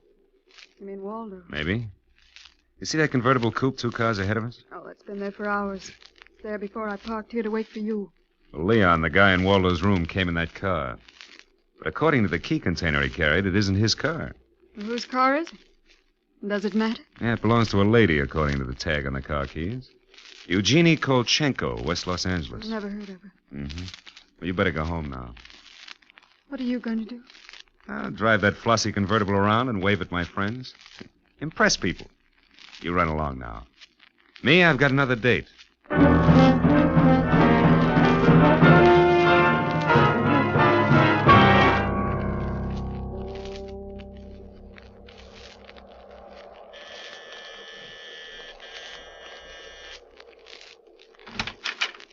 Yes. What is it, please? Miss Eugenie Kolchenko? Yes. What is it? Did you lose or misplace a pigeon gray convertible coupe? What are you saying? Now, don't be alarmed. I found it, brought it home to you. Come in, please. It is a reward you wish. Shall we say... Snap out of it, dragon lady. Who was he? Was who? The little guy, Leon. You loaned your car to. He's dead. Who was he? Oh, no. No. Eugenie. Darling, come here, please. What's the matter, my dear? Who is this man? I came about Miss Kolchenko's car. What about her car? Well, the gentleman who borrowed it couldn't return it on account of he isn't alive. He's dead, darling. He is dead. That's putting it more bluntly, of course. Dead, huh? Yeah, completely. Who are you? Philip Marlowe, private investigator. My card. Have you told the police yet? Never do at once what can be profitably deferred pending negotiation. Aesop. I might negotiate. Peachy. Just what do you know, Marlowe? Well, a man named Waldo was shot in a bar tonight. I happen to have the inside as to who he was, and when I visited his apartment tonight, I found this Leon Velasanos dead. He wouldn't have had $500 in 20s on him, would he? No. But this Waldo had over $700 on him when he was killed in that cocktail bar, mostly in 20s. Is there a basis for negotiation yet? Very well, Marlowe. There were certain bills for some stuff Miss Kolchenko here had charged to my account. But, darling, you told me I might charge to your account. All right, my dear, so I wasn't bright. That might be the understatement of the decade, but go on. I had the bills safely in my briefcase. Somehow, this Waldo had a chance to steal the briefcase. I hired Leon, gave him $500 to buy back those bills from Waldo. Instead, Waldo took Leon's coupons, was forced to kill Leon in the process. Then he went out to keep another date and walked into an old pal hostile enough to blow him down, huh? And somebody still has those bills, and I'm in for a divorce suit, huh? The man who shot Waldo got away in Waldo's car with your briefcase in it, could be. Cops caught him. And the police have the briefcase? Maybe. But the police are interested in solving crimes, not in tossing mud for the benefit of sensation eaters. I have a friend or two at headquarters. Let me see what I can do. It's worth $500 to me, Marlowe. Then that's what it'll cost you. All right. Good luck, and thank you, Mr. Marlowe. Philip Marlowe, remember? Marlowe. My name is Frank Barsley. Barsley? Oh. And just what does that mean? The big hydroelectric engineer. Yeah. Yes, how'd you know? Never mind. May I use your telephone?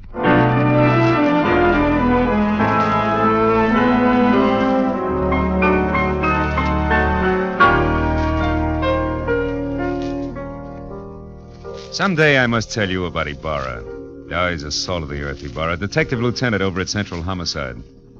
Well, I phoned Ibarra from Miss Kolchenko's house and told him where he could find a well-dressed cadaver named Leon, and furnished a few small details. I gave Ibarra time to check my tip, and then I went down to see the good lieutenant and told him why I'd been up in Waldo's room, only to find Leon instead of a certain lady's string of pearls. Pearls, eh? Yeah, I thought Waldo might have had them up there. Whose pearls were they? A lady's. Go on. Or they might have been in Waldo's car that Waldo's killer drove away in. Yeah? What, yeah? They might have. Yeah. Also, a batch of bills charged to the account of a certain Frank Bosley. Yeah? The police aren't interested in domestic scandal. They want to prevent or solve crimes, right? So? So, I've got $500 for the police fund.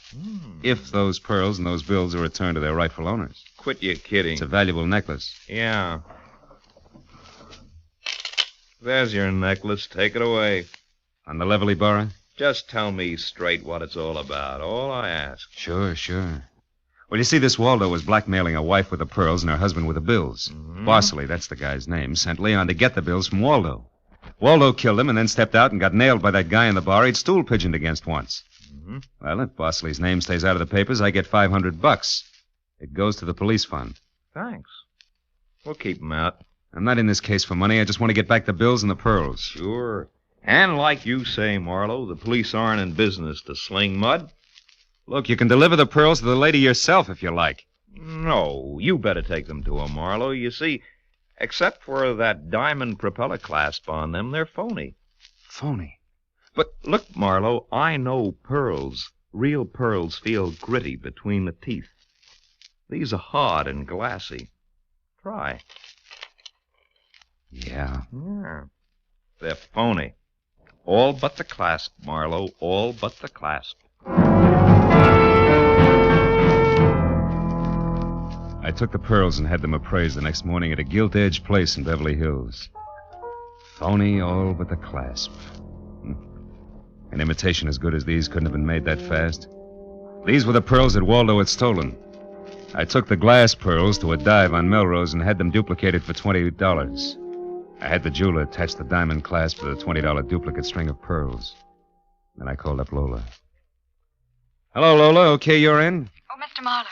Yes, it's okay here. I have a string of pearls for you. Oh, really, Philip? Really? Did you get... Now, wait a minute, Lola. Waldo was getting set to gyp you. We sold the real pearls and made up a string with the diamond clasp. Oh. Well, may I at least have the clasp? Sure. Meet me at 4 at Nikolaev's. Nikolaev's at 4. I'll be there.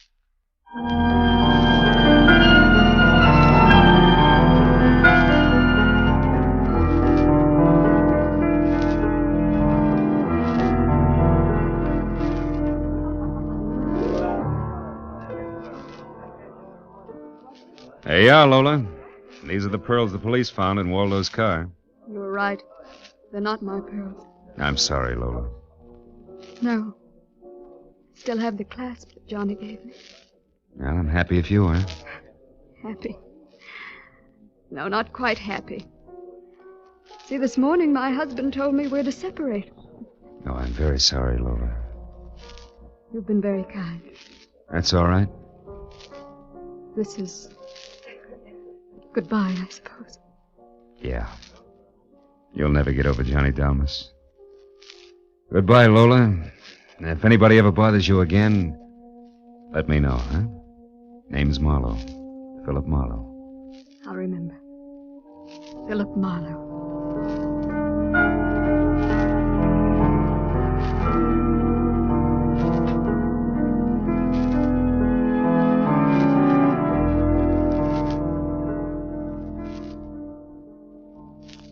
I drove almost to Malibu. And then I parked. And then I walked. Way out on a rock cliff, jutting into the Pacific Ocean. And then I reached into my pocket and dug out the string of Bohemian glass pearls Lieutenant Ibarra had found in Waldo's car. I cut the knot at one end and slipped the pearls off, one by one. One by one, I flipped them into the water. Should have seen the gulls swoop down on them. And then they flapped up again, screaming indignantly. Phony pearls. They'd fooled Waldo and Lola Barsley, but they couldn't fool a seagull. I said aloud, to the memory of Johnny Delmas, just another four-flusher.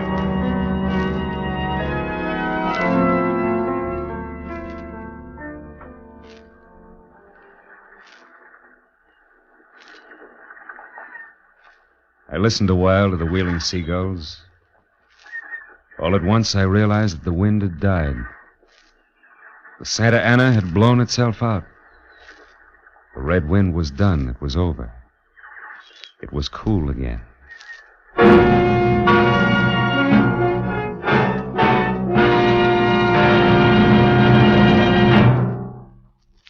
The Adventures of Philip Marlowe, created by Raymond Chandler, stars Gerald Moore and is produced and directed by Norman MacDonald.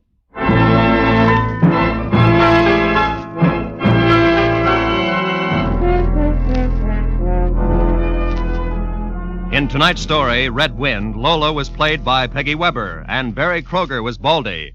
Joan Banks played Eugenie Kolchenko. Jeff Corey was Lieutenant Ibarra. Parley Bear was Barsley. Lou Krugman was Waldo, and Wilms Herbert played the bartender.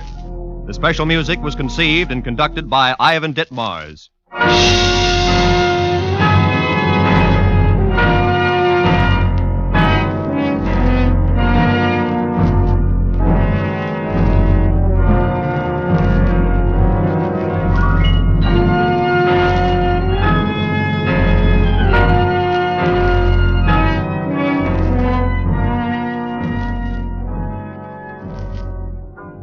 Philip Marlowe will be back in just a moment. Young man, be a Marine. Combine travel, adventure, and education at no expense to yourself. When you're a Marine, you can travel to the far places of the earth and carry on at the same time your own educational program through free Marine Corps Institute correspondence courses. You have plenty of courses to choose from, and an ideal way of studying geography or history is to take a course dealing with the background of the area in which you are stationed, or any of the more than 160 Marine Corps Institute courses. Thanks to this Marine Corps Institute, thousands of Marines are making continual educational advancements during their service in the U.S. Marine Corps. That opportunity, upon becoming a U.S. Marine, is yours for the asking. Check with your nearest Marine Corps recruiting office tomorrow for complete information.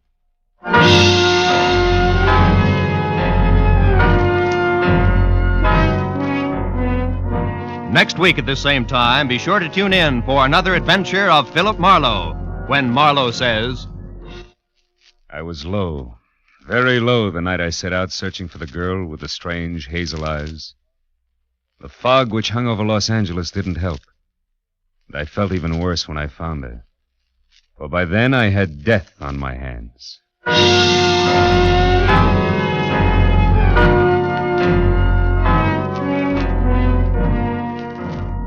If you like your laughs mingled with spicy music, be around tomorrow to hear the premiere of Alka-Seltzer Time, featuring Herb Schreiner and Raymond Scott's quintet. There'll be guest stars, too. Here's a show that's guaranteed to keep Monday from being blue. It's coming your way Mondays through Fridays over most of these CBS stations. So consult your local newspaper for the time of Alka-Seltzer Time. This is Roy Rowan speaking for CBS, the Columbia Broadcasting System.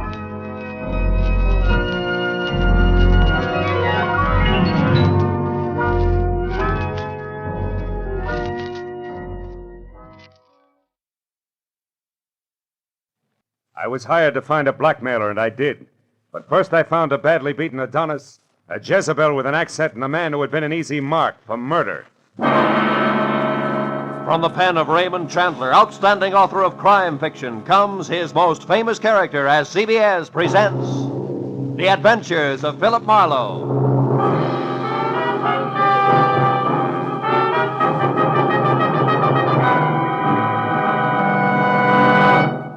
now, with Gerald Moore, starred as Philip Marlowe, we bring you tonight's exciting story, The Easy Mark.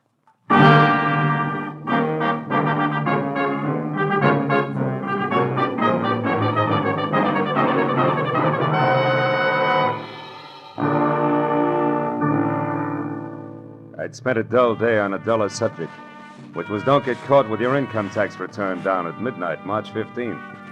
And after calling time for a thick steak designated to bolster the stamina of a private detective, but nevertheless non-deductible, I reluctantly headed back to my office where I found both my conscience and the long Form 1040 still waiting, which meant there was no way out. The dull day was going to stretch on into the night, but then I got a break, because my telephone rang and the call was from one Mrs. Corey Gilbert, a prospective client who wanted action in a hurry. Marlowe, you've got to move fast. I just found out that my husband Ross will be at 3806 Melrose Avenue in 20 minutes, and I know that means trouble. Well, just for size, Mrs. Gilbert, how do you spell trouble? With a capital B as in blackmail. There's no time for details now. Just get to that address and find out who Ross is meeting with. Only hurry, Marlowe, please. Well, hurry after what, Mrs. Gilbert? I've never met your husband, remember? Oh, yes. Well, he's tall, dark eyes, dark hair, very handsome. And the blackmailer, short, stocky, and repulsive, I suppose. Huh? I've never seen the blackmailer. All right, Mrs. Gilbert, where can I reach you? Well, I live at 439 and a half Ogden Drive. Ogden The Drive. phone number is Gladstone 8195. 8195. All right, Mrs. Gilbert, I'll call you. Thanks. Oh, and Marlowe. Yeah? Hurry, will you? You see, I love my husband.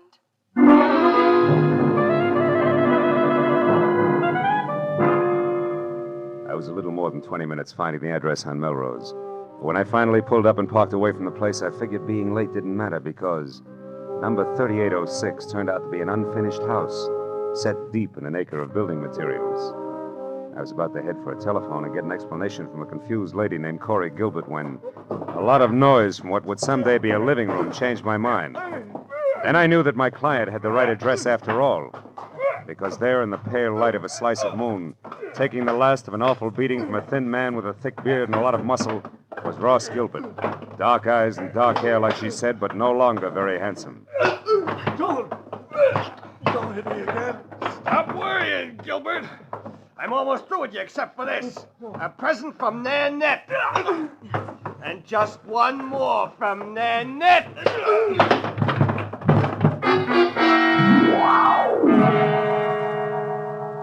That last punch stacked Ross Gilbert onto a pile of rough lumber like he was another 1x12. And as he slowly scraped to the floor unconscious, thick beard dusted himself off lightly, jerked at his tie, and stepped out of the opening reserved for a future front door. I started over to help Ross Gilbert, but then I remembered that my client wanted to know who her husband was meeting and why, not how hard or fast he could swing. So I decided for the time being to play it quiet. When Thickbeard got into his car, I got into mine.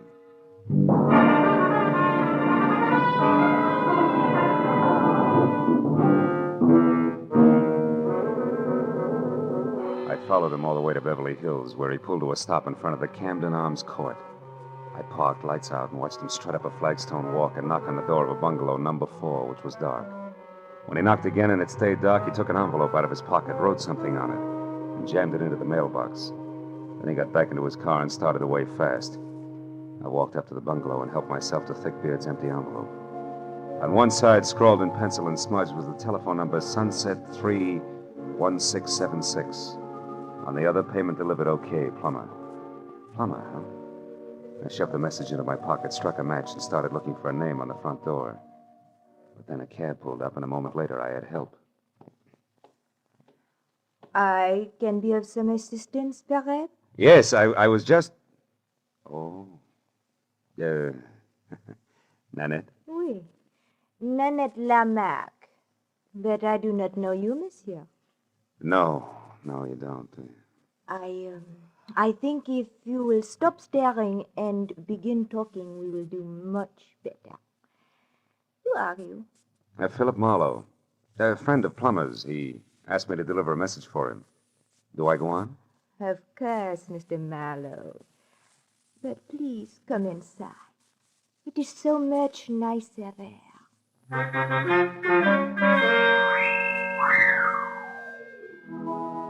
Nanette was so right about it being nicer inside. There were lights. And that made it easier to see that the lady with the thick French accent and the gorgeous waistline with something that could have mustered her own foreign legion. She was narrow green eyes and open red lips, topped by a lot of close-cropped, soft brown curls that kept running into each other. And for a dress, she was wearing about a quarter of a mile of draped chiffon that, in the right places, fitted a little closer than her own skin. When I told her what I claimed had been a message from Plummer himself, she purred her thanks and started to mix me a drink. When I brought up the subject of blackmail, she stopped abruptly, spilling a bottle of perfectly good Kentucky Tavern all over the table. Blackmail? What do you mean, Marlowe? Extortion, honey. The malpractice of getting a lot for knowing a little that's not nice. You're swinging wild now, mon cher. Maybe. But if it doesn't bother you, I'll stay right with it. Because I'd like to know why you and Plummer, who have such an easy mark, insist on throwing rocks. What easy mark are you talking about? A tall, dark, and used to be handsome guy named Ross Gilbert. Ross. Soda, Marlowe? Yeah. But don't make it too sweet, honey. I can't take it that way. Nanette will be very careful not to make it too sweet. There. Tell me, mon cher, when did you last see Plummer? Before tonight, I mean. I'm not sure. I think it was at the fights over at the Legion Stadium last week. How do I get my drink? Oui, mon cher. You will get your drink in your face, liar. Tell me, Frenchie. Is that pearl handle 32 considered the very latest along the Champs-Élysées? You have lied to me, mon ami. You see, Plummer only arrived in Los Angeles the day before yesterday, for the first time in his life. All right, I made a mistake about seeing Plummer at the fights last week. Now, why don't you put away the gun and we'll talk about Ross Gilbert? Ross Gilbert is a man I hate with all my heart. A man I could kill right this minute. And that, Marlowe, goes for anyone connected with him. So now get out. Oh, without even so much as an au revoir? I reserve au revoir for my friends, Marlowe. Good night.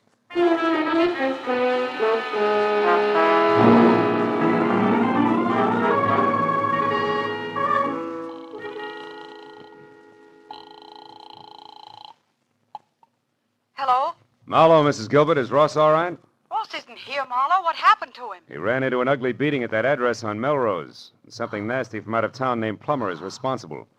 Ever hear of him and/or an imported Jezebel called Nanette Lamarck? No, I haven't. But what about Ross? What's wrong with him? Nothing that a pound of beefsteak and enough liniment can't cure. But before we worry about Ross, Mrs. Gilbert, one more thing.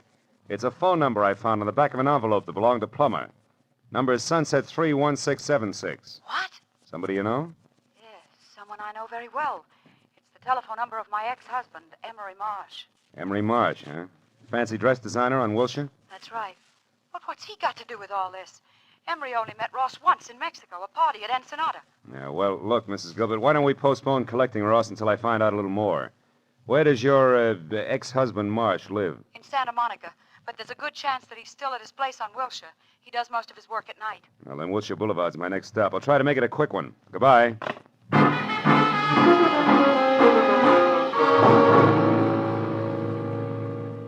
Emery Marsh's place on Wilshire was an expensive shop with a single velvet-lined show window that was home for a beautiful mannequin wearing an evening gown that would drop at the first sneeze. And after I spent 5 minutes thumping on a plush, leather-upholstered portal, a light finally clicked on someplace inside. And a moment later, Emery Marsh opened the door. He was tall, 45, sandy-haired, and looked less like a dress designer than I did. So after following his tweet back into an inner sanctum that was combed plywood behind Chinese modern furniture, I decided to play it almost straight. Now, Mr. Marlowe, what can I do for you? Well, it's a little too early to tell. I'm a private detective, Mr. Marsh, and I'm working for your ex-wife, Corey Gilbert. Corey? Mm-hmm. Is she in trouble, Mr. Marlowe? No, we're close to it. Tell me, Mr. Marsh, when you were last over to Nanette Lamarck's place at Camden Arms, when was that? Nanette Lamarck? Yeah. I've never heard of her. Nor a man named Plummer? Nor a man named Plummer. Who are they? Well, in the order I tossed them out, a mademoiselle with a touchy temper and a thug who needs a shave. I don't understand. How do they concern me? Well, maybe they don't. But your telephone number turned up on Plummer. And both Plummer and Nanette are tied on to a man who at this moment is probably picking himself up off the floor of an unfinished house at 3806 Melrose Avenue.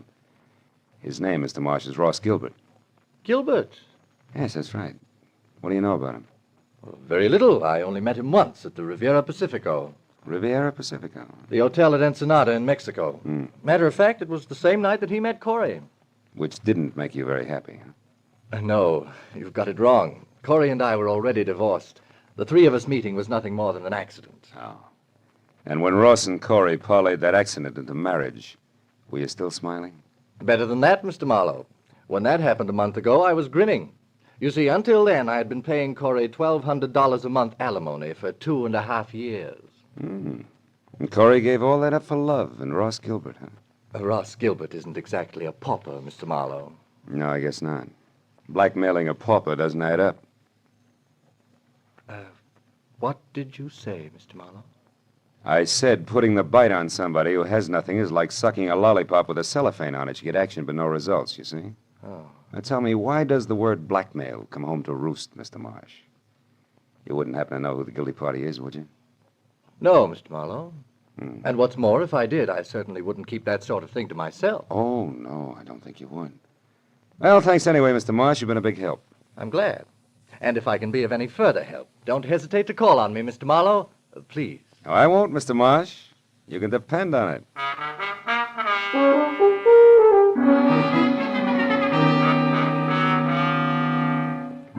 All the way from Wilshire Boulevard to Mrs. Gilbert's place on Ogden Drive, I kept wondering who wanted how much out of Ross Gilbert and why. About 20 minutes later, when I pulled up in front of the house, I started concentrating on my client, who had to be the woman standing next to a green coupe in the driveway and waiting in double time.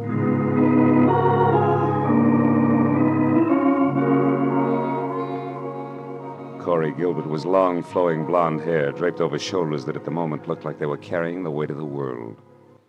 But she was prettier worried than most women who always keep it gay. Mr. Marlowe? Yeah, Mrs. Gilbert? Yes. Your husband shown up yet? No. Marlowe, what do you suppose has Take it happened? easy. Maybe we better have another look at 3806 Melrose Avenue, huh? Whatever you say. Shall I drive? If you've got a license. Yes, Mr. Marlowe. I've got a license. Well, okay, let's go.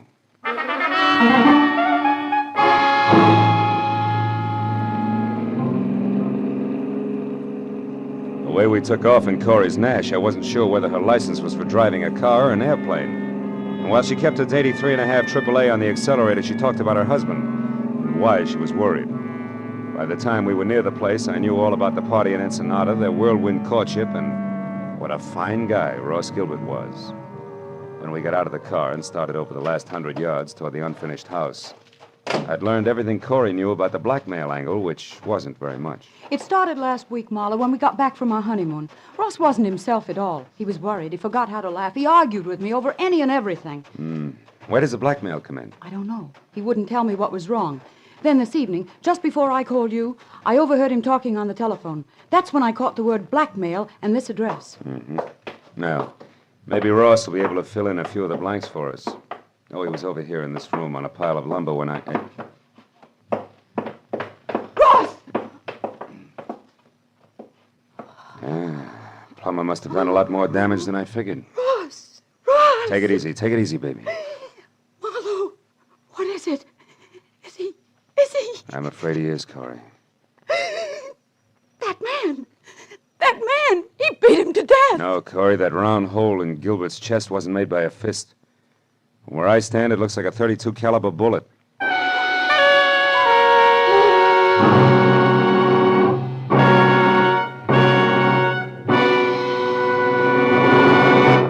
In just a moment, we will return to the second act of The Adventures of Philip Marlowe. But first, for some new wrinkles in the mystery field, look on the face of Mr. Jack Benny, eminent producer of the mystery comedy The Lucky Stiff, which opened in New York today.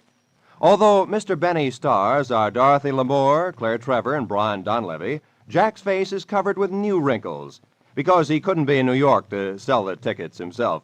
He's remaining in Hollywood to appear tomorrow night on CBS on The Jack Benny Show with Mary Livingston, Don Wilson, Dennis Day, Phil Harris, and Rochester. So be sure to listen. And now, with our star, Gerald Moore, we return to the second act of Philip Marlowe and tonight's story, The Easy Mark.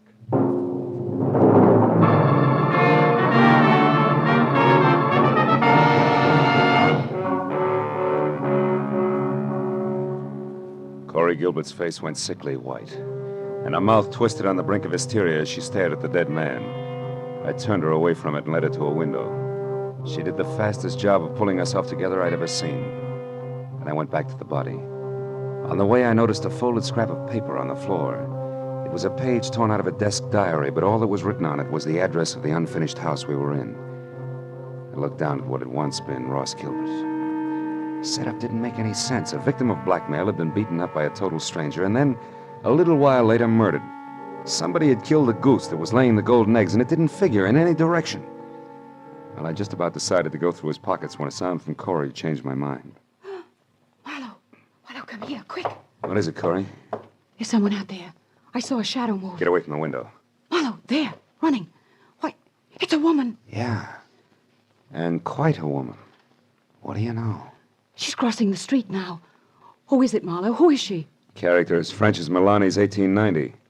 Only she's more like nitric acid than salad dressing, Corey. Her name is Nanette Lamarck. She's getting in that car. Aren't you going to stop her? No. I've got a line on Miss Lamarck. I can find her. But she was hiding here. She could be the one who shot Ross, couldn't she? Easily. In fact, right now, she's the odds-on favorite. But she's also cagey, and we'll have better luck if we get her on home ground where she'll talk. Besides, there's a big chunk of this business that doesn't follow. What do you mean? Well, look, the murder came out in reverse. Ross was paying off. So he should have been the killer instead of the corpse. Which means there's more than blackmail involved. I don't know what you're talking about. All I know is he's dead, and that woman killed him. Maybe. Come on, Corey, let's get out of here. Where are we going? Well, first you take me back to my car, and then I got a job for you to do. What kind of a job? Well, I found this page ripped out of a desk diary, probably Ross's. I want you to go through all his things and find that diary for me. There might be something else in it that'll give us a connection. All right. Where are you going? I'm going to pay a call on Nanette. Only this time I'm bringing my own welcome mat. I think I'll need it.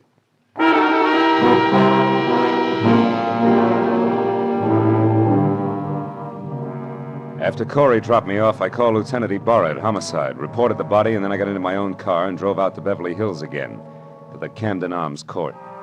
Annette's bungalow had lights on. I parked down the street and made tracks back through the landscaping to a side window. Annette was playing pin-up girl on the arm of a divan. She watched someone pace back and forth across the room. When I got close enough to hear what was being said, that someone turned out to be Corey Gilbert's first husband, Emery Marsh. Like chickens with their heads off. So Ross Gilbert was shot to death.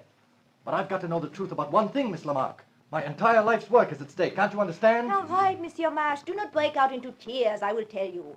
Plummer is merely a private investigator I hired to locate Ross Gilbert for me. Now, are you happy? No. Why did such a person have my telephone number? That's what I want to know. I'll be ruined if I'm involved in this mess. My reputation means everything to my business, and, well, things aren't going too well just now. If I'm connected with a scandal, I'll be wiped out. Well, stop worrying. I saw you with Ross Gilbert 3 or 4 times before he disappeared. So I gave your name to Plummer as a possible lead to Ross. That is all. Why did you want to find Ross Gilbert? That, mon ami, is none of your business. You found out what you wanted, so good night. All right. I'll go. But can I count on you to keep my name out of this? Listen, I am counting on me to keep my own name out of it, and I will be very busy doing that. Good night.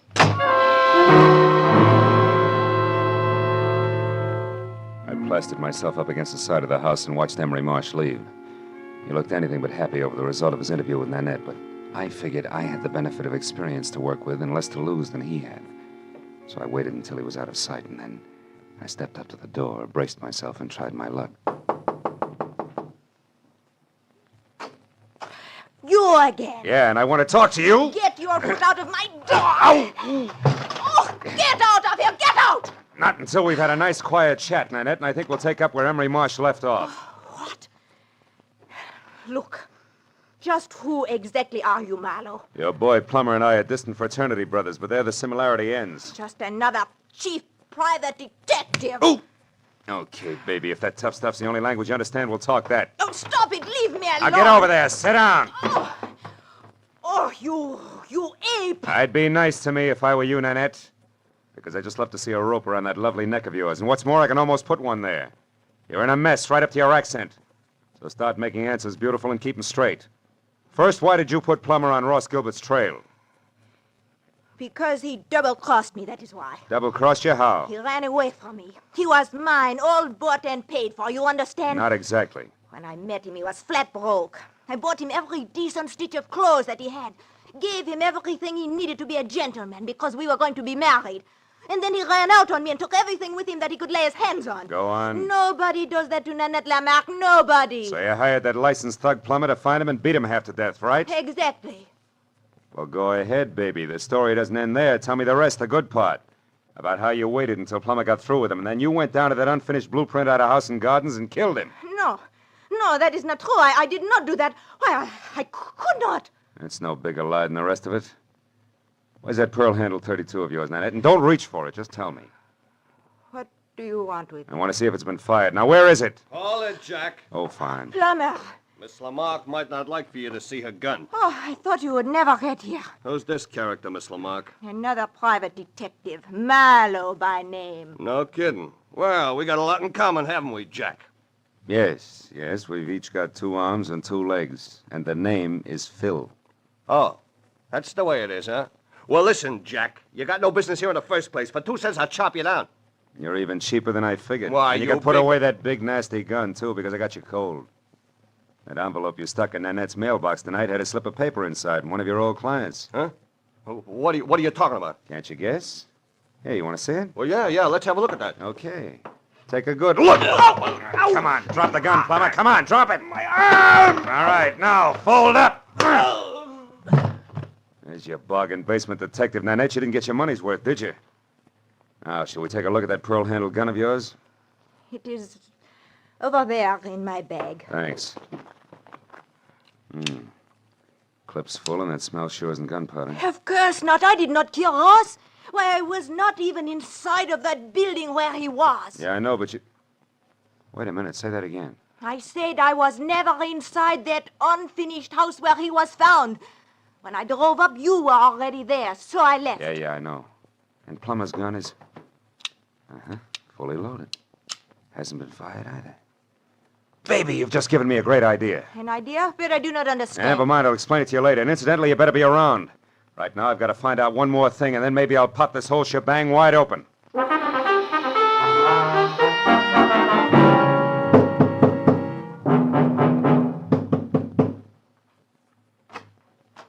Mr. Marlowe. Good evening, Mr. Marsh. Lucky to find you still working, huh? Late hours are a habit with me these days. Come in. Thanks. Mr. Marsh, I've come back for that help you offered me earlier this evening. I see. Well, the offer's still good. Fine. I think your ex-wife, Corey, is lying to me. She claims you didn't know Ross Gilbert, that you only met him once at that party in Ensenada, but you did know him, didn't you? Why, yes. As a matter of fact, I did get acquainted with Ross slightly. We had dinner together a few times. Uh-huh. And you really did favor his marriage to Corey because it freed you automatically from that alimony load you were carrying. That's correct, Marlowe, but I don't And it's see... also correct, isn't it, that you couldn't afford to go to court to have your alimony reduced because that would let your snobbish clientele know you were going on the rocks. Yes, that's also true. And maybe it's true that you actually engineered the marriage and it backfired on you. Very smart, Mr. Marlowe. Just keep your hands at your side. This might go off. Yes. Well, I expected a reaction, but not quite so soon. Too bad. I'll trouble you for your gun, now that you've got it all figured out. Yes, Marlowe, I engineered that marriage. Corey was attracted to Gilbert, but he was broke. I knew that would scare Corey off if she found out. So you and Corey made a deal, particularly with Ross. He wanted to marry Corey. You supplied the cash for his courtship, right? Yes, only he wouldn't stop there. He kept demanding more. Sure, that figured from the start. Ross wasn't being blackmailed. He was the blackmailer himself, and that made you worse off than before, so you killed him. You're so right, Mr. Marlowe. And remember, the price for 2 murders is the same as for 1. So you've really left me no alternative. I'll give you an alternative, Emery. Corey! One thing you didn't count on. I really loved Ross Gilbert.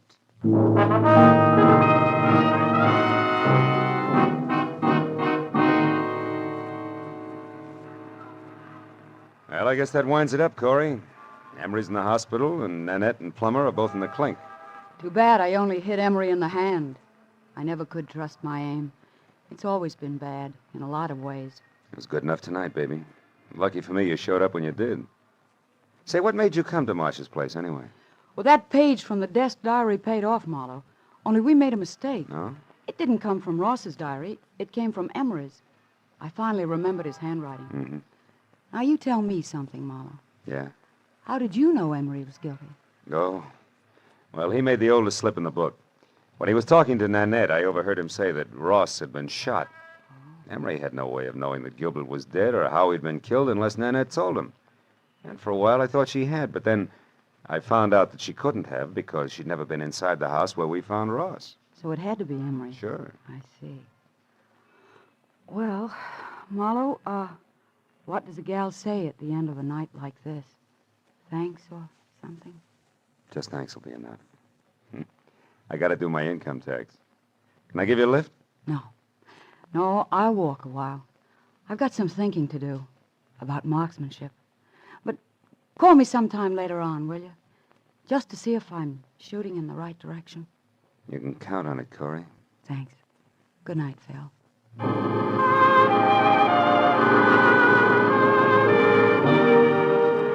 I watched her for a moment as she walked down the street all by herself, deep in her own thoughts, and it looked to me like she was playing it strictly square.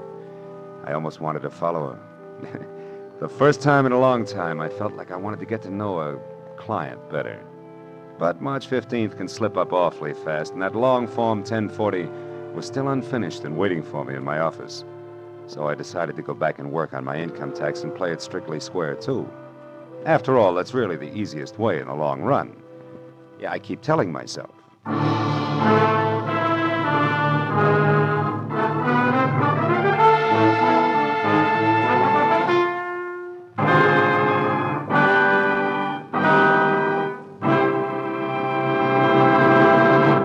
The Adventures of Philip Marlowe, created by Raymond Chandler, stars Gerald Moore and is produced by Norman MacDonald. The script by Mel Donnelly, Robert Mitchell, and Gene Levitt was directed by Ralph Rose. Featured in the cast were Sylvia Sims, Laurette Philbrandt, Ken Harvey, and Paul Duboff. The special music was by Richard O'Runt. Be sure and be with us again next week when Philip Marlowe says... There was a man with a bad heart, a telephone number scribbled on a cash register receipt, and a corpse on the other side of town. But I couldn't see the connection between them until I realized they were all tied together by the same long rope, worth $30,000.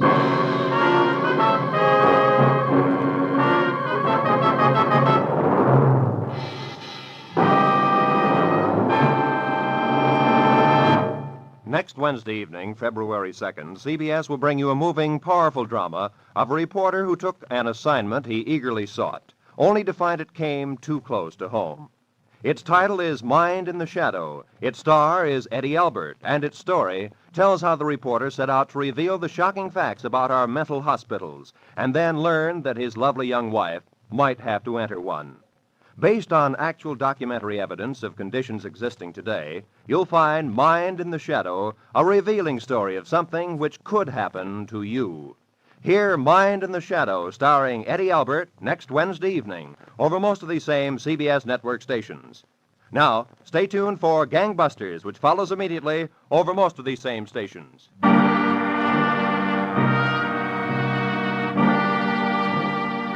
This is Roy Rowan speaking for CBS, Jack Benny's new address, Sunday night on CBS, the Columbia Broadcasting System.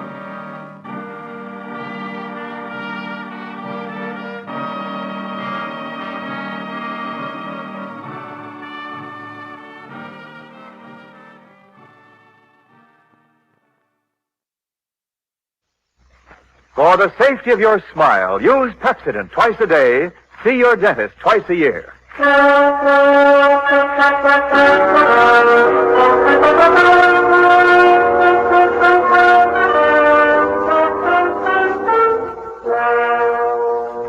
Lever Brothers Company presents the Pepsodent program, The Adventures of Philip Marlowe, starring Van Heflin.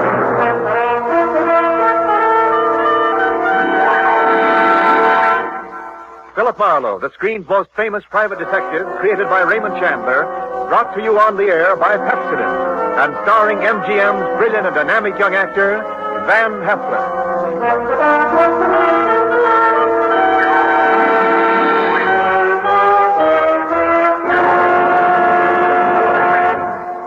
Now, families all over America have named their favorite toothpaste.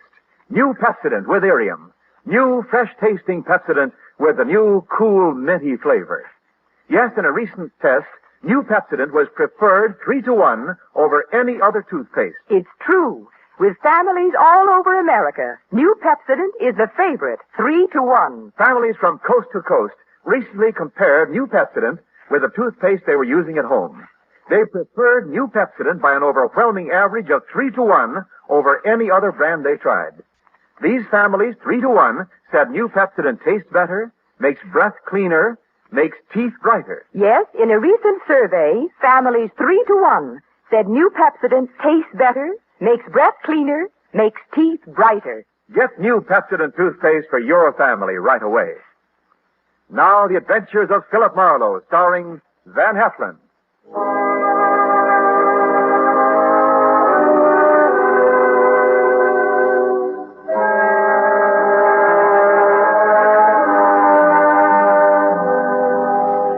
The moment old man Jeter came into my office, I made up my mind not to vote for him if he ever ran for president.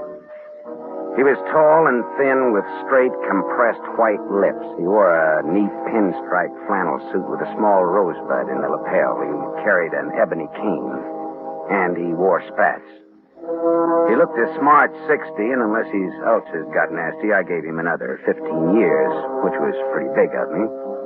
He sat down, speared me with those barbed gray eyes, and came right down to business. Mr. Philip Marlowe, I believe? That's right. My name is Wadsworth Jeter. How do you do, Mr. Jeter? You're a private detective? Well, why not? Frankly, sir, I'd expected the Hollywood detective's office to be somewhat more glamorous or rather more elegant, shall we say? No, Philo Vance has a branch office here on the 4th floor if you're shopping around. No, you'll do, I'm sure. Well, my rate is $25 a day, plus expenses. Money is no object. Except when you don't have much of it. That seems to be the motivating philosophy where Miss Harriet Huntress is concerned. Who or whom is Miss Harriet Huntress? A rather standard, rather obvious gold digger who wishes to marry Grover. You want to tell me who Grover is? Grover is my adopted stepson, my late wife's son. Go on. Next year, he will inherit $1 million left him by his mother. Which explains Miss Huntress's interest in Grover. Precisely. Look, Mr. Jeter, am I being hired to smear Miss Harriet Huntress? Not at all. Merely to disillusion Grover about her. Yeah, well, that's the same thing. I think you'd better find yourself another boy. Wait, there's more. Okay, let's hear it. Do you know a man named Marty Estelle? Sure, he's a big-time gambler out on Sunset Strip. Why? Mr. Estelle claims my son Grover owes him $50,000. Well, then Grover'd better pay up if I know Marty Estelle. But suppose my son doesn't really owe Estelle the money. Does he or doesn't he? Mr. Estelle supplied photostat copies of Grover's notes with Grover's signatures. I thought they might be forged, so without Grover's knowledge, I took them to a handwriting expert named John Arbogast, a sort of detective. No? He's not sure. He wants more time. I'd like you to take over the case. Harriet Huntress and all. Miss Huntress, as you may know, is associated with Mr. Estelle. Well, that's incidental. I'll handle the forgery case and not the slander job. Now, where does this Arbogast have his office? On Sunset near Ivar. Okay, I'll look it up. Miss Huntress? She lives at the El Milano on North Sycamore. All right, I'll look her up, too. Arbogast and Huntress in the order named.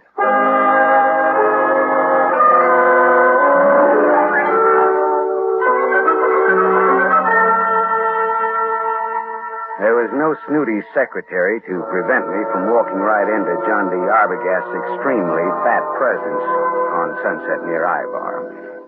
He was an enormously fleshy gent with a thick neck that was in folds like a concertina. He wore a wrinkled dark suit that needed cleaning and some reweaving where it had some small holes in it. Arbogast just sat and stared at me with the whites of his eyes, because those 3 holes that needed reweaving were bullet holes. And John D. Arbogast was dead, very recently dead. I left in a hurry, and as far as I could tell, nobody saw me come, nobody saw me go. My next stop was the Swank El Milano Hotel on North Sycamore. Just a second, mister. Something you want? Yeah. Who are you? I'm the house detective. Well, I'm looking for a Miss Harriet Huntress. Miss Huntress ain't seeing anyone. You can tell her it's Marty Estelle. Are you Marty Estelle? I'm from him. That's different, ain't it? That's none of your business, is it? Well, whatever you're up to, you're not playing it very smooth. Well, some days I feel like playing it smooth, and some days I feel like playing it like a waffle iron. Well, if you must know, I'm one of the boys. Philip Marlowe, private eye. Here, it's my card. Yeah, well, that's another story. I'll phone up to Miss Hunter. Yeah, say I'm from Marty Estelle, and make it convincing, huh? How much convincing? Oh, well, how much do those cigars you're smoking cost you? $22.50, box of 50. That much convincing. Well, that's cute. You and me are going to get along. I'll phone Miss Huntress, but you go right on up. Room 814. I just know it'll be all right.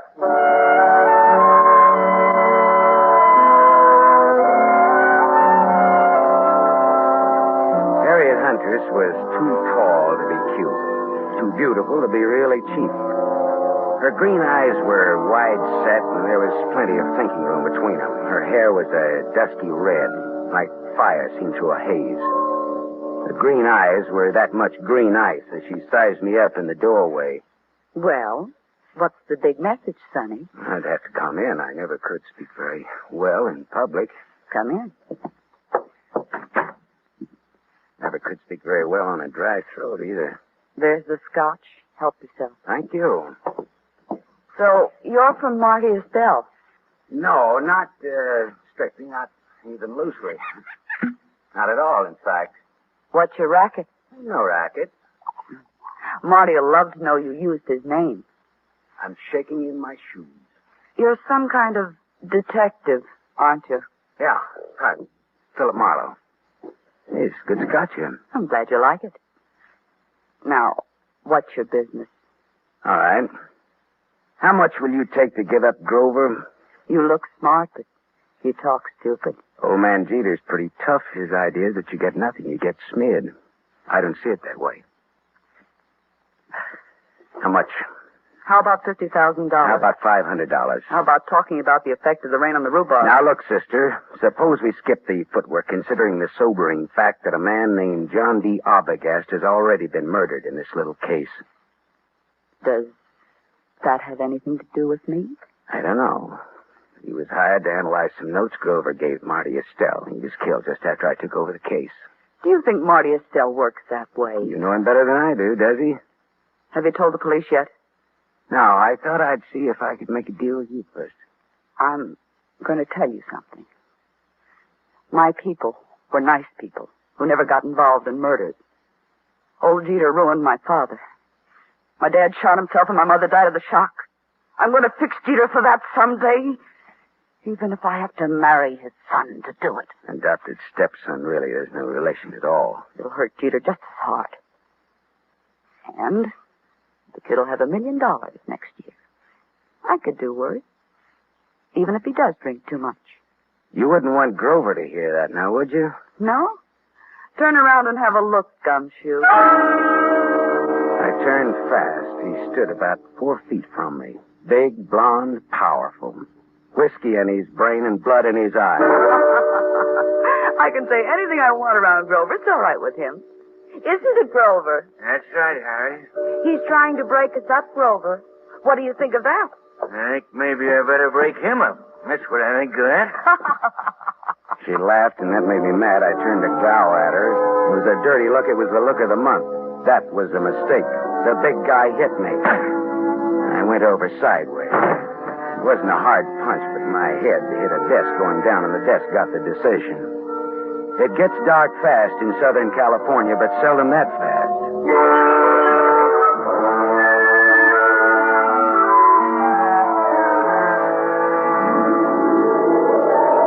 When I came out of it, Grover, the blonde sucker puncher, and Harriet Huntress were gone. But the bottle of scotch was still there, so I took that for a souvenir and stuffed it in my pocket and floated down the elevator into the street. It was dark by the time I got back to my apartment on Hobart Avenue in Hollywood. I turned on the light, and there stood a big guy, another big guy. This was National Big Guy Week. This one had a big nose, the dead color of wax, and he had a .22 caliber Colt Woodsman pointed straight at me. Close the door and reach. Come on. I turned a little to close the door. I got my hand under my coat.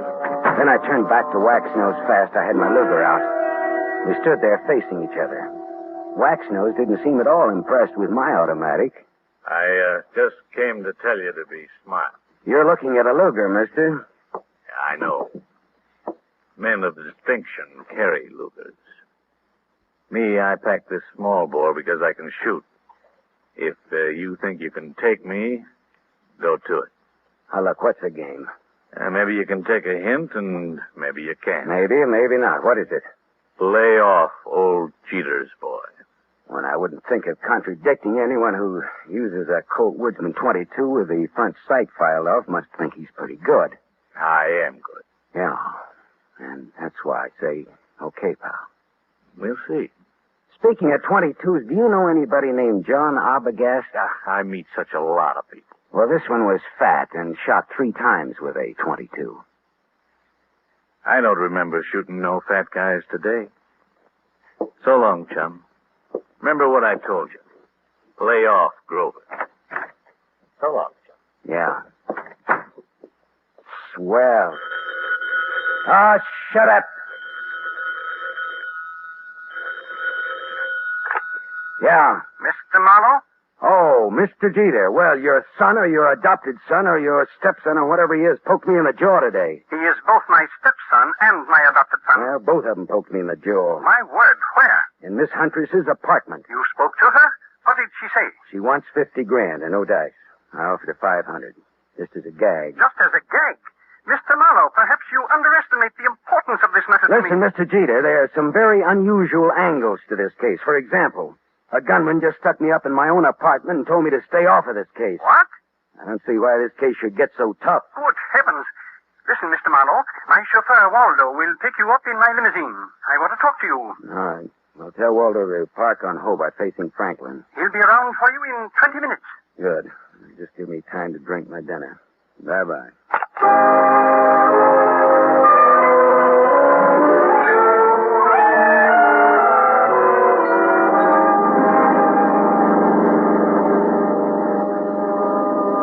Next to Waldo, the chauffeur, as he tooled the big Jeter limousine through Hollywood, along the glitter of the Sunset Strip, out past Beverly Hills toward Bel Air.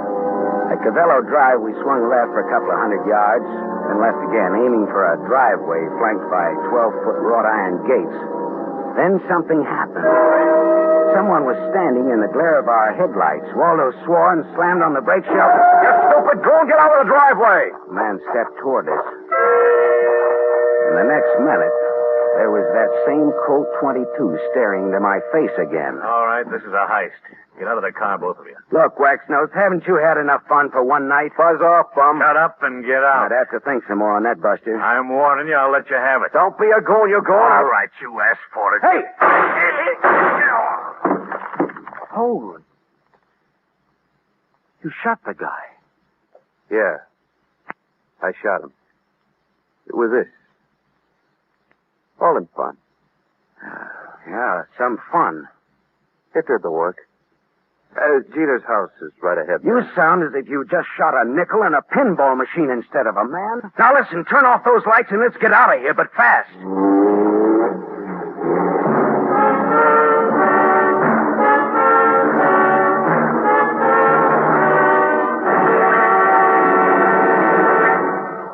You are listening to The Adventures of Philip Marlowe, starring Van Heflin. Yes, families all over America have named their favorite toothpaste.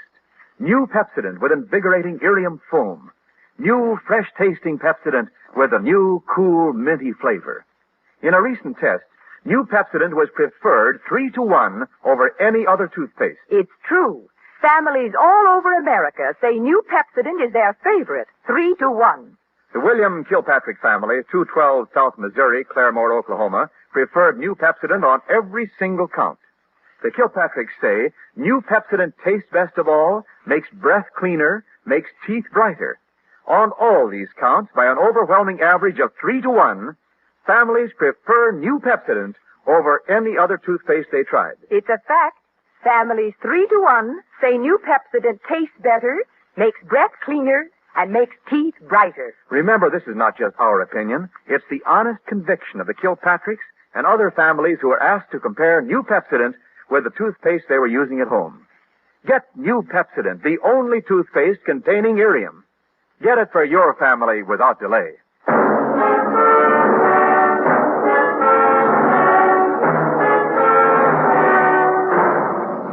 We continue with the adventures of Philip Marlowe, starring Van Heflin, who appears by arrangement with Metro-Goldwyn-Mayer.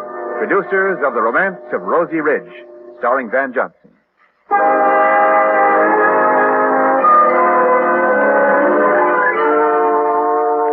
Waldo and I drove back to my apartment again, leaving Waxnose lying dead in the Jeter driveway. We went back to my place to start all over again, over what was left of my purloined scotch.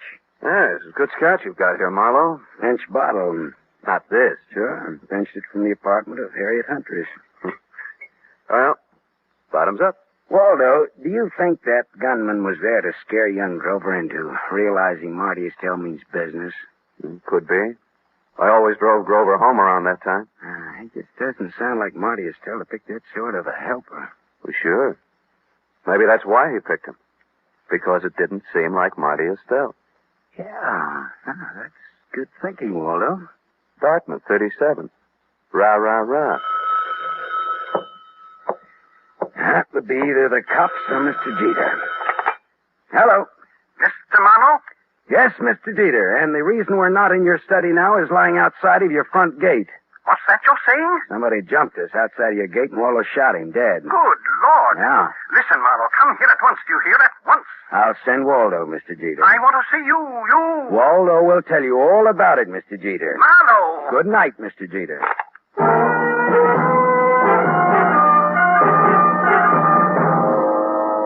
After Waldo, the chauffeur, had left, I went back to the El Milano Hotel.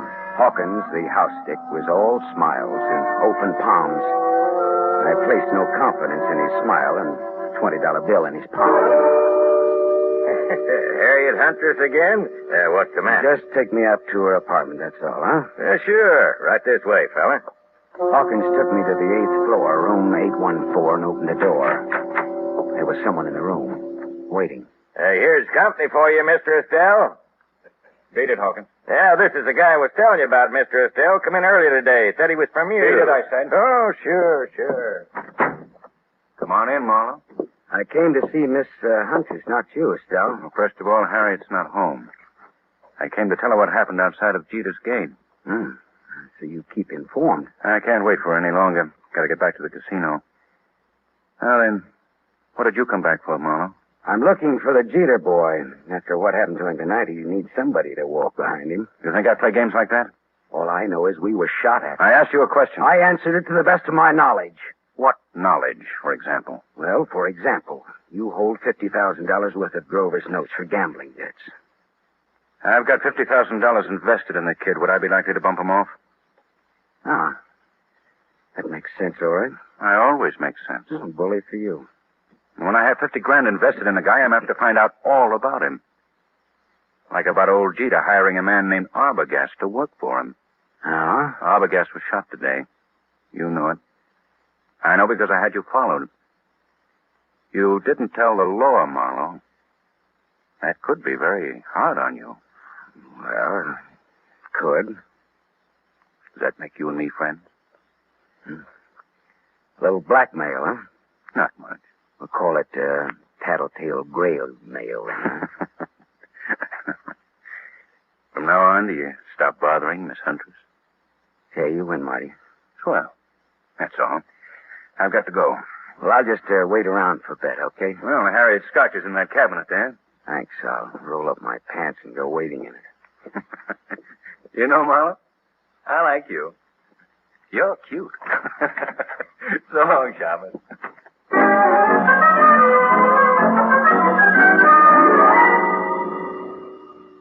Marty Estelle was right. He wouldn't kill anybody who owed him money and was soon to come into a lot of it. Now I was in bed with the police for not reporting Arbogast's murder. Well, I looked around Harriet's apartment vaguely, walked into the bedroom, and stopped. Because mixed with the fragrance of good perfume and good cosmetics was the plain, ordinary, homespun odor of gunpowder. I walked across the room and yanked open the closet door and stepped back. There, just as big as life, but as dead as they ever come, was young Grover Jeter. And at Grover's feet, among the graceful shoes in Harriet's closet, was a tiny pearl-handled automatic. I felt bad about that, because I guessed that the dainty holes, the bullets from that dainty gun, would fit the two dainty holes over Grover's heart. I put the neat little pistol in my pocket. I thought old man Jeter ought to know about his son. I thought.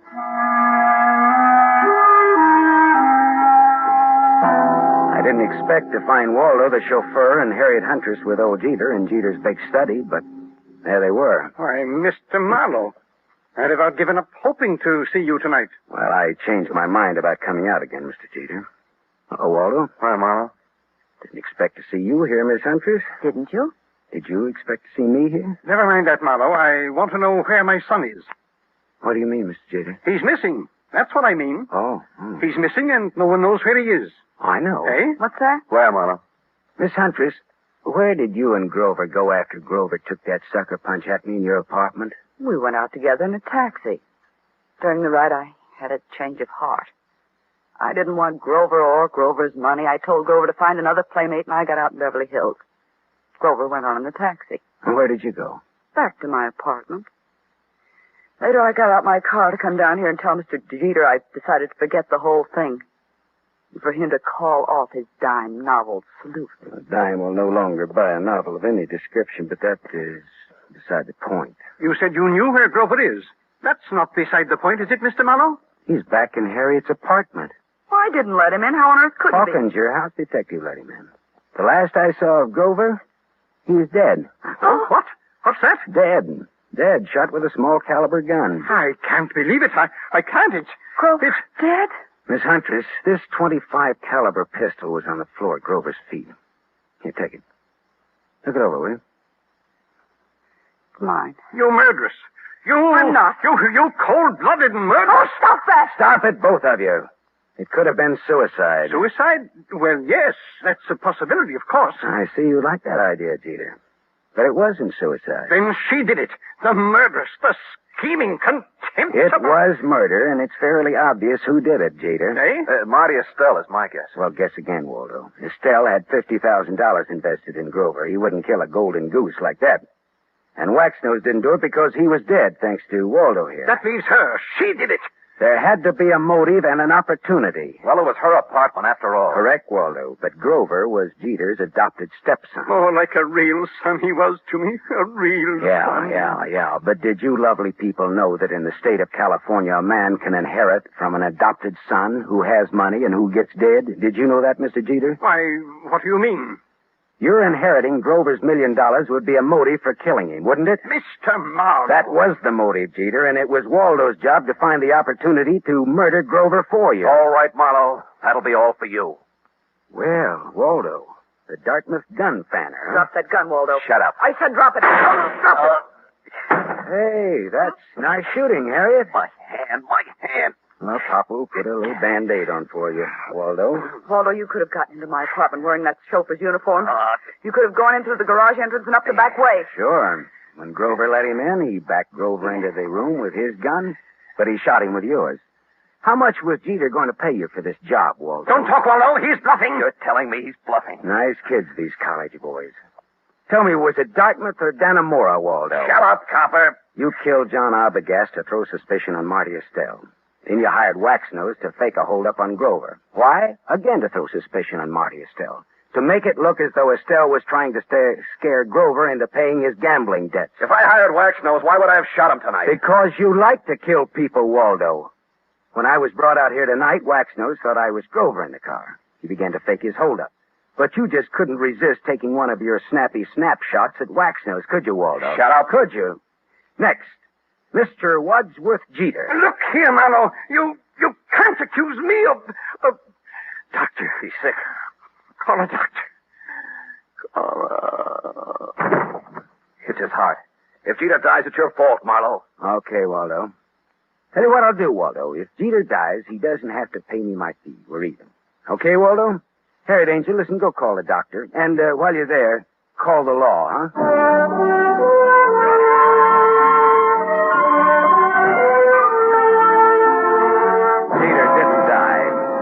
heart was as good as mine, if you want to make anything out of that.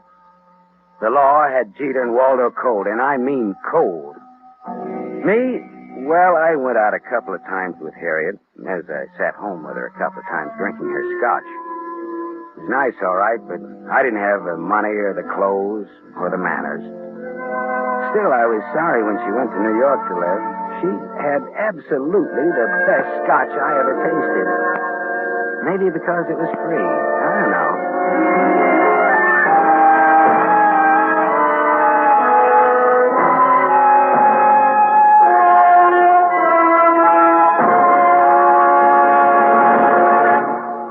You have just heard Van Heflin, starring in the mystery series Raymond Chandler's The Adventures of Philip Marlowe, brought to you by the Lever Brothers Company, makers of Pepsodent.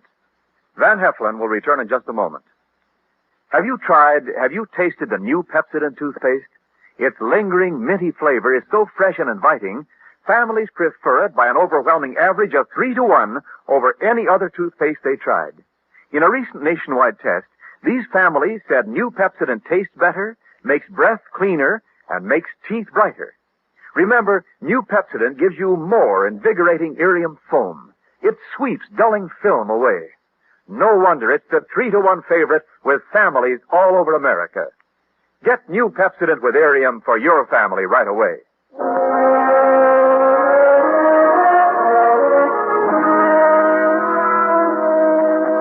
Now, here is our star, Van Heflin.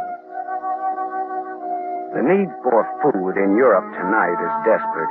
Starvation faces a multitude of our fellow men. There's a way you can help. For $10, a package containing 21.5 pounds of food will be sent for you to a friend or a relative or any member of an organization you designate in Europe. Or simply say to a little French girl or to a Belgian war widow. Your order will be strictly respected, and you'll receive a signed receipt from the person who received your gift. Send $10 now. Send all you can. Send your $10 to CARE. C-A-R-E. CARE, New York. Help keep America the hope of the world.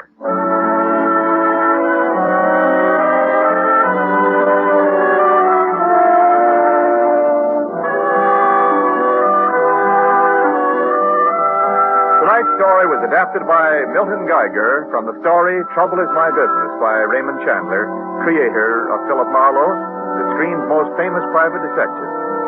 The original music was composed and conducted by Lynn Murray.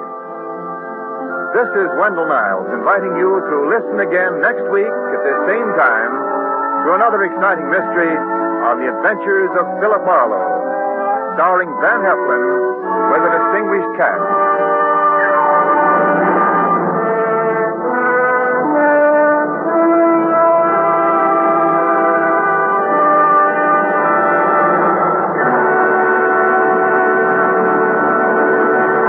NBC, the National Broadcasting Company.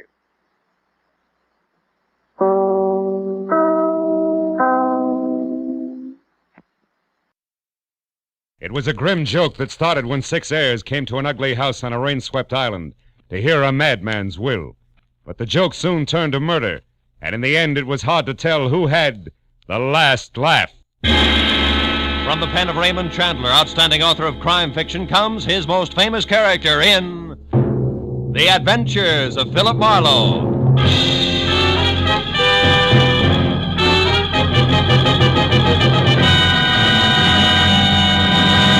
Now, with Gerald Moore, starred as Philip Marlowe, we bring you tonight's exciting story, The Last Laugh.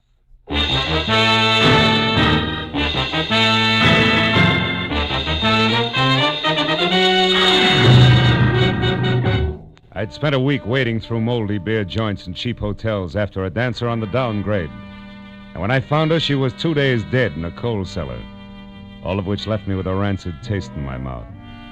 But when I woke up after a night's sleep to the tune of a robin on my windowsill, I realized it was spring and time for Marlowe to take a long, easy weekend someplace. Someplace where the surf meets sand like it does at, say, Ensenada. Without so much as a second thought, I threw some clothes in a bag, phoned the Riviera Pacifico for reservations, and charged out the door, where I ran head-on into a funny man with a studious face charging in. I'm awfully sorry. Why, you're Philip Marlowe. Yeah, I know. And my name is Darwin. I represent the law firm that handles the interests of Julius Spangler. Therefore, Did you say Julius Spangler? Goodbye, Mr. Darwin. Now, wait, Mr. Marlowe. Now, listen, I had a run-in with that screwball Spangler less than a month ago. A man was knocked down a flight of stairs, I got shot at, and the apartment house was set on fire, and Julius called it a practical joke and laughed himself silly. Best I could do for him was 3 days in jail. It should have been 3 years. Goodbye, Mr. Darwin. But that sort of thing is all over now, Mr. Marlowe. Mr. Spangler is dead. Spangler's dead? Yes, he died last week in Brazil, the result of a hunting accident. And he has named you in his will. He's named me. You mean I... Precisely. You're one of Mr. Spangler's heirs. I shall read the will tonight at 8 o'clock in his home on Catalina Island. I trust you'll be present? Not on your life. It's me for Ensenada, and nothing's going to stop me. Goodbye, Mr. Darwin. There are only 5 other heirs. Huh? And the estate runs well over $500,000. Oh? Almost any way you split that much up, Mr. Marlowe, it comes out something more substantial than a weekend at Ensenada. Goodbye, Mr. Marlowe.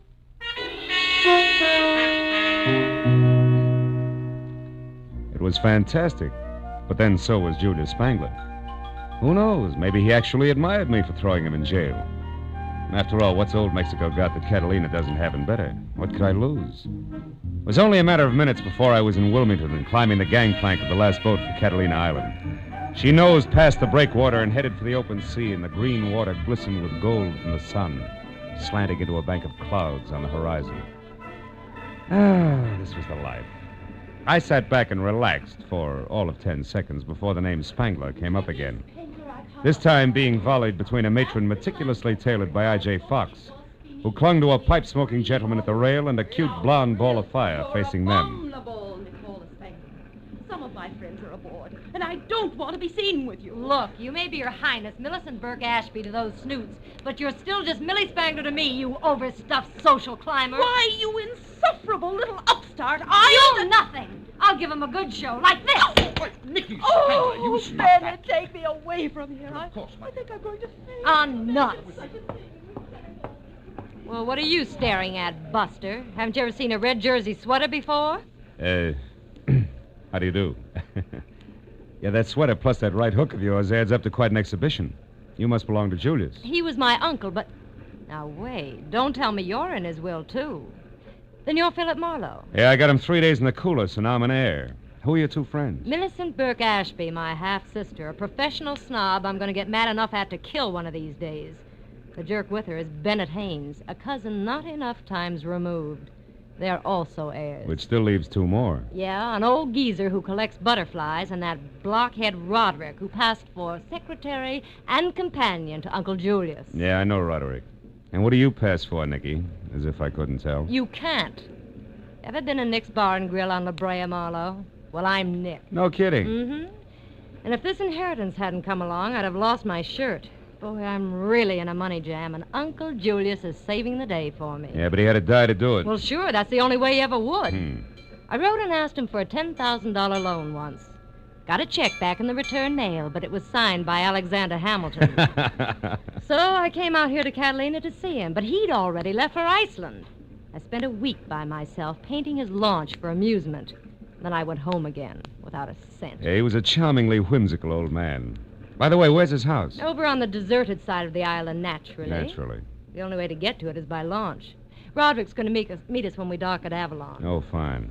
You mean we'll be stuck at Spangler's old house all night? Is that bad, Phil? It's quite lovely. In a lot of ways.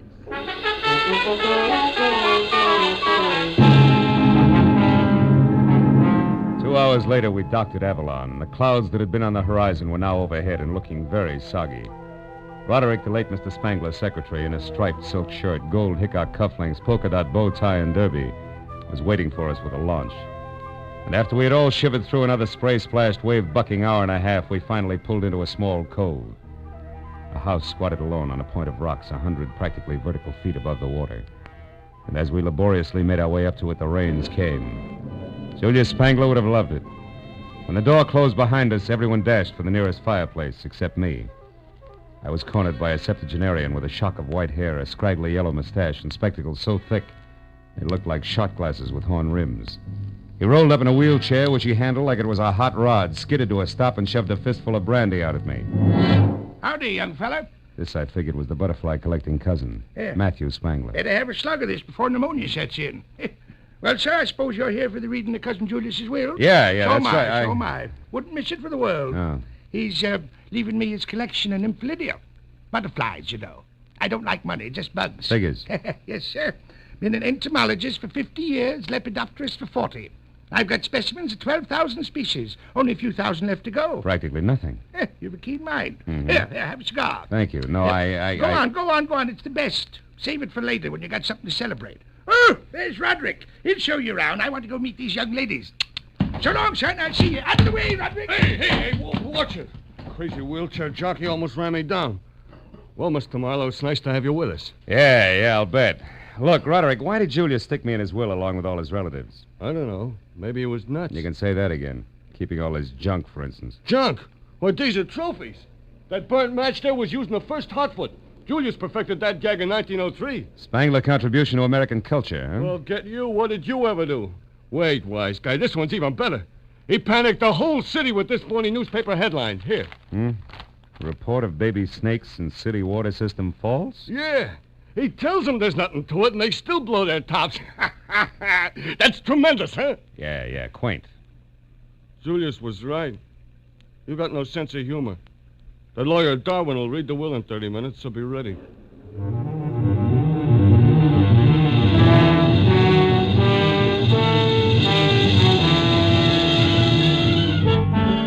I passed the half hour at a window with Nicky, watching the rain slash at the glass. Then at 8 o'clock on the button, the library doors swung open, and Darwin summoned the six of us into the room. As we sat down, the lawyer chewed his way through the legal preliminaries. For the first time, there was a tense hush.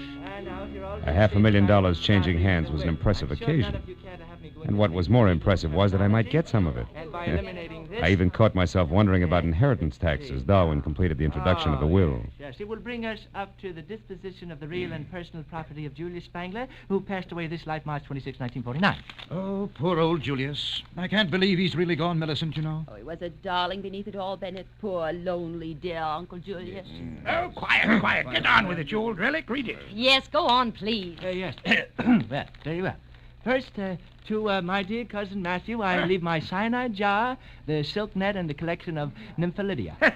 Good old Julius. I knew he'd do it. Bless his old bones. Yes, well, to Philip Marlowe, intrepid shamus. That's private detective, I think. Oh. Yes, private detective. With no sense of humor, 10,000 empty beer bottles worth 5 cents apiece. Clean. These aren't. Yes. Well, for this, I skipped Ensenada. I should learn. Oh, Phil, I'm so Oh, sorry. please, Nicky. What did you expect, really? Millicent, be quiet. Go ahead, Darwin. What about us, his real heirs? Yes, well, to Millicent Burke Ashby, grannies, $50,000, which is... There, Uncle Julius. Which is the value of a fish market at Central and Northrop Streets on the condition that she personally operate this market for 1 year. Fish market. Oh, good heavens, I think I'm going to faint. Oh, shut up, Matthew. Go on, Darwin. Am I next? Yes, you are. Yes. $75,000 and a dog sled. And a dog sled? Well, what's that for? Why, to get your claim. You see, the money is the assayed minimum value of a gold claim at Point Anxiety, Alaska, which it says here you must develop with your own hands. Why, that doddering old fool. I'll fight this travesty of a will through every court in the state. You'll never get away with this. Oh, wait a minute. You've never worked for anything in your life, Bennett. What was that? Oh, you two got no more than you deserved. Why? What about me, Darwin? I've worked at least. Well, Miss Spangler, I believe you better sit down. To my grandniece, Nicola, who has learned how to work hard for what she wants, I leave my sincere congratulations and $1. Oh, no, he wouldn't. I need money now. And finally, all the remainder of my property, real and personal, I bequeath to a most genteel, brilliant, and loyal man, my secretary, Roderick D. Driscoll. Signed by me this first Now, day of ain't that March 26th. sweet of the old man? Oh, my... You left me all That's over $300,000 to this baboon here. You'll never get it. I'll call my lawyer. He'll fight you here. Fight, I say. Oh, this is horrible. Yeah, it's too bad, baby. Well, you can have my $500 fortune in old beer bottles. Me for Ensenada. Oh, what's so funny, Matthew? He got what he wanted, Nicky. Let him laugh. I'll say I did. Wow! Shut up, Matthew. Stop it, Matthew. You're hysterical, Matthew. Hysterical, huh? I sure am, kiddo. But Matthew, get a load of this. We all stood there with our mouths hanging open as the old invalid leaped to his feet, tipped over his wheelchair, made a grab for a shock of white hair with one hand, and ripped it off. It was a wig, and a good one. With the other hand, he tore the phony yellow mustache off his lip and, still laughing like a ticklish hyena, he identified himself as the one and only Julius Spangler, alive and in the flesh. Yes, this is the crowning achievement of my career. Look at you. Look at your silly faces. I wasn't going to give it away till tomorrow, but I couldn't hold it back. Ooh, this is rich. The best gag we ever pulled. Right, Roderick? Roderick! Huh? Oh, yeah. Yeah, right. This is humiliating. I'm calling the firm at once. You're mad, Julius. Absolutely insane. Why? Why? Because you can't stand the smell of fish? Oh, What about you, Marlowe? Did I get the last laugh on you, or didn't I, eh? You did. You're still nothing but a mixed-up jerk, Julius. Wonderful. But I want to see you mixed up with those dirty beer bottles. Wash the labels off. Get a nickel back, you know. I'd like to break every one of them across the bridge of your nose, funny man. That's what I like. A good sport. How about it, Nicky? Isn't it funny? Not very. What do you mean? I sat in at the reading of my own will, so now I know what you really think of me. Not quite, you don't. Because I think this. But, you vixen, you spit on me. How dare you? I'll kill you for No, you that. don't, Spangler. Stop it. You lay a hand on it, or I'll flatten you in spite of your years. That goes for you, too, Roderick. Stay back. None of you can take a joke. Look after these fools, Roderick. Give them anything they want. I'm going to have a good laugh all by myself.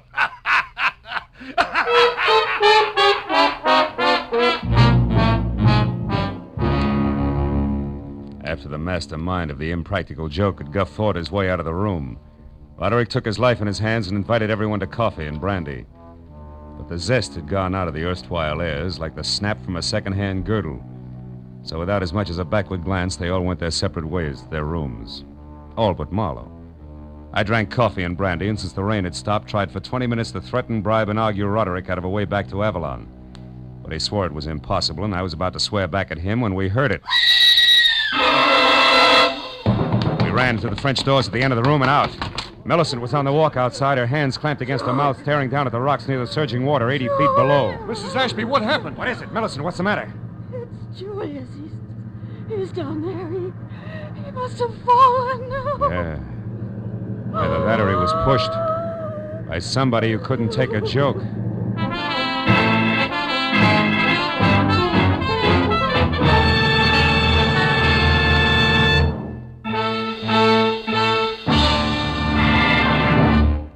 In just a moment, we will return to the second act of The Adventures of Philip Marlowe. But first, it stands to reason. It's a proven fact. If we all work together to produce more per man, per machine, per hour, every one of us will gain from the cooperation. This is the American economic system. It operates for the benefit of all the people. We can and should cooperate for better jobs, higher incomes, more of the good things of life. For your free copy of the booklet, The Miracle of America, write Box 10, Times Square Station, New York City. Now, with our star, Gerald Moore, we return to the second act of Philip Marlowe and tonight's story, The Last Laugh.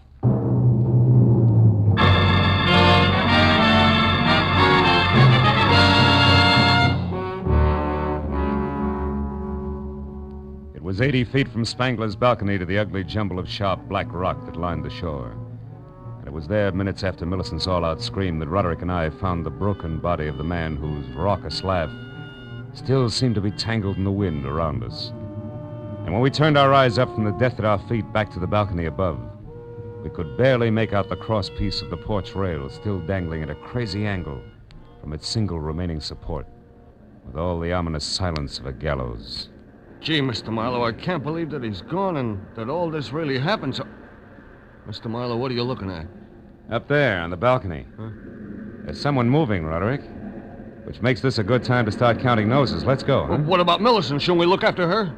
No, for the time being. Come on, Roderick. I want the fastest way over those side stairs there. They lead us back up to the balcony because right now I'm in one big hurry.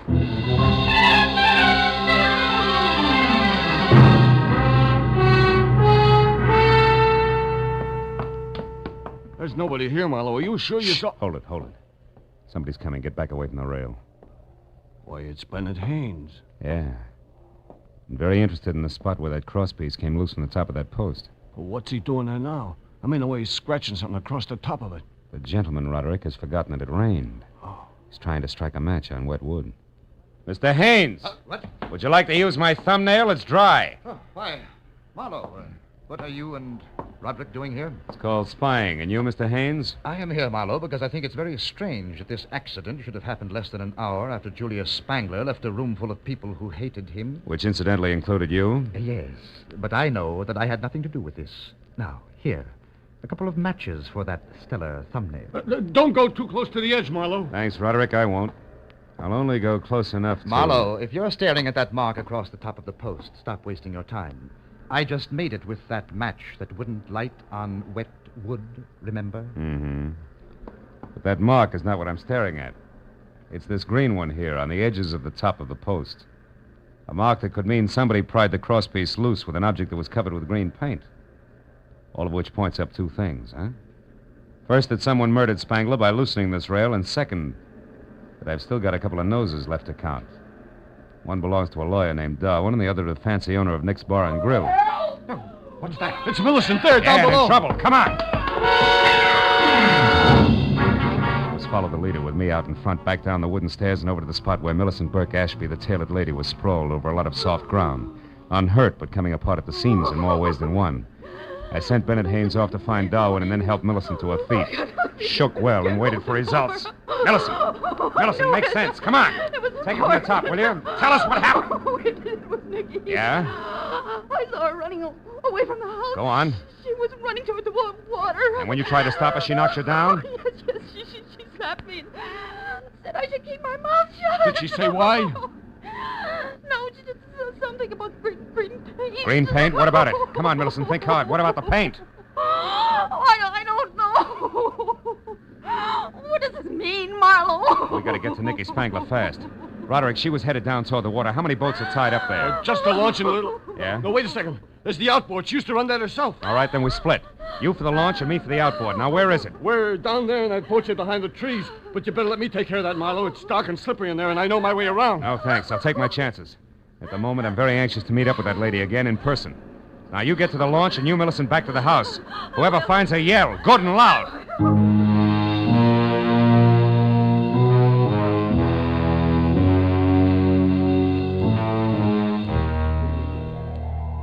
The boat shed was a one-room bungalow on stilts.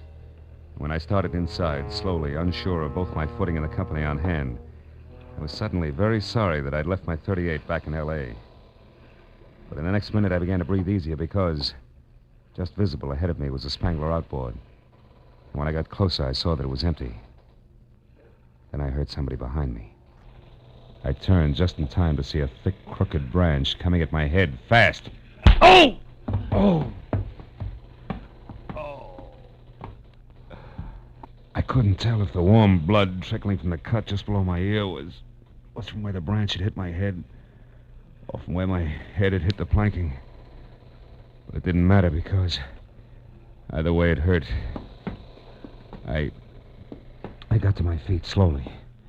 I reached into my pocket for one of the matches that Haynes had given me in the faint hope that a little light might reveal something about whoever had been guilty of relaxing me like a chocolate soldier in a Turkish bath.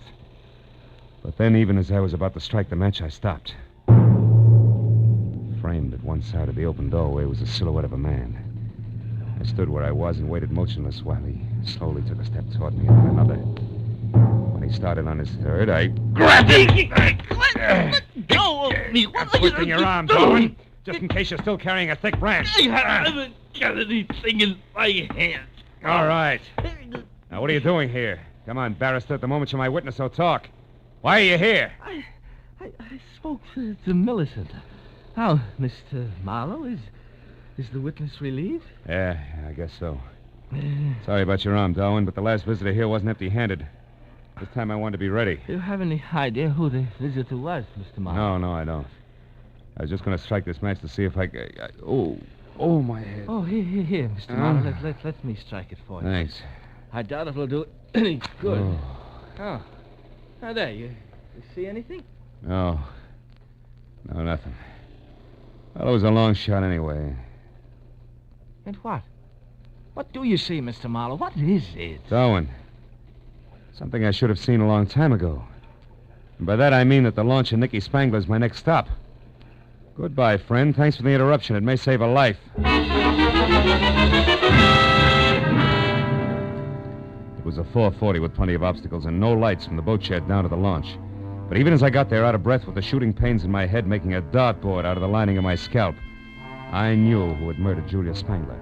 What I didn't know were the whys and wherefores of the green paint that had everybody running.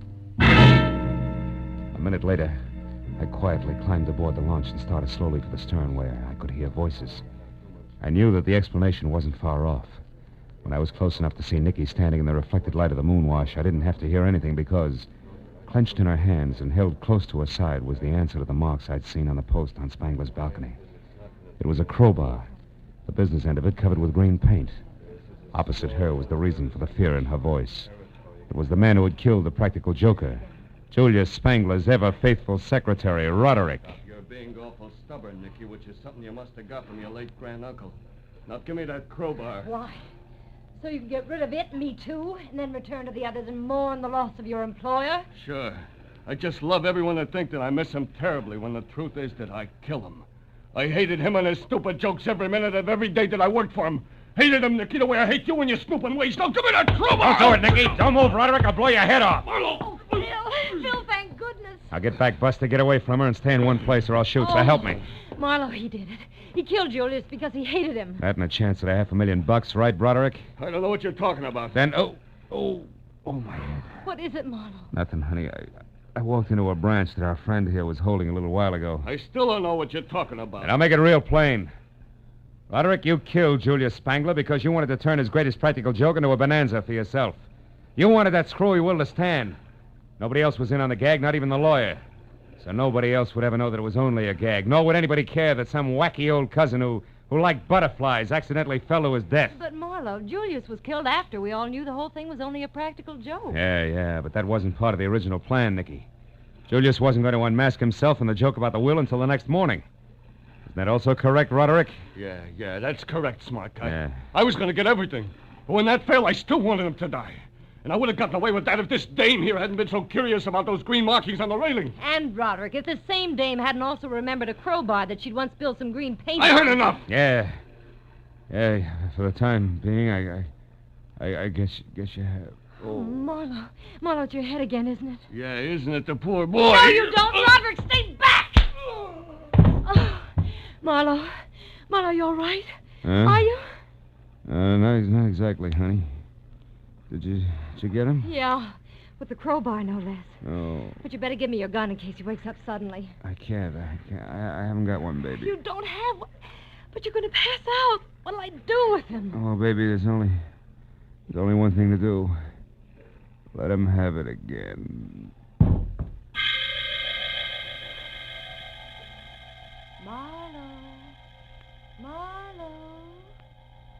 Marlowe, are you all right now? Oh, yeah, I'm all right. What's going on? Oh, Nicky. Mm-hmm, Nicky. And before you can say, where am I, I'll tell you, honey. This is Avalon, a lovely spot on the island of Santa Catalina. It's now 2 o'clock in the morning. Your head isn't so much as fractured, and you're sitting up in a chair that belongs to the nice lady who rented you this room at a reasonable price. And the others? All back at the place, except, of course, Roderick. Last I heard of him, he was still answering questions for policemen. Which, by the way, brings me right to the point. This I gotta know. Phil, how did you figure that Roderick was guilty? Wet wood, Nicky. Wet wood that should have been dry. It was up on Julius Spangler's balcony. The top of the post that had green marks on it was wet, even though the tight-fitting crosspiece that rested over it should have kept it dry. So obviously the rail was pried loose just before the will was read, while it was still raining. How do you figure, Marlowe? Well, because it had stopped raining and the moon was shining by the time Matthew identified himself as Julius Spangler. But no one would have wanted to kill Uncle Julius without having heard the will. Nobody but Roderick, who was in on the whole joke and knew that he was going to get $300,000 out of the phony will. So he merely pushed the old man off the balcony, made it look like an accident, see? Yeah. And you doped all this out just like that? Well, no, not just like that, Nicky. Finally, I caught on. And now, sweetheart, in spite of the bandage, I think a little stroll along the beach is going to do me a lot of good. You know, I'm officially on vacation. Rest and recreation for 2 full days at least. Here in Avalon, maybe. Where else? See you later, Nicky.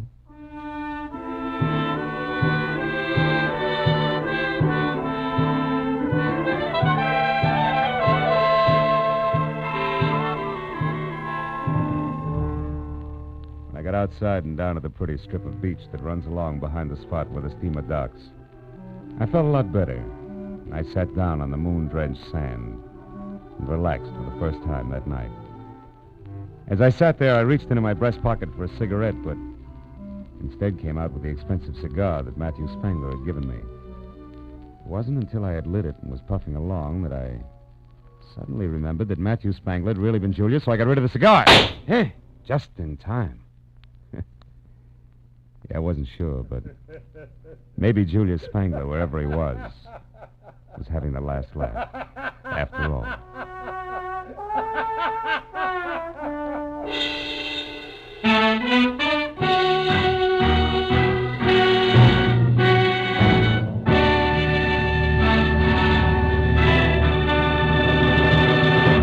The Adventures of Philip Marlowe, created by Raymond Chandler, star Gerald Moore, and are produced and directed by Norman McDonnell.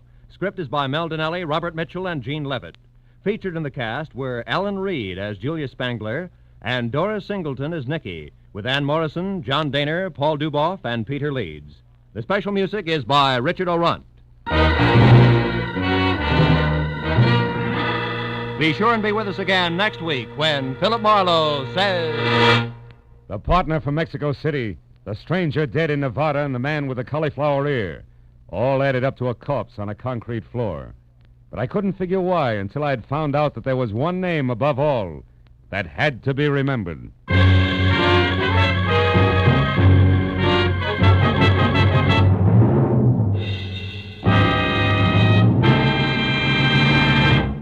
Tonight, CBS's great hour-long Saturday night fun show, Sing It Again, will be back on the air after a week's absence. Be sure to be around later tonight when Sing It Again returns with its phantom voice mystery and its riddle songs, which pay off in wonderful prizes. This is Roy Rowan speaking. Now, stay tuned for The Case of the Red-Headed Bank Robber, tonight's Gangbusters drama, which follows immediately over most of these same CBS stations.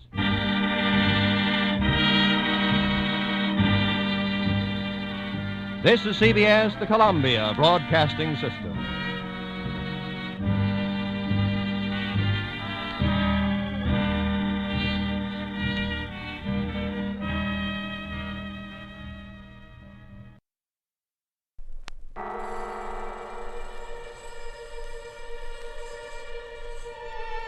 Good evening.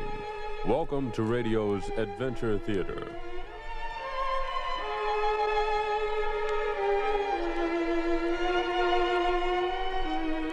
Like fine vintage wine that gets tastier with the years, radio's mystery and adventure stories out of the past are still vibrant and alive. Join us now as we reach into the dusty archives for tonight's exciting drama. The Adventures of Philip Marlowe. With Gerald Moore starred as Philip Marlowe, we bring you tonight's gripping story, The Persian Slippers.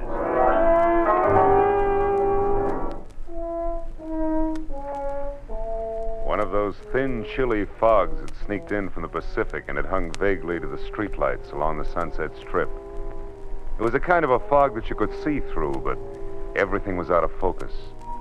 It made you start wondering what you were going to do when you were 90 and you were all alone.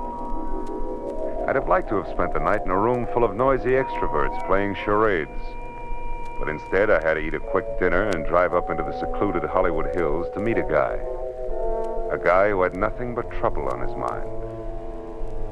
When I pushed the buzzer, I had the feeling of wishing I was someplace else. Carl Delaney himself opened the door. He was grim and brusque and to the point. Marlowe? That's right. Come in, Marlowe. I appreciate this. You're coming up here after business hours, I mean.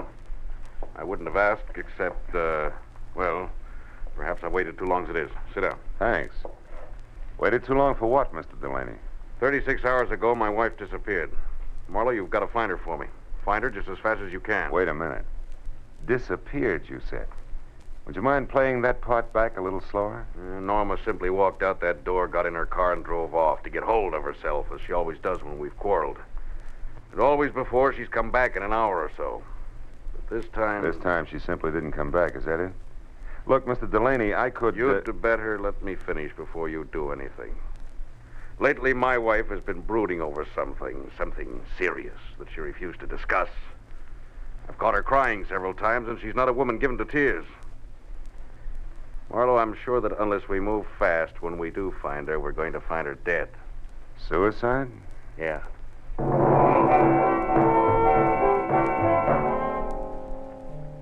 With his thick, blunt hand, Delaney reached for a color portrait lying face down on the table and gave it to me.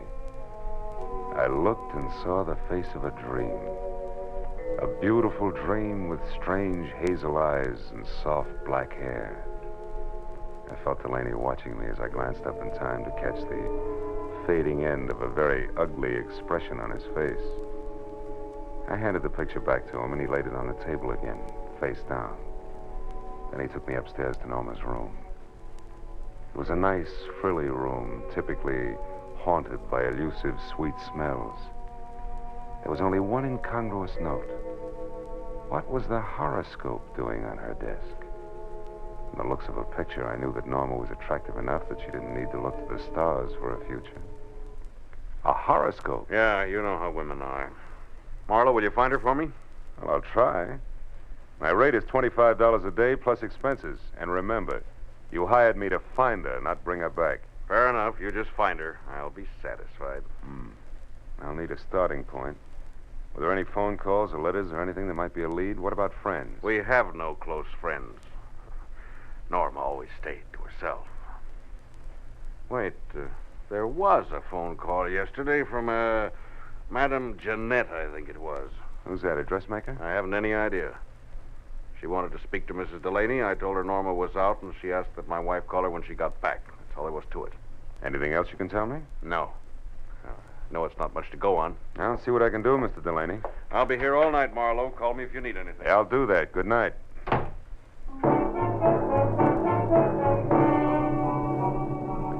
I drove back through the persistent fog to Sunset Boulevard. It was 9:30. I knew it was going to be like tracking a hummingbird through the petrified forest by the bent twigs, but I got a classified directory and I started digging. I checked the hairdressers, the manicurists, and the milliners, and I was just about to start on the interior decorators when I remembered the horoscope on Norma's desk. I quickly turned to the personal consultants. Yeah, there it was. Madame Jeanette. Her establishment, located in the dubious neighborhood south of Olvera Street, turned out to be a tacky cottage set back next to an alley. It was as dark inside as out. I was pounding on the door like a vampire at sunrise when a newsboy came up the path. Looking for Madame Jeanette? Yeah, you know her? Sure, she tells fortunes. Says I've got a great career line. You want to see it? Not right now, thanks. And I'll say for her that she's a sound sleeper. Maybe, but not so early as this. About this time, she's always hanging around that bar on the corner. Tonight, she's throwing a farewell party in there. Farewell party? Who for? Herself. She's leaving town. Oh, thanks a lot. Here, kid. Gee, a buck. My old man'll swear I've been shooting crap again. What'll it be, mister? Something just a bit drier than muscatel. Say scotch? It's on me, mister. It's my party. Well, this is indeed a pleasure. You're the Madame Jeanette, aren't you?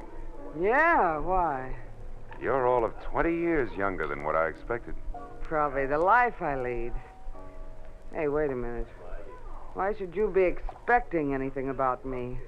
I don't know you. Perhaps not, but I know you. From where? Oh, you're more famous than you think. Your reputation has spread far beyond Olvera Street. In fact, it's gone up as far as the Sunset Strip, Madame Jeanette. No kidding. How would you kid a fortune teller? Don't you know all, see all, and tell all? Well... And judging from that Spanish shawl, your Hungarian skirt, and those embroidered Persian slippers, I'm beginning to think your fame is not only local, but international. Say, you're beginning to make me feel like I shouldn't be giving up this racket after all. Giving up fortune telling? No. Yeah. I'm leaving town on the midnight train. Gonna spread my talents all over the East, and I'm not coming back. Don't tell me your crystal ball has laid a golden egg. So to speak, yeah. I come into some lettuce. Suddenly. That's always nice. Well, I guess it means you won't be interested in the few paltry dollars I'd intended to spend with you. Hey, can I have another beer, Jim? Shut up, Pinky Blow. Ah, just a... Traveling lady can always use a little extra moolah. What was it you wanted, Bud? I'm looking for someone. Norma Delaney. Norma I'm afraid I don't know anybody by that name. I'm afraid you do. Hey, Charlie. Yeah? This bird's crabbing my party. What kind of a joint is this, anyway? Lady can't sit here and have a farewell party without being insulted by every jerk that drops in. Well, mister, I haven't finished my drink yet. you got pockets, ain't you? Just pour the drink into one of them and take it along. You ain't finishing it here. Charlie reached under the bar for his pick handle, so I left without pursuing the subject further. But I knew Jeanette was lying, right in her purple lipstick about Norma. I walked back to my car, lit a cigarette, and spent a few precious minutes trying to decide whether or not to break into her place and snoop. Then I caught the shadow of a figure slipping up on me from behind. I turned. Oh, wait, don't swing, Mac, don't swing. It's only me, Pinky. I was in the bar when you was talking to the madam. That tightwad Jeanette. Yeah, I saw you, so? She did something the minute you left. She made a phone call. Who to? What'd she say? Nothing. Just some swear words in Spanish. The line was busy. But I kept my eyes open and I got the number. All right, let's have it. If you can still remember it. Oh, I can remember it easy. 5 first, huh? Here. Thanks. The number was Crenshaw, 1929. But you get it? Like the year of the big crash.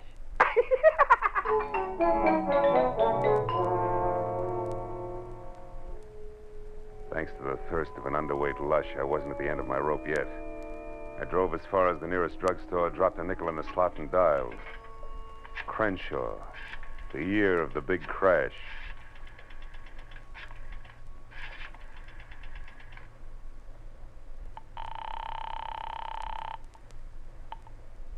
Hello? Hello, let me speak to Norma Delaney, please. I'm afraid you must have the wrong number. Look, you, I'm trying to locate Mrs. Delaney. I suggest you help me. How did you get this number? From a client, Mr. Carl Delaney. But that's impossible. Let's stop sparring. We can save each other a lot of wear and tear if we get together and talk this over. Maybe you're right. Yes, that sounds sensible. I'm at the Beechwood Apartments, number 4. Check. I'll be right out.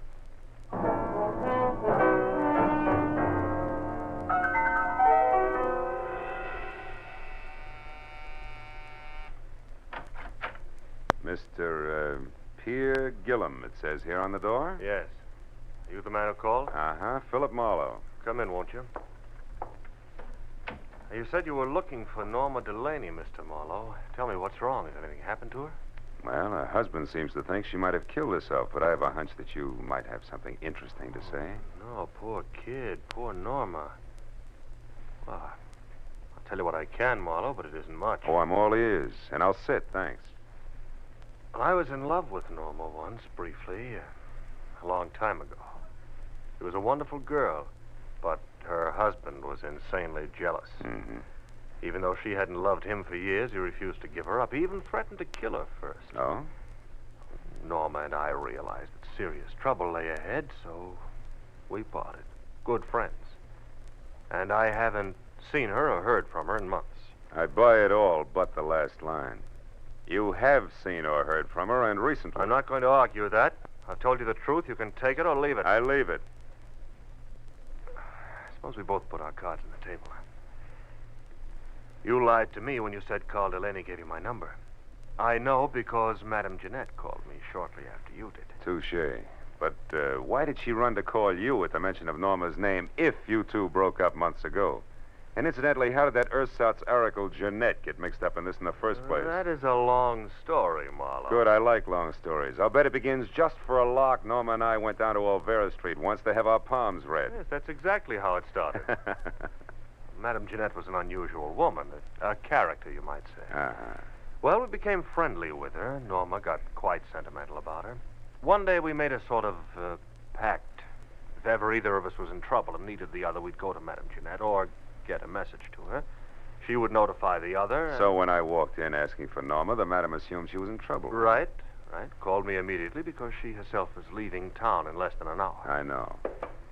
Well, Mr. Gillum, it's all very interesting, but it's getting me no place. Thanks. If I need you again... Oh, no, wait, Marlowe, don't go. I know a lot of details about Norma that I'm sure will be helpful. For instance, she drives a Nash coupe, powder blue. Powder blue coupe, huh? Thanks, that'll help. Oh, and she has a fondness for white gloves. Wears them quite often. I see. Well, I better get moving. No, wait just a minute, Marlowe. I've got to go. Now, listen, Marlowe. I told you I was in a hurry. Now, take it easy. Stick around a while. Get away from that door. Look, just who do you think you are? Come busting in here, prying, asking questions, you dirty... Oh! You asked for it, Gillum. All right. Oh! You got a left, too, huh? So have I, brother. Left Gillum sprawled all over his coffee table, as limp as a 5-cent salad. Madame Jeanette's train left in 40 minutes.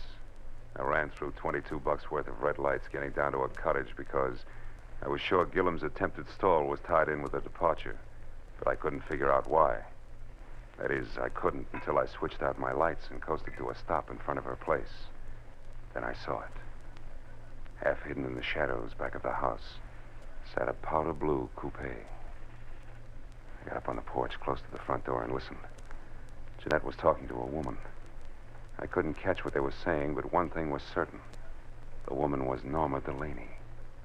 All at once I realized the talk had stopped. That was my cue. I shoved open the door and went in. Jeanette sat at a table alone, facing me. Oh, Mr. Marlowe, you've returned. What is it this time? I'd like my fortune told. Yeah? Now listen close, Gumshoe. I'll make this a short and snappy reading because I'm catching a train in 15 minutes. There's a woman very close to you. In fact, she's right behind you, sucker! What? Oh!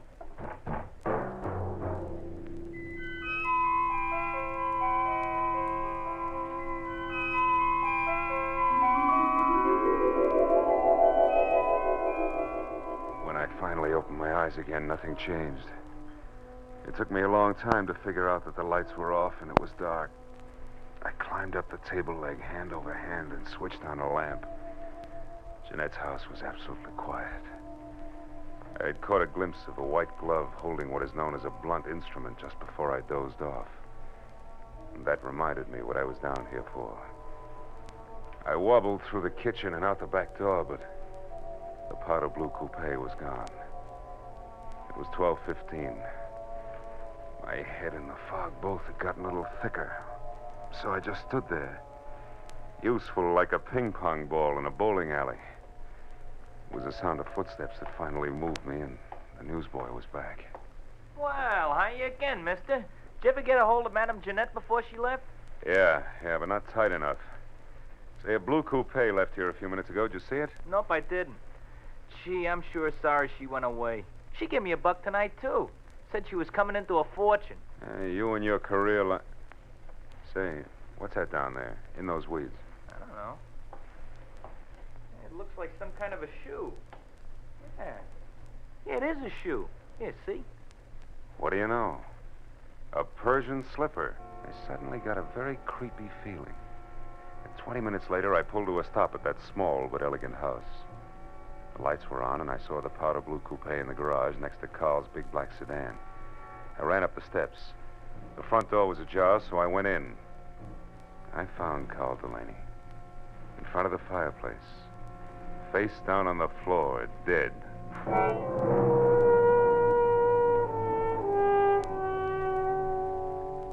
There was a handbag on a chair. I opened it. Compact, cigarettes, and a key to room 340 in the Bradford Arms Hotel. No identification.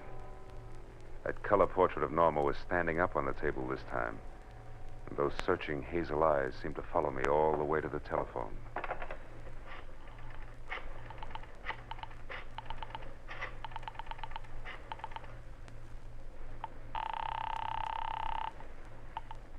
Lieutenant Ibarra speaking. Phil Marlowe, Ibarra. There's a dead one at 1077 Hollycrest Road. Named Carl Delaney. Murdered. I'll be right out. I hung up the phone, and then the hair on my neck crawled as I heard the unmistakable sound of a woman's heels on the floor upstairs. I ducked behind a door as the heels clicked down the steps. And then she entered the room.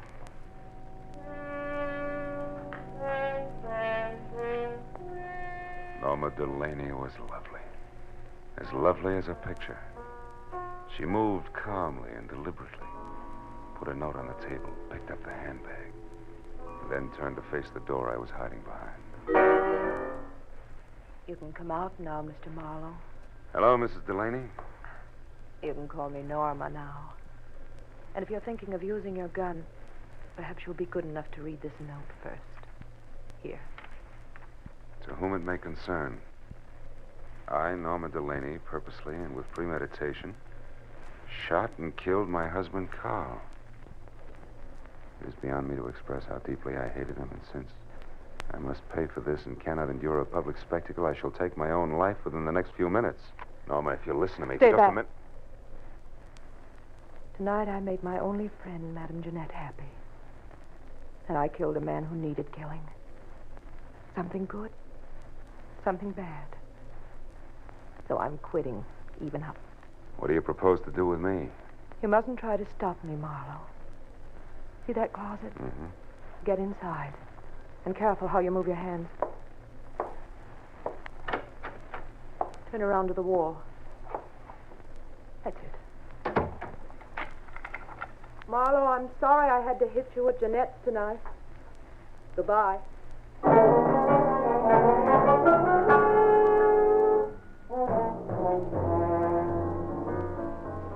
It took 3 shots to smash the lock on that closet door.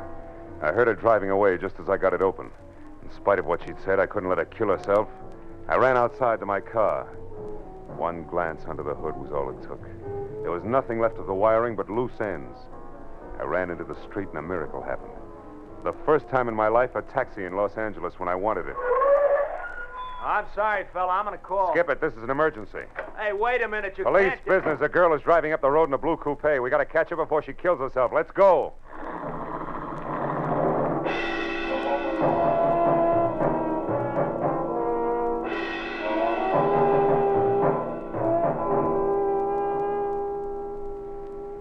Think I saw taillights just then. Yeah? Can't you go any faster? Not on these curves, brother. I got a wife and kids. Okay, fella. We'll be at the top of the hill when we can get around the next bend. We should spot her then. Yeah, you can see the whole road down the other side. Here we are, mister. This is the top. But I don't see her. Where is she? Hey, wait a minute. Stop here. Turn up your motor. This is haywire. I don't get it. We were gaining on her, and now she just disappears. Hey, what's that? A motor. That side road we passed. That's it. Hey, look. Look!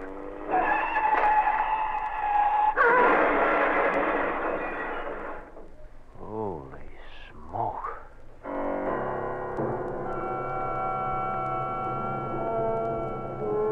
We both saw the awful sight for just an instant. A powder blue coupe with a woman crouched over the wheel. It shot out of that side road, crashed through the guardrail, and fell end over end down into the gorge. By the time we got to the hole in the fence, the wreck was an inferno. No use trying to get down there. The whole hillside will be on fire in another minute. I guess she pulled over here into this side road and waited for us to go by. And we did. Yeah, it's sandy here, too. So wonder she didn't get stuck.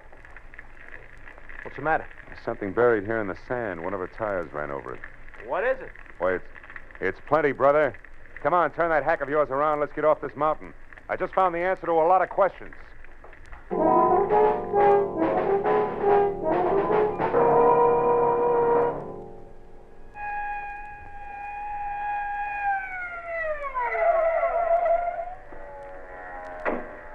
That you, Marlowe? Yeah, Lieutenant. We found the body and the wife's suicide note. And one of the boys spotted that fire up on the hill. What is it? Car went off the road. An accident? Or the suicide? Just a little of both, Ibarra, but we'll talk later. Right now, we got to go to the Bradford Arms Hotel on the double. And please, no siren.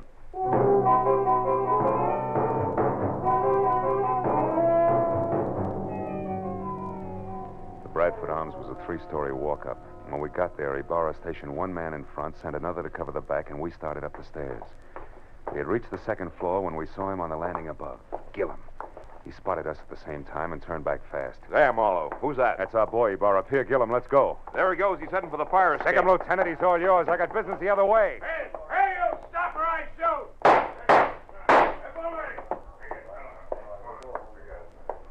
Room 336, 38, 340. It's all over now. You better drop the gun. Please, it's been neat so far. Don't mess it up. Come on, beautiful. Drop it. That's better. Well, Marlowe, I got him. I had to wing him to bring him down, but here he is. And the lady must be... Yes, Lieutenant. The lady is Norma Delaney. The girl who wanted to kill her jealous husband and then commit suicide, but didn't want to die doing it. So she used someone else's body, Madame Jeanette's, which was a logical choice because Jeanette was blackmailing her. Thus, 2 vultures with 1 stone, leaving 2 lovebirds free to fly away together. Right, Norma? Didn't you give Madame Jeanette money so she'd leave town and tell everybody she was going away? Yes, I did. That way the body wouldn't be missed, huh? Yeah. Isn't it pretty? Oh, lay off, Marlowe, can't you? Okay, Gillum, okay. Well, Ibarra, I've got a sour taste in my mouth. I think I'll go home and goggle.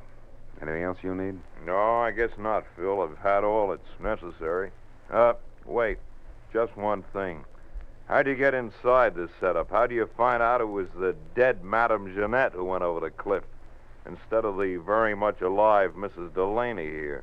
Well, Jeanette had on a pair of Persian slippers, Lieutenant. One fell off down at her cottage where Norma murdered her and put her in the trunk of the car.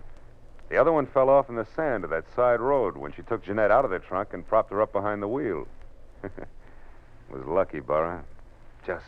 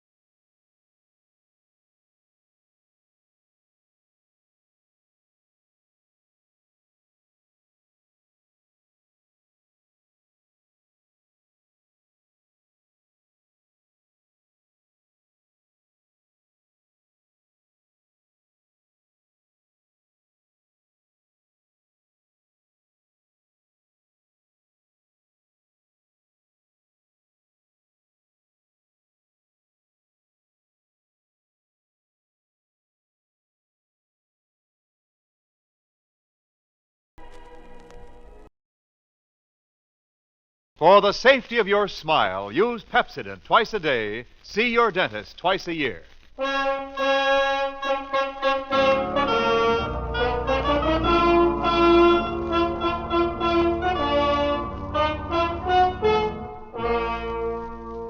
Lever Brothers Company presents the Pepsodent program, The Adventures of Philip Marlowe, starring Van Heflin.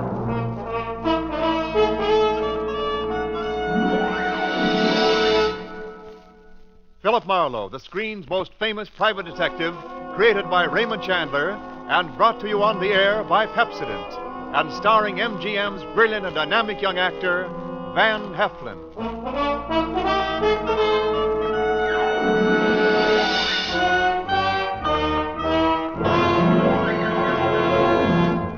Now, families all over America have named their favorite toothpaste. New Pepsodent with Irium. New, fresh-tasting Pepsodent with a new, cool, minty flavor. Yes, in a recent test, new Pepsodent was preferred 3-to-1 over any other toothpaste. It's true. With families all over America, new Pepsodent is the favorite 3-to-1. Families from coast to coast recently compared new Pepsodent with the toothpaste they were using at home. They preferred new Pepsodent by an overwhelming average of 3-to-1 over any other brand they tried. These families, 3-to-1, said new Pepsodent tastes better, makes breath cleaner, makes teeth brighter. Yes, in a recent survey, families 3-to-1 said new Pepsodent tastes better, makes breath cleaner, makes teeth brighter. Get new Pepsodent toothpaste for your family right away. Now we invite you to hear Van Heflin as the Hollywood private eye, Philip Marlowe. Quiet. Hey, you there, Marlowe. Quiet. Oh, Quiet, you're on a bell.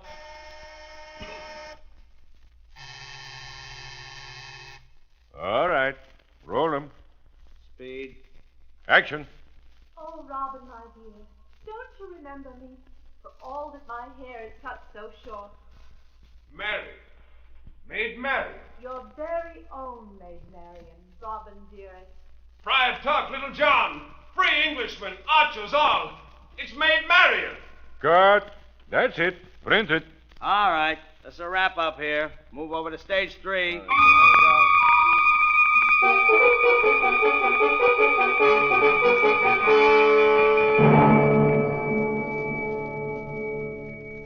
They were filming a new Technicolor version of Robin Hood over at the big studios on Santa Monica Boulevard, and I was there on salary at the request of the director of the picture. Robin Hood and Maid Marian came off the set. Robin Hood was a magnificent sight in his Lincoln green and carrying that big English long bow and quiver of arrows. Maid Marian in her slinkily cut medieval white gown was something to make more than an arrow whistle. They spied me and walked over to me quickly. Mr. Philip Marlowe? Yeah, that's right. My name is Seward Spencer. Yeah, I know. This is my leading lady, Ginny Kane. Yeah, I know. How do you do, Mr. Marlowe? Yeah, how do you do, Miss Kane? Let's go over to stage 9 and talk, shall we, Marlowe? Talk. Every time I open my mouth on one of these sets, somebody hollers, quiet. Quiet! You see? Whatever happened to free speech in America? In Hollywood, anyway. Stage 9 isn't a set. It's a little cafe across the street on Santa Monica. Oh. We've a lot to talk about, Marlowe. Yeah, I know. Let's go.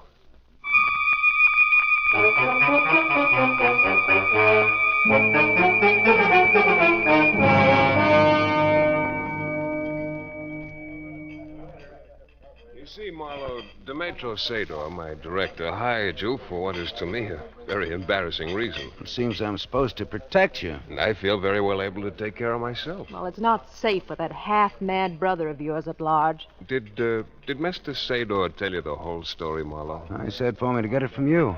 Well, it was my fault that we ever sent for Caxton. But he's my brother, and he looks like me, and he's an absolutely terrific archer. Seward here is much better looking, though. Seward is the bow, but Caxton is the bowman, huh? Well, they could have faked the scenes where I'm supposed to perform marvels of archery, but, well, we were all against that. And I remembered my brother, a sporting goods salesman in Philadelphia, and a champion archer. And so you suggested that they send for Caxton to double for you in the shooting scenes, huh? Yes, in spite of the fact that Caxton hates the sight of me. Go on. I told Mr. Sador he could get the shots he needed with Caxton doubling for me. I'd go to my lodge at Big Bear during those 3 days. Caxton always resented Seward here because he made good and Caxton didn't. Now, let's see. There was something about Caxton leaving Hollywood, only not leaving Hollywood. What about that? Well, he never picked up the return ticket that the studio reserved for him at the airport. So you figure that Caxton's still in town, then, huh? Definitely. You think he'd pick a fight with you? He picked a fight with Freddie Cole. Who's Freddie Cole? A perfectly harmless makeup man on the lot. And all Freddie asked was for Caxton to wear brown contact lenses over his eyes so he'd look like Seward here for the medium close-ups. My brother has blue eyes, you see. And he wouldn't wear the brown contact lenses, huh? No, he refused flatly. He said, let my big-shot brother wear blue contact lenses. What an unreasonable creature. I don't know. It sounds reasonable to me. You said that he fought with the makeup man, huh? Yes, but not for long. Freddie's half Caxton's size, but he knocked my brother kicking. Ooh. I suppose your brother swore to get him for that. How did you know? I don't know. Instinct. Philip Marlowe. Where is Oh, Philip Marlowe? Here, Mr. Sater, here. Oh, Mr. Marlowe, this is terrible. Simply terrible. They just found Fred Cole in Sherwood Forest. He's been shot. Shot? What? How? Who? I don't know who. But there's 2 feet of arrows sticking out of his back. You better show me where Fred is, Mr. Sater. Come on, let's go on the double.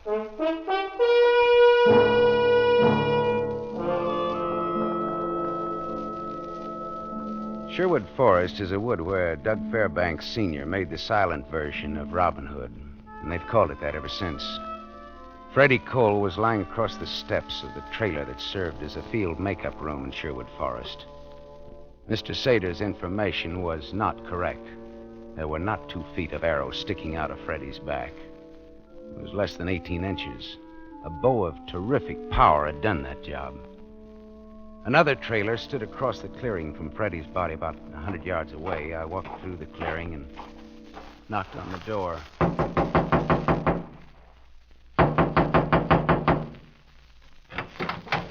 Yes, sir? The name's Philip Marlowe. I'm a private detective. Oh, it's about poor Freddie. That's right. Come in, come in. Thank you. Well, I see. This trailer's my workshop, Mr. Marlowe. You have a regular arsenal of bows and arrows in here, haven't you? Yes, sir. I make and repair bows and arrows for the men in the picture. Say, it's about 100 yards from here to where Freddie was shot, isn't it? Just about.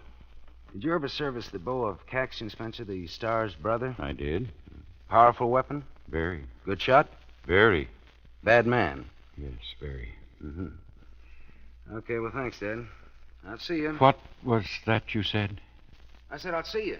You called me something. Oh, Dad. Yes. So long, Mr. Marlowe. So long, Dad. So long, son. So long.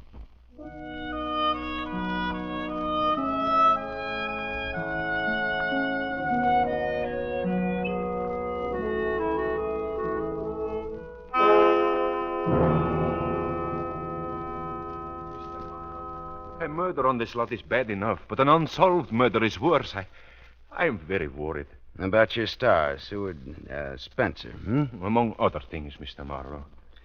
Well, why doesn't he leave town while this homicidal brother of his is still around? Oh, he wouldn't go even if I asked him. Besides, every day lost now means money. And the bank wouldn't tolerate any more delays making this picture. Any more delays? Have there been delays? I started making Robin Hood 4 years ago. I got the sets built and then had to stop because I couldn't find the ideal man to play Robin Hood. What was the ideal type for the promised save? Well, he had to be romantic, good-looking, powerful. And it would have been helpful if he could shoot a longbow, huh? Yes. Well, Seward Spencer couldn't shoot a longbow 4 years ago any better than he can today. Now, why didn't you hire him 4 years ago? He wasn't a big enough star then. Oh, he's big enough now, though. Tremendous. He's another Gable. So he doesn't have to know how to shoot a longbow now. No, especially since his brother, who resembles him closely, could shoot a longbow. Tell me, where did Spencer stay while his brother was whooping it up here at the studio? Spencer had a lodge up at the Big Bear. Why? Any ideas? Maybe. Look, Spencer is known all over the world, right? That is correct. Now, his double would have a hard time hiding out unless he hid in places where people expected Seward to be, right? I hadn't thought about it. Where exactly is Spencer's lodge at Big Bear? You think his brother may be up there, posing as Spencer? I don't know. It's an idea. Where did you say that lodge was now?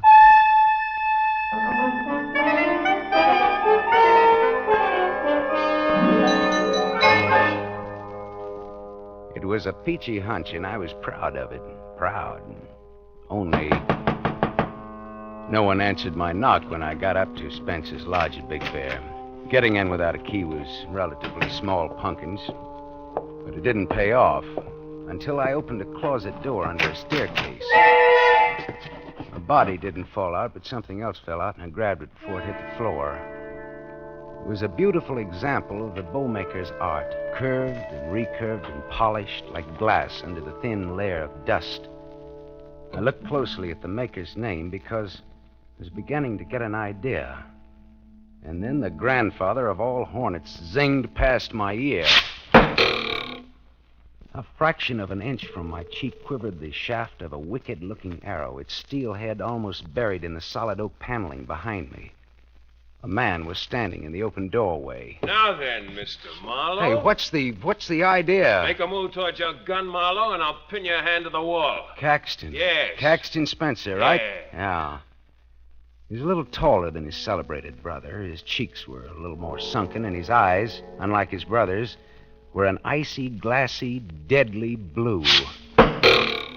He shot that second arrow as fast as I could think. Believe it or not, that second arrow split the first one right down to the head.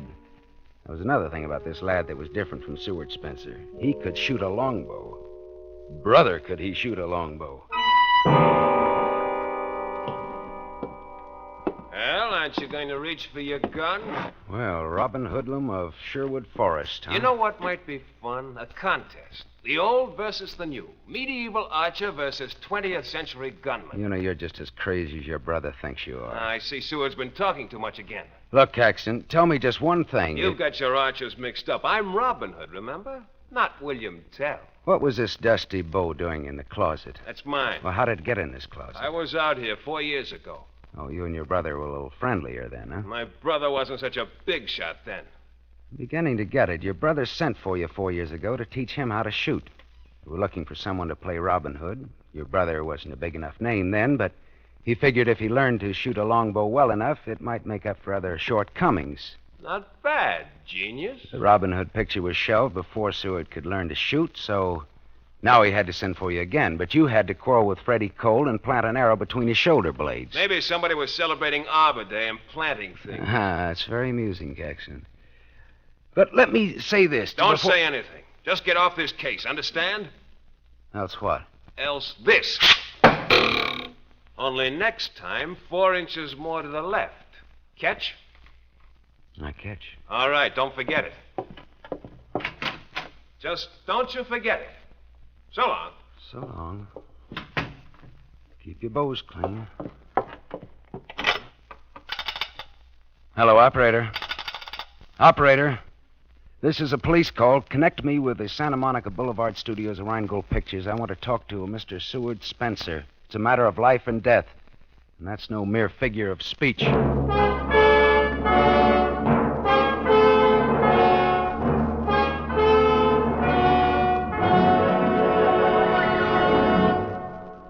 You are listening to The Adventures of Philip Marlowe, starring Van Heflin.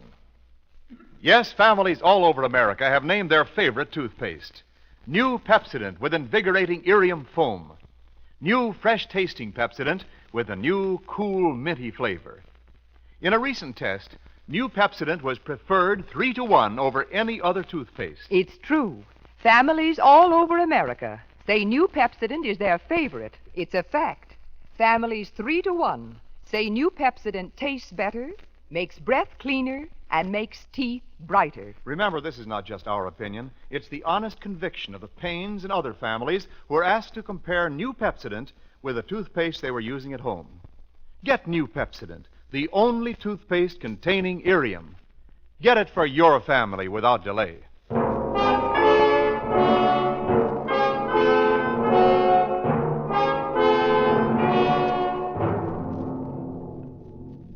We continue with The Adventures of Philip Marlowe, starring Van Heflin, who appears by arrangement with Metro-Goldwyn-Mayer, producers of The Romance of Rosie Ridge, starring Van Johnson.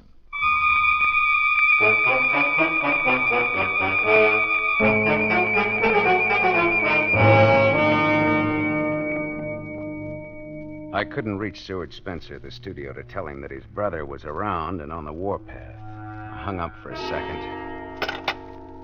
And I tried something else, just for fun, just another hunch. Hello, operator. Give me Western Union, please.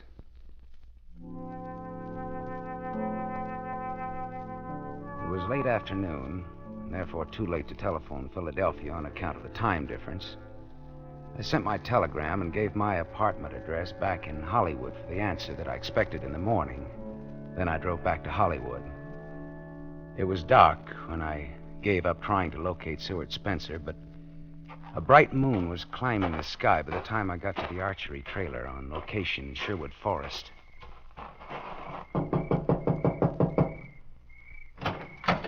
Yeah? Hello, Dad. Oh, Mr. Marlowe. Come in, Philip. Come in. Thanks. I'll leave the door open for a breath of air. You don't mind a late visitor? Mind? I'm crazy about it. Gets mighty lonely, Philip. Yeah, it would out here in this wilderness. Yeah, it does any place for old people. Oh, can I offer you some hot coffee, son?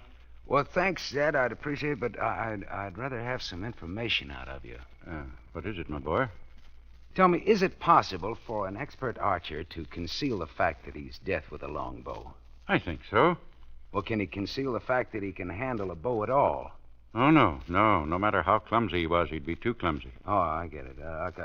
Like a guilty man trying to look innocent. He overdoes it. Huh? Exactly. Yeah. Look, Dad, I'm going to pick up a bow, and I'm going to string it, put an arrow in it, and draw it.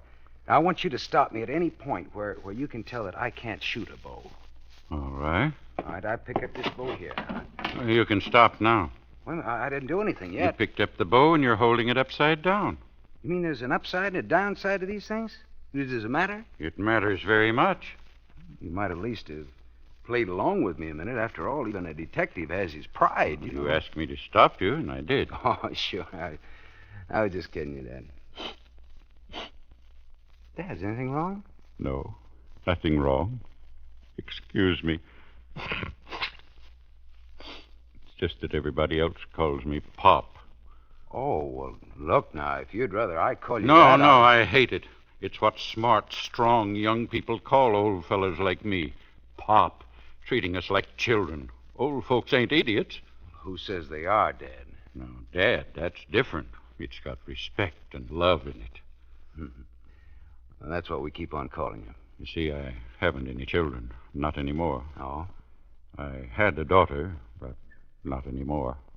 I'm sorry. Oh, no, it's not what you think. She's alive. She just didn't want anybody to know she had me for a father.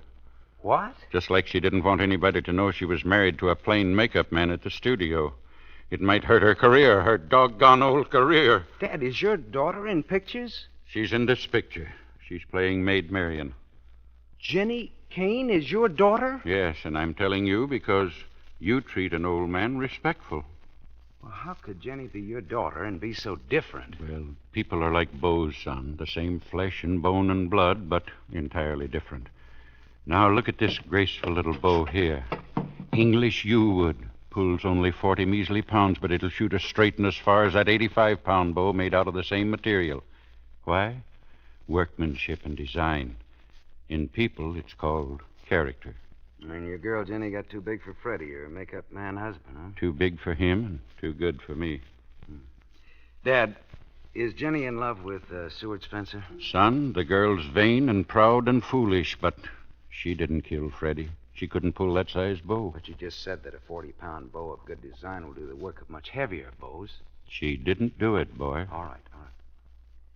Look, you've seen Seward shoot after a fashion. Does he handle a bow like a man who could do better but is concealing his real skill? Dad?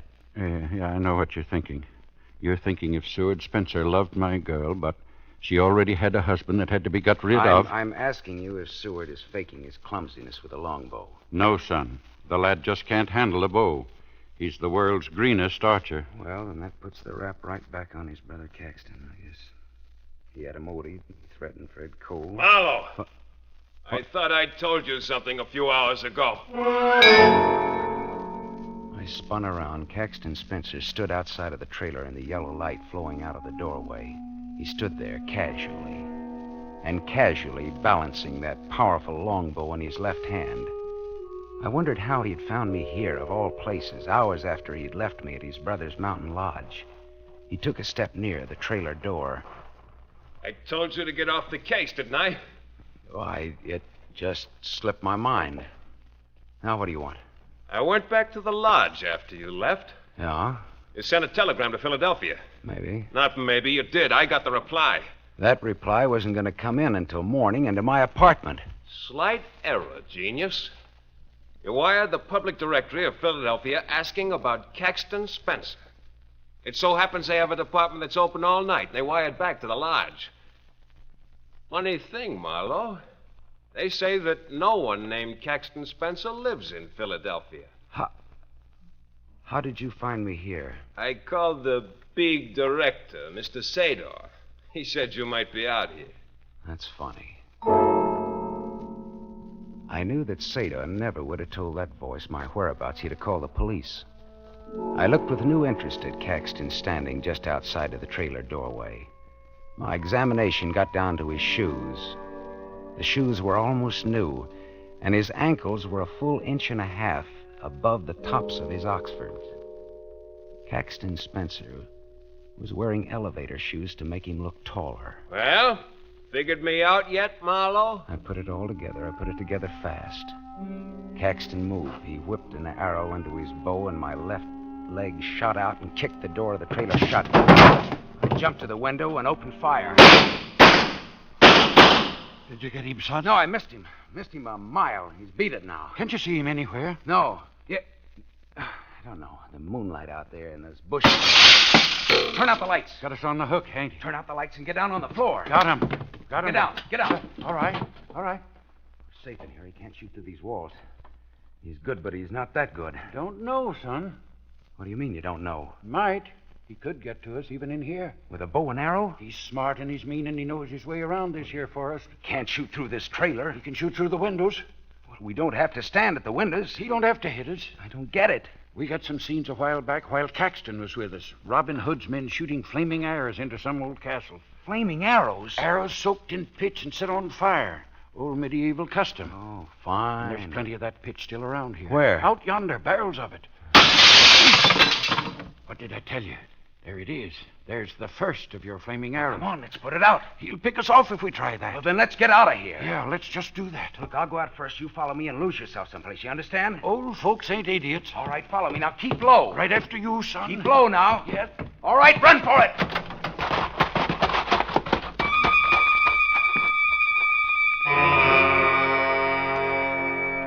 We dashed into the moonlight. A hornet clipped my cheek and whanged into the wall of the trailer.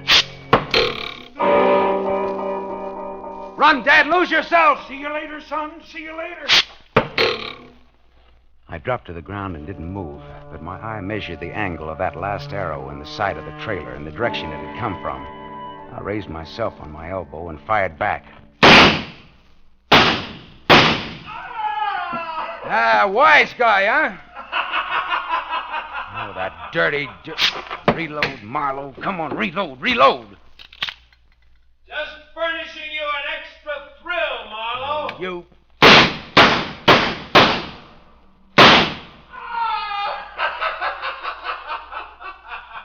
Or is that one getting stale, Marlowe? 2 shots left. 2 shots. I've got 2 more arrows, Marlowe. That means 1 more is for fun, and the last one's for real, huh? 1 shot left. 1 shot. 1. Now, Marlowe, any last words?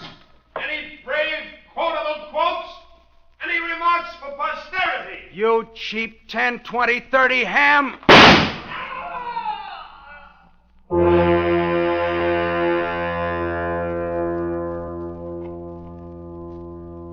I waited for the laughter. The taunting, baked ham laughter. It didn't come. I waited with my empty gun clenched in my fist.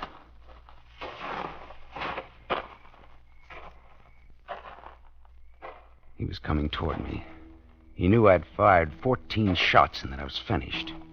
He could hit me from any distance. Why was he moving in on me? What was new? What was dirty with Caxton now? I jumped to my feet and drew back my arm to throw my gun at the first thing that walked out of those bushes ahead of me. Don't throw it, son. What? Hold it. Oh, Dad. You all right, son? Where's Caxton? Dead.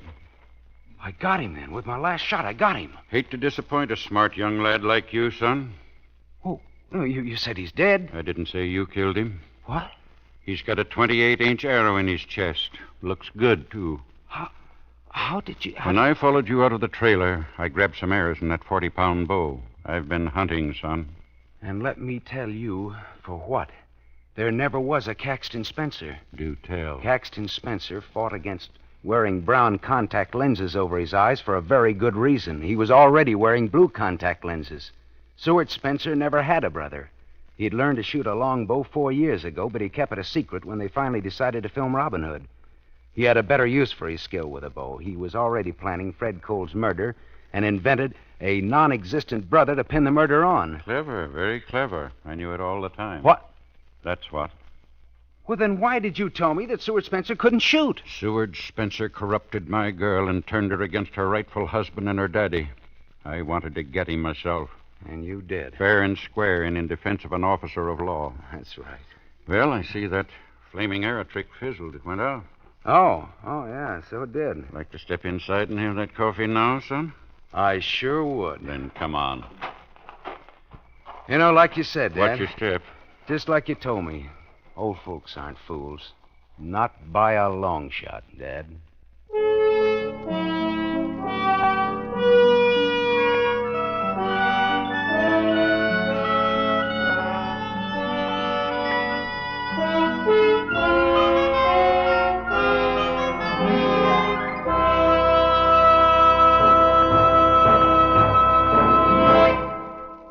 You have just heard Van Heflin, starring in the mystery series Raymond Chandler's The Adventures of Philip Marlowe, brought to you by the Lever Brothers Company, makers of Pepsodent. Van Heflin will return in just a moment. Men, here's an important announcement. News about a sensational hair tonic discovery. It's Trim Hair Tonic, made by Pepsodent. For the first time, science has created a hair tonic with pure virgin olive oil. There's no finer hair and scalp conditioner.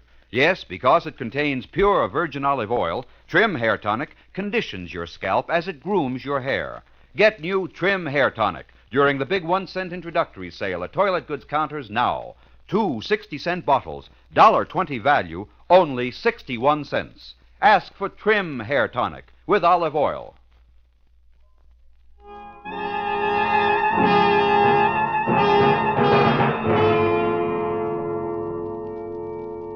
Now, concerning next week, here again is Van Heflin. Philip Marlowe paused in the stealthy darkness of the deserted brewery. There was invisible death lying in wait for him down in the bottom of the unused fermentation vat.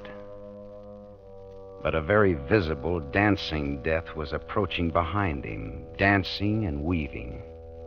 And at the two risks, Philip Marlowe, unarmed and stunned, preferred the invisible one at the bottom of the great wooden vat.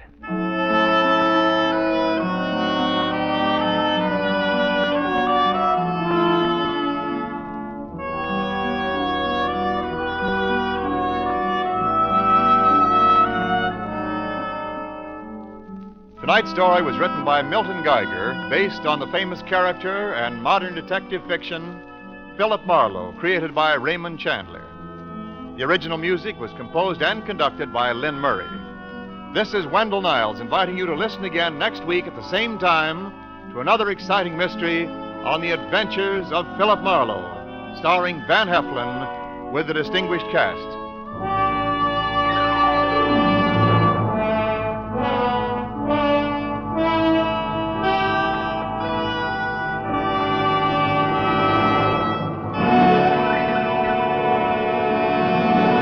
This is NBC, the national broadcasting company.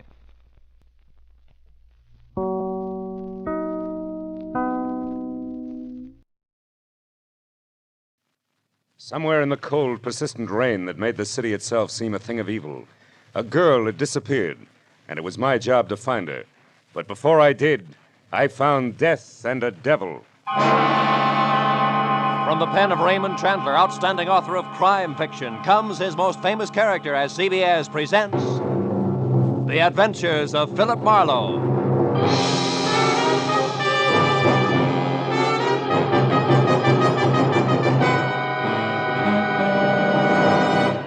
And now, with Gerald Moore, starred as Philip Marlowe, we bring you tonight's exciting story, The Black Halo.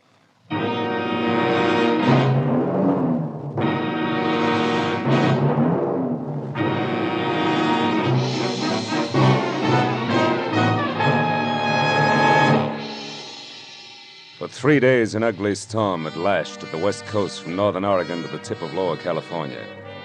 And although it was only noon when I drove up to the sprawling red brick house just south of Santa Barbara to meet a new client of mine, the black that was in the sky and the driving rain that was everywhere left the day bleak and wet and cold. Left it the kind of day that made you feel that logs blazing in a fireplace and a warm, dry robe were the only things that could matter to anyone. But when I got inside the house, Felix Drum, 350 uncomfortable pounds of executive in a wheelchair, who made his living importing perfumes, was very worried. And not about the weather outside. Marlowe, Julia Perry is gone. I want you to find her and bring her back. And the sooner you do that, the better. And the more I know, Mr. Drum, the easier it'll be. Exactly who is Julia Perry? My assistant. Very capable girl, who in the past 6 months has practically taken over my entire business. She handles most of the work from her cottage here on the grounds where she lives. Mm-hmm. She also has some little cubbyhole in Los Angeles where she keeps her files and some sample stock. Do you have the address of that cubbyhole? If I knew the answer to everything, I wouldn't have hired you. And anyway, it isn't important. Hand me that little bottle. This there, one? please. Yes. No, here. Thank you.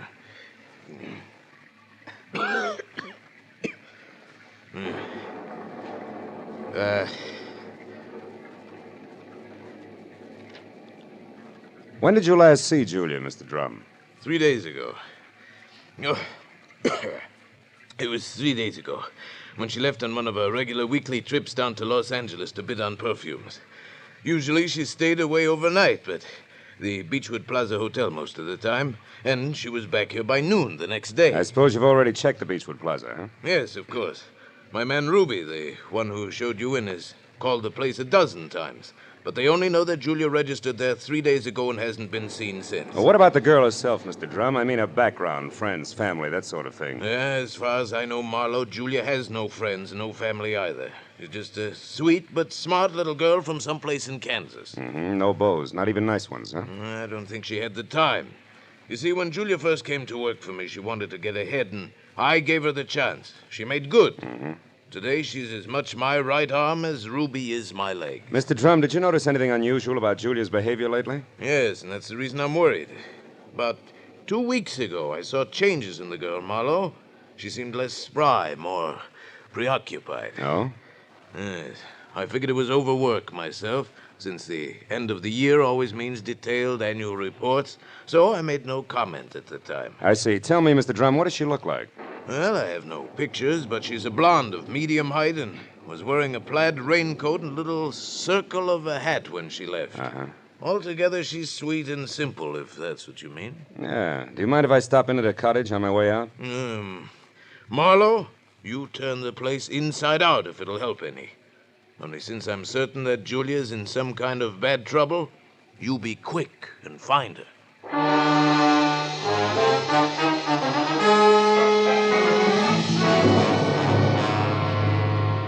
Julia Perry's cottage was strictly the 50-50 arrangement that Drum had mentioned, with one-room office and the other living quarters. In the office, I found everything in its proper place, so I moved to the other room. The moment I stepped over the threshold, the white fluff that trimmed the quilted bedspread and the splash of color in the drapes said that Julia Perry had to be something soft and warm. And the half a dozen quietly tailored suits that were lined up in the closet like a squad of soldiers facing right told me that she was also simple and neat. I ran through the pockets of her clothes and all the drawers and closets in the room, trying to find something that would give me a lead that I was sure I had to have. But after 20 minutes, I had found only a leather cigarette case, a package of peppermint lifesavers, and a maroon and gold monogram book of matches, the cover of which was half torn off so that I could only be certain that the middle initial was a V and that an E or an F were on either end. But since the name and address of an L.A. novelty company was on the inside, I bought the matches as a starting point, dropped them into my pocket, and headed for the door. When I opened it, I was surprised to find Ruby, Drum's right-hand man, purple scar and all, standing in the rain, and staring at me like my ears were spinning. You seem to be a very thorough man, Mr. Private Detective. And you seem to be a very nosy one. What do you want? To help Julia, nothing else. So here's a postcard that came for her this morning. It was mailed in L.A. yesterday. Yeah? Dear Julia, tried to reach you at Santa Barbara 1181 both yesterday and today, but got no answer. I'm leaving. I'm leaving town tomorrow. As one little girl who fled life in Haven, Kansas to another, I would have enjoyed seeing you again. For a bit before I moved on to who knows where. Anne. Santa Barbara 1181. That the number here? Yeah. It's Julia's private business phone. Well, what do you think? The postcard any help? Possibly. Tell me, Ruby, why didn't you show this to Mr. Drum? I forgot about it until just now. You're a liar. Well, it's on account of the postcard was delivered here to the cottage. Which is no man's land for you? Yeah, sort of. Mr. Drum doesn't like people who work for him mixing socially with each other. Or maybe a sweet kid like Julia hasn't got any use for the passes you've been making at her, huh? Hold it. I like Julia, and even if she don't go for me, anything I can do to help her, I still do, understand? Yeah, I understand. I'm not so sure I believe. Goodbye, Ruby.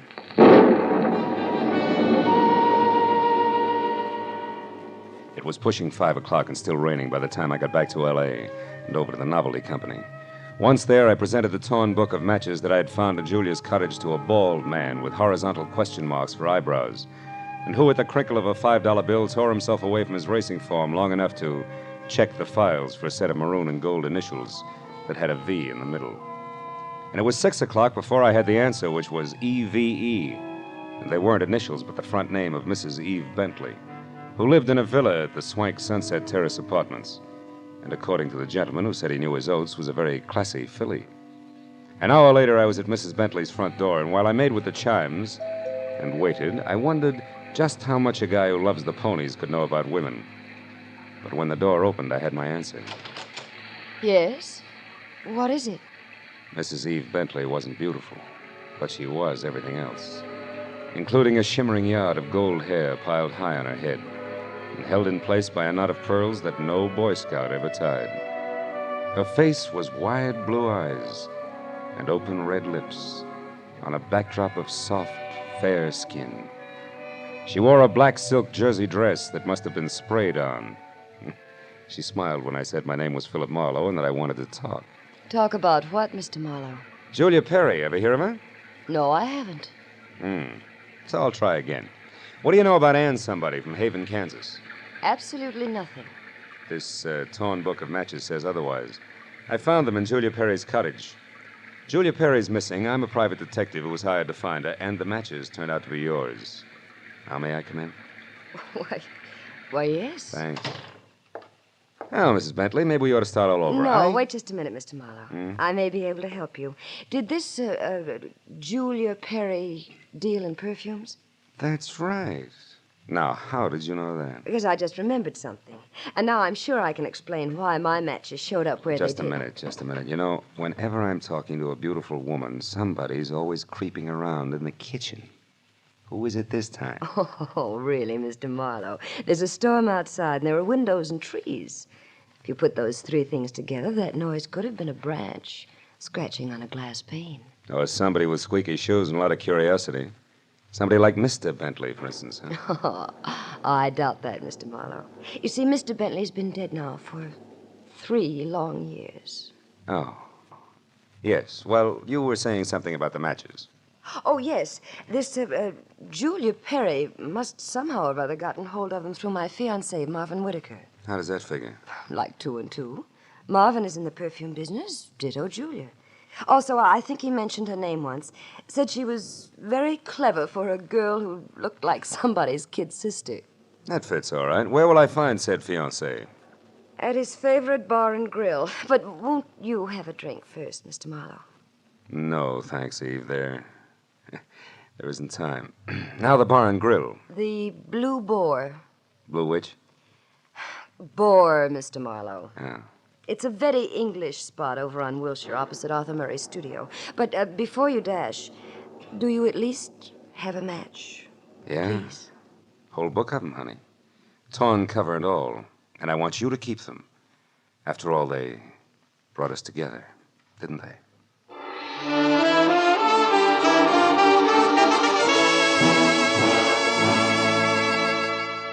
When I got outside, I postponed my run between the raindrops over to Wilshire Boulevard long enough to take a look behind the villa. And there, in a newly planted strip of clover lawn below Mrs. Bentley's kitchen window, I found something which was no surprise. 2 clear prints of a man's shoe. But from there on out, I got nothing more than a lot of rain down the back of my neck.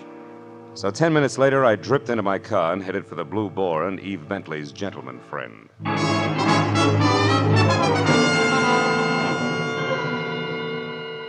I located Marvin Whitaker, a handsome, hale fellow well met, in a white turtleneck sweater and riding breeches, behind a hot rum toddy in a corner booth that was pictures of steeplechase mounts against newly antique mahogany. And when I told him that I was looking for Julia Perry, he flashed a lot of glistening teeth at me, insisted that I join him in a warming glass of spirits, and started to talk, gesturing all the time with a riding crop. Why, yes, old man, I know Julia Perry. In fact, almost did some business with her today. You mean you were supposed to meet Julia someplace? That's right. At 1881 Selma Avenue, to be precise. But she called me this morning and postponed the whole transaction indefinitely. Could you stop projecting long enough to tell me why? She didn't say. Of course, it's of no bother to me on a day like this. No sane man should be any farther away from a toddy than we are right now. So drink up, old boy. It'll do you a world of good. Yeah, I bet it will. Look, Mr. Whitaker, one more question. Did Julia ever speak of a girlfriend named Anne? Someone she knew years ago in Kansas? No, I don't believe she did, Marlowe. Matter of fact, Julia never talked of anything but perfumes. Now drink your drink, fellow, before it's chilled through. Thanks, but no thanks, old bean. I do have to run, really. It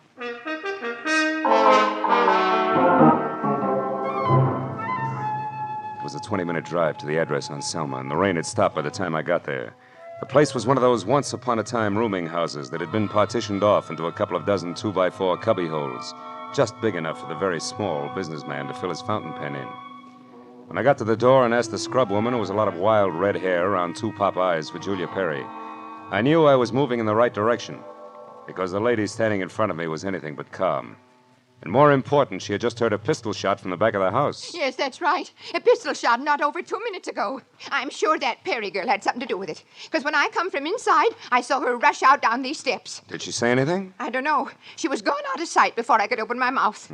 But I know it was her on account of that plaid coat and little hat she wears. Yeah. Now, which room is hers? Come on. Well, that one there with the light showing under the door. But it's locked. You won't be able to get in. I just tried. Well, we'll try again for luck. It's not the best lumber. Believe me. This has ever happened to me before. It's a man. Yeah, a dead one at that, Granny. Do you know who it is? Uh-huh. From the mud and clover grass on the bottom of his shoes, I'd tag him as a guy who was looking in a lady's kitchen window about an hour ago. But from that purple scar on his chin, I can do even better than that. The name, Granny, is Ruby, a guy I thought was still in Santa Barbara.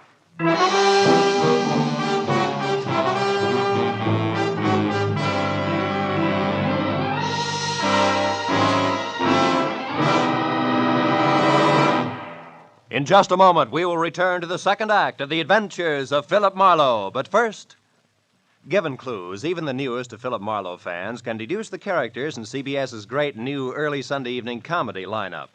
The washboard leads you to the one and only Spike Jones. The bumblebee? Well, of course, that's for America's most famous non-virtuoso violinist, Jack Benny, who follows Spike Jones on CBS. The 2 A's, Amos and Andy, who are heard on CBS immediately following Jack Benny. So it's really no mystery at all why millions of Americans now stay tuned to CBS on Sunday nights for these 3 superb comedy shows in succession. Spike Jones and Amos and Andy over most of these same CBS stations, and Jack Benny over them all. And now, with our star, Gerald Moore, we return to the second act of Philip Marlowe and tonight's story, The Black Halo.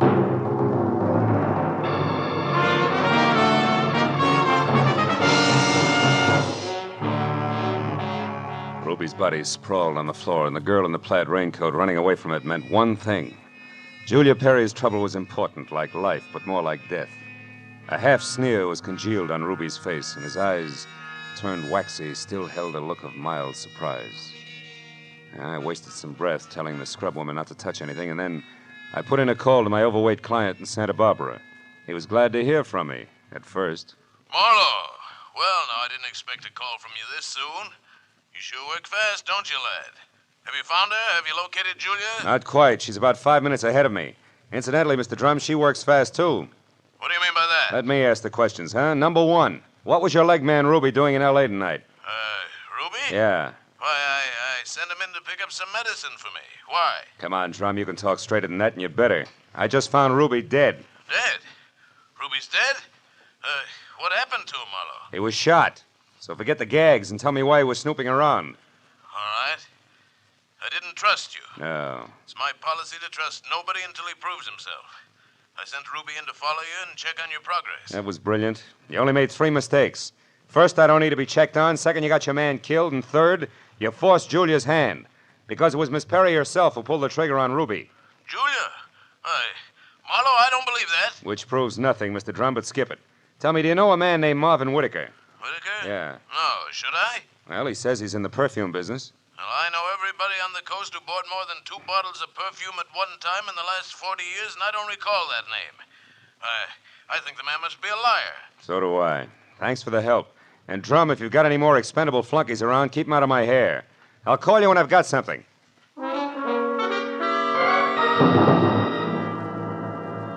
I called Homicide next and told Detective Lieutenant Ibarra where to find the body and who was responsible for it being in that dead condition. And when the question of why came up, I admitted I was still shooting blanks. Oh, I told him about the razzle-dazzle Whitaker had handed me and named the Blue Boar on Wilshire as my next stop. Ibarra said he'd call me there, and when I got to the entrance of the place, I saw Whitaker, draped in a trench coat that involved enough cloth to rig a 4-masted schooner, standing in the anteroom, impatiently smacking his leg with that riding crop. He looked positively dashing. Question was, which way? Hiya there, Marlowe. Hey, old boy, you look upset. Anything wrong?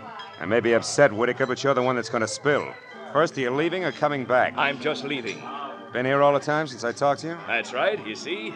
My coat is perfectly dry. Stopped raining half an hour ago. Well, you see, if I'd been outside, I would have known that. But why this 3rd degree, Marlowe? What's up? It's a long story. Maybe we better sit down and talk it all over from the beginning. Oh, I'm afraid I can't. Not just now. I've got a date. She'll keep. Not this one. It's something rather special. Special, huh? Like Eve Bentley? Now, look here, old boy. You're prying into my personal affairs. Whitaker, I'll rip the lid clear off your personal affairs if necessary to get a clean answer out of you. Now, what do you really know about Julia Perry? I told you once.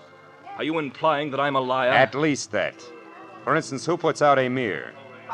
Come on, Whitaker. It's a well-known fragrance. Why, I don't recall offhand. That's strange, because any woman knows Amir's a Dana perfume. Just what are you trying to prove by all this? That as a perfume dealer, you stink.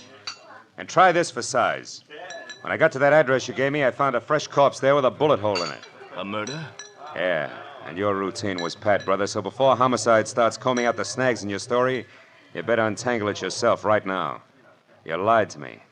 Now, why'd you do it, Whitaker? Why the double talk? All right, Marlowe, I'll tell you. I'll tell you this! Oh! He was as quick as a wounded cat. The riding crop slashed across my face even before I'd realized he'd moved. And by the time the red light stopped dancing in my eyes, Marvin Whitaker was gone. I turned as the head waiter walked up to me. He studied the hot red welt rising on my face for a moment and then murmured discreetly that if my name was Marlowe, I was wanted on the phone. It was Lieutenant Ibarra. Marlowe, you can stop beating the brush for Julia Perry. We found her. You did? Where is she, Ibarra? She's out in the alley here, behind the Beechwood Plaza Hotel, Marlowe. Exactly 8 floors down from the window of her room. She fell through the glass roof above the rear entrance. Oh. It's not pretty. Oh. She explained the whole thing, including that Ruby guy's murder, in a note we found in her room. I'll be right over, Ibarra. Okay, don't hurry.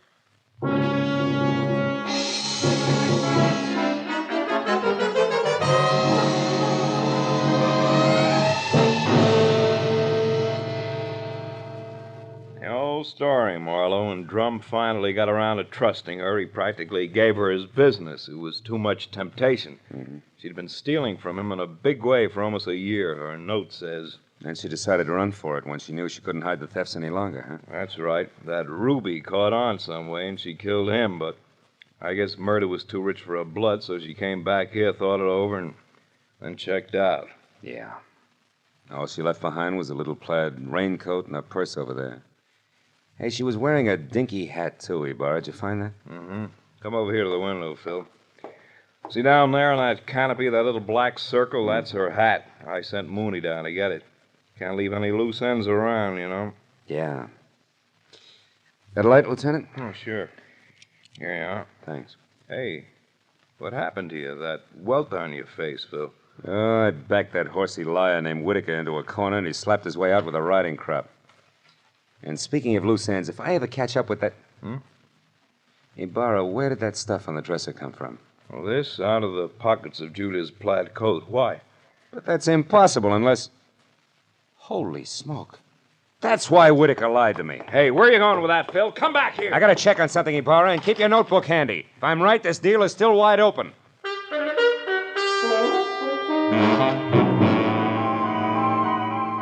All the way from the suicide's room in the Beechwood Plaza out to the widow's villa in the Sunset Terrace, my mind juggled a jumble of facts, trying to beat them into a brand new pattern. A pattern that had to include an object Ibarra had found in the pocket of that plaid raincoat. It almost made sense, but I needed just a little more. Well, when I turned into the parking lot at the Sunset Terrace, rain began to fall again. Thin, cold rain. I walked to Eve Bentley's door and pressed the bell. Just as I expected, it was Marvin Whitaker, unsmiling and nervous, who answered the door. I didn't give him a chance to think. I just swung hard. Okay, horseman, that squares us up. Come on, Heavy, roll over. Let's see if you're carrying a gun. Okay, no gun. Now, be a good boy, Whitaker, and you'll make out all right, but one funny wiggle out of you and I'll crack your skull. It's a promise. Do you hear me? Yeah, I heard you. All right. Now, where's Eve? Is she here? Find out for yourself, Marlowe. I'm through. Fair enough. But just so I'm not talking through my hat, I'll take a look in her closet first. She won't be in there, I guarantee. No, but her future may be. Now, let's see. It's got to be in here someplace. Oh, yeah. This is probably it. Brown cloth coat, as chic as a pair of hobnailed boots, and still damp. And the label says the B.H. Company, Haven, Kansas. That does it. I've got it all now, and my chivalry just died. Where is she, Whitaker? Where's Eve? Right here, Marlowe. Uh-oh, don't try that. I guess you really do have it figured out, haven't you? Yes, Eve, I have. Sorry it turned out this way, because you had your points as Eve and as Julia. Don't put it in the past tense, Marlowe. As Eve Bentley, my life is just beginning, and now I've got everything I ever wanted as Julia Perry. Then you're Julia Perry. I was, Marvin. She still is, Whitaker. At least that's what the bailiff will call it in court. There won't be any court, Marlowe. Oh, I'm afraid there will, baby. You're twice a killer now, and both for the same reason, remember? First Ruby, because he saw you as Eve. And the girl you pushed out of the hotel window, who was no doubt Ann, your old chum from the hometown. She must have seen you posing as Eve, too. All right, Marlowe. Ann ran into me by accident and ruined everything. I had no choice. I promised her money and then told her to go to my room at the Beechwood Plaza and wait for me. Eve, I can't believe this. It can't be true. Yes, Marvin, it is true. Darling, I didn't want this mess. I'd have left town this morning as I intended if sweet, sly little Ann hadn't seen me. I tried to get rid of you the easy way, Marlowe. When I sent you to Marvin, the Selma Street address he gave you should have led you to the end of Julia Perry. Is that why you phoned me and told me to lie to Marlowe? Yes, Marvin. I was going there to write my suicide note and use the stockroom for my disappearing act. But Ruby caught me, and after that I had to work fast. But it's all right now. It all worked out perfectly. They were the only two who knew besides you, Marlowe. Aren't you forgetting little Marvin here? Forgetting him? Oh, no, Mr. Marlowe. Marvin's the one person I can count on. That's what you think. You don't get me mixed up in this. Marvin. I bargained for an heiress, not a murderess. Are you dirty load? All right, then. I'll use this gun on you, too, because I'm getting out of here and no one's going to stop me. But you're right between us, Eve. You can't get us both. He's right, baby. You're not good enough to get us both, and killing just one of us isn't going to solve anything. What do you say? It's been a long night, baby. You just couldn't tell when you were late.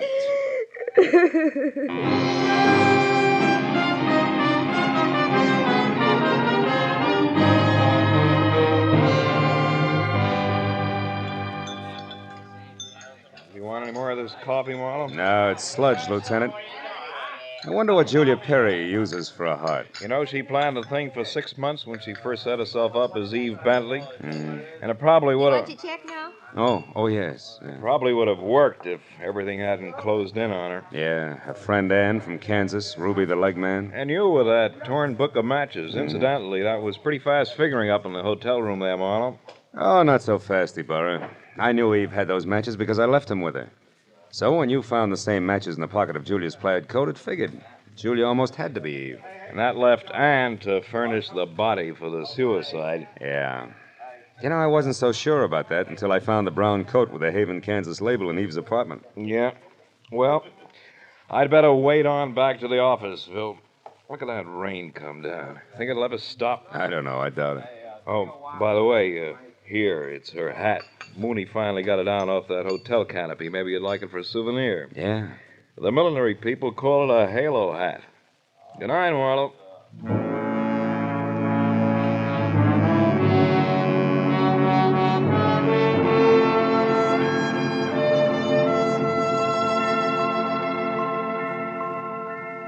I sat there a while after Ibarra left, looking at the rain in the street, and the cold coffee in front of me, and Julia's little round halo on the table. And finally I got up and went outside. Dirty water scudded along the gutter and gurgled thickly into the sewer drain at the corner.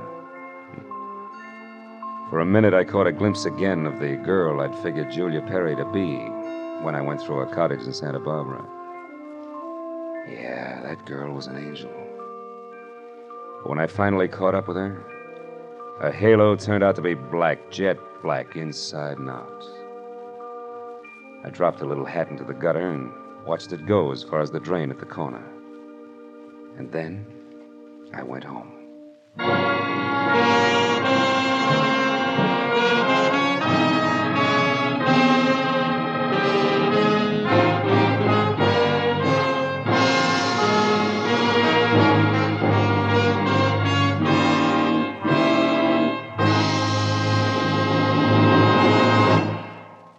The Adventures of Philip Marlowe, created by Raymond Chandler, stars Gerald Moore and is produced and directed by Norman MacDonald. Script is by Mel Donnelly, Robert Mitchell, and Gene Levitt. Featured in the cast were Joan Banks, Paul Frees, Peter Leeds, Jack Crucian, and Lois Corbett. Lieutenant Detective Ibarra is played by Jeff Corey. The special music was by Richard O'Runt. Be sure and be with us again next week when Philip Marlowe says... A startled corpse, a blue-eyed woman, and a cryptic message, scrawled by a dingy man with the pieces of a Chinese puzzle that wouldn't fit together, until I found out what was deadly about the orange dog.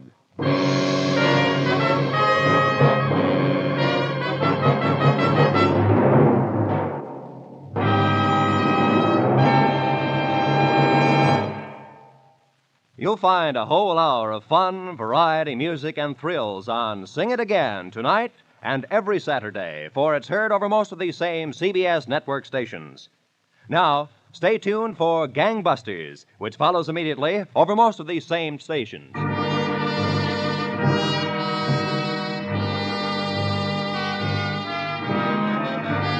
This is Roy Rowan speaking for CBS, the Columbia Broadcasting System.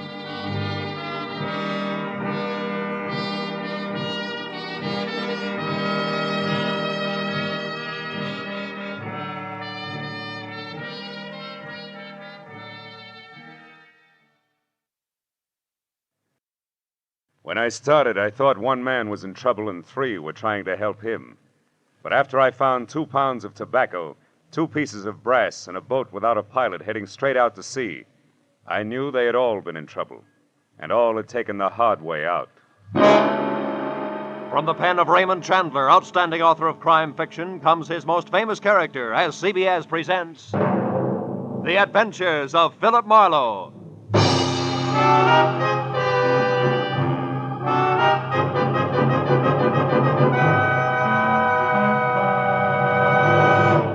And now, with Gerald Moore, starred as Philip Marlowe, we bring you tonight's exciting story, The Hard Way Out.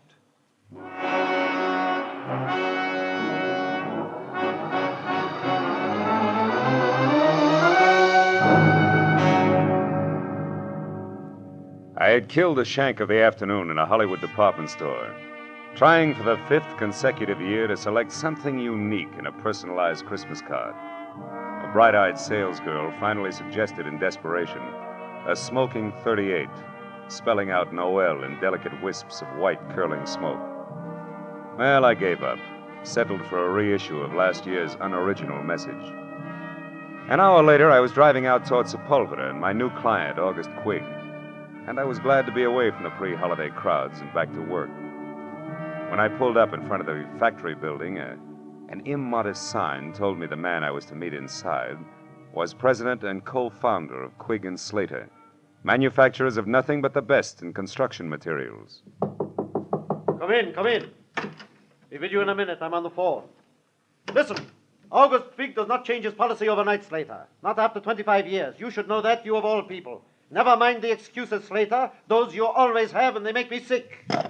Partnership trouble, Mr. Quigg? Oh, no, my partner is dead now 10 years. That was his son, Keith Slater. But he has nothing to say here. His father left it that way. Well, sit down, Mr. Marlowe, please. Slater is not what I want to talk to you about. All right, Mr. Quigg, who is the man and what's his problem? My general manager, Frank Emery. Oh? He has embezzled $60,000 of this company's money in the last year. Then isn't this a great time for you to climb the nearest rooftop and scream copper? No, because I want to save Frank Emery, not condemn him. Why?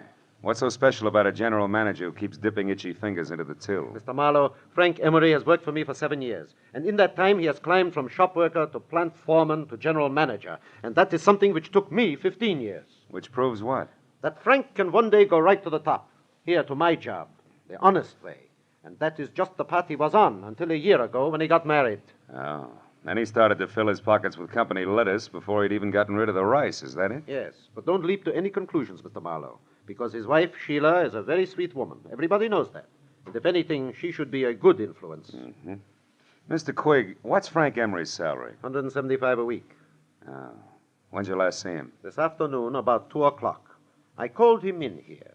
But I didn't say anything about the shortage. We just talked. I asked him if he thought he needed a vacation. He only sulked. He said he'd be all right in a little while. Then he left.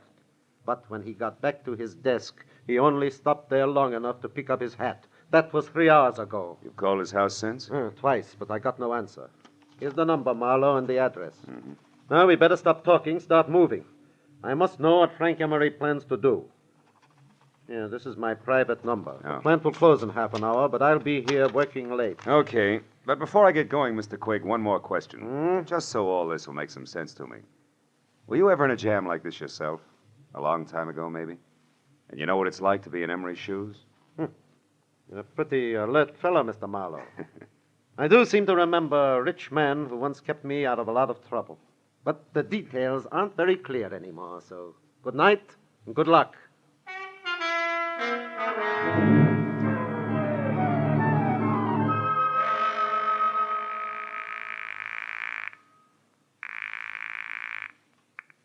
Hello? Mr. Frank Emery, please. I'm sorry he's not in. Is this Philip Marlowe? Yeah, that's right. That should make you Sheila Emery, huh? Yes, I just finished speaking to August Quigg at the plant, Mr. Marlowe. He told me about you. And about Frank. Take it easy, Mrs. Emery. Crying isn't going to help Frank any. Yes, I know. But how can I help Frank? What can I do? I'm not sure, but look, can you meet me right away? I'm at the Golden Crown. It's a cocktail lounge on Santa Monica Boulevard near Bradley. Yes, of course, Mr. Marlowe. I'll be there as soon as possible.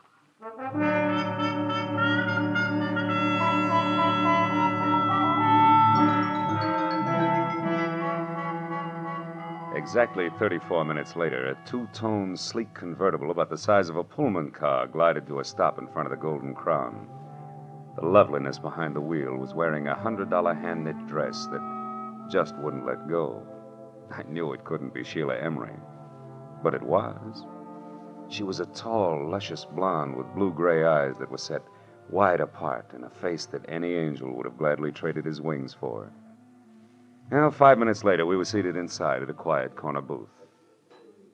But only 2 weeks ago, everything was perfect, Mr. Marlowe. Frank didn't seem to have a care in the world. Then all of a sudden, he changed. He became quiet, almost morose. You never suspected that he was stealing from Quigg? Of course not. And I still think there's some explanation, something we don't know about. Maybe. But from where I sit, it looks like you two have been keeping up with the Vanderbilts instead of the Joneses. It always dents the bank account. Just what do you mean by that, Mr. Marlowe? Exhibit A, that knit 1 pearl 2 number you're wearing. What?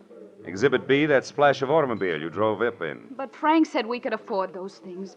I know because I was worried when we bought the boat. Yeah, what boat? The Carefree. It's a 30-foot sailboat. We dock it near our cottage just beyond Santa Monica. Hey, wait a minute. A sailboat, a cottage at the beach, that car? Just how far do you think $175 will stretch these days? What do you mean? Frank makes twice that, plus bonuses. Not unless he has a very fancy paper route on the side. Because 175, period, is the figure that Quigg quoted to me an hour ago. Oh, no. No, I can't believe that. Frank wouldn't lie to me that way. Yeah, some guys do funny things when they're too much in love. Oh, now look, tears take time, honey. How about holding him back long enough to give me some dope that'll put me on Frank's trail, huh? I mean, names and numbers, his clubs, his friends, anything that'll give me a line. Yes, of course. But all that information is in his address book at home. All right. Home's our next stop. Just between us, Sheila. What are the chances that Frank has an extracurricular interest on a back street somewhere? Another woman? Oh, no, I'm sure that's not the way things are. Frank loves me very much. Yeah. Yeah, I guess so.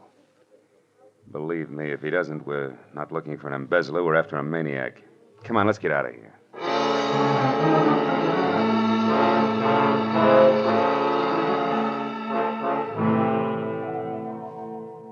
When we left the Golden Crown, Sheila was still crying and in no shape to drive. So after parking my coupe in a nearby lot, we floated out to the Emery place in Brentwood in a two-tone Nash, which did everything at the push of a button except dry a girl's tears. At her house, Sheila pulled herself together long enough to give me a handful of addresses that might possibly lead to Frank Emery. But just as I was about to leave, I noticed a single phone number scribbled in pencil on the edge of a desk blotter. It was Crenshaw 2, 2131. And since Sheila couldn't explain it, I wrote it down on a slip of paper and filed it in my pocket and left. But once outside, I remembered that my car was still on Santa Monica Boulevard at the Golden Crown. So I started back to the house to call a cab. I stopped suddenly at the sound of somebody in the shadows alongside the house. When I moved toward the noise, a man darted out between two trees, and I went after him. Get your hands off him. Why? So we can play another round of hide and seek? No dice, brother. I'm getting too old for it. Now, who are you? What are you doing around the Emery place? Come on, let's have it. Say, wait a minute. Aren't you Marlowe? The man August Quigg hired? That's right. You still haven't answered my question. Oh, no, but I will now that I know who you are. I'm Keith Slater. Surely dear Quigg must have told you of me, the wastrel son of his late partner. He did, but you're still parrying, Slater. Why were you hiding behind those trees? Correction, Marlowe. I wasn't hiding. I was waiting for Frank Emery. All right, we won't argue terms. Why were you waiting? Because I wanted to get hold of Emery and help him before he goes too far. You see, Marlowe, he came back to the office after you left. What? Did he talk to Quigg? No, the place had just closed and the old man was out for dinner. Did you talk to Emery? Yes, and it wasn't much fun. That poor fella's just about out of his mind, Marlowe. Why, he raved on for an hour and a half about how unfair Quigg was. Said he knew that I was the one who'd get to run Quigg and Slater after the old man died. I don't follow that. When did you become the fair-haired boy around there? Oh, I'm hardly that. But I do own a quarter of the plant, unless, of course, Quigg fires me one day. Those are the terms of my father's will. But Quigg won't fire you, is that it? He wouldn't think of it. After all, that would keep my dear father from resting easy in his grave. Okay, let's skip it. Exactly what did Frank Emery tell you, Slater? He said that August Quigg was a two-faced liar and that he'd settle with him in his own way. I told Quigg that when he got back from dinner. And I also reminded him that Frank had a key to the office. That didn't faze Quigg, did it? No, he said he never worries twice. If Emery walked in on him, he'd think about what to do about it then. I tell you, Marlowe, we've got to get hold of Frank Emery and stop him before it's too late.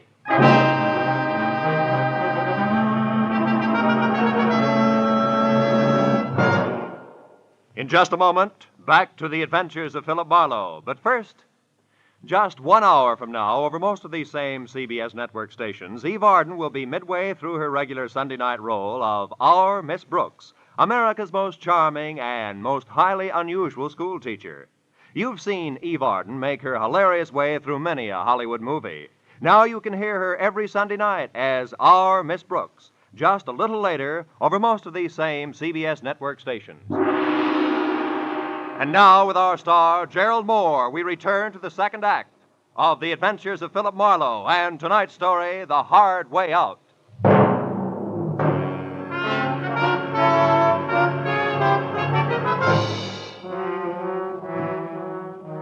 It was nearly an hour later before I was back in my office on Cahuenga with my finger in the dial of the telephone, checking the names and places that Sheila Emery had given me. 2 nightclubs, 3 hotels, and 5 friends later, I'd run through the list without a single kosher lead. Sitting there thinking of all the places a guy could disappear to, I reached into my pocket for a lifesaver and found something else. The slip of paper that read Crenshaw 22131. The number I'd seen on the desk blotter at Emery's place.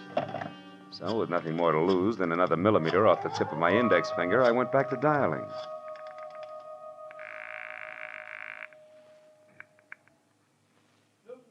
Pipe and tobacco shop, Sam Newton talking. Newton's what? Pipe and tobacco shop, what can I do for you? Not a thing, old-timer. My mistake. Pipe and tobacco shop. Marlowe speaking. This is Sheila Emery, Marlowe. I think I know where Frank is. You do? Yes, at our cottage at the beach. It's closed up, but I was just going through some things in my desk when I discovered that the keys to the place were gone. And I clearly remember seeing them only yesterday. What's the exact location of that cottage? It's 2 miles north of Santa Monica and down on the beach, directly behind a large white frame house on the Pacific Coast Highway. Number 1221. You can't miss it. 1221. Okay, I'm leaving right now, and I'll call you as soon as I can, so try not to worry.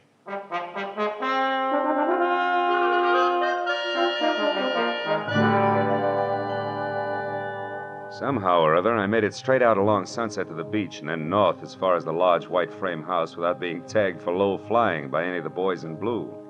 But when I got down to the cottage on the beach, I found it deserted and boarded up like opening night at an unlicensed peep show in Boston. Except for a couple of stray gulls who probably had insomnia, I was all alone. But the gregarious streak in me didn't suffer very long, because a minute later I had an unannounced visitor. It was a nasty caliber .45 automatic. And the man on the other end who gripped the handle like he knew what he was doing was none other than the general manager of Quigg & Slater, Mr. Frank Emery. Mind telling me who you are and what you want here? Well, the name, which probably doesn't matter, Mr. Emery, is Philip Marlowe. But my business with you is something else. I'm working for your boss, August Quigg, and believe it or not, he wants to help you. That's a lie, Marlowe. Nobody wants to help me, and you know that. This is a smart trick, but it won't work. It can't work. And I'll tell you why. When the police do get to me, Marlowe, they won't find anything but a corpse. Is that clear? Suicide. Don't be a fool. What about your wife? Marlowe, that's why I took the $60,000. So save your breath. And unless you're interested in joining me, do exactly as I say. Now here, pick up these keys and open that door. Go on. Now, throw the keys back gently. Please. Emery, listen to me. No. I've listened to too many people already. Now it's my turn to talk. But all I'm going to say is goodbye in my own way. You don't know what you're doing, Emery. Stop a minute. Think. This isn't the time to think, Marlowe. This is the time to act. Now, get in. Emery backed me into the cottage, stepped outside, and pulled the door shut. I waited a moment until I heard his car start. Then I tried the door and knew I was wasting my time. Emery had run a piece of pipe through the handle, and Gargantua himself couldn't have opened it from the inside. It took me 10 minutes to kick enough boards off one of the windows to wiggle out, and another 5 to get to a phone. When I told Sheila that her husband was on her way home in a very desperate frame of mind, she promised to hold him at all costs until I could get there. 20 minutes later, I was in Sheila's house on Bundy Drive. Marlowe, what happened? Where's your husband? I don't know. He hasn't been here. Oh, fine. After you called me, I waited, but he didn't come back. Marlowe, what did you mean when you said Frank was desperate? I'm afraid Frank intends to kill himself. Kill himself? Oh, no, he can't. Now, we still may be able to stop him. When he left the beach house, he was heading someplace to say goodbye.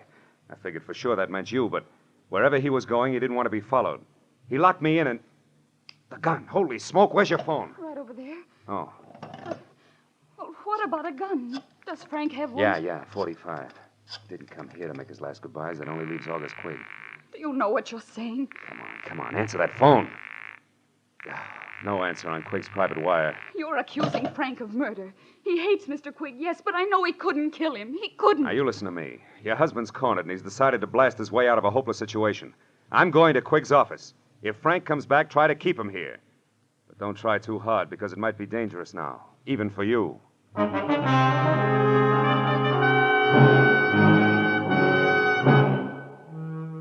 Drove down Sepulveda to the black, hulking plant of Quigg and Slater, pulled over, parked, and walked up the alley toward the side entrance. Through a barred window, I saw the feeble nightlight that glowed in the outer office. Otherwise, the place was dark. When I got to the door, I stopped. A diamond-shaped key stuck out of the lock, and the heavy door was ajar. I eased it open and listened. Nothing. I pulled the key out of the lock and dropped it in my pocket. Then I went inside and switched on the lights. Oh, I found him on the floor next to the desk in his private office.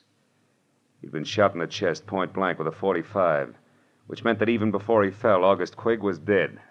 The room was untouched. Quigg's key case lay in the pencil tray on his desk. I snapped it open and saw what I expected. His diamond-shaped key. I switched off the lights and started out. When I heard heels clicking up the hallway, I backed up against the wall and waited. It was Keith Slater. He hesitated in the open door, a startled look on his face. Good Lord. Quigg. Hello, Slater. Who is it? Marlowe. I wouldn't touch anything if I were you. The police will want to see it just as it is. Marlowe, he's been murdered. I had no idea Frank would go this far. Yeah, he's full of surprises tonight. Are you sure he's not carrying any grudges against you? Frank and I are old friends. That old man in there was different. He wasn't human. He was a machine, a rock crusher with a concrete heart. I'm only sorry it was Frank who did that to him because he'll never be able to get away with it. He doesn't intend to. Plans to commit suicide any minute now. Tell me something straight, Slater. How does he feel about his wife? Is he jealous? Jealous? Why, Marlowe, you don't think that he might kill Sheila? I'm going to call her right away. Wait a minute. If Frank is there, a phone call would only hurry things. Come on, let's go.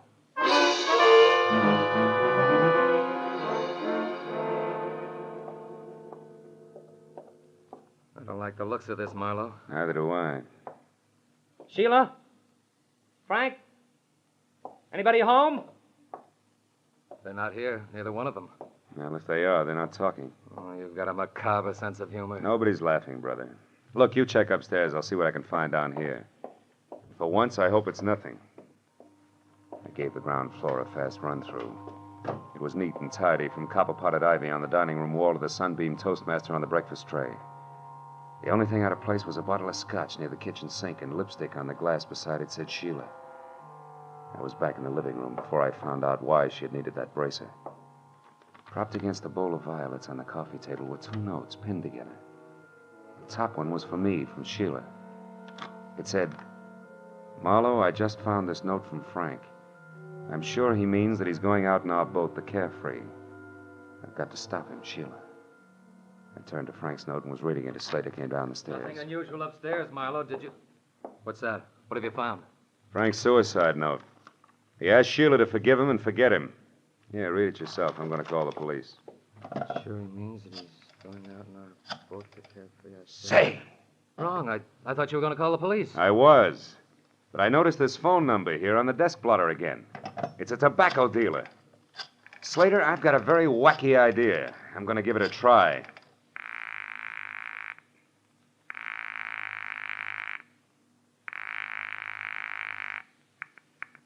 Hello?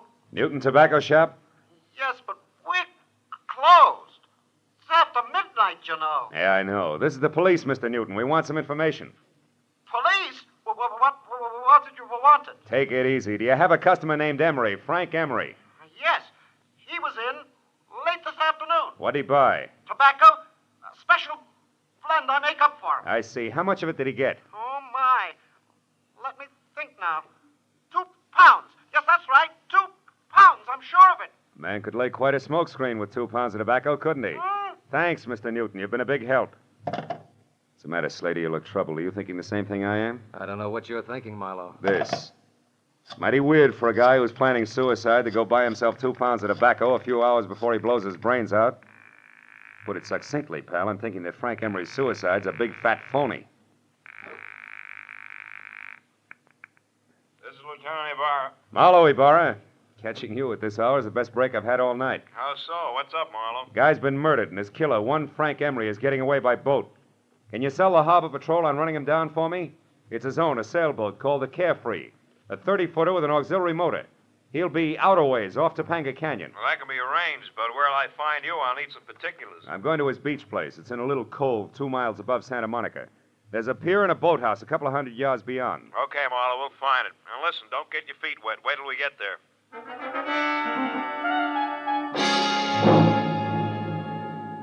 The Emery Beach house was deserted and dark. So Slater and I went on to the boathouse, which was dark, too. But that's where we found Sheila lying on the planks, sobbing out the end of a long, hard cry. Slater ran to her and lifted her to her feet. Oh, Sheila. Sheila, what happened? Where's Frank? Oh, Keith. I was too late. I saw him leave. He waved to me and called goodbye. I begged him to come back, but now he never will. Don't be too sure of that, honey. What do you mean, Marlowe? Oh, wait a minute. That boat coming in is probably Ibarra. Marlowe! Yeah! Here, Ibarra! I got another boat out looking for the Capri, Marlowe, so I came directly here.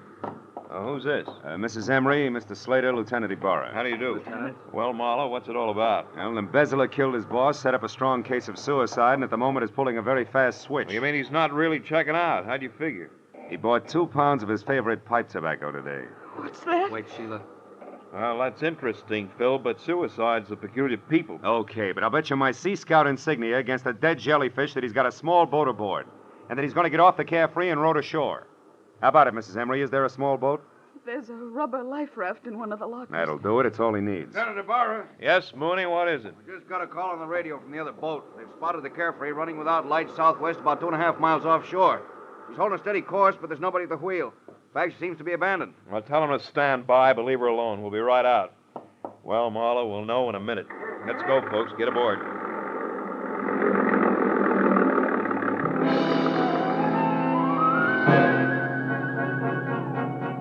A harbor patrol cutter sliced through the black swells with the easy grace of a head waiter after a $10 tip. And all the way out, it looked as though Marlowe was going to be the bright boy of the evening. When we pulled alongside the Carefree, made her fast and boarded her, it still looked that way.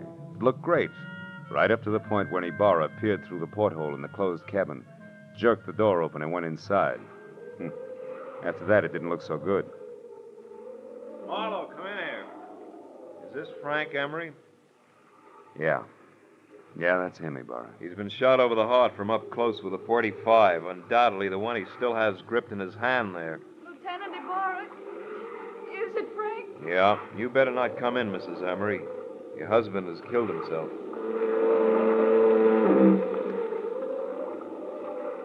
I walked back to the stern and sat down. Ibarra was going through his grim routine inside, and I felt lousy. I stared down vacantly at my feet and only gradually became aware of the little brass cylinder that danced across the deck with every roll of the boat. I picked it up. It was an ejected cartridge from a .45. I'd found an empty .45 cartridge. All at once, things began to take shape for me. Ibarra! Ibarra, hold everything! I was right. Emery didn't commit suicide after all. Phil, the man's body's right here, the gun in his hand. I know, but he was murdered. Now, look, I found this out on deck, and the door to this cabin was closed. Do you remember? When a man is shot with a .45, he drops. He doesn't walk in, close the door, and then fall. Well, that's... Did Emery have any keys on him? Yes, these are his. They're in the ignition by the wheel. Sure. Look, this diamond-shaped one. It matches one I've got in my pocket. Come on out on deck, Ibarra, and watch closely. Hey, Slater! Slater, can I see your key to the side door of the factory? Why, certainly, Marlowe. It's right here in my pocket. What? It's not in your pocket because it's here in my hand, Slater. You were so excited when you shot Quigg, you ran off and left it sticking in the lock. No. And here's one for you, Mrs. Emery. While the Carefree was still tied up at the dock, you stood right here, surprised your husband in the cabin door, and shot him. This little cartridge was ejected back to the stern. But you forgot about that, because after you shoved him inside and put the gun in his hand, you closed the door. Then you started the motor, locked the wheel, and cut the boat loose. I don't know what you're talking about. Look out, Ibarra! Ibarra's after your gun! That was nice, Ibarra. Marlowe, I wouldn't have believed this. Don't lose your place, because you'll have to go over it all again. Don't worry, I won't. You see, it's sort of like an equation. 2 pounds of tobacco and 2 pieces of brass added up to 2 bodies and 2 murderers.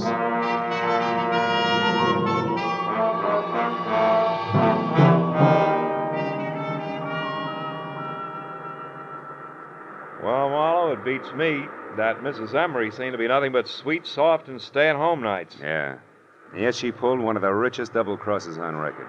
Ibarra, she let her husband steal a fortune for her and even helped him plan a fake suicide to get away. Then she turned around and used this plan, only no fake this time, to kill him.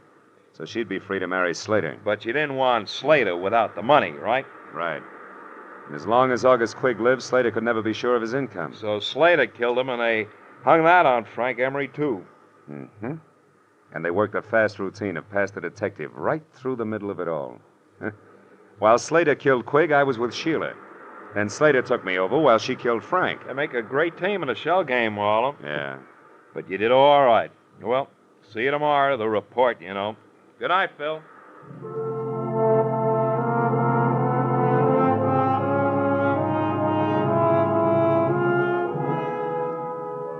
I sat alone on the pier for a long time. I watched the waves come in, and gradually my mind got untangled from the treachery and violence it had been wrapped up in all night. And the lady turned out to be the tiger. And then as my thoughts plowed back through the whole mess of the afternoon when I'd been shopping for Christmas cards, I made up my mind to cancel my order and have an entirely new set printed up. They say it pays to advertise, and if that's true, right across the top of my new cards in big block letters, I'm going to have the words, goodwill toward men. Who knows? Maybe it'll help. Anyway, I hope so.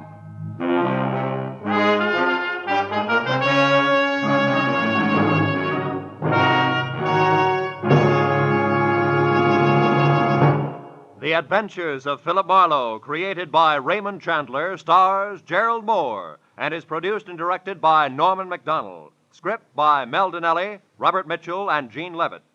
Featured in tonight's cast were Barbara Fuller, Louis Van Rooten, Bill Lally, and Edgar Barrier. Lieutenant Ibarra was played by Jeff Corey.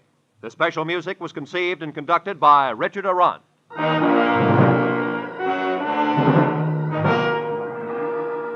Be sure and be with us again next week when Philip Marlowe says... I walked into it smiling because it had all the corny elements. The weird doctor, the beautiful girl, the gloomy house on the windswept cliff, even the hulking menace. Only one thing was missing, the body. And that's when I stopped smiling, because I turned out to be the corpse myself, almost.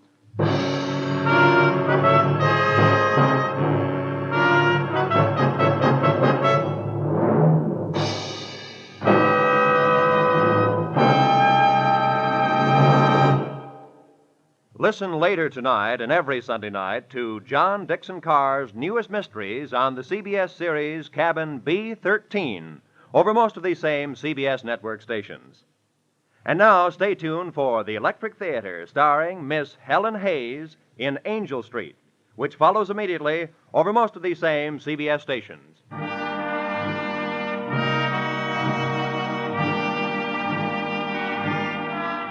This is Roy Rowan speaking for CBS, the Columbia Broadcasting System.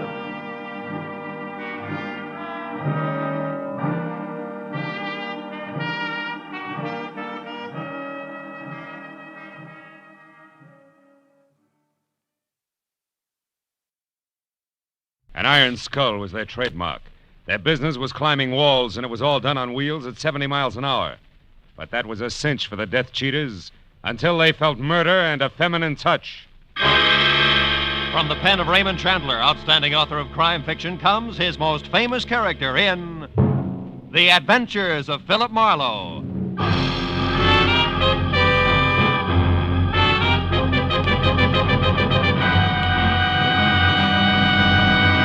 Now, with Gerald Moore, starred as Philip Marlowe, we bring you tonight's exciting story, The Feminine Touch.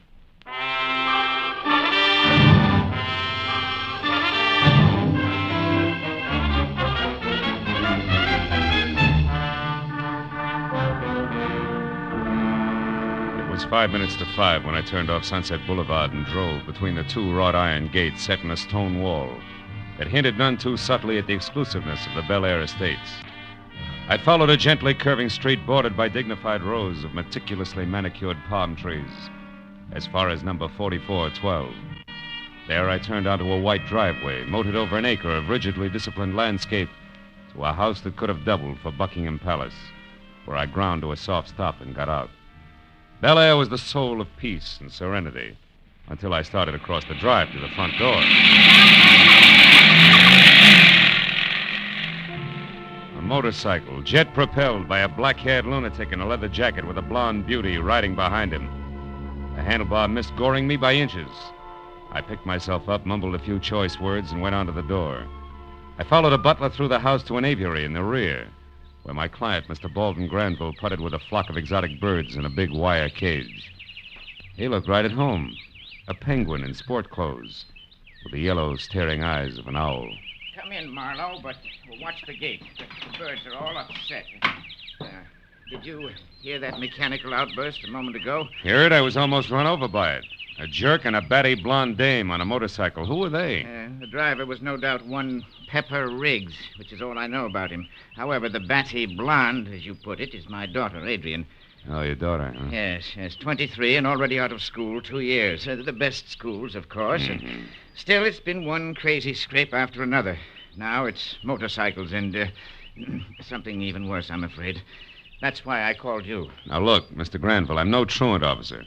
Have you or her mother tried simply talking it over with her? We lost her mother in 33. And Adrian refuses flatly to discuss things with me. I've tried everything from bribery to threats. How about trying to be a father? I'm 20 years late for that. Always been too busy making money. Now I'm worried. I think she's infatuated with this Pepper Riggs. Well, there isn't much I can do about that. If she wants to break her neck on a motorcycle, I can't do much about that either. You can do something about this. It came to me in this morning's mail. Adrian hasn't seen it yet. Oh? Keep your daughter out of our hair. Make her lay off Pepper Riggs, if you know what's good for her. I mean it, Lou Bryan. Who's Lou Bryan? I have no idea. But Adrian's in danger, Marlowe. Well, I'll do what I can. Got anything else to go on beside two names in the motorcycle crowd? No, that's all. But, Marlowe, listen. It may sound strange to you, but everything I've worked for all my life means nothing to me now. I've finally realized that Adrian is all that really matters. Don't let me down. Something close to grief glistened in the old man's yellow eyes. But he hardened up again while we settled the matter of my fee, $100. Then he hurried me on my way. I figured Pepper Riggs was a wild man, so my first step was a check-off of the L.A. dirt track circuit, a wild man's game, if ever there was one. The fourth stop I made paid off. A track manager told me that Pepper was a used-to-be bike racer, all right, but that he quit and was while working at the Redondo amusement pier as a wall climber. When I found out what that was, it made the dirt track routine sound about as dangerous as an old lady's quilting bee. It was 9:30 when I got out to the Redondo pier, wandered through the concessions until I found one with a corny label, the Wall of Death.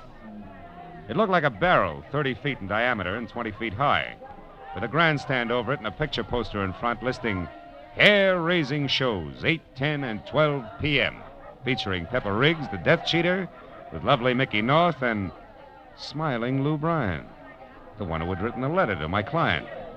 Whatever Adrian Granville was mixed up in, the answer was here. I walked around the big barrel to a shed in the rear. The light was on, so I went to work. Hiya. Looking for somebody? Yeah, you're Pepper Riggs, aren't you?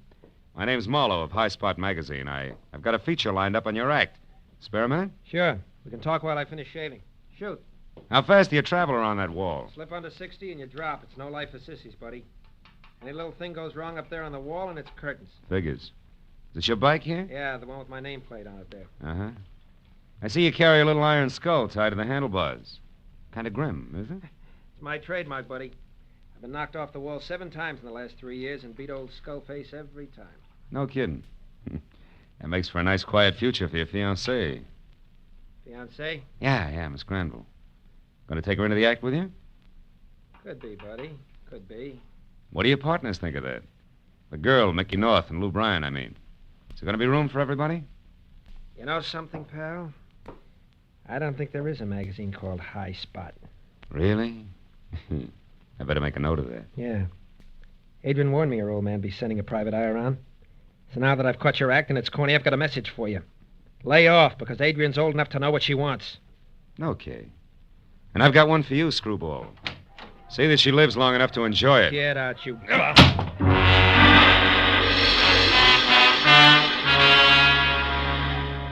When he shoved me out the door, my first impulse was to shove back in again. But then I heard the spiel for the 10 o'clock show starting out in front, so I decided Pepper Riggs would keep. I walked around the drome to where a red-faced barker lashed the crowd with every known simile for danger as he whipped up excitement for the act. I stepped up close to listen. 75 miles per hour on an absolutely vertical wall. Just Hadley's Wall of Death. Don't miss it, folks.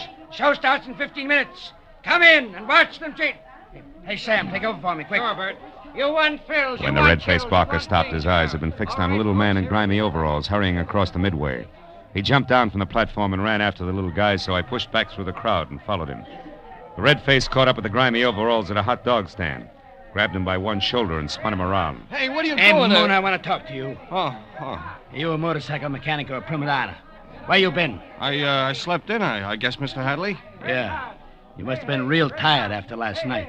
Last night? Why, what do you mean? Don't stall with me, Moon. I saw you coming out of the bike shed at 2:30 in the morning. What were you doing in there at that hour? Going over the bikes. I'm sick and tired of taking the blame for Lou Bryan. He's holding back. He says it's because his bike ain't right, but that's not true. He's turned yellow, that's what, and I'll prove it, too. Shut up. Keep that kind of talk to yourself. Oh, but it's true. Pepper told him the same thing. Lou Bryan's lost his nerve, and he's holding back. Those bikes are identical. Same make and same model. They're both in tip-top shape. And I'm through taking the blame for a guy that's turned yellow, that's What do you all. have, man? Want something, Jess? Yeah, a couple of coffees, Bud. You, mister? Yeah, a hot dog, nothing on it. Yes, sir, right up. Now, listen, Moon. You're a good mechanic. I don't want to fire you, but there's trouble cooking around my show, and I don't like it. Here you are. Oh, thanks. Oh, sure there's gonna be trouble. You're blaming me, but you ought to blame that dizzy blonde that Pepper's mixed up with. That Adrian Granville. She's the Hey, you, Big Ears. Huh? This is private conversation. What are you tuning in for? Pass the mustard, little man, and keep your greasy thumb out of it. You got secrets, you ought to know better than to broadcast them. Yeah. Thanks for the advice. Yeah, go soak your head in it. Skip the coffee, Bert. Your place is crawling. So long, Big Ears. I watched Jess Hadley and Moon walk away, and then I went back to the Wall of Death, bought a ticket, and climbed the stairs of the gallery at the top of the 30-foot motordrome. The house lights were on, but in the half-darkness at the bottom of the big bowl, I saw 3 motorcycles in the open trap door. The gallery was nearly full. It only took one glance around the ring of faces at the lip of the bowl to spot her. She had insolent eyes and wide, soft, red mouth, and her hair tumbled in loose blonde waves over the shoulders of a shimmering white silk shirt, very wide open at her throat. I moved up beside her and leaned on the rail. Why don't you go home, Sherlock? I can't use a watchdog. You flatter yourself, Adrian. I'm here only to case a setup. If it includes your broken neck, that's just another item in my report. Is that right? Well, you're pretty, so I'll make it real easy for you.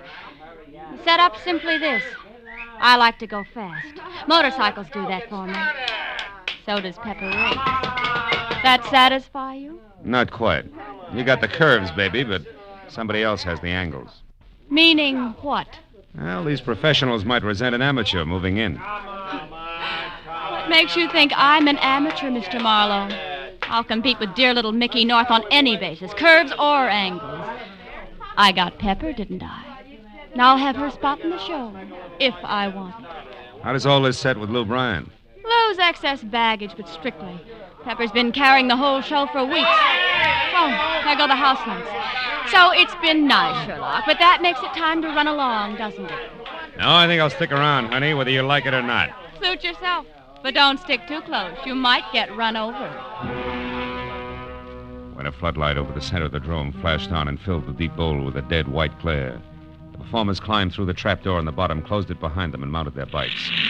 With the first roar of the motors, Adrian gripped the railing and stared down, her eyes glistening with fascination. And now, Jess Hadley presents the Just Cheaters in a hair-raising exhibition of riding skills, performed at 70 miles an hour on a vertical wall, starring Pepper Riggs with lovely Mickey North and smiling Lou Bryan. It was Lou Bryan who led off, starting slowly at first, around and around the sloping base of the bowl. Pepper Riggs watched him for a moment, then looked up, waved at Adrian, and grinned, while Mickey North glared straight ahead. There was no smile on smiling Lou Bryan's face either as he whirled faster and faster around the drome. The bowl began to tremble with every revolution as the speeding motorcycles raced over the boards and rose higher and higher on the vertical wall until finally it was only 5 feet from the rim. Then suddenly from somewhere a black smear trailed out on the white under the tires. A smear that grew with every turn. It was oil. A second later it happened. The back wheel skidded, the bike squirmed out of Lou Bryan's control like it was something alive, and then it fell!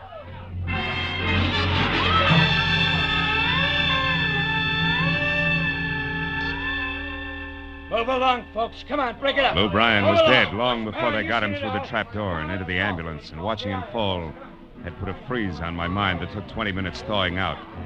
But when the fundamentals of addition went to work again, I started looking around, and just in time to see Moon, the mechanic, barreling a 1930 flivver for all it was worth, out of the parking lot and heading for the highway, lights out. I ran to my car, piled in to take after him, when something long and yellow smashed into my bumper. Can't you see where you're going? You took the words right out of my mouth, Adrian. You timed it perfectly, didn't you? Timed what perfectly? That block. So Moon, your grease monkey assistant, could put a few miles behind him. Adrian, what happened? Marlowe. Yeah. Don't worry, Riggs. Adrian here did a lovely job. Our bumpers are braided. What? You know, I'm getting a little sick of you, Marlowe. You're liable to get sick of Speedy. Because I'm going to find out exactly why Lou Bryan died tonight, and you're going to answer some questions. He died because the oil line broke. Yeah, it happens all the time to wall climbers. It was a tough break, that's all. Oh, sure. Now, look. Just in case you two didn't know, Lou Bryan objected to you, Adrian. So much so, in fact, that he wrote a letter to your father threatening to rough you up if you didn't lay off.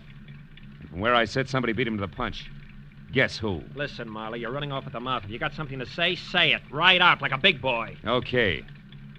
Riggs, Lou Bryan's death was no accident. It was cold, premeditated murder. Tie that on your handlebars, death cheater.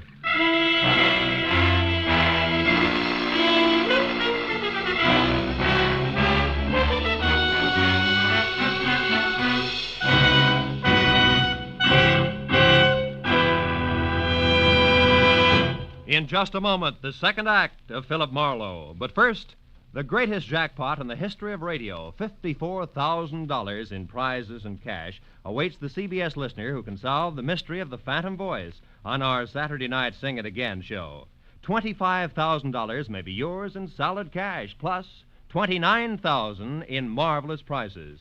There's also a host of splendid smaller prizes waiting for you listeners who can crack the riddle songs.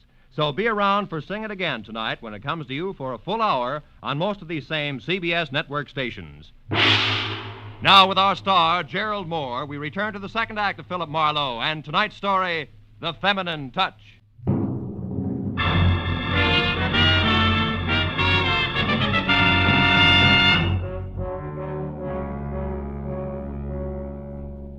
I turned without another word and walked away slowly until I was out of sight. Then I ran for the drome on the off chance that I could find Mickey North and a lead on Moon. I found her alone and on a bench in an almost dark, out-of-the-way corner of an amusement pier, half watching a couple of hungry seagulls who didn't know when it was time to go to bed circle overhead. I introduced myself and got around to what was fast becoming my only point, the hunch that Lou Bryan's crack-up was no accident. I can't believe that, Marlowe. Why not, Mickey? It adds. Lou Bryan figured Adrian was breaking up a great act. Figured she'd driven a wedge between him and Pepper. And, Pepper and you. Oh, yeah, but that's not reason enough for Adrian or Pepper to kill Lou, Marlowe. Oh, by its lonesome, no. But there was more, Mickey. Lou Bryan didn't intend to take all this lying down. For one thing, he sent a threatening letter to Adrian's father to keep her away. Then, Marlowe, you're saying that Adrian... And Pepper Riggs scheduled an accident for Lou Bryan. And then, Mickey, there's Moon. You know, he shoved off without so much as "I'll be back in a minute" right after Lou cracked up. Tell me, Mickey, do you have any idea where Moon could have been heading? He was pointing away from L.A. No, I don't. Except, of course, his own place. He has a little shack on Ocean Avenue, number 41, over in the oil fields. But look, Marlowe, maybe Moon's responsible for everything. He and Lou didn't get along, you know. Yes, I've heard. Also, Mickey, I've heard that Moon was around the bikes unusually late last night. What? Moon around... Marlowe, it must have been Moon then, alone. Sure, what's the matter with me? Pepper wouldn't do a thing like that. He's too good, too decent and nice. Still love him, don't you, Mickey? No. I don't. He means nothing, Marlowe. All right, honey. Let's call it a tie for the moment. It's Moon alone or the triumvirate Moon, Riggs, and Adrian Granville, right? Yeah, I guess so. Mm-hmm. Nobody else had any reason to kill Lou, if you're sure that's what happened. Are you, Marlowe? Dead sure? Just about. Ask me again, honey, after I've checked the fireside at number 41 Ocean Avenue. By then, I may know more.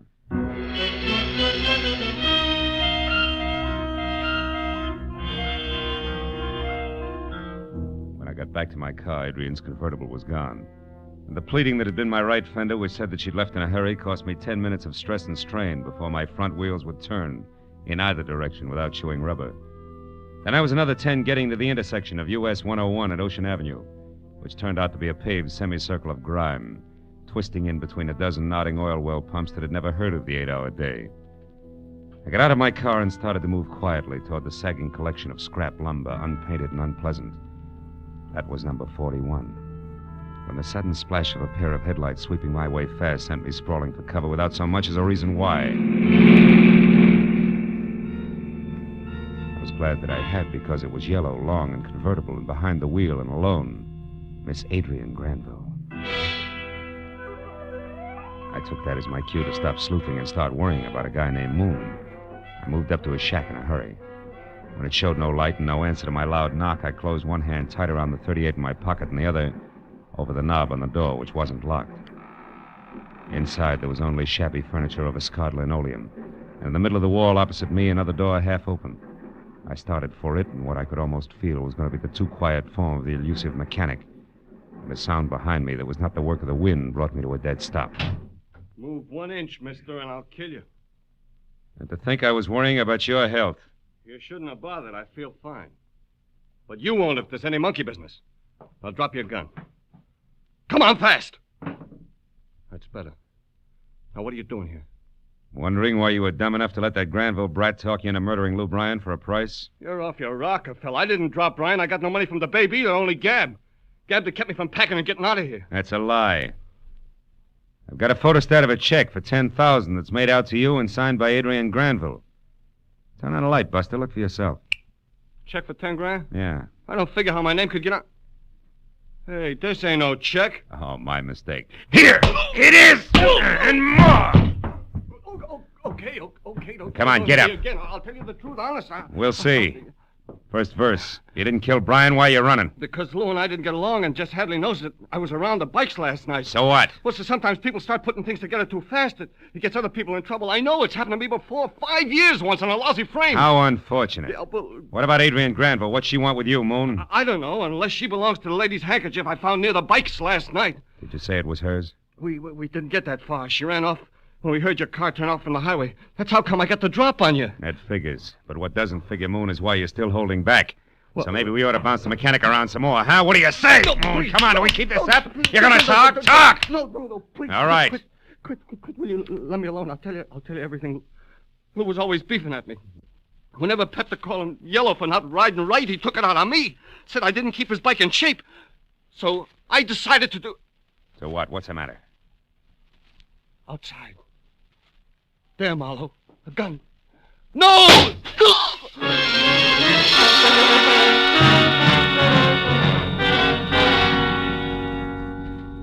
When Moon grabbed at his chest with both hands, swung in a half arc, and pitched forward on his face, I yanked at the light cord in the middle of the room and then threw the door open.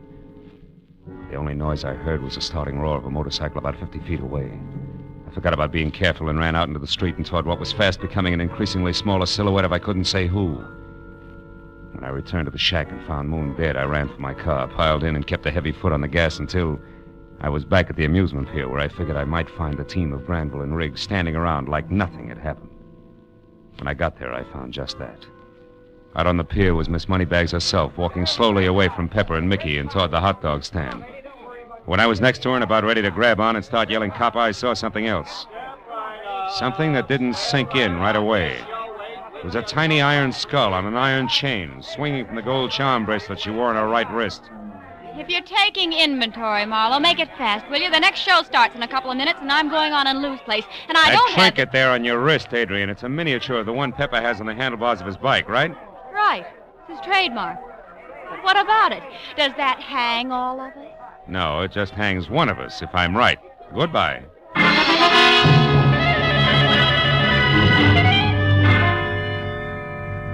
It was only a hunch, and a screwy one at that, but as I ran past Mickey and Pepper, who stared at me like my nose was on fire, and headed for the shop out in the back where I knew I could find the bike that Lou had been killed on, I gave myself a 50-50 chance of being right. But when I was inside the place and next to the twisted jumble of steel that had once been a motorcycle, the odds jumped from there to sure thing.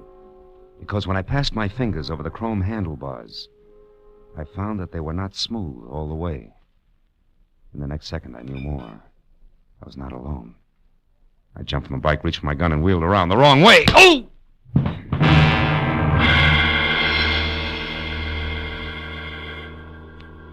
Oh. When I started back for this world, there were only two things in it. One, a sharp, searing pain the length of the right side of my face, and the other, the crazy thought that since I was still alive, I had to get to the drome and stop Adrian Granville before murder happened again. I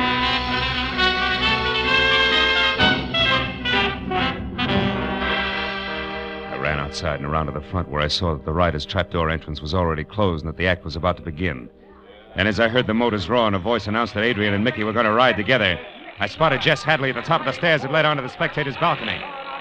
I took the dozen steps up to him, two at a time, and as the house lights faded and the floods over the riders came up, I grabbed him and shouted that we had to stop the act while the bikes were still only getting underway, or death would get star billing again. What are you talking about, Marlowe? Murder, Hadley! How can we stop those bikes? I don't know, Marlowe. They can't hear a thing down there. Well, it'll have to be something they can see. Get to the house lights, Hadley, and turn them up. I'm going to shoot out the overhead floods. No, Marlowe. You pile the girls up. Get going, Hadley. I'm going to shoot. No, Marlowe. No!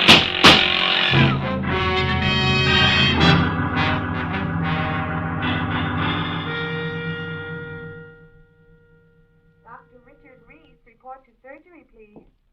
Dr. Richard Reese, report to surgery. Well, Marlowe, before she blacked out, the police say Mickey admitted wanting to get Pepper because she was crazy jealous of Adrian. But they haven't got it straight yet about Moon's death and exactly why Lou was killed by mistake. How'd that go? Well, it went two ways, Hadley. One, Mickey fixed Pepper's bike so that the oil line would give. Do you get it? Mm-hmm. Then Moon, convinced that Lou had gone yellow, switched the bikes to prove that Lou's constant complaint about the bikes was simply an alibi. Mm-hmm. But here's the joker. He switched right into a double play. Lou Bryan got killed instead of Pepper. But then, after the crack-up, Moon knew that it should have happened to Pepper. Oh, yeah, sure. But for a lot of reasons, he didn't want to stick around and talk it over. When he was about to tell me the truth, Mickey shot him. Because if you knew the bikes were switched, you'd look for someone with reason to kill Pepper, not Lou. Correct. And once I did know that, there was only Lou and Mickey. See, I picked Mickey because, for one thing, her motive was stronger. And for another, Moon found a lady's handkerchief near the bikes. So... Marlowe, you come out here, please. All right, Mr. Granville. See you, Hadley. Yeah, Marlowe. Catch the act some night when we play it straight. Still a good show. Well, I'm a lucky man, Marlowe. The doctor says Adrian's going to be fine in a few days. She wants to see you now, but it can only be for a moment, you know. Frankly, Mr. Granville, a moment's about all I can take. I don't exactly like your daughter. Now, Marlowe, none of that, please. The poor child's not well. Besides, she wants to apologize to you and give you my check for $100. Now, go on, boy. Go on. She's calling for you. Okay. Hello. Marlowe, I want to ask you a question. And, of course, apologize. I'm sorry. What's the question? The iron skull on my bracelet. What did it mean to you? Oh. Well, it was a reminder that Pepper had one dangling from the handlebars of his bike. And that if Moon had switched bikes, which was a wild thought at the time, that which was called Lou's bike would have a worn spot on the chrome handlebars where the iron chain had rubbed. And it did. Now my turn. You told Pepper, and in particular Mickey, that I was all excited about something, didn't you? Yes. Why do you ask, Phil? Because I was wondering how Mickey knew where I was so that she could come down and play Crown the private detective. Oh, Phil, she could have killed you. Yes. Yeah, but then when she didn't, I could figure that she'd given up and only wanted time. To crash her motorcycle into mine when we were high on the wall. Is that it? Yeah, that's it, all the way around. Now, if you please, my check and goodbye. Check? Yeah. Oh, yes. Here it is, and for all that you've done for me. Hey, cut it out. You're supposed to be sick, Adrian. Get back in bed. Oh, Marlowe, I'm not any sicker than you are. That's just to keep Daddy from blowing his top. Now, come here, silly. I'm all right. You sure? I'm positive. Good. Phil. That's all I wanted to know. Now, across my knee. Your daddy should have gotten around to this a long, long time ago.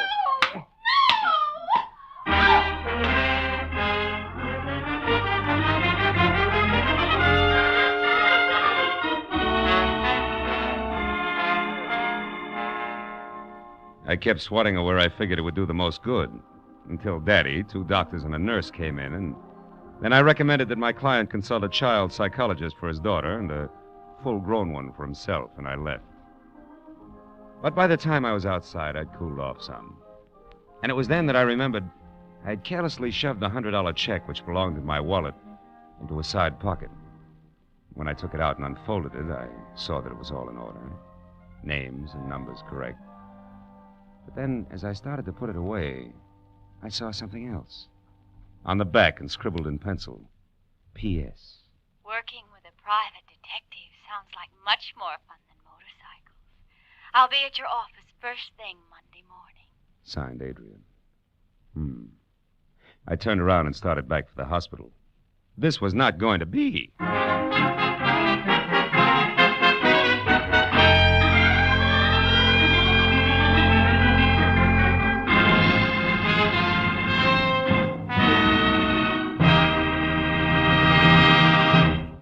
The Adventures of Philip Marlowe, created by Raymond Chandler, star Gerald Moore, and are produced and directed by Norman McDonnell. Script is by Mel Dinelli, Robert Mitchell, and Gene Levitt. Featured in the cast were Barbara Eiler, Ted Von Eltz, David Ellis, Virginia Gregg, Wilms Herbert, Paul Dubov, and Peter Prouse. The special music is by Richard Aurunt. Be sure and be with us again next week when Philip Marlowe says... It was only a gambler's marker. A promise to pay worth $1,000. And I was hired to find it. Yeah, that sounded easy. Until I realized that it meant the whole future to 2 men. Freedom to a third, and death to the girl in the cottage.